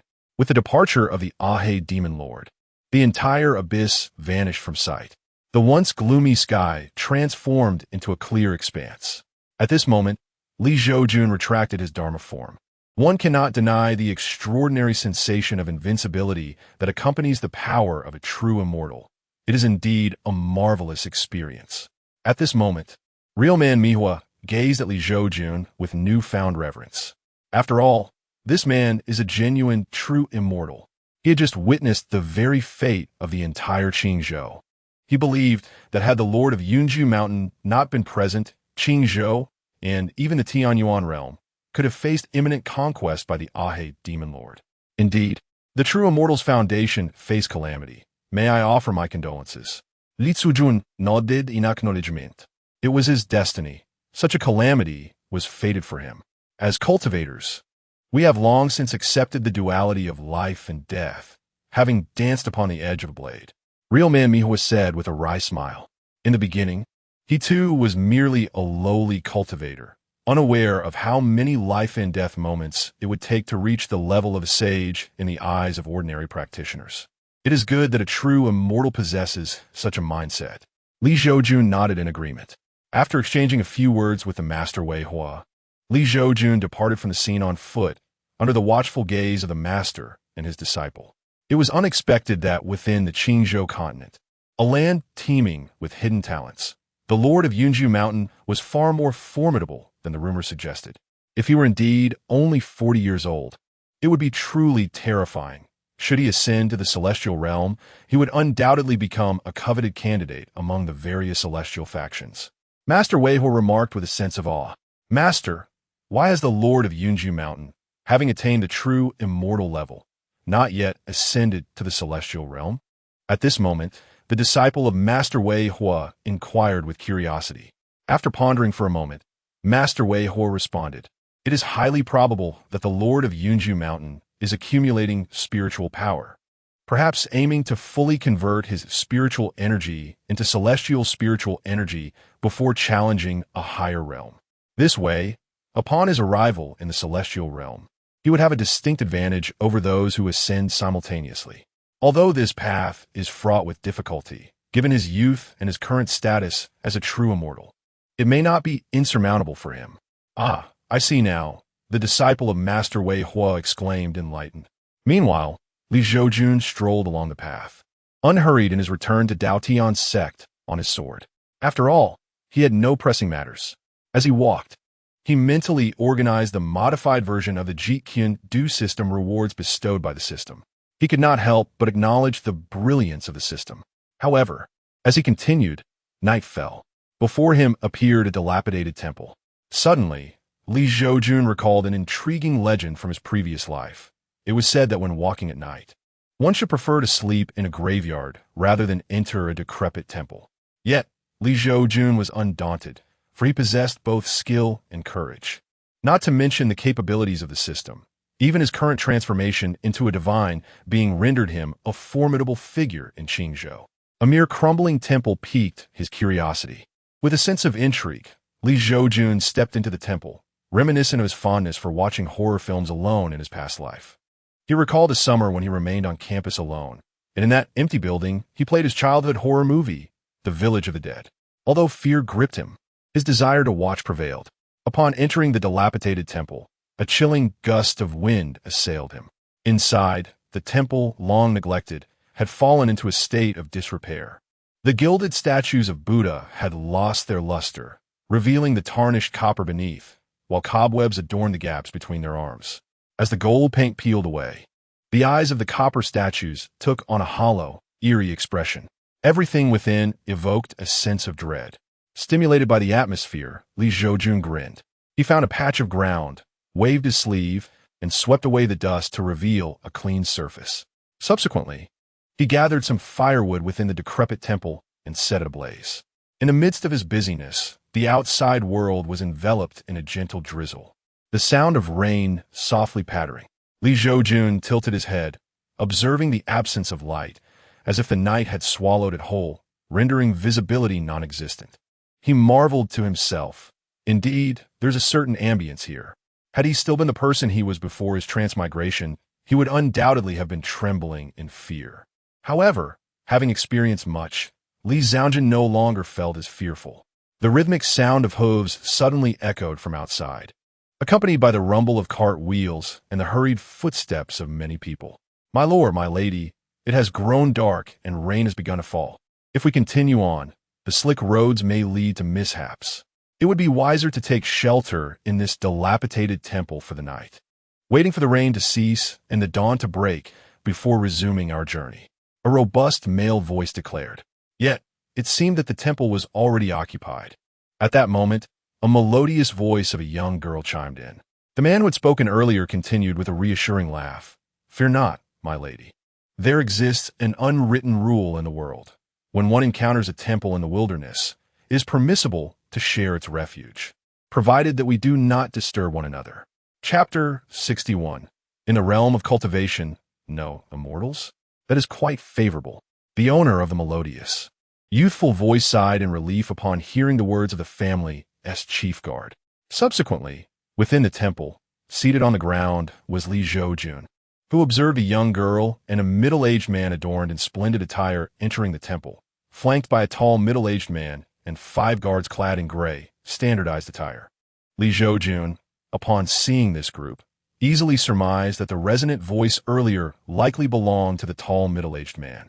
The young lady mentioned was undoubtedly the only girl among the group, while the gentleman in fine garments was the elder. "Sir, we happened to pass by this place and were caught in a downpour. I apologize for disturbing you." The tall middle-aged man smiled broadly at Li Zhoujun. "It is of no concern," Li Zhoujun replied with a light chuckle. It was evident that although the tall man had not embarked on the path of cultivation, the thick calluses on his hands suggested he possessed some skill. Simultaneously, the girl, surrounded by guards, appeared momentarily entranced upon seeing Li Zhoujun. The reason was quite simple. It was akin to a man encountering a beautiful woman. At that moment, the girl could not help but acknowledge that the youth before her was truly extraordinary, his demeanor and appearance evoking a sense of otherworldliness. "You are quite magnanimous, sir," the tall middle-aged man remarked with a grin towards Li Zhoujun. Afterward, he called out to his men to begin tidying up.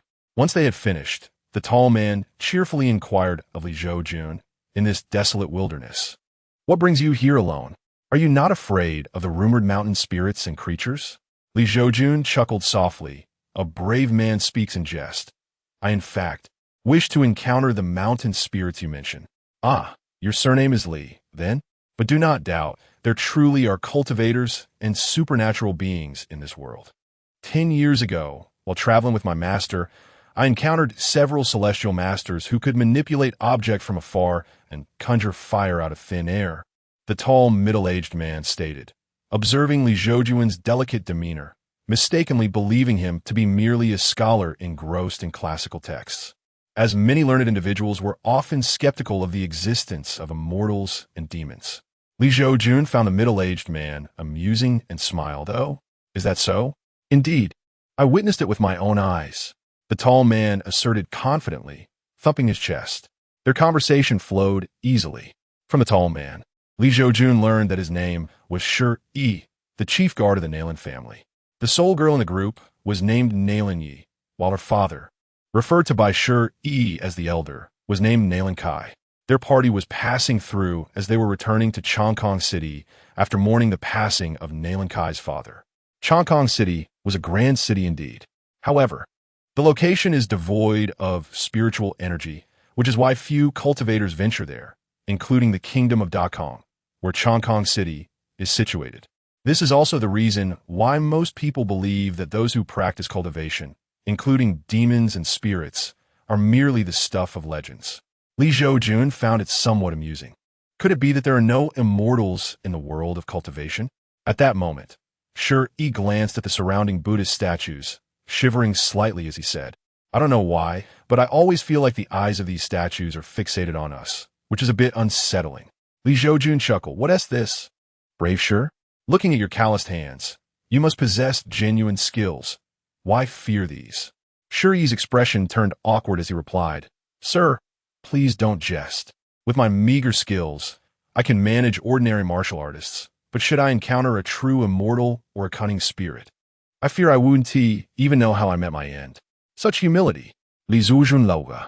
The vigor within Shi, he was akin to a raging torrent, placing him among the elite of ordinary mortals. Even common demons dared not approach him. "I am not being humble," Shi sighed wryly.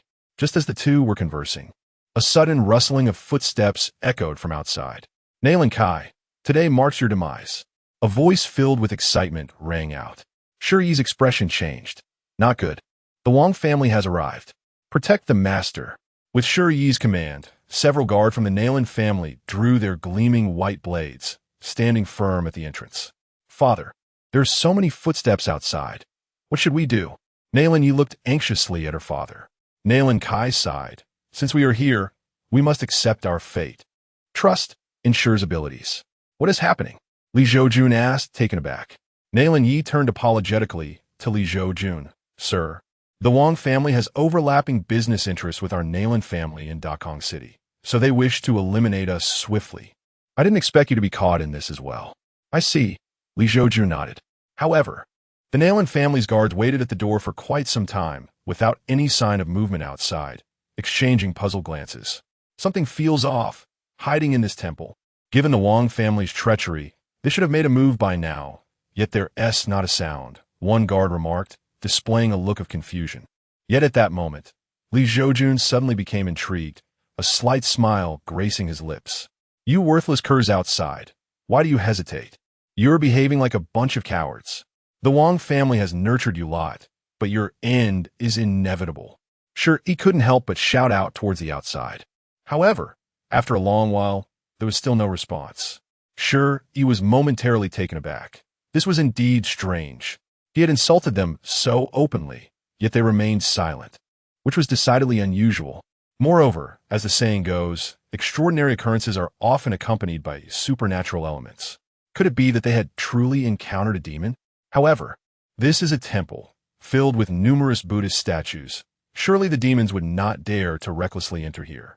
Thus, Shi Yi unfastened the wine flask from his waist and took a hearty swig before exclaiming, Damn it! I am determined to see what mischief this rabble is up to outside. As his words fell, Shi Yi produced a fire starter from his bosom and strode boldly out the door. Yet in but a brief moment, Shi Yi returned, his complexion ashen. What has happened? Boss, why you look so pale? Inquired a concerned guard. Do not venture outside. There are foul entities lurking, and the ground is strewn with shattered corpses. Terror was evident in Shi Yi's eyes. Upon hearing this, the other's expressions shifted dramatically. Sure, you cannot be jesting, can you? Nalan asket shi. In truth, Nalan was an avowed skeptic in this realm, for throughout his life, he had never encountered the celestial masters or the so-called demons and monsters that Shi Yi spoke of. Chapter 62. Do not converse with it, my lord. How could I jest about such matters? Shi Yi's face turned pale as he spoke. The bodies of those from the Wang family outside, not a single one remains intact. It appears as though something has violently torn them apart. At this moment, the other guards regarded Shi Yi with incredulity. After all, none of them had ever encountered the legendary beings or spirits spoken of in tales. Only one guard with inverted triangular eyes changed expression. He realized that the Wang family must have bribed someone to learn of Nailan Kai's whereabouts. If those from the Wang family were all dead, they would undoubtedly seek retribution against him. Seeing the disbelief etched on the faces of his companions, Shi Yi felt a surge of anger. What do you think I would deceive you? Nailan Kai furrowed his brow and inquired, Sure guard, are you certain that your vision is not deceiving you? How could a group of living beings perish in an instant? In response, Shi Yi raised a hand and swore with 3 fingers aloft, I swear that what I have just said is entirely true. Otherwise, may I meet with a most unfortunate end. Witnessing Shi Yi's solemn oath, the others exchanged glances, acknowledging that he did not appear to be lying. My lord, are you present within? Just then, a woman's voice called from outside, breaking the silence. Father, that is indeed Mother's voice. Nailan Yi gasped in disbelief, her eyes wide with astonishment. Nailan Kai mirrored her reaction. His wife, Xiao Shui, had been bedridden for years due to illness, which was why she had not accompanied him home. Yet now, she seemed to be outside the temple, a situation that felt utterly wrong. The guard from the Nailan family were equally aware of this situation. An eerie atmosphere enveloped the entire temple. My dear, yeah, why do you not respond? The woman's voice echoed again from outside. Yet within the temple, no one dared to answer, nor even to make sound. Gulping nervously, Shi Yi stammered, I once read in an ancient text about a phenomenon where the souls of the deceased in foreign lands become spirits. If they encounter someone in a room with a door, the occupants must converse with it to allow entry. Do you think we are facing such a being? Upon hearing this, the others felt a chill run down their spines. Li Zhoujun sat cross-legged by the fire, his expression unwavering. Sir, are you not afraid of these spirits? Sure, he asked curiously. Li Zhoujun chuckled lightly. Did you not just say that it can only enter if we respond? Therefore, why should I be fearful? One must admit, Li Zhoujun found the situation rather thrilling. Sure, he nodded in agreement. Father. Suddenly, the woman's voice transformed into that of a child, startling a guard with a round face who widened his eyes in shock. Because this voice belongs to my son. Old Gu cannot respond. Upon seeing this, sure, he hurriedly spoke to the square-faced guard. The guard, upon hearing, nodded in terror. Father, it's so cold outside. May I come in and warm myself by the fire with you? The child's tender voice continued to call out. Father, why aren't you answering me? Are you sneaking around outside, behind Mother's back? Suddenly, the child's voice turned frantic. Simultaneously, everyone noticed that a fierce wind had begun to blow outside. The already dilapidated windows of the temple rattled violently. A ghost. A guard with a goatee suddenly looked in horror towards the window, letting out a piercing scream. The crowd followed the gaze of the goateed guard, only to find nothing there. Are you seeing things? A young guard frowned and remarked. Clearly there is nothing. Impossible. The goatee guard immediately retorted. I distinctly saw a woman standing at that window, her face half decayed, exposing teeth and bones, even crawling with maggots. I cannot be mistaken. Could it be that the dead can truly move? The young guard swallowed hard. Bang!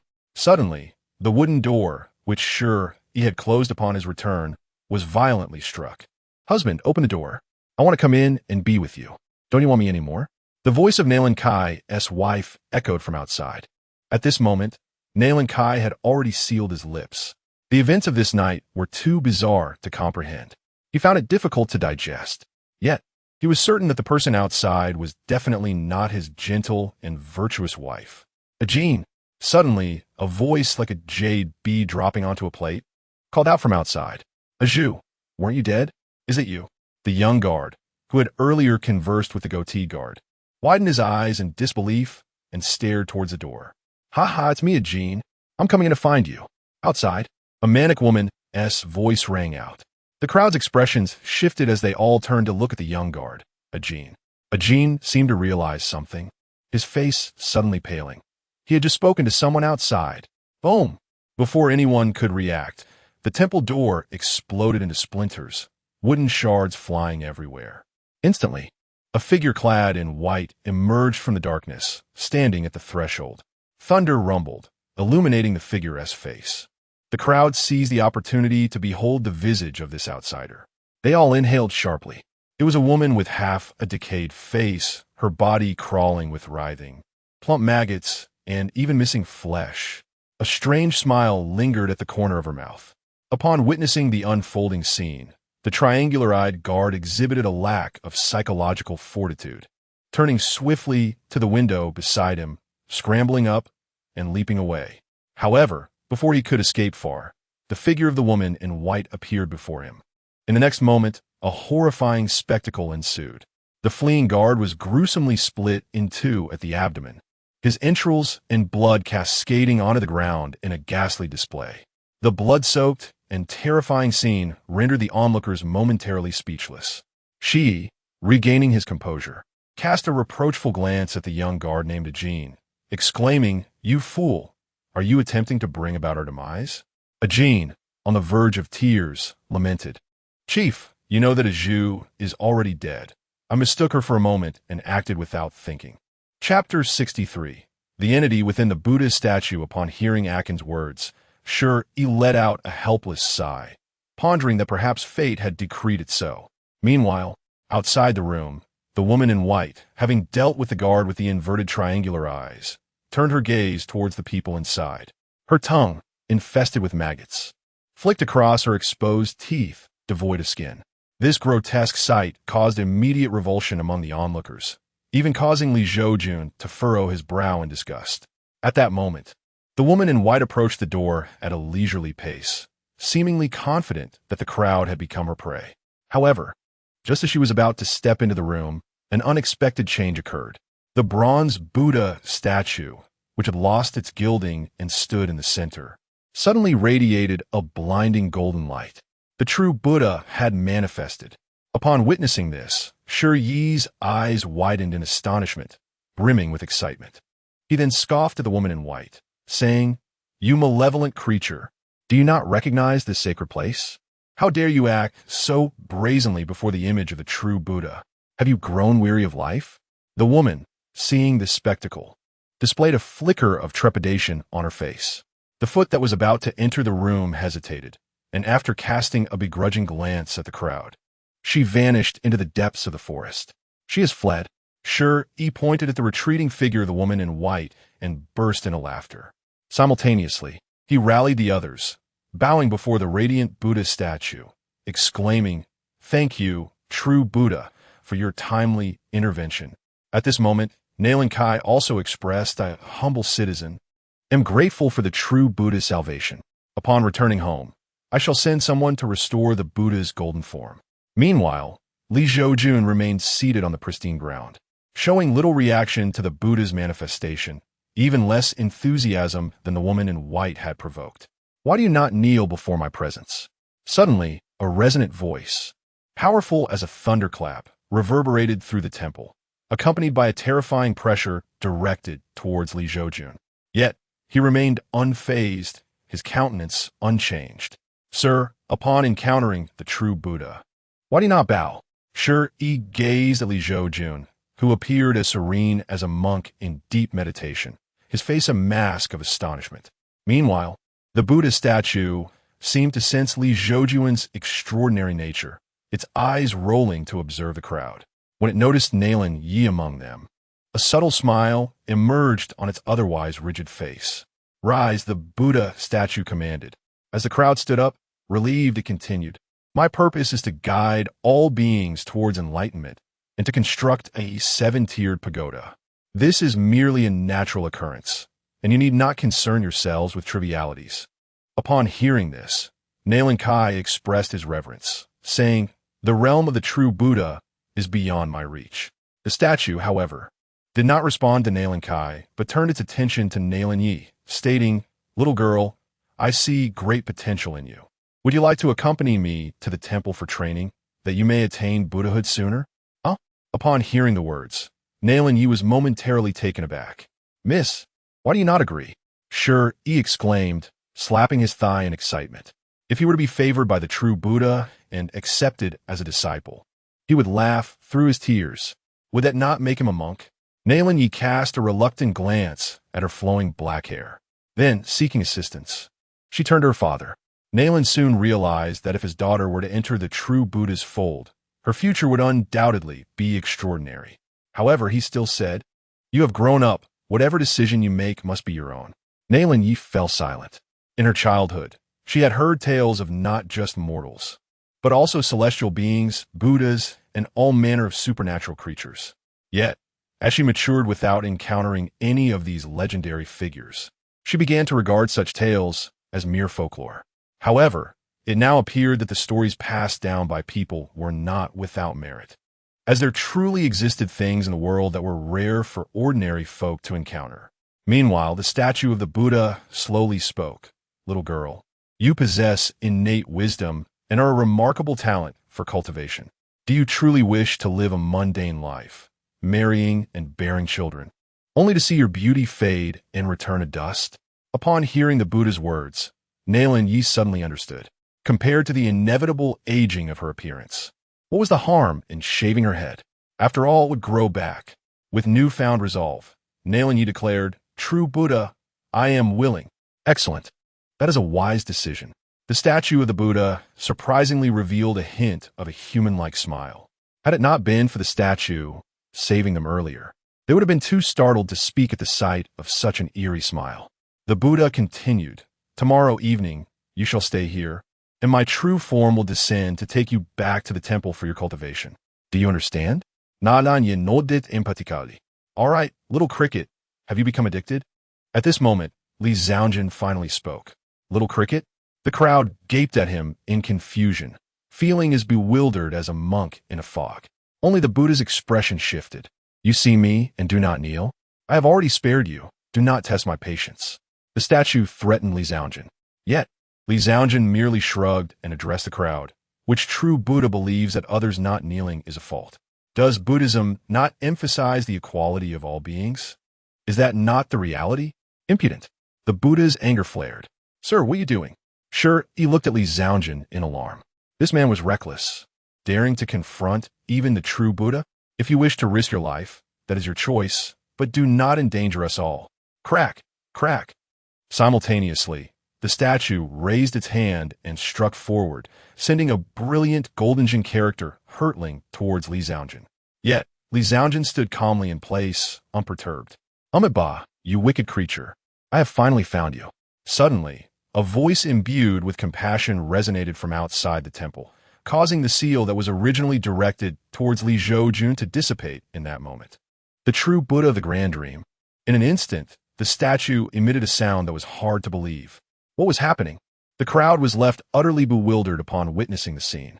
Judging by the current situation and the words of the statue, it appeared that an outsider had arrived. Also a true Buddha. Yet, why did the stone statue, which was also a true Buddha, emit a sound filled with trepidation? At this moment, Li Zhoujun gazed outside, and a change finally appeared on his face. He never expected to encounter a true Buddha. Just as the crowd remained in shock, the statue placed at the center of the temple suddenly shattered into pieces. Simultaneously, the fragments of the statue unleashed a phenomenon that sent shivers down the spines of everyone present. Chapter 64. On the path suddenly, from within the shattered copper Buddha, there emerged a black cricket, roughly the size of a calf, startling all who beheld it. The grotesque appearance of the creature drained the color from their faces. And only then did they comprehend why Li Zhoujun had previously mentioned a little cricket, particularly for Nailan Yi, the thought that she might be alone here the following night, potentially becoming the cricket's next meal, sent chills down her spine. Sure, Yi, with eyes wide in astonishment, turned to Li Zhoujun. Sir, you possess the ability to see through what lies within this statue. You are no ordinary person. When did I ever claim to be ordinary? Li Zhoujun replied with a gentle smile. Sure, he found himself momentarily at a loss for words. Meanwhile, the large cricket attempted to flee, but just then, a massive bull flew in from outside, swiftly enveloping the creature as if it were a fleeting shadow. That outside figure must be the true Buddha. Sure, he exclaimed as realization dawned upon him. Amitabha, my cricket escaped while I was in meditation, causing you all inconvenience. I hope for your understanding. And I shall take this wretched creature back and punish it severely, came the voice of an elderly monk, clad in a robe, his skin resembling dry tree bark, yet radiating kindness. Is this truly the genuine Buddha? Doubts lingered in the hearts of the onlookers, for this old monk appeared no different from an ordinary temple abbot. Yet the cricket had distinctly claimed that this man was the invincible, the true Buddha. They understood that those legendary practitioners and monks who could cultivate were not truly comparable to the real Buddha, who stood alongside those who had genuinely ascended to immortality. As the Jinfu caught sight of Li Zhoujun, a flicker of surprise crossed his face, and he joined his palms in reverence. Amitabha, it is unexpected to encounter a true practitioner in this realm. I offer my respects. The term true practitioner refers to one who has successfully traversed the tribulations, yet has not fully transformed into an immortal being. Although sure, Yi and his companions were unfamiliar with this designation, they quickly grasped the significance of a legendary Buddha treating Li Zhoujun with such deference. In that moment, they realized that the young man they had been with was indeed someone worthy of respect. Even by the standards of a true Buddha, I am equally surprised to meet a revered one here. Li Zhoujun responded with a smile. Thank you, true practitioner, for sparing this wretched creature. I shall ensure it is properly monitored in the future, Demeng Jinfu said, gesturing as the overturned bowl flew back into his palm, shrinking as it did so. The miraculous scene left Sure Yi and the others astounded, exclaiming in disbelief. By the way, true Buddha, the creature you held earlier mentioned that my lady possesses considerable wisdom. Is there any truth to that? Sure, he inquired respectfully, recalling the cricket's words. To be honest, had de Meng Jinfua revealed a resplendent golden form, sure, he would have been too terrified to breathe. However, the benevolent and amiable demeanor of the true Buddha at that moment evoked no fear in them at all. The great dream, true Buddha, upon being questioned by an utterly mundane martial man, chuckled lightly. Amitabha, this lady indeed possesses considerable wisdom. However, alas, this humble monk cannot usher her into the celestial realm. Li Zhoujun's countenance shifted in surprise. In that brief exchange, he discerned a profound revelation. The great dream, true Buddha, hailed from the heavenly domain. Simultaneously, upon hearing the Buddha's words, Nailan Yi appeared somewhat despondent. Observing her demeanor, Li Zhoujun cheerfully remarked, in truth, being an ordinary person here has its merits. Marrying and raising children is but one way of life, while cultivating immortality represents another. The common folk only witness the favorable aspects of the immortal cultivators, oblivious to the fact that embarking on such a path entangles one in a web of competition. Resources to vie for, opportunities to seize, everywhere one must contend. And a single misstep could lead to eternal damnation. The great dream, true Buddha, intrigued by Li Zhoujun's words, inquired, what you say holds merit. I have a question I wish to pose to you, true Chung. Speak freely, Li Zhoujun replied with a smile. There is a saying, saving a life surpasses the construction of a 7-story pagoda. If a child were to fall into the water and you cannot swim, would you save them or refrain? The great dream, true Buddha asked, is it better to let one drown or two?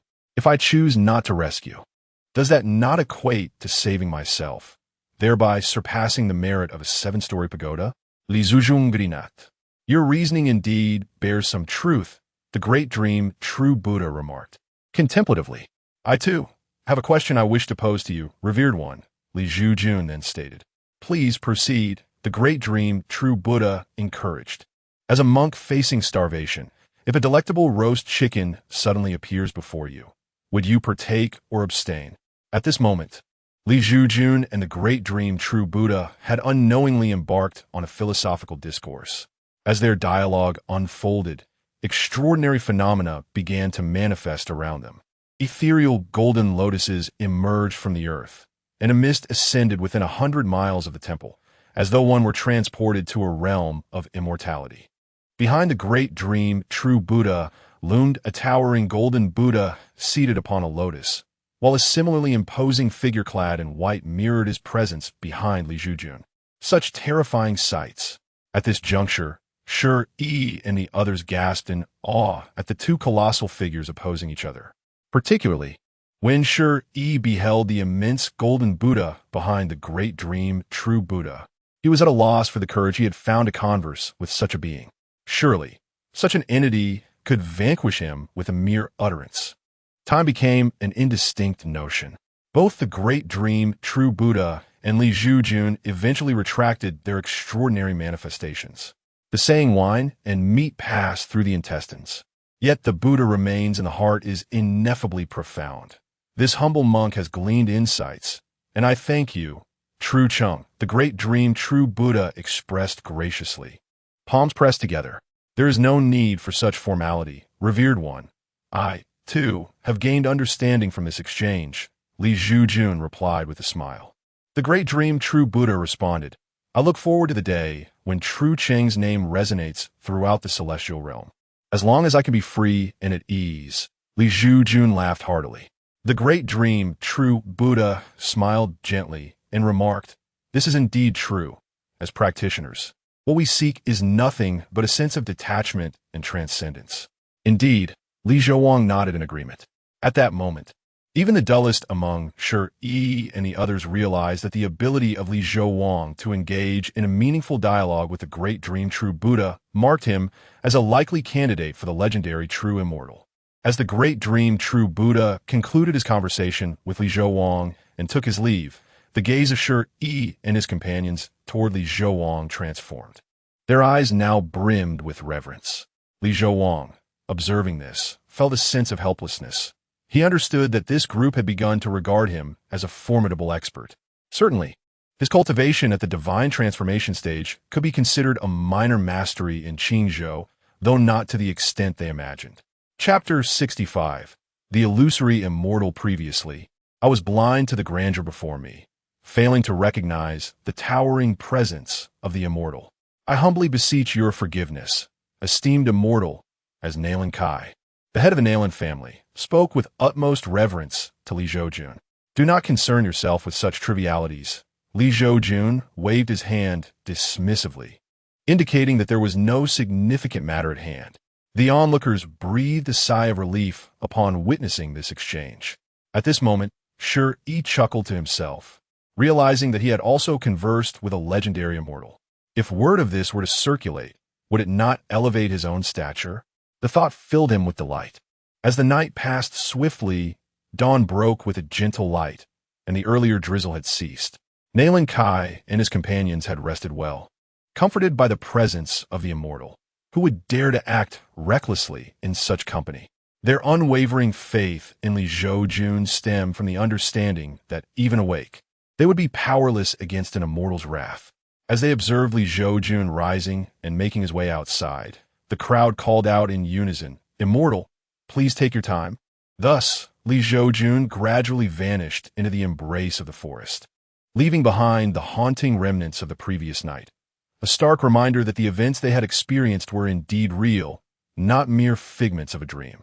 Meanwhile, Li Zhoujun strolled along the narrow mountain path, a trail typically traversed by herbalists venturing into the woods. Suddenly, a figure plummeted from above, landing before him with a thud, leaving Li Zhoujun momentarily stunned. "What on earth?" he exclaimed, glancing upward to spot a cliff and two swiftly retreating presences. His attention shifted back to the fallen individual, a youth, tattered and gasping for breath, yet clearly still alive. However, the balance of inhalation and exhalation suggested that, without intervention, his time was limited. Beep! Destiny's Chosen One detected. Options activated. Option 1. Choose to rescue the Chosen One and become his grandfather, granting the host the cultivation level of an illusory immortal. Option 2. Choose to ignore the situation entirely, resulting in no rewards. Observing these two options, Li Zhoujun could not help but exclaim, "Of course. I shall select the first."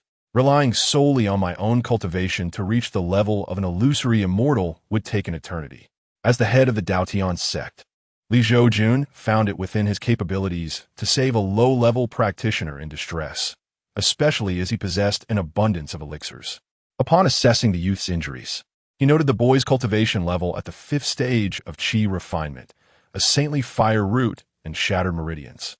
Li Zhoujun's mind began to piece together the unfortunate tale of this chosen one. The youth likely hailed from a prominent family branch, with such talent that he could have ascended to lead the main lineage. However, it seemed that the main family had deemed him a threat, thus sealing his fate. Beep! Host, cease your conjecturing. If you do not act soon, the individual will perish. Awakened from his reverie, Li Zhoujun sheepishly responded, "Let us not dwell on such details." Having spoken, Li Zhoujun placed a pill into the young man's mouth. This pill, known as the white bone muscle regeneration pill, was said to have the extraordinary ability to transform bones into flesh, allowing the meridians to be reborn effortlessly. However, whether this pill possessed such remarkable efficacy was beyond Li Zhoujun's knowledge, as he had never before experimented with administering a pill to bones. One might wonder, could bones even consume a pill without spilling it all over the ground? Nevertheless, after the young man ingested the pill, his previously languid aura visibly began to rejuvenate. Li Zhoujun glanced around and promptly moved the young man under a tree, for the sun's scorching rays would soon prove lethal if left unprotected. Subsequently, he settled down beneath the tree and began to doze off. Ding! Congratulations, host. You have completed half of your task by saving the destined one. Continue your efforts to become the esteemed elder of the fated child. Just as Li Zhoujun was on the verge of slumber, the system's notification jolted him awake, his eyes widening in astonishment. "System, you may not be human, but you are certainly a nuisance." Time swiftly passed through the morning.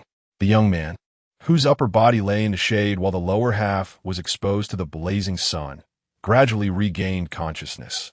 Am I dead? So this is what death feels like. Only my lower body is burning. Even my sacred fire spirit root feels the heat.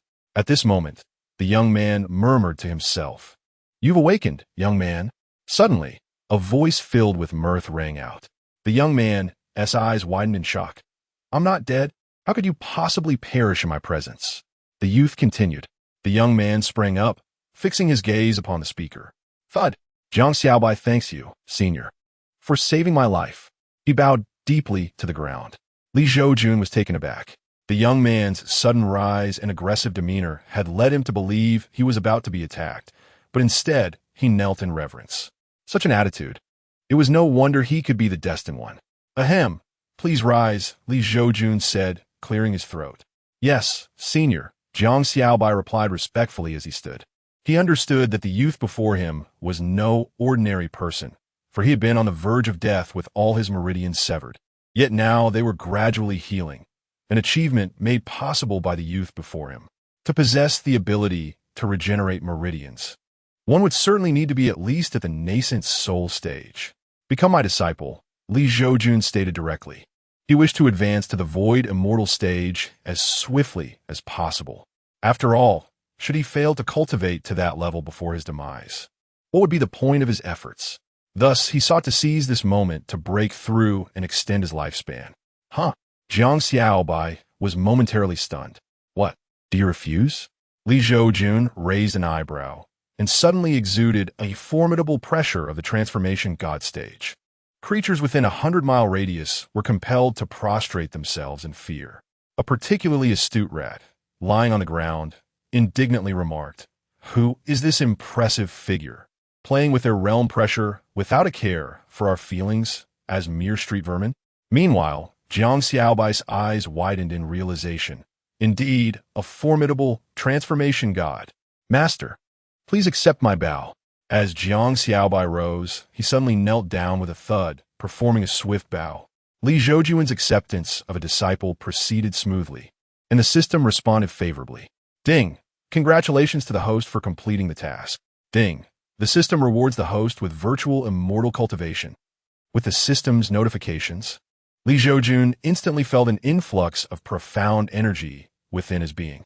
"Now, rise and explain to your master why you were cast down the mountain," he inquired. Upon hearing this, Jiang Xiaobai's eyes reddened with emotion. "Master, to speak candidly, I am the young master of the Jiang family's main lineage in Dallas City. However, the treacherous members of the branch family, seeing my father severely injured, conspired with the Zhang family of Dallas City to usurp my family's position and seize control over all the commercial resources of the Jiang family in the city." Li Zhoujun blinked in surprise. He had completely misjudged the situation earlier. Chapter 66. Should I take action on your behalf to avenge you? Li Zhoujun smiled at Jiang Xiaobai. "Master, I wish to seek vengeance on my own," Jiang Xiaobai replied with a grave expression. Upon hearing this, Li Zhoujun felt a twinge of surprise. He had not anticipated that this young man would possess such determination. Truly, he is a person of great fortune. Were it someone else, they would have likely rushed off to exact revenge without a second thought. "And how do you intend to achieve this revenge?" Li Zhoujun inquired with a chuckle. Jiang Xiaobai fell silent. It appeared that relying solely on his own strength to accomplish vengeance was an insurmountable task. "Do what you must. I shall stand behind you." "Do not fear," Li Zhoujun said slowly. "Thank you, Master," Jiang Xiaobai responded, rising to bow deeply. Li Zhoujun nodded in acknowledgement. At this moment, in the grand hall of the Jiang family mansion in Dallas City, a middle-aged man with inverted triangular eyes and a thin mustache spoke to the pale-faced man seated above Jiang Xiaobai's father, Jiang Onlang. "Patriarch, you are gravely ill, and the young master has been missing for several days. If the main lineage of the Jiang family lacks a steadfast anchor, chaos will surely ensue, not only within the main branch, but also among the various collateral lines." Jiang Onlang fixed a steely gaze upon this man, Jiang Xuanjing, and muttered, "What is it, Jiang Xuanjing? Are you already unable to resist the temptation of my position?" "Patriarch, you jest. I merely wish to see the Jiang family thrive." Jiang Xuanjing replied with a slight smile. exhibiting no fear of the former formidable Golden Core expert seated before him. A month prior, a frenzied horde of beasts had besieged Dallas City. The three patriarchs of the city had united to quell the beast tide, yet Jiang Onlang had sustained severe injuries. Jiang Xuanjing, also a Golden Core practitioner, saw an opportunity. Should he manage to usurp Jiang Onlang's position within the main lineage, he would naturally ascend as the next patriarch, commanding all branches and resources of the Jiang family in Dallas City. Jiang Onlang's expression darkened at these words. It was evident that Jiang Xuanjing was becoming increasingly restless. Meanwhile, several other branch patriarchs present voiced their concerns. Patriarch, the Jiang family is in turmoil. We cannot afford a single day without a guiding force. The branch patriarchs were genuinely a loss, for they were reluctant to see Jiang Xuanjing rise to power, given his questionable character and ruthless ambition in pursuit of the patriarchal position. They were all aware of the troubles surrounding the young master, Jiang Xiaobai, though none dared to speak of it. After all, offending anyone was perilous, especially Jiang Xuanjing, who was now the only remaining Golden Core expert with combat prowess in the Jiang family. Henceforth, the fate of the Jiang family would rest in Jiang Xuanjing's hands. In the past, during the zenith of Jiang Onlang's prowess, he could effortlessly suppress Jiang Xuanjing. However, now that Jiang Onlang is gravely injured, his strength diminished to but a shadow of its former self. No one can contain Jiang Xuanjing any longer. Moreover, Jiang Xuanjing has allied himself with the Zhang family, and his son, Jiang Xiaobai, has united with the esteemed Zhang Huilan.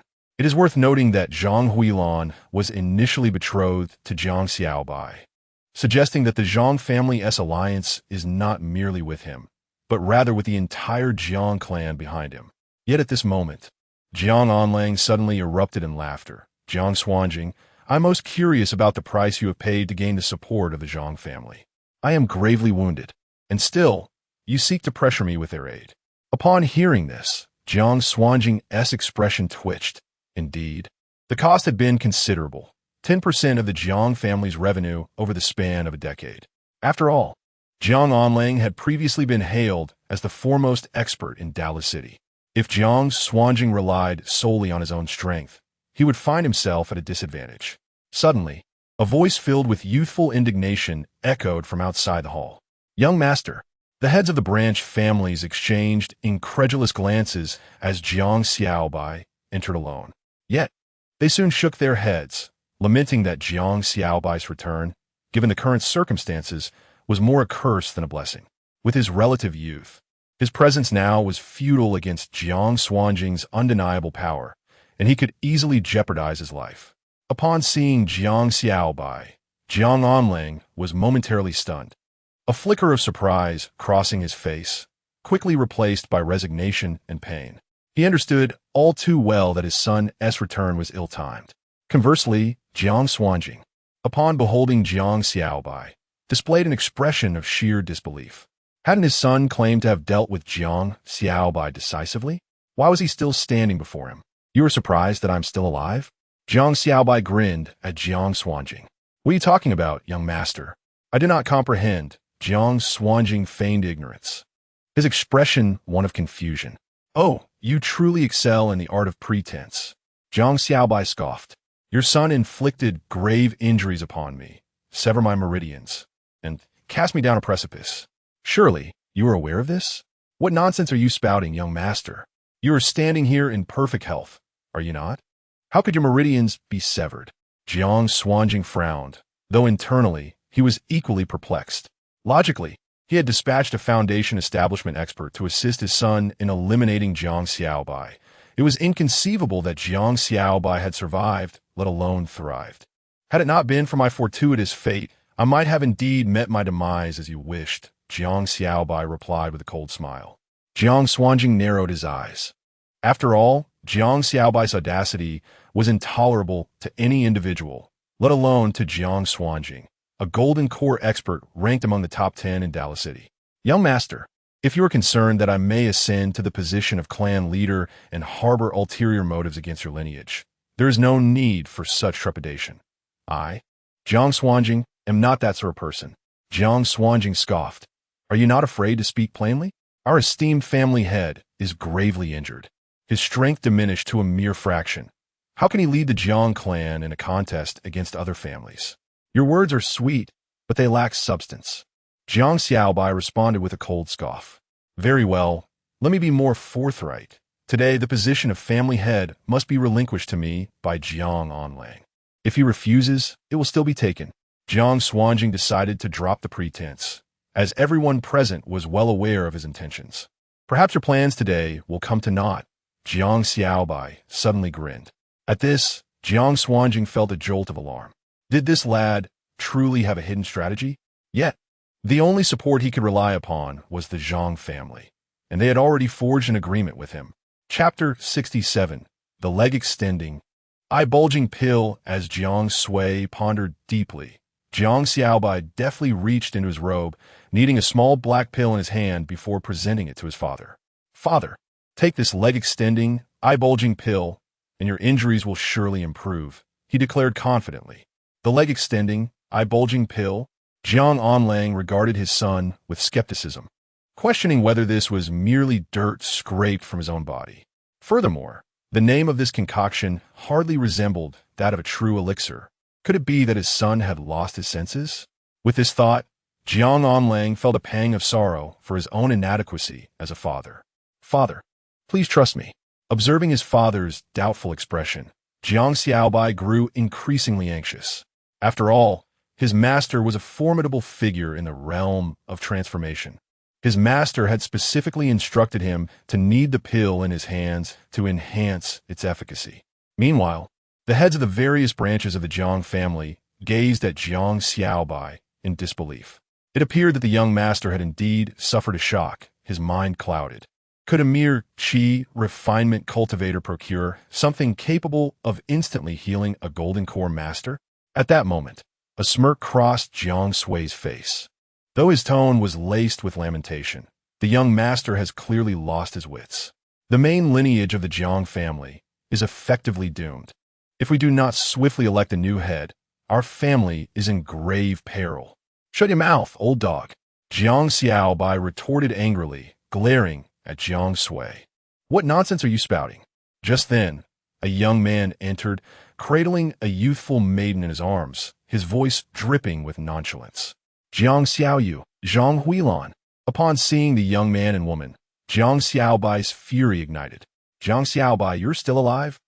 Jiang Xiaoyu was taken aback, recalling how he had nearly beaten Jiang Xiaobai to death and cast him off a cliff. How could he possibly have survived unscathed? Zhang Huilan, is this truly how you wish to proceed? Jiang Xiaobai glowered at the girl in Jiang Xiaoyu's arms, nearly grinding his teeth in frustration. Yet, Zhang Huilan merely cast a dispassionate glance at Jiang Xiaobai and replied, without your father supporting you from behind, you are nothing. Ah, I see, Jiang Xiaobai responded, a smile creeping onto his face. So you are one who seeks profit above all else? We grew up together, yet I am glad to have finally discerned your true nature. And what of it? Zhang Huilan scoffed dismissively. What significance do your words hold now? Given your current status, compared to mine? As long as you live, I relish the thought of you, once a proud young master, experiencing the thrill of death once more, she declared with delight. Jiang Xiaoyu flashed a grin at Jiang Xiaobai. By the way, Huilan is truly exquisite. I wonder how you managed to restrain yourself, insisting on waiting until marriage for intimacy. You wouldn't happen to be impotent, would you? As Jiang Xiaoyu spoke, he unabashedly turned toward Zhang Huilan and took a sip. How annoying, she exclaimed, playfully punching Jiang Xiaoyu's chest. Jiang Xiaobai observed this with an unchanging expression, having seen through Zhang Huilan's facade, and felt fortunate that he had not wed her. At that moment, Jiang Onlang's forehead throbbed with veins, realizing the betrayal of those around him during his time of distress. Since that was the case, he decided to gamble on the efficacy of the leg-stretching, eye-bulging pill in his son's possession. With that thought, Jiang Onlang took the pill from Jiang Xiaobai's hand and swiftly consumed it. In the next instant, he felt his injuries visibly mend, and his aura began to rise. This spectacle stunned the lovesick Jiang Xiaoyu, the scheming Zhang Huilan, the ambitious branch family heads, and the calculating Jiang Xuanjing. How is it possible that this pill can so swiftly heal the wounds of a golden core realm expert?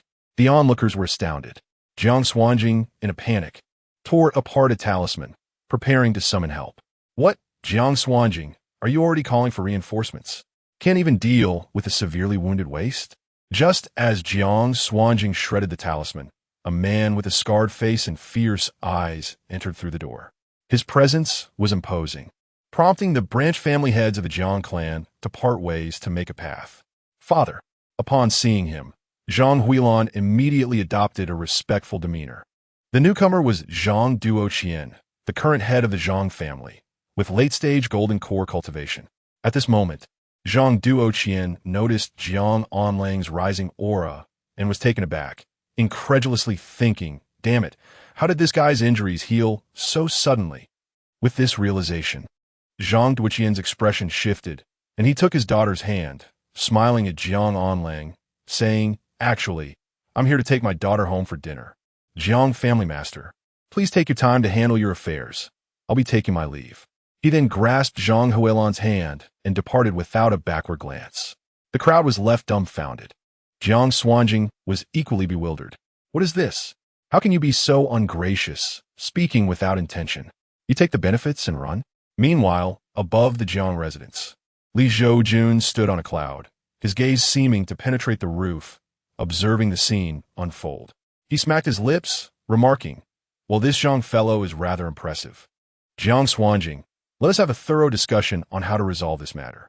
Back in the hall, Jiang Onlang disregarded Zhang Duoqian, understanding that to confront external threats, one must first stabilize internal matters, especially since Zhang Duoqian was no weakling. He turned his attention to Jiang Xuanjing and his son, letting out a cold snort. As his voice fell, an overwhelming pressure surged forth, enveloping all present. Unable to withstand the terrifying force, Jiang Xuanjing and his son collapsed to their knees. Jiang Xuanjing immediately cried out, Great Elder, I act solely for the benefit of our Jiang family. He implored, please do not be deceived by this villain's deceitful words. If you were still injured at this moment, he would have already usurped your position and exploited us all. At this point, the heads of several branches of the family, witnessing the scene, vehemently rebuked Jiang Xuanjing. To be frank, these branch leaders held a considerable respect for Jiang Onlang, for he had always treated everyone fairly. Had Jiang Xuanjing taken the helm, they feared they would find themselves stripped of even their undergarments. Their previous support for Jiang Xuanjing was born out of coercion, as they were all at the foundation establishment level, unable to contend with Jiang Xuanjing's influence. For the good of the Jiang family, Jiang Onlang scoffed. It seems to me that your true intentions are self-serving. Upon hearing this, Jiang Xuanjing and his son turned pale. Chapter 68. A single misstep leads to total ruin. Father. It was Jiang Xiaoyu who personally crippled my cultivation and cast me down a cliff. This statement is not a fabrication. It was precisely because he pushed me that I encounter my master. Upon mentioning the term master, Jiang Xiaobai's demeanor turned reverent. Indeed, it was my master who rescued me and bestowed upon me great fortune. Jiang Xuanjing cast a vicious glare at his son, his eyes filled with a mixture of disappointment and a fervent desire to punish his inept offspring, who had proven to be more of a hindrance than a help. Could you not have acted with a bit more decisiveness? Just take his head and throw him into the cauldron. Wouldn't that ensure his demise? Now, look at the situation. Victory was within our grasp, yet one misstep has led to utter defeat. Jiang Xuanjing, did you hear that? Your son has slain mine. Jiang Onling's gaze was deadly as he fixed his eyes on Jiang Xiaoyu. Had it not been for the sheer fortune of his own son, who was miraculously still alive, he would have undoubtedly become a ghost by now. Jiang Xiaoyu musti. Finish him off with your own hands and avenge yourself, Jiang Onlang instructed Jiang Xiaobai. Very well. Without hesitation, Jiang Xiaobai approached Jiang Xiaoyu, a smile curling upon his lips as he proclaimed, Good deeds are rewarded, and evil deeds are punished. Justice is merely delayed. As his words fell, Jiang Xiaobai raised his hand, forcefully pressing it down upon the head of Jiang Xiaoyu, whose previous arrogance had now transformed into sheer terror. No! Jiang Xiaoyu cried out, his head exploding in a cacophony of gore, brain matter splattering like bloodied tofu. Jiang Xuanjing stood in a daze, witnessing the death of his son before his very eyes, yet he lacked the courage to intervene. The overwhelming might of Jiang Onlang rendered him utterly powerless to resist. Once you have dealt with your son, it shall be your turn, Jiang Onlang declared, rising and advancing toward Jiang Xuanjing, his aura intensifying with each step. Jiang Xuanjing gazed at Jiang Onlang, who approached like a harbinger of death, and suddenly struck himself across the face, weeping profusely. Great master, I have been bewitched. I beseech you, consider my contributions to the family as a golden core cultivator and allow me to atone for my sins. Save your deceitful words for the spirits. If you behaved appropriately, I would naturally recover, and the position of great master would fall to you. For you're the only golden core in the Jiang family.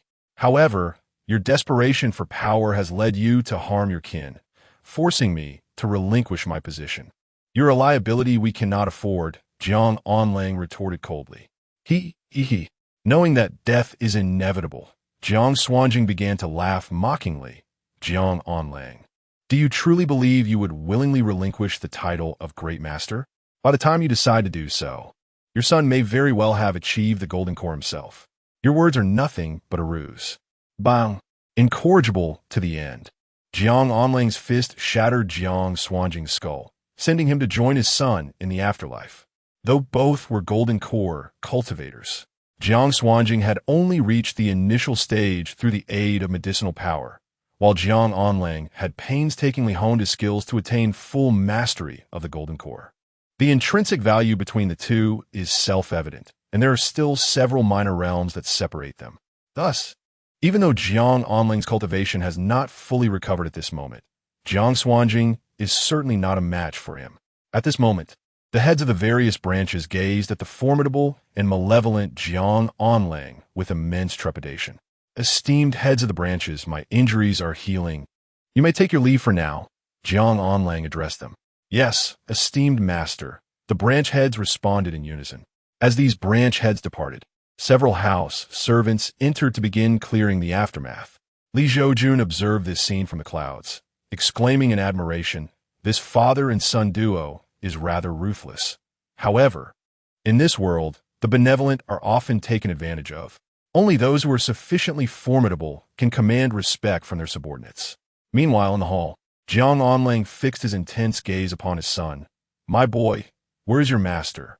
The one capable of providing such a precious elixir must be extraordinary. My master came with me, but he did not enter our residence, Jiang Xiaobai replied with a grin. Is that so? Jiang Onlang expressed a hint of regret, then admonished. You must personally express your gratitude to your master. Without his assistance, today would have marked our Memorial Day next year. Rest assured, Father, I understand, Jiang Xiaobai nodded affirmatively. He held a deep sense of gratitude toward Li Zhoujun for bestowing him a second chance at life.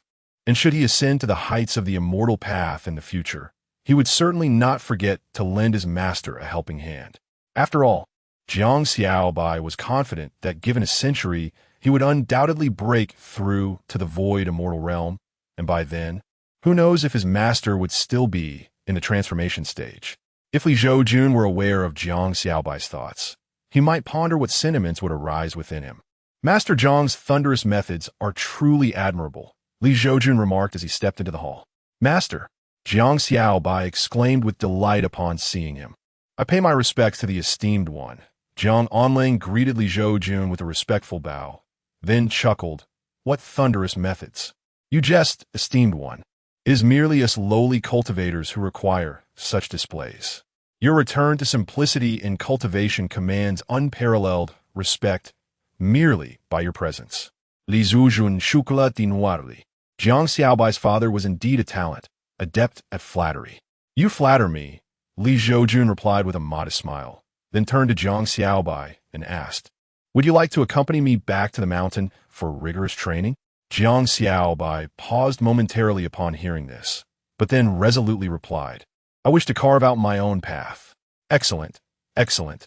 Indeed, my judgment of you is not misplaced. Li Zhoujun seemed to have anticipated this outcome. As the son of destiny, Jiang Xiaobai could not remain in one place indefinitely. He was bound to explore and level up continuously. Thus, Li Zhoujun was not surprised by his response.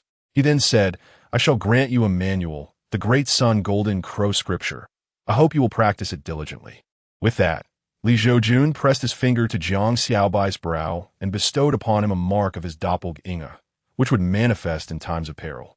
Moments passed. Jiang Xiaobai contemplated the profound techniques swirling in his mind, suppressing his excitement as he addressed Li Zhoujun. "Disciple is deeply grateful to Master." "Indeed," Li Zhoujun replied with a faint smile, his form gradually fading before the two. "Farewell, Master." "Farewell, esteemed one." Jiang Xiaobai and Jiang Onling bowed respectfully to Li Zhoujun. "Father, I shall head to the back mountain to cultivate," Jiang Xiaobai said eagerly, glancing at his father. "Very well," Jiang Onling chuckled, though inwardly he chastised the ungrateful youth for not recognizing the privilege of training alongside a master of such caliber. His eyes narrowed slightly as thoughts of the Zhang family crossed his mind. Meanwhile, Jiang Xiaobai remained blissfully unaware of his father's musings, for he was already on his way to the back mountain. Suddenly, he spotted a figure lying by the roadside and could not help but halt in his tracks. Chapter 69. Yao Tao, how could a young lady find herself in the depths of my family's mountains? Jiang Xiaobai was momentarily taken aback upon discerning the figure's visage. Lying by the roadside was a girl clad in a white dress. Not only that, but the maiden possessed bright, captivating eyes, a face reminiscent of blooming peach blossoms, and skin as smooth as fine jade. Her exquisite beauty momentarily stunned Jiang Xiaobai. He admonished himself to avert his gaze. Taking a deep breath, he resolutely reminded himself that he must not become a beast that takes advantage of the vulnerable. Meanwhile, the girl, though appearing unconscious, was in fact fully aware, albeit gravely injured and unable to move. Panic coursed through her.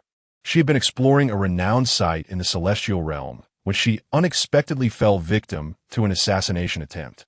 In her desperation, she had activated an expensive teleportation talisman gifted by her father, only to find herself in the mortal world. Furthermore, during her traversal through the barriers of worlds, she had sustained significant injuries. Were it not for the protective properties of the talisman, she would have been reduced to mere dust. In truth, it is not particularly difficult for celestial beings to descend to the mortal realm, but the cost is exorbitant beyond the means of ordinary individuals. Moreover, how could the resources of the mortal world ever compare to those of the celestial realm? A journey here could leave one utterly impoverished. Returning to the present, the girl felt a twinge of fear upon witnessing Jiang Xiaobai's gaze, worried that he might harbor inappropriate intentions toward her, which would spell disaster. After all, she was acutely aware of her own allure. Suitors from various powerful factions had nearly trampled her family's doorstep in their courtship. Yet, in her current state of injury, she lacked any means of defense, rendering her helpless should he harbor ill will. However, upon hearing Jiang Xiaobai mutter nonchalance is forbidden, she exhaled in relief, realizing he had managed to restrain himself. Yet, in the next moment, she found herself being lifted by him. Despair washed over her. Fortunately, Jiang Xiaobai did not impose any unwarranted advances. He merely carried her to a guest room and instructed a maid to tend to her surroundings. Witnessing this, the girl felt a flicker of fondness for Jiang Xiaobai. Of course, it was not quite love, but if Li Zhoujun were present, he would undoubtedly affirm that a protagonist must first cultivate a sense of affinity before paving the way for the trials to come. Soon, 3 months passed. The young lady's injuries gradually healed, and her rapport with Jiang Xiaobai deepened. He learned her name, Yao Tao. Yao Tao, is it true that you hail from the celestial realm? Jiang Xiaobai inquired curiously, seated beneath a tree in the small courtyard before the guest room of the Jiang residence. Yao Tao rolled her eyes. Brother, you have asked me this question 1,000 times over the past 3 months. Jiang Xiaobai chuckled. It's just that your tale is so vivid and compelling that I find it hard to believe.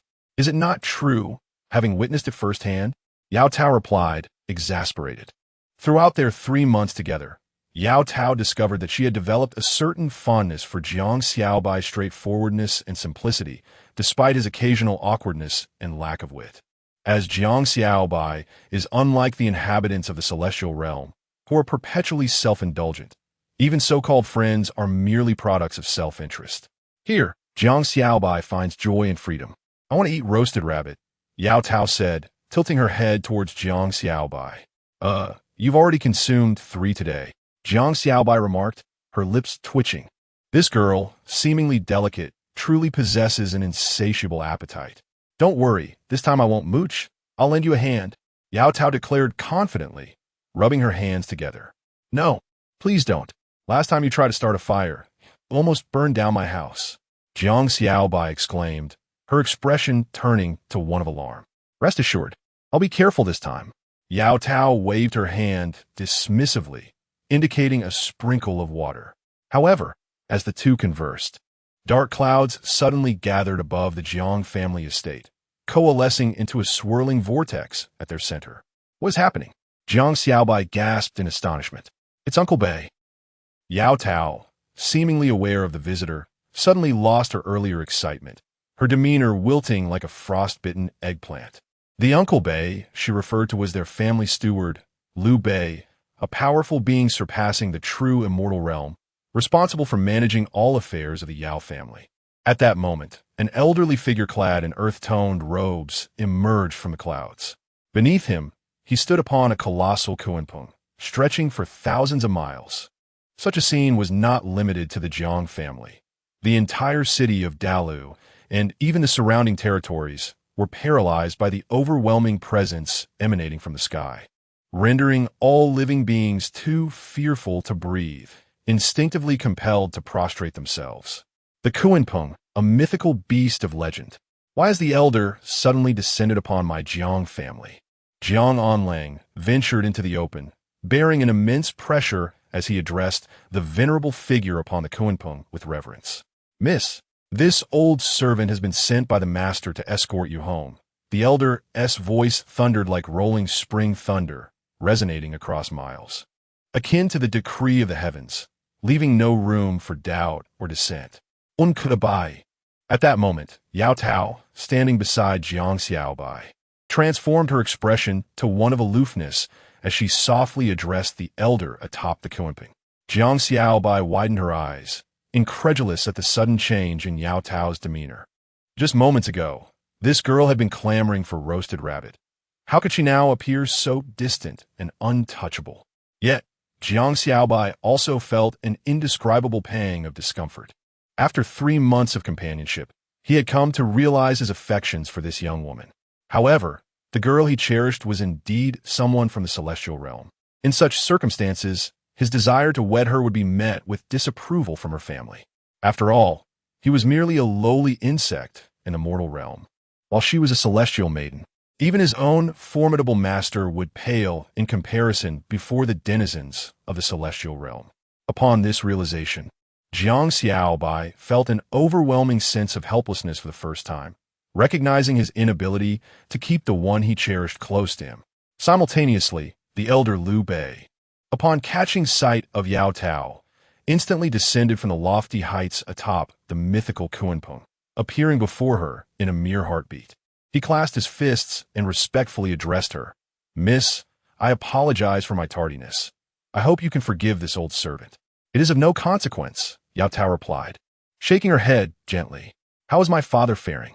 Ever since the young lady was ambushed, the master has not rested for 3 months, tirelessly searching through the 3,000 realms for your whereabouts. It was only yesterday that he finally discovered your location. He has made extensive preparations at great cost to breach the barriers, allowing me to come and escort you home, the elder explained with utmost reverence. Uncle Bei, may I choose not to return? Yao Tao inquired, biting down on her silver teeth. At her words, Liu Bei's eyes narrowed slightly as he turned to scrutinize Jiang Xiaobai, who stood beside her. Chapter 70. The master arrives. Liu Bei, a seasoned elder, could easily discern that his young lady had developed improper feelings for the young man before her. Meanwhile, Jiang Xiaobai felt a twinge of anxiety under the piercing gaze of the elder, who seemed to see right through him. However, being the favored child of fortune, Jiang Xiaobai was not one to succumb to such intimidation. Without a moment's hesitation, he fixed his gaze upon Liu Bei, meeting his eyes with determination. Liu Bei, taken aback momentarily, soon chuckled and remarked, "This little fellow possesses some spirit. You are the one who saved my young lady, are you not? Rest assured, you shall receive your due reward." With that, Liu Bei produced a vial of elixir from his sleeve. This precious elixir within this jade bottle is sufficient to elevate your cultivation to the pinnacle of this realm. Senior's kindness is appreciated. Yet I believe that the path of cultivation must be tread step by step. Only by remaining grounded can one ascend to greater heights. Besides, I trust that had someone else been in my position, they too would have rescued Yao Tao, Jiang Xiaobai replied. As a child of fortune, he would not easily accept a handout.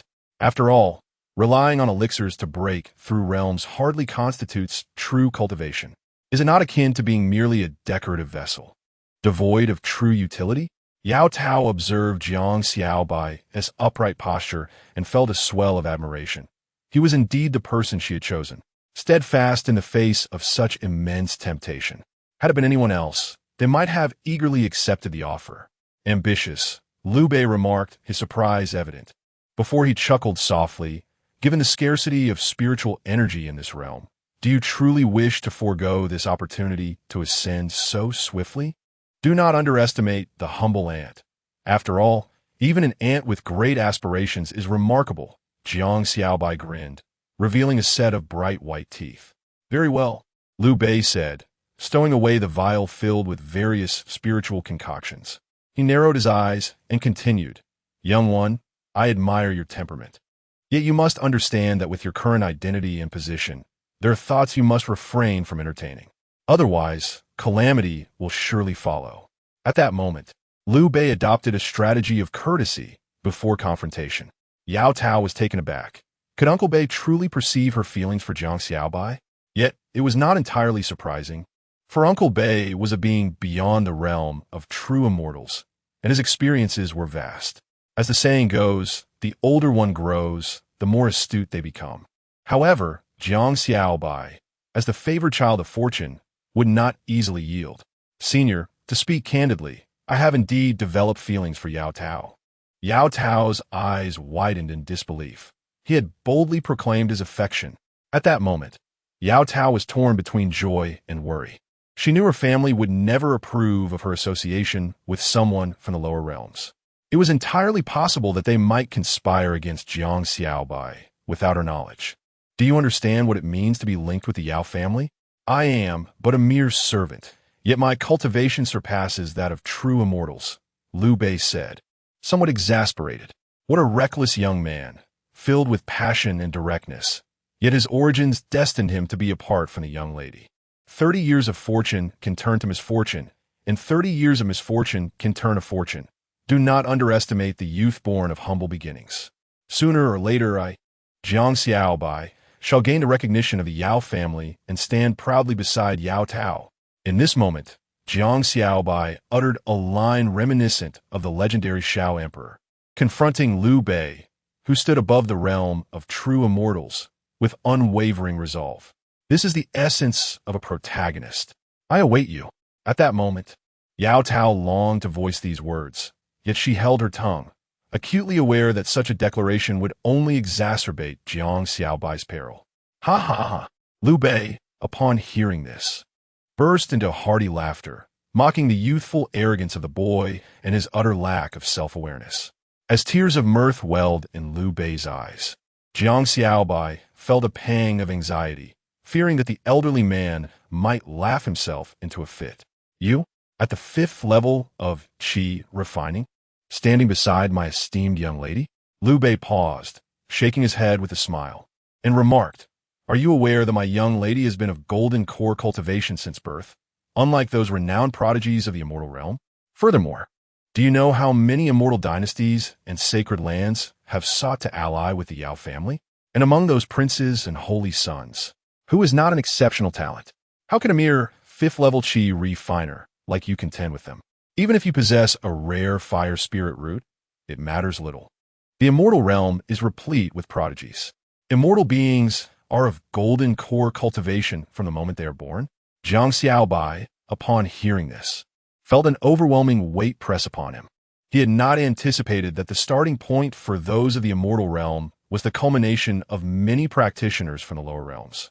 He was even more astonished to realize that the seemingly harmless Yao Tao concealed such formidable power, all while sharing carefree meals and laughter with him. "Give me time. I can do this," Jiang Xiaobai muttered quietly. Observing Jiang Xiaobai's stubbornness, Liu Bei felt a surge of irritation. "Young one, what ISNT meant for you will never be yours. One must recognize the harsh realities of life. My young lady is an unattainable existence for you.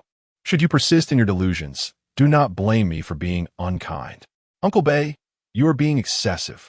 Had it not been for Jiang Xiaobai rescuing me, you would now be tasked with bringing back my lifeless body." Yao Tao, unable to contain her frustration, interjected as Liu Bei's words grew increasingly harsh. Liu Bei, seeing her distress, replied helplessly, "My lady, it is evident that you harbor feelings for this young man. However, if you truly wish for his well-being, you must sever ties and return to the life that rightfully belongs to you, even without my intervention. Do you think the young talents of the immortal realm will overlook the fact that the one you cherish is but an ant from the lower realms? Do you comprehend the dangers he may face? In this world, there are no secrets that remain hidden." Yao Tao's expression darkened at Liu Bei's words. She understood the truth in his statement. Yet how could one easily forget someone they genuinely cared for? "I'm not afraid," Jiang Xiaobai declared, taking a deep breath. "Not afraid? That is easy to say. If that is your stance, then allow me to let you experience what true despair feels like." Liu Bei was thoroughly enraged by Jiang Xiaobai, disregarding Yao Tao entirely. With a huff from his nostrils, an aura akin to towering ocean waves surged forth, crashing directly towards Jiang Xiaobai. Under the weight of this terrifying presence, Jiang Xiaobai stood frozen, pondering if this was the might of an immortal. Merely a breath of this aura made him feel as insignificant as an ant, gazing upward at an unseen peak, which at that moment began to crumble. The sensation of utter helplessness could only be truly understood through personal experience. Just as Jiang Xiaobai believed his demise was inevitable, destined to be crushed into powder by this overwhelming force, a youthful voice, akin to a gentle spring breeze, playfully whispered in his ear, "It seems the little fellow has made some formidable enemies in the past 3 months." As the words of the youth fell, Jiang Xiaobai suddenly felt the once terrifying aura of the immortal dissipate with the wind, and his entire being became remarkably lighter. "Master!" At that moment, Jiang Xiaobai's eyes widened in disbelief. Chapter 71. What is the matter, Master? Jiang Xiaobai gazed in astonishment at the ethereal figure clad in green robes that had suddenly appeared before him. This apparition was none other than the spiritual imprint left on him by Li Zhoujun, which would be activated in times of dire peril. Liu Bei, who had previously been enraged by the repeated rebuttals of this mere chi-refining cultivator, found himself calmed in the presence of this entity. It was evident that the figure was merely a projection. Although its cultivation level was indiscernible, the mere arrival of this manifestation was sufficient to defuse his imposing aura. This projection undoubtedly possessed strength comparable to his own, suggesting that its original form was even more formidable. "Are you the master of this young man?" Liu Bei inquired solemnly, addressing Li Zhoujun. Despite the possibility that the original form of the green-clad figure surpassed his own cultivation, Liu Bei remained undaunted. For he too harbored a projection of his own master, a veritable celestial monarch whose mere presence was beyond the reach of any being beneath that realm. The realms of true immortal and beyond are classified as true immortal, celestial immortal, and profound immortal, with each realm further divided into 9 minor stages, ranging from 1 to 9 grades. Only upon reaching the profound immortal stage does one earn the title of celestial monarch. Liu Bei himself was a 3rd-grade celestial immortal, while he suspected that Li Zhoujun's original form was merely a 4th-grade celestial immortal. How could he contend with an existence of celestial monarch caliber? "I am but an unworthy individual, the master of this young lad," Li Zhoujun replied with a light chuckle. At that moment, Yao Tao exchanged a glance with Jiang Xiaobai, seemingly conveying, "How come you never mentioned you had such an impressive master?" Jiang Xiaobai was equally bewildered. Wasn't he his master merely at the level of spirit transformation? How could such a projection neutralize the might of a celestial being? Could it be that his master was also a celestial? The thought sent a chill down Jiang Xiaobai's spine. To be a disciple of a celestial being? What extraordinary fortune he had stumbled upon. Liu Bei, acknowledging the strength behind this young man, offered a courteous nod to Li Zhoujun. However, he swiftly shifted his tone as a fellow celestial being. You must have heard of the Yao family from the celestial realm. My master is a celestial monarch. I have not heard of your family, but I am eager to understand why you wish to harm my disciple. If he has erred, I, as his master, shall not condone it. However, if he has done no wrong, I shall undoubtedly pay a visit to your Yao family in due time, Li Zhoujun replied, shaking his head. He expressed ignorance regarding the Yao family and the actual significance of a celestial monarch's status. Meanwhile, Jiang Xiaobai looked at Li Zhoujun, who stood protectively before him, and felt a swell of emotion, his eyes brimming with tears as his respect for this unexpected master deepened. It is quite simple. Your disciple is merely at the chi-refining level. How could he be worthy of marrying my family's daughter? If news of a chi-refining cultivator marrying into the Yao family were spread, how could we maintain our standing in the celestial realm? Liu Bei let out a cold snort, expressing his disdain for Li Zhoujun, a mere celestial being contemplating a visit to the Yao family. You may have the means to go, but will you have the fortune to return? Do you truly believe that those deemed celestial lords are akin to toothless tigers? Upon hearing this, Li Zhoujun was struck with sudden enlightenment. He immediately grasped the situation. The protagonist encounters a woman of significant background, whose family looks down upon him, as if he were an insignificant insect. Ultimately, the protagonist embarks on a journey of relentless growth, rising to the occasion and achieving vindication. By the way, Li Zhoujun remarked, turning to Liu Bei with a smile, your perspective appears rather antiquated. Matters concerning the youth are best left to the younger generation. Don't you think? It seems you are quite supportive of your disciple's relationship with my family's young lady. Liu Bei narrowed his eyes slightly. I wonder about your capabilities. Can you truly withstand the wrath of our Yao family as celestial lord? Young lady, do you genuinely harbor feelings for my rather dull apprentice? Ignoring Liu Bei, Li Zhoujun turned to Yao Tao and inquired, well, do you truly like my unremarkable disciple? Yao Tao blushed and nodded. Li Zhoujun chuckled, then turned to Jiang Xiaobai, saying, you fortunate rascal to have captured this young lady's affections. With that, he faced Liu Bei again and said, did you hear that? This is indeed mutual affection. Can you truly bear to disrupt this bond? From the moment they were born, it was evident they belonged to different worlds and could never truly unite. If you remain obstinate in your beliefs, do not blame me for being unkind. Let me experience your prowess as a celestial being dwelling in the lower realms. Liu Bei snorted again, unwilling to engage further with Li Zhoujun. He was eager to take the young lady home and, with a swift motion, launch an attack toward Li Zhoujun. This strike darkened the heavens and stirred the winds. Creatures within a radius of 10,000 miles trembled at the mere aura of this assault. Jiang Xiaobai couldn't help but worry for his master.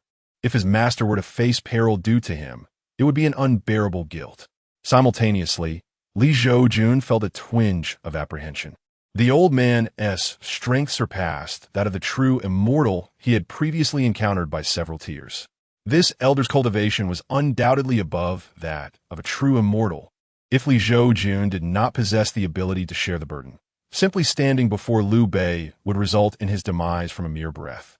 Fortunately, however, Li Zhoujun did have that ability. At this moment, Liu Bei's claw was nearly upon Li Zhoujun, and the tempestuous winds generated by the strike caused Li Zhoujun's azure robe and dark hair to billow wildly. In the face of this cataclysmic attack, Li Zhoujun appeared to stand firm, unyielding as a mountain, yet internally he felt somewhat dazed. Thankfully, with the system by his side, he regained his composure. After a moment, he raised his long hand and pointed toward the void ahead, causing crystalline ice spikes to form, shimmering and translucent. Go! Li Zhoujun commanded, unleashing the ice spikes, which surged forth like a torrential downpour toward Liu Bei. Upon witnessing the situation, Liu Bei hesitated to recklessly advance towards Li Zhoujun. He clasped his hands together, forming a seal that shattered the icy spikes. Liu Bei narrowed his eyes slightly. In this encounter, It was evident that this azure-clad youth's doppelganger was indeed comparable to himself, a balance of strengths. However, should the battle prolong, the youth's true form would arrive, and he would find himself outmatched. With this thought in mind, Liu Bei flashed a grin at Li Zhoujun, saying, "Do not linger too long in this insignificant lower realm, lest you cultivate the illusion that no one can contend with you. Today, fortune does not favor you." Li Zhoujun merely responded to Liu Bei's words with a light smile, conveying an air of nonchalance as if to say, "Even if no one can contend with me, what of it?" Chapter 72. Li only wishes to be a good person. Liu Bei was evidently infuriated by Li Zhoujun's nonchalant demeanor. "We are all celestial beings. Why must you adopt such an aloof attitude? Your indifference makes me feel inadequate." Having thought this, Liu Bei once again formed seals with his hands, causing the entire void to tremble in response. He thrust his hands forward, unleashing a radiating with golden light, carrying an unparalleled aura as it charged towards Li Zhoujun. Upon witnessing this, Li Zhoujun contemplated using the Aoshue flying sword. However, the Aoshue flying sword was merely a true immortal weapon. Faced with this formidable strike, it would likely shatter into fragments. Left with no choice, Li Zhoujun transformed his finger into a sword and swung his arm. Instantly, a sword chi, as vast as a river and causing the heavens and earth to momentarily pale, cleaved towards the golden. The collision of sword chi and reverberated through the void, causing the entire Qingzhou to quake as if the very earth were shifting. Above Qingzhou, both the experts of the Daotian sect and the lurking old monsters gazed solemnly towards the battlefield. What kind of powerful beings could engage in combat to make the ground tremble beneath them? Could it be that immortal-level experts are clashing? It is highly possible. We must not rashly speculate or probe with our divine sense, lest we provoke an immortal and risk being obliterated or bringing calamity upon the entire Qingzhou. At this moment, countless powerful minds exchanged thoughts in the void. Within the Daotian sect, Mu Taiyu looked gravely at the swirling storm and murmured to himself, "Talents emerge, immortals clash. The land of Qingzhou is no longer tranquil. I wonder which two immortals have descended to the mortal realm to engage in battle. This is truly a clash of deities, with mortals caught in the crossfire." The scene shifted back to the Jiang family. As the storm subsided, Li Zhoujun stood proudly in place, unscathed. Although Liu Bei was similarly unharmed, he understood deeply that the youth before him was merely a projection.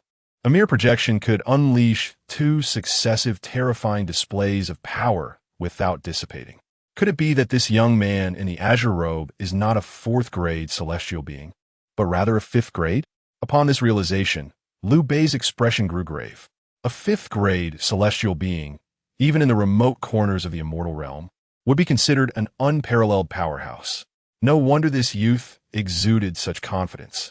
Meanwhile, Jiang Xiaobai, upon witnessing that Li Zhoujun, merely a projection, could contend evenly with the lofty immortal, pondered the true strength of his own master.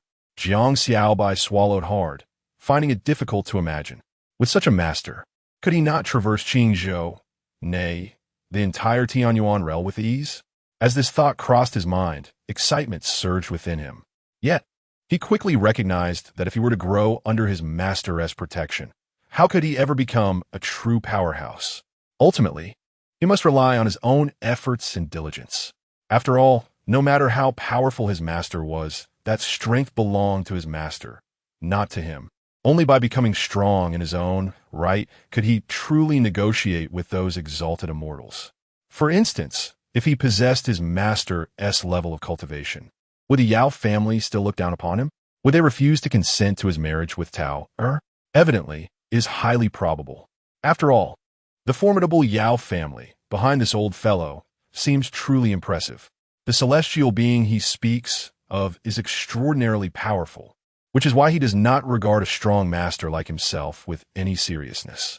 To persuade the Yao family to consent to his union with Tao, he must possess the cultivation of a celestial being himself.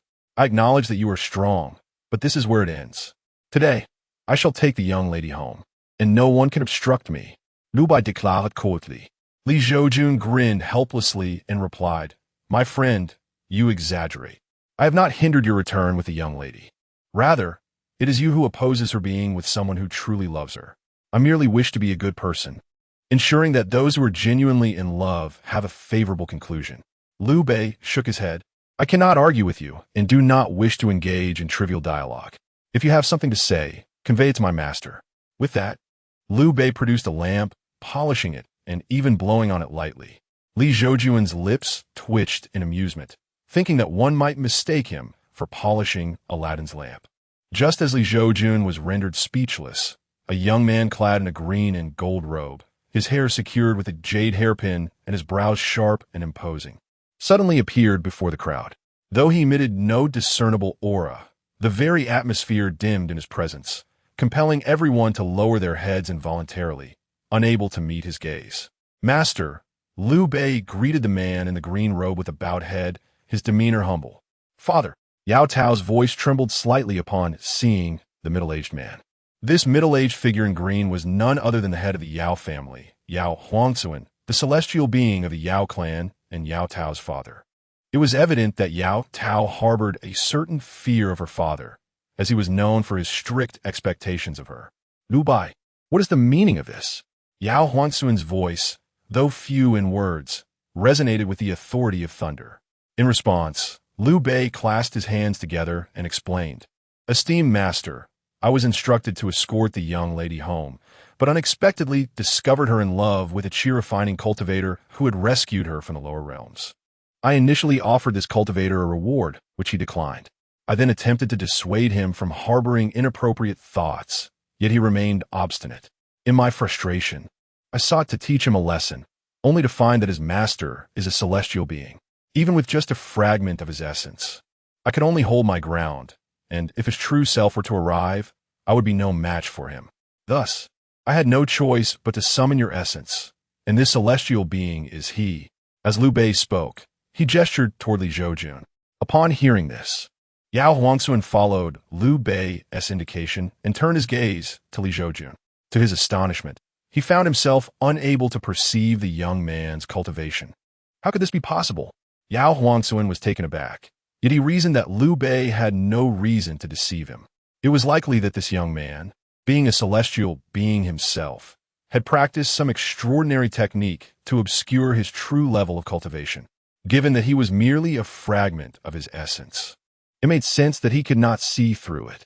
Moreover, if this young man were indeed a celestial being like himself, even as a mere fragment, Liu Bei would have already perished. Yao Huangzuan pondered for a moment before speaking. My lord, your disciple possesses merely the cultivation of qi refinement, while my daughter, at the tender age of 16, has already attained the level of Yuaning. Is there not a significant disparity between the two?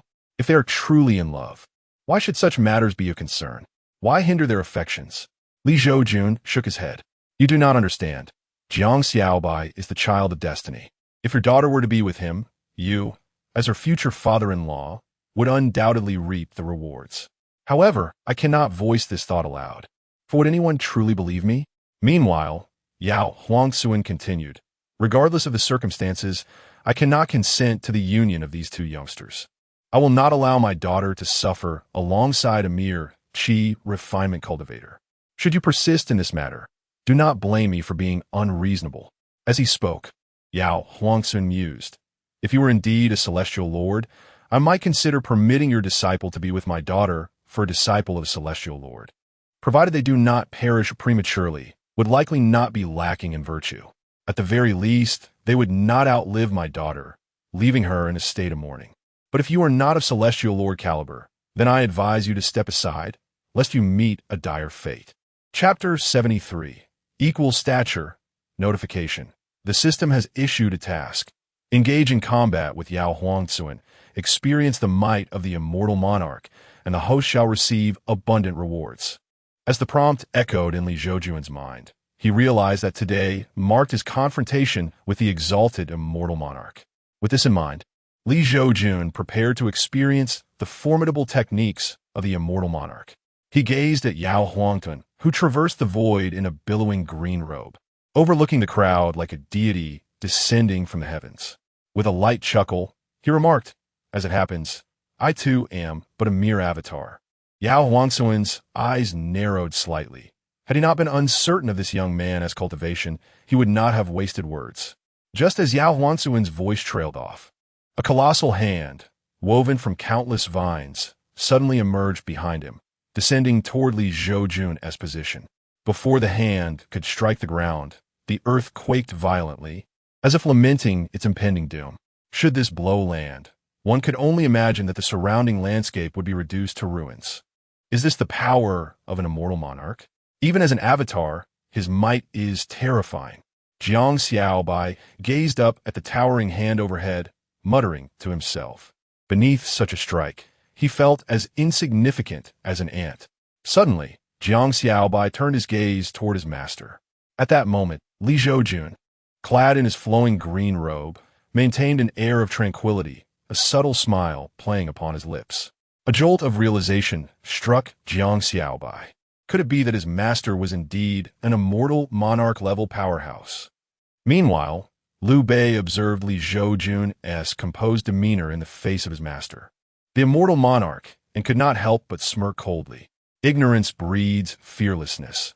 This individual must have spent too long in the mortal realm, never having witnessed the battle of an immortal monarch. Yao Huangsuan, taken aback by Li Zhoujun's unflinching stance against his impending strike, pondered whether the man was simply dazed by fear or possessed an audacity born of skill. Just as Yao Huangsuan was lost in thought, Li Zhoujun made his move. Before him, streams of visible white frost coalesced in the air, ultimately forming a crystal-clear ice sword that emanated a chilling aura. Upon its creation, the sword's aura rivaled that of the giant hand above. "Open heavens!" Li Zhoujun exclaimed, and the ice sword transformed into a massive icy sword chi, soaring through the air like a rainbow, cleaving toward the vine-covered giant hand. As the sword chi surged forth, it seemed to freeze time itself, causing the descending hand to slow in its descent. Boom! When the sword chi collided with the giant hand, a thunderous sound reverberated, unleashing a blinding burst of divine light. At that moment, all present instinctively shielded their eyes. Fortunately, both Li Zhoujun and Yao Huangsuan controlled the residual force, ensuring that none were harmed. Nevertheless, it was evident to all present just how utterly defenseless they felt before a being of such immense power as a celestial monarch. As the radiance dissipated, Li Zhoujun had already soared into the air, arms crossed behind him, confronting Yao Huangsuan. At this moment, the two exuded an aura that was remarkably equal, indistinguishable in strength.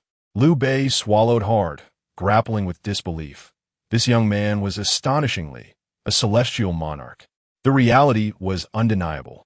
Li Zhoujun's avatar could contend fiercely with his own master's avatar, clearly indicating that his true form had attained the pinnacle of celestial monarch status. Simultaneously, he recognized that Li Zhoujun had previously refrained from unleashing his full power. Had he chosen to do so, the magnificent sword aura he had just unleashed would have been more than sufficient to obliterate Liu Bei 1,000 or even 10,000 times over. Yao Tao's mouth hung slightly agape. Never in her life had she witnessed anyone capable of matching her father in combat. Contemplating this, she turned to Jiang Xiaobai and couldn't he help but inquire, "Why didn't you mention that your master was so formidable?" Jiang Xiaobai scratched the back of his head, his expression awkward. "Initially, I believed my master was merely a transformation realm practitioner." Upon hearing this, Yao Tao rolled her eyes. If Jiang Xiaobai's master were merely a practitioner of the transformation realm, then the true immortals and celestial immortals of the celestial realm might as well leap from buildings, abandoning their pursuits altogether. At that moment, Jiang Xiaobai was overwhelmed with confusion and exhilaration. His master was, in fact, a celestial monarch. Such a revelation filled him with pride, though he recognized that others might find it hard to believe. After all, beings of such caliber were prominent figures in the celestial realm. One might wonder why they would descend to the mortal plane. The spiritual energy in the lower realms was scant even for true immortals, let alone celestial monarchs, who might as well be plummeting from paradise into a cesspool. Simultaneously, Yao Huangsuan regarded the young man before him with astonishment. This individual was, astonishingly, a celestial monarch, and his power was on par with his own.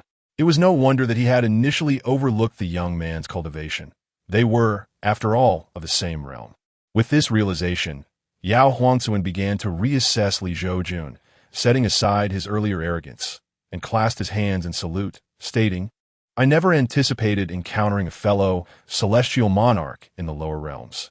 Seeing this, Li Zhoujun grinned broadly, clearly pleased that his 50-50 ability had led the other to believe they were equals.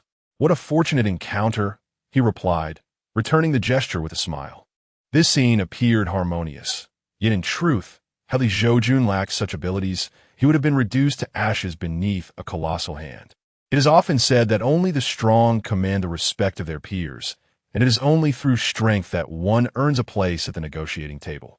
However, esteemed friend, even as a celestial sovereign, it would be unwise to permit your disciple to associate with my daughter.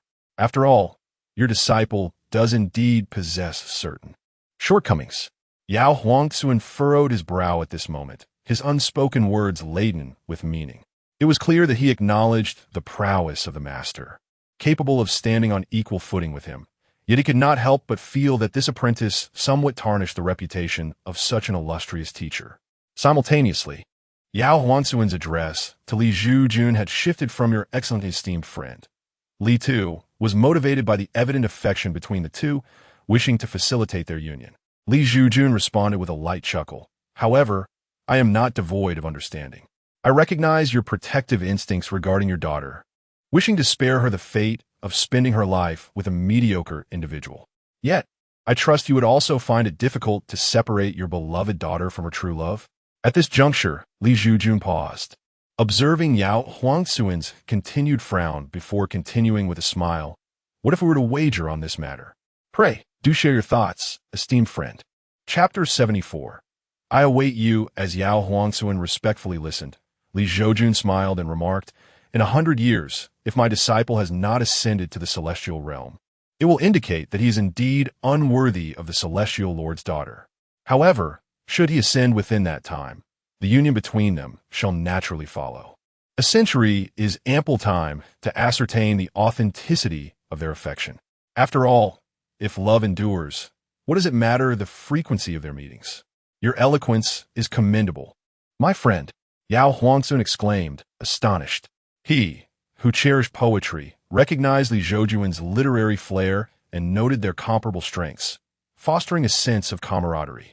"Alas," my friend jested, "this poem is not my own creation," Li Zhoujun replied with a smile. "Modesty becomes you," Yao Huangzuan said with a chuckle, unconvinced that a mortal could possess such literary prowess. Li Zhoujun, witnessing this, could only shake his head in resignation. Meanwhile, Yao Huangzuan pondered Li Zhoujun's words. For beings of their celestial caliber, a century was but a fleeting moment. If this young man were indeed capable of ascending within 100 years, it would be remarkable. Truth be told, given the sparse spiritual energy of the mortal realm, even with the guidance of a celestial master, it would be a formidable challenge for him to achieve such an ascent in that time frame. Moreover, if his daughter remained fond of this youth after 100 years, it would reveal the depth of her affection. As a father, he could not bear the thought of her resenting him for eternity. After a moment's contemplation, Yao Huangzuan smiled at Li Zhoujun, saying, "Very well, I accept this wager. Let's await the outcome." Li Zhoujun grinned, feeling a sense of delight. After all, Jiang Xiaobai was a child of destiny, a being with remarkable potential. Who knew? He might ascend in just 10 years. Meanwhile below, the onlookers observed the two celestial lords engaged in amicable conversation. Yao Tao quietly inquired Jiang Xiaobai, "It seems your master and my father are getting along quite well. Do you think there's a chance for us?" Jiang Xiaobai sighed with a wry smile. "My father and your father are beings of such formidable strength. It is beyond our capacity to speculate." At that moment, Li Zhoujun and Yao Huangzuan descended gracefully before the crowd. Without hesitation, Yao Huangzuan turned to Jiang Xiaobai and said, "Young lad, in light of your master's standing, I shall grant you an opportunity to be with my daughter." Upon hearing this, both Jiang Xiaobai and Yao Tao's faces lit up with joy. Li Zhoujun, with a subtle smile, observed the scene, occasionally glancing at Liu Bei, who appeared rather startled by the turn of events. Had you revealed your status as a celestial lord earlier, would I have dared to challenge you? Would I have risked defending you? Liu Bei thought to himself, thoroughly impressed by the artful guise. Meanwhile, Yao Huangzhen, noticing the happiness radiating from his daughter and Jiang Xiaobai, grinned broadly and cautioned, "Do not rejoice too soon." As he spoke, he addressed Jiang Xiaobai. "I shall grant you a century's time. If within this century you ascend to the celestial realm, I will consent to my daughter being with you. Should you fail to achieve ascension within this period, it would indicate that you and my daughter are fated to be apart, and thus cannot be forced together." A century? Jiang Xiaobai was momentarily taken aback, as if doused with a bucket of cold water in the midst of winter. Yao Tao's complexion also turned pale. Did her father imply that she would have to be separated from Xiaobai for 100 years? Although a century may seem trivial to an immortal, perhaps merely a period of seclusion for an ordinary cultivator is an interminable duration. Fortunately, Jiang Xiaobai was no ordinary individual. He was undeniably the child of destiny. He quickly regained his composure, his gaze resolute as he looked at Yao Huangzhen, declaring, "Rest assured, immortal lord, I shall earn your approval. Indeed, such ambition is commendable." Yao Huangzhen regarded Jiang Xiaobai with surprise. "Very well, Tower, let us return to the celestial realm. Prolonged stays in the mortal realm may hinder your cultivation." "Yes, father," Yao Tao replied, somewhat dejected, but her eyes soon shone with determination as she turned to Jiang Xiaobai. "I will wait for you." "All right. Make sure to cultivate diligently in the celestial realm, lest I catch up to you." Jiang Xiaobai waved his hand, suppressing the discomfort in his heart, forcing a smile. "Farewell, fellow cultivator." Yao Huangzhen offered a slight bow to Li Zhoujun. "Safe travels, fellow cultivator." Li Zhoujun returned the gesture. Yao Huangzhen nodded, and with a flourish of his sleeve, he led Yao Tao and Liu Bei onto the back of the now drowsy Kunpeng. Subsequently, the Kunpeng carried the trio away from the swirling clouds. As the massive silhouette of the Kunpeng vanished, the previously dim sky returned to clarity. "Thank you, master." As the Yao family departed, Jiang Xiaobai gazed at Li Zhoujun with profound respect. Had it not been for his master's intervention, he and the entire city of Dalu would have been reduced to rubble. Li Zhoujun smiled and encouraged, "Do your best. I have faith in you. In a century, barring unforeseen circumstances, you will ascend to the celestial realm." Upon hearing this, a wry smile appeared on Jiang Xiaobai's face. Yet he still clasped his fists in respect, saying, "Rest assured, master, I shall exert every effort." "Very good." As Li Zhoujun's words echoed, his avatar began to dissipate gradually. When Li Zhoujun's avatar completely vanished, the true Li Zhoujun, seated in the Yuantian sect's Yunji Mountain, slowly opened his eyes, a hint of excitement illuminating his expression. The power of an immortal lord is truly formidable, possessing the capability to annihilate the heavens and earth with mere gestures. Notification: Congratulations, host, on completing the task and experiencing the might of an immortal lord. Notification: The system rewards you with the Aoshue flying sword, upgraded to a second-grade true immortal weapon. Immortal weapon. Immortal weapons are classified into true immortal weapons, heavenly immortal weapons, and profound immortal weapons, with each level ranging from 1 to 9 grades. Is this it? What happened to the promised, bountiful rewards? Has it vanished? Li Zhoujun gazed in bewilderment at the rewards sent by the system. Ding! The host should be aware that attaining a second-grade true celestial artifact from a first-grade one is an arduous task. Only by overcoming the tribulations of thunder alongside its master can the artifact hope to advance. "Well, that's unfortunate," Li Zhoujun replied with resignation. He had anticipated that the system would once again reward him with enhancements to his cultivation and miraculous elixirs. Ding! The system has discerned that the host is currently overly eager for quick gains. Thus a new task is issued: the turbulent mortal realm. The turbulent mortal realm. As the saying goes, the minor hermit hides in the mountains, while the great hermit conceals himself among the city. The host is to immerse himself in the lives of mortals for a duration of 6 months, with a specific location to be chosen by the host within 10 days. Li Zhoujun blinked at the task issued by the system. Goodness, why does it feel as if the system's task is not as straightforward as it appears? After all, do not novels often feature such plots, where celestial beings retreat from the world and coexist harmoniously with mortals? Then, suddenly, an unexpected event occurs, and a celestial being emerges to save the day, astonishing the masses. It seems that he is not merely pretending to be impressive. Rather, he is indeed on the path of pretension. Chapter 75. The Damned. 3 days later, in the eastern region of Qingzhou, situated 180,000 miles from Daotianzong, a young man donned in a blue robe, his visage as exquisite as jade, strolled through the forest. This individual was none other than Li Zhoujun. As per the system's instructions, was selecting a locale to experience the mundane life of mortals. Suddenly, Li Zhoujun halted his steps. Before him rose a hillock, modest in height, yet adorned with pristine waters and verdant beauty. What struck him as peculiar was the utter absence of any living essence in this secluded mountain. Intrigued, Li Zhoujun's starry eyes shimmered with a golden sigil. In an instant, a vivid tableau unfolded before him. Within the dense thicket, an abundance of dark resentment and malevolent thoughts lingered. Should an ordinary person linger here for even a brief moment, they would likely succumb to confusion and lose all sense of kinship. "This place is splendid," Li Zhoujun exclaimed, clapping his hands in admiration. It was the perfect sanctuary, untouched by the world. Although the system had instructed him to immerse himself in mortal experiences, a village lay merely 3 miles away from this hillock, undoubtedly aligning with the system's criteria. Yet, with a hint of trepidation, Li Zhoujun inquired of the system, "Can this place suffice? Will there be rewards for completing the task?" Ding. First, this system does not go by dog, and the host should refrain from insulting it. Second, the location is at your discretion. The primary purpose of this mission is to refine the host's character. As long as the host interacts with mortals and observes their lives, there are no further stipulations.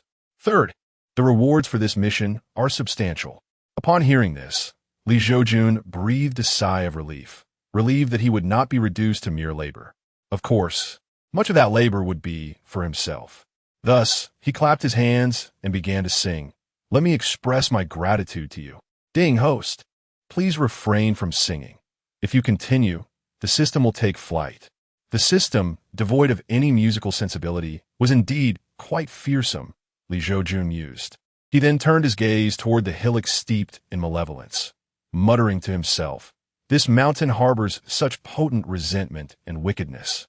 It must be that some powerful being has sealed an evil entity here. Since I am to reside here for half a year, I shall act as a benefactor and resolve this malevolence." With this thought, Li Zhoujun unleashed the formidable power of his transcendent consciousness, enveloping the entire hillock like a tidal wave. Moments later, within the mountain's depths, an emaciated old woman, her hair disheveled and clad in tattered, filthy rags, crouched within a clearly defined yin-yang trigram. Upon closer inspection, she appeared gaunt, her skin resembling the rough bark of an ancient tree. It was apparent she had not bathed in ages, exuding a foul odor.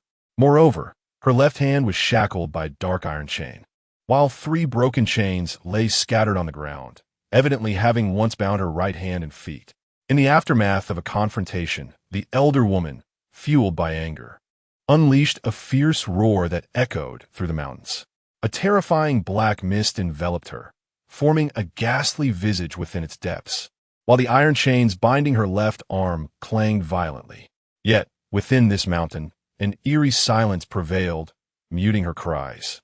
However, in an instant, the frenzied woman sensed an ominous presence, her eyes widening in sheer terror. "Oh no, spare me, immortal!" Before she could utter another word, a formidable consciousness locked onto her, and with a resounding burst, she was obliterated as if she were nothing more than a fragile balloon. In her final moments, despair consumed her. After 2 centuries, she was on the brink of liberation, only to be thwarted by an unexpected celestial being. This celestial being, indifferent to her plight, was none other than Li Zhoujun. It became clear that the woman was a spirit of malevolence, a soul cultivator whose formidable resentment was now extinguished. Having resolved this matter, Li Zhoujun murmured softly and proceeded towards the mountain peak. Along the way, he stumbled upon a small stream and decided to pause, erecting a humble dwelling. Meanwhile, 2,000 miles away at the Yanzong sect, a vibrant atmosphere thrived. The sect had received a visit from a fifth-tier master of spiritual formations, accompanied by his disciple, intending to assist in subduing the female spirit that had been sealed at the mountain summit. The sect leader, Yanzhen, though only at the late stage of the nascent soul realm and the founding ancestor of Yanzong, recognized the significance of this masteress arrival. Even he, who had long been in seclusion, emerged to greet the visitor. At this moment, Yanzhen stood at the mountain gate, flanked by dozens of elders and hundreds of elite disciples, waiting respectfully for the master's arrival. Eventually, an elderly man and a youth appear before the assembly. Yanzhen hastened forward, bowing deeply. "I am Yanzhen, and I honorably greet Master Yu." The title of Master is a mark of respect bestowed upon spiritual formation masters of fifth-tier rank and above. Should Li Zhoujun have been present, he would have recognized the visitors as Yu Ziyue and Xiao Shi. "There is no need for formality, my friend," Yu Ziyue remarked. "I have heard that you sealed a female spirit 2 centuries ago." Yanzhen replied with a wry smile. "Indeed, 2 centuries ago, that spirit wreaked havoc, leaving devastation in her wake. I endeavored to vanquish her evil, but fell short in power. Ultimately, I devised a strategy that confined her to a mountain peak. Given the passage of time, she should be on the verge of breaking free now. However, the venerable Taoist had already sustained grave injuries in that great battle, and for the past 2 centuries, his cultivation had regressed rather than progressed. In desperation, he issued a call for heroes, seeking assistance from fellow practitioners in the realm of cultivation. I hold great admiration for such actions of a true master," remarked Yu Ziyue as he cupped his hands in respect towards the One-Yin Taoist. Upon witnessing this, the One-Yin Taoist was taken aback, hastily returning the gesture with a bow, saying, "Master, such honor is unwarranted. How could this humble Taoist accept such deference? One need not belittle oneself. Your actions truly merit this gesture of respect from me," Yu Ziyue replied with a smile. The One-Yin Taoist managed a wry smile as the day wanes. "Master must be weary from travel. It would be prudent for you to rest at the One-Yin sect for the night and attend to the matter of the soul cultivator on the morrow. My formations can endure for at least 10 days to half a month, so there is no need for haste." "Very well," Yu Ziyue nodded in agreement.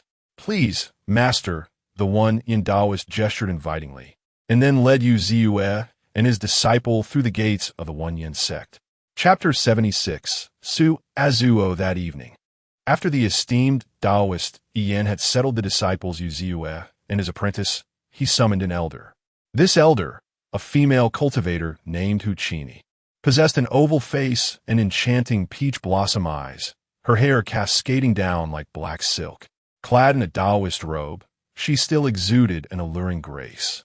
While her beauty might not be of the extraordinary kind that could eclipse nations or cause the moon to hide in shame, she was indeed a rare beauty.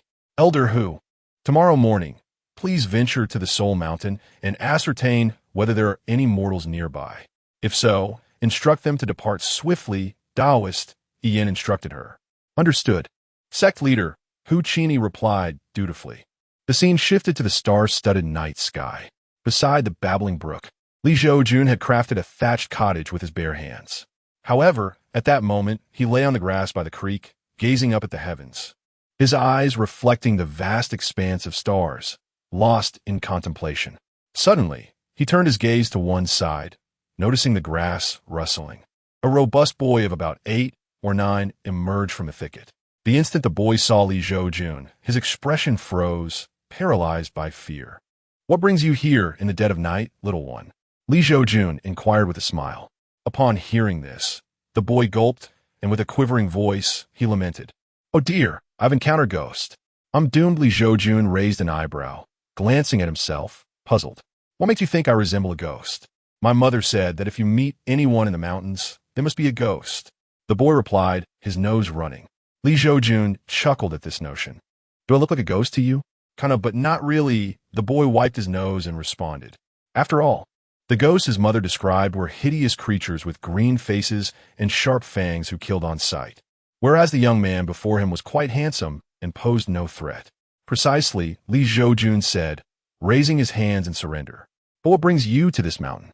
The boy, emboldened by Li Zhoujun's amiable demeanor, began to share. Me? I moved here today. I'll be living here from now on. Li Zhoujun gestured toward the thatched cottage with a grin. The boy gave Li Zhoujun a thumbs up, awe evident on his face. You're braver than any kid in my village, who only dares to take a stroll here. Aren't you afraid of ghosts? Not at all. Li Zhoujun shook his head, then inquired, You live in a village a couple of miles away, right? Why are you wandering around this ghostly mountain at such an hour?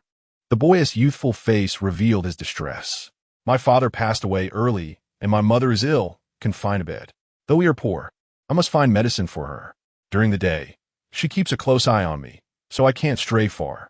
When she falls asleep at night, I venture out for medicine. A few days ago, I went to the mountains, but wild beasts frightened me back home.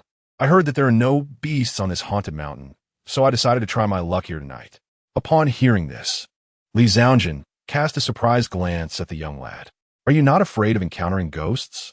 The boy replied, I am indeed afraid. Otherwise, how could I have been frightened to tears just now?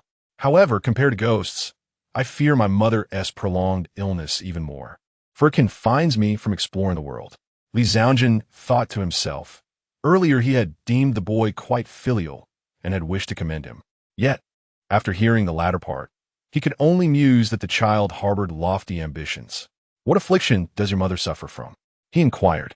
The town's doctor said it is tetanus, likely from my mother cutting her hand while preparing vegetables. This illness is beyond salvation unless a celestial being bestows a miraculous remedy.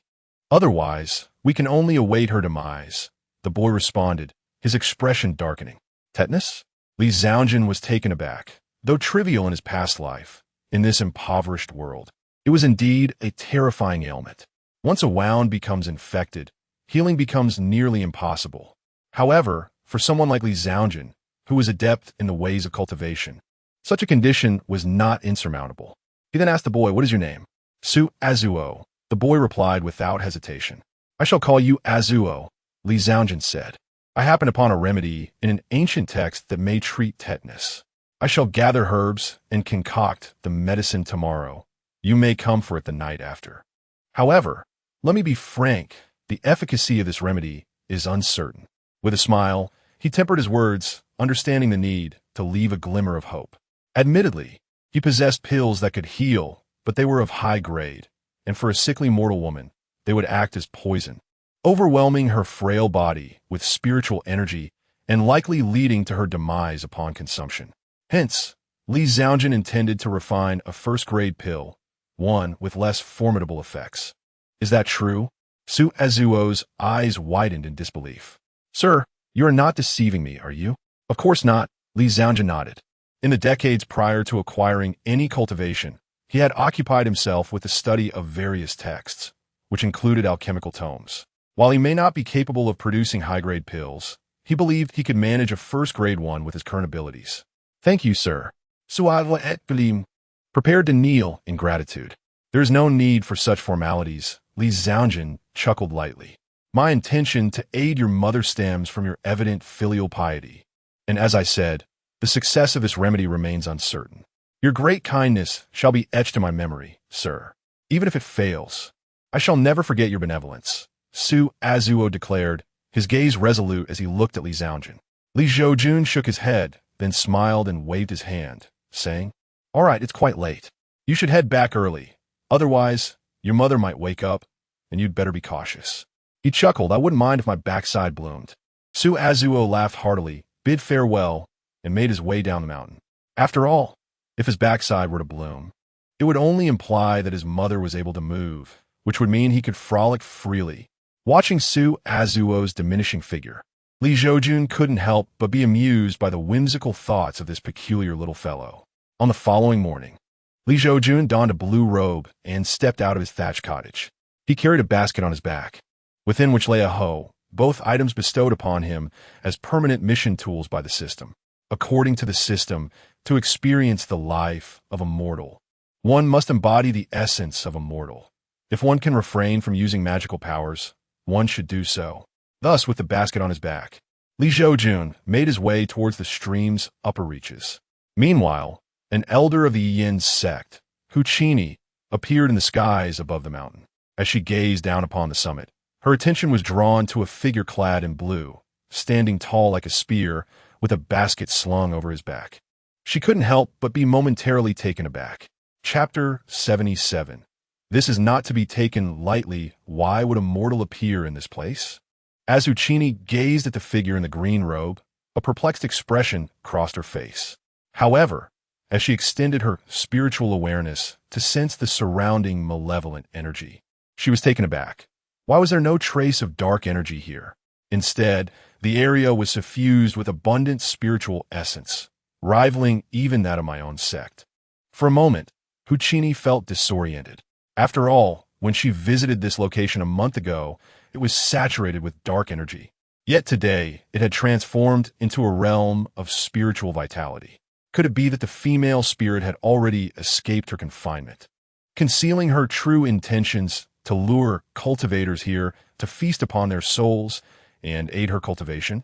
With this thought, Huchini became vigilant. She did not conceal her intentions and descended on her cloud directly in front of the figure in the green robe. At first glance, even with her years of cultivation and unwavering heart, she could not help but acknowledge the youth's striking appearance. With features as exquisite as jade and eyes that sparkled like stars, she had assumed that this seemingly unremarkable mortal would be astonished to witness her descending from the skies and would regard her with utmost reverence, making it easy for her to persuade him to leave this place. To her surprise, the young man merely glanced at her, then looked down at her feet, calmly stating, "Miss, you are standing on the herbs I intend to harvest." Huchini. Is it not expected for a mortal to be shocked at the sight of a flying cultivator? Why is he so composed? "Miss, would you kindly step aside?" The young man continued. "Oh, of course." Huchini nodded, moving aside. Yet, she quickly realized as a golden core cultivator, why should she heed the words of a mere mortal? However, at that moment, the young man had already crouched down, retrieving a small hoe from his basket and began digging for herbs. Seeing this, Huchini helplessly remarked, "Do you not know that a female demon is sealed within this mountain? Are you not afraid of trouble by gathering herbs here? While foraging may yield some wealth, it pales in comparison to one's life." "You make a valid point," the youth replied, a glimmer of interest flashing across his face, before he resumed his task of digging. "The female demon? Is it the one I crushed with my spiritual awareness in the mountains? Are you still digging? Is money worth more than your life?"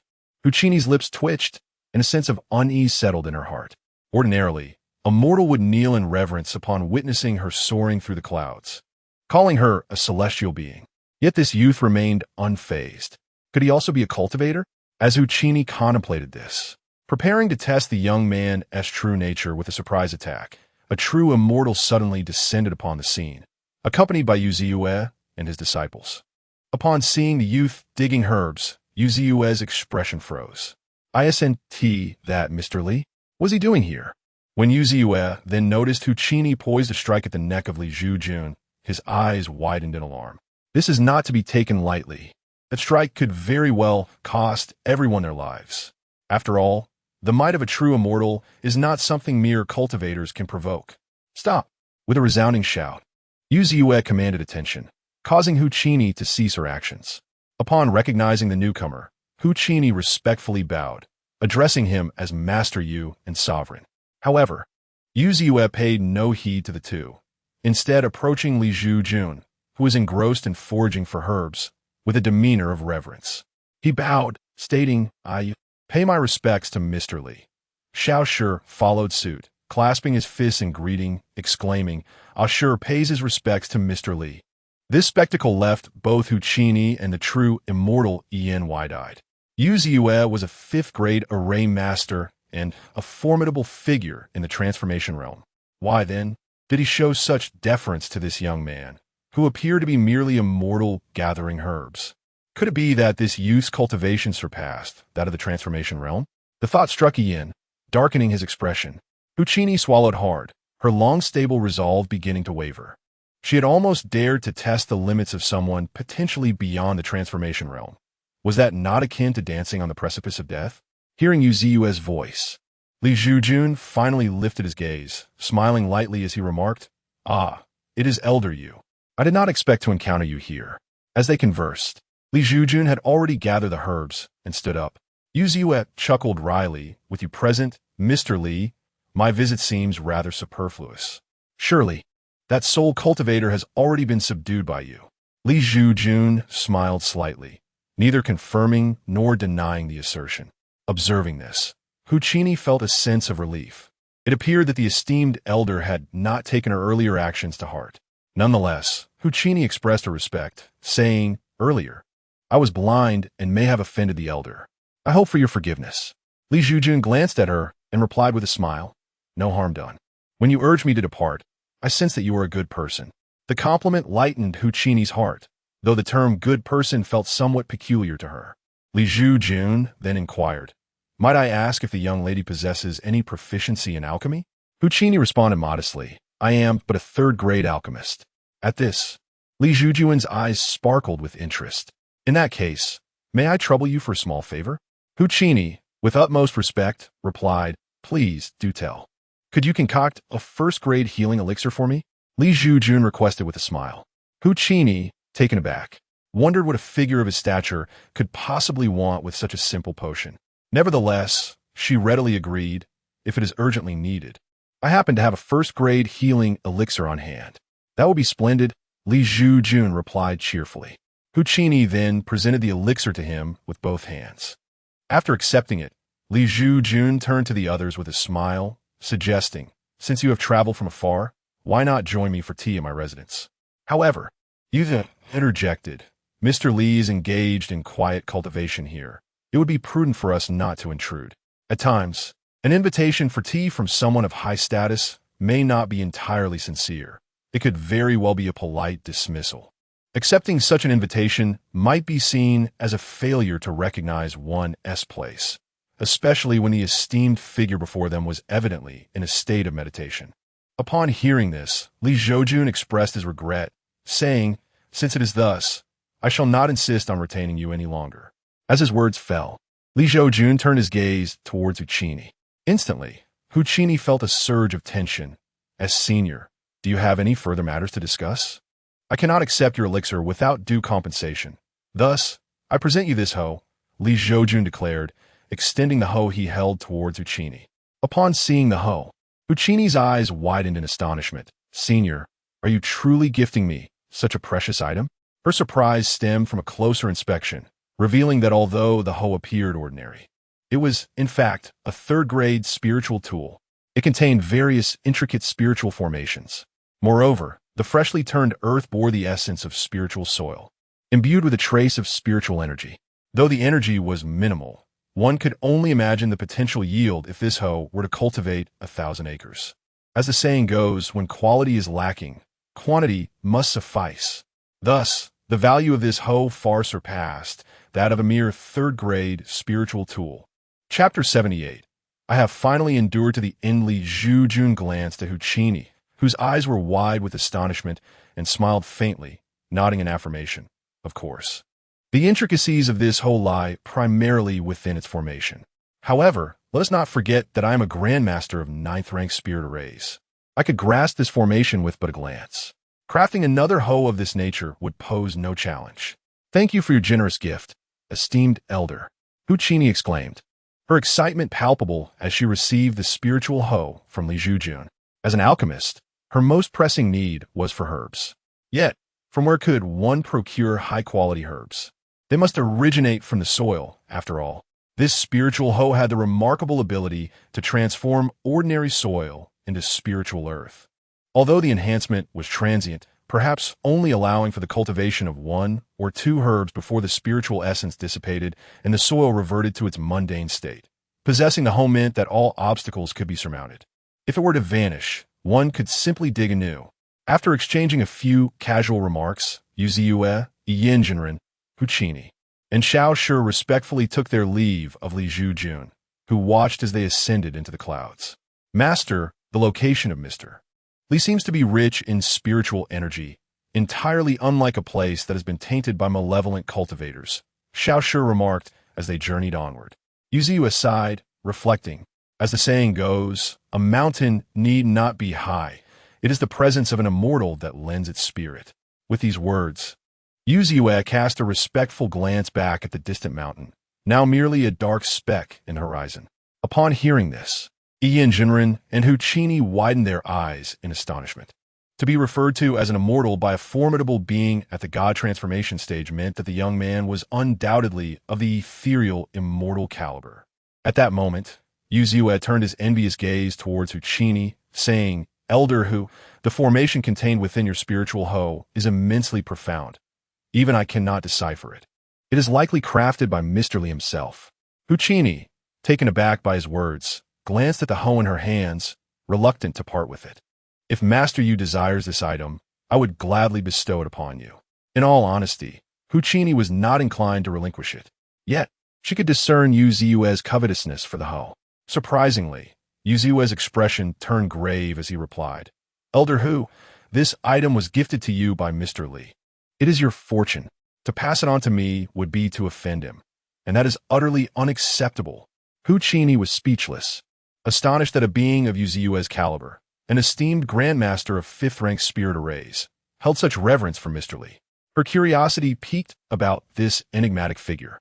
Meanwhile, Yu Ziyu, feeling the weight of Huchini's offer, was visibly anxious. After all, the opportunities granted by true immortals are not easily intercepted. He cautioned her, the hoe in your possession is a rare treasure, capable of reviving a fallen sect. With it, one could cultivate spiritual herbs on a wide scale, providing ample resources for many low-tier cultivators. Remember, an ordinary person is innocent, yet possessing wealth can invite calamity. Guard your fortune carefully, lest it attract the attention of those with ill intentions. Such a scenario would be far from favorable. Huchini nodded and said, I have taken note of Master Yu's words. In the blink of an eye, the night of the following day arrived. Su Azuo, filled with trepidation, approached the thatched cottage of Li Zhoujun. To his surprise, he found Li Zhoujun sitting by a campfire beside the stream, grilling fish. Although there had been no living soul around when he arrived, ever since Li Zhoujun vanquished the female spirit and settled here, the spiritual energy of this place had increased substantially due to Li Zhoujun's automatic cultivation system, naturally attracting a plethora of beings, thus invigorating the area. Sir, you are grilling fish at such a late hour, Su Azuo remarked, taking a seat beside Li Zhoujun, drawn in by the enticing aroma of the fish. How can one resist a midnight snack in such a setting? Li Zhoujun glanced at the flowing stream and chuckled. Take this pill back to your mother. As he spoke, he produced the elixir that Huchini had given him and handed it to Su Azuo. Su Azuo received the pill with a look of delight and asked, Sir, will this truly save my mother? Indeed, Li Zhoujun nodded with a smile. I have finally endured to the end. I can venture out into the wild. Su Azuo, cradling the pill, shed tears of gratitude. Li Zhoujun remarked, Indeed, your path is quite adventurous. Yet, he could see that this young lad, though seemingly playful, possessed a genuine sense of responsibility. After all, he had ventured out in the dead of night to seek herbs capable of healing his mother, so as not to burden her with worry. Perhaps many of his jesting remarks were merely a child's attempt to infuse hope into an otherwise bleak existence. Reflecting on this, Li Zhoujun felt that Su Azuo was a person of potential. However, upon probing further into Su Azuo's essence, Li Zhoujun discovered he was thoroughly devoid of any aptitude for cultivation, much like himself in the past, lacking any spiritual roots. What a pity! Li Zhoujun sighed inwardly, regretting that he had developed a rare affection for talent. Would you care for some fish? Li Zhoujun inquired. No, I must return to save my mother. Su Azuo replied cheerfully, his youthful face radiant. Go ahead, Li Zhoujun replied with a gentle smile. Farewell, sir, Su Azuo said, rising to bow respectfully to Li Zhoujun. Su Azuo's home was a modest structure built from stones, its roof thatched with straw. The door was a simple wooden barrier, crudely fashioned from several wooden beams joined together. Upon pushing the door open, he was met with the sight of a frail woman on the bed, her lips pale and her body emaciated. causing his eyes to well with tears. In her prime, when his father was alive, his mother was renowned as the village beauty. However, since his father's passing, all labor had fallen upon her shoulders, and her health had deteriorated significantly. In just a few short years, wrinkles had etched themselves across her face, and her skin had darkened from the sun's relentless exposure, robbing her of her former radiance. "Azuo, do not venture out at night anymore," the woman said, her voice a blend of comfort and sorrow. "I am well aware of my illness and that my time is limited. If something were to happen to you, how would I explain it to your father in the afterlife? It is a comfort to know that my son has grown and is capable of standing on his own. Yet, it is with a heavy heart that I realize he has not fully matured, and I am unable to be by his side. I cannot help but wonder how a woman would feel if she were to know of the words spoken by my son in front of Li Zhoujun. Mother, I encountered a gentleman the day before yesterday. He claimed to possess a remedy for the tetanus afflicting you, and tonight I shall procure the medicine," said Su Azuo, wiping his tearful eyes as he addressed the woman on the bed. "How could this be?" The woman responded with a bitter smile. "You little rascal. It seems you have once more fallen prey to deceit. Have you promised them that regardless of whether this medicine cures your mother, you would work for them? Clearly, the Azuo family is impoverished, yet they possess labor to offer. Thus, they are compelled to incur debt for the medicine, intending to repay it through toil." The use of again by the woman indicates that Azuo has been deceived more than once. Chapter 79. No Spark Mother. The gentleman is not the person you think he is. He did not accept any remuneration for the medicine, Su Azuo said, shaking his head. Upon hearing this, the woman on the bed was momentarily taken aback. Is there truly such a kind-hearted person in this world? She pondered. "Mother, let us give it a try." Su Azuo offered the elixir before her. As the woman inhaled the fragrant essence emanating from her son's calloused hand, she instinctively sensed that this potion was of considerable value. "Very well, let's try it." The woman nodded, resigned to her fate, aware that her time was limited. She had little to lose. After all, the esteemed old physician in town had proclaimed that tetanus was incurable unless a divine being intervened. Thus, she accepted the elixir from Su Azuo, closed her eyes, and swallowed it whole. In the next moment, the once purplish hue of her lips visibly regained their color. The inflamed wounds, which had festered, began to itch, a sign she recognized from years of experience, indicating the onset of healing. Not only that, but the heaviness that had clouded her mind began to lift after ingesting the potion. "Mother, how do you feel? Is the medicine effective?" Su Azuo, noticing her silence, could not suppress his concern. "Azuo, where is that gentleman?" After what felt like an eternity, the woman slowly opened her eyes, filled with disbelief, and asked Su Azuo, her expression a mixture of excitement and wonder. "The gentleman resides in the haunted Soul Mountain," Su Azuo replied, scratching his head. Upon hearing this, the woman's expression shifted to one of seriousness. If this gentleman can reside safely on Soul Mountain and treat tetanus, could he truly be a living deity? Could it be? Su Azuo blinked in response. "He appears frail, seemingly just an educated man with a dignified appearance. My dear child, do you not understand that tetanus is a terminal illness? Our village has lost countless lives to this affliction. Yet, after taking this elixir, I am already feeling better." The woman exclaimed to Su Azuo, "Could it be that this gentleman is indeed a celestial being?" Su Azuo pondered, his eyes wide with wonder. "Azuo, beneath your bed, I have hidden some coins for you in case of urgent need. Use them to buy some chicken in town, and let us visit that gentleman together tonight. Besides the divine medicine that has restored me so swiftly, I cannot imagine anyone else possessing such miraculous remedies." The woman instructed Su Azuo earnestly. "Understood, mother. I will do as you say," Su Azuo replied, nodding solemnly, his eyes glistening. He felt a surge of emotion at the thought of his mother choosing to save money for him rather than purchasing medicine for herself. How foolish she was. That night, under a sky adorned with countless stars, Su Azuo and his mother carried an old hen, making their way through the darkness toward the location of Li Zhoujun. At that moment, Li Zhoujun lay leisurely beneath a tree, contemplating a visit to the nearby town the following day. After all, the system had instructed him to experience the life of mortals, which naturally entailed mingling with them. Beep, the host's identity has been suspected by Su Azuo and her mother, triggering a task. The host must leave an image of a reclusive sage in Su Azuo's heart, rewarding the host with mid-level virtual immortal cultivation. This. Li Zhoujun gazed at the task issued by the system, blinking his eyes. By extending his consciousness, he discovered Su Azuo and a woman approaching him, clutching a live hen. Alas, what a pity. Li Zhoujun sighed. He had recently become quite fond of accepting disciples and was rather keen on taking this quirky little one as his own. Unfortunately, she lacked spiritual roots. This was something even Li Zhoujun could not alter, unless the system granted him the ability to endow others with spiritual roots. But the system did not. With this thought, Li Zhoujun sighed again. Since that is the case, let me impart you a piece of wisdom.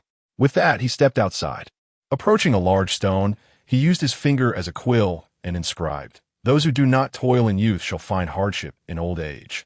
Those who can endure labor shall live in ease in their later years." After completing this inscription, Li Zhoujun waved his hand, causing the thatched cottage behind him to vanish into the void, as if it had never existed.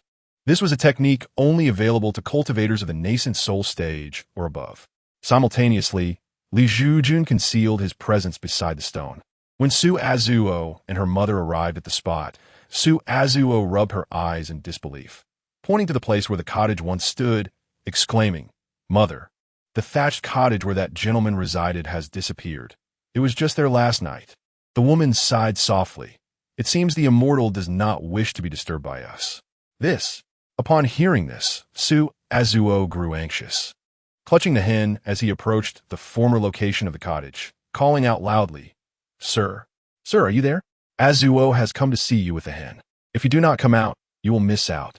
Li Zhoujun stood with his hands behind his back, less than 10 meters away from them, silently observing the scene. Unable to suppress a chuckle, this mischievous child truly appealed to him. Su Azuo's repeated calls echoed by the stream, yet there was no response for a long time. This caused Su Azuo's eyes to redden slightly, and he felt a twinge of discouragement. The gentleman always wore a warm smile, invoking the sensation of a gentle spring breeze. Although their acquaintance was brief, it left a profound impression. At this moment, the woman spoke to console him. "Azuo, what is destined to be will surely come, and what is not meant to be cannot be forced. We may be fated to have no connection with the immortal, but regardless, the immortal saved your mother, and we must be grateful." "I understand, mother," Su Azuo replied dejectedly.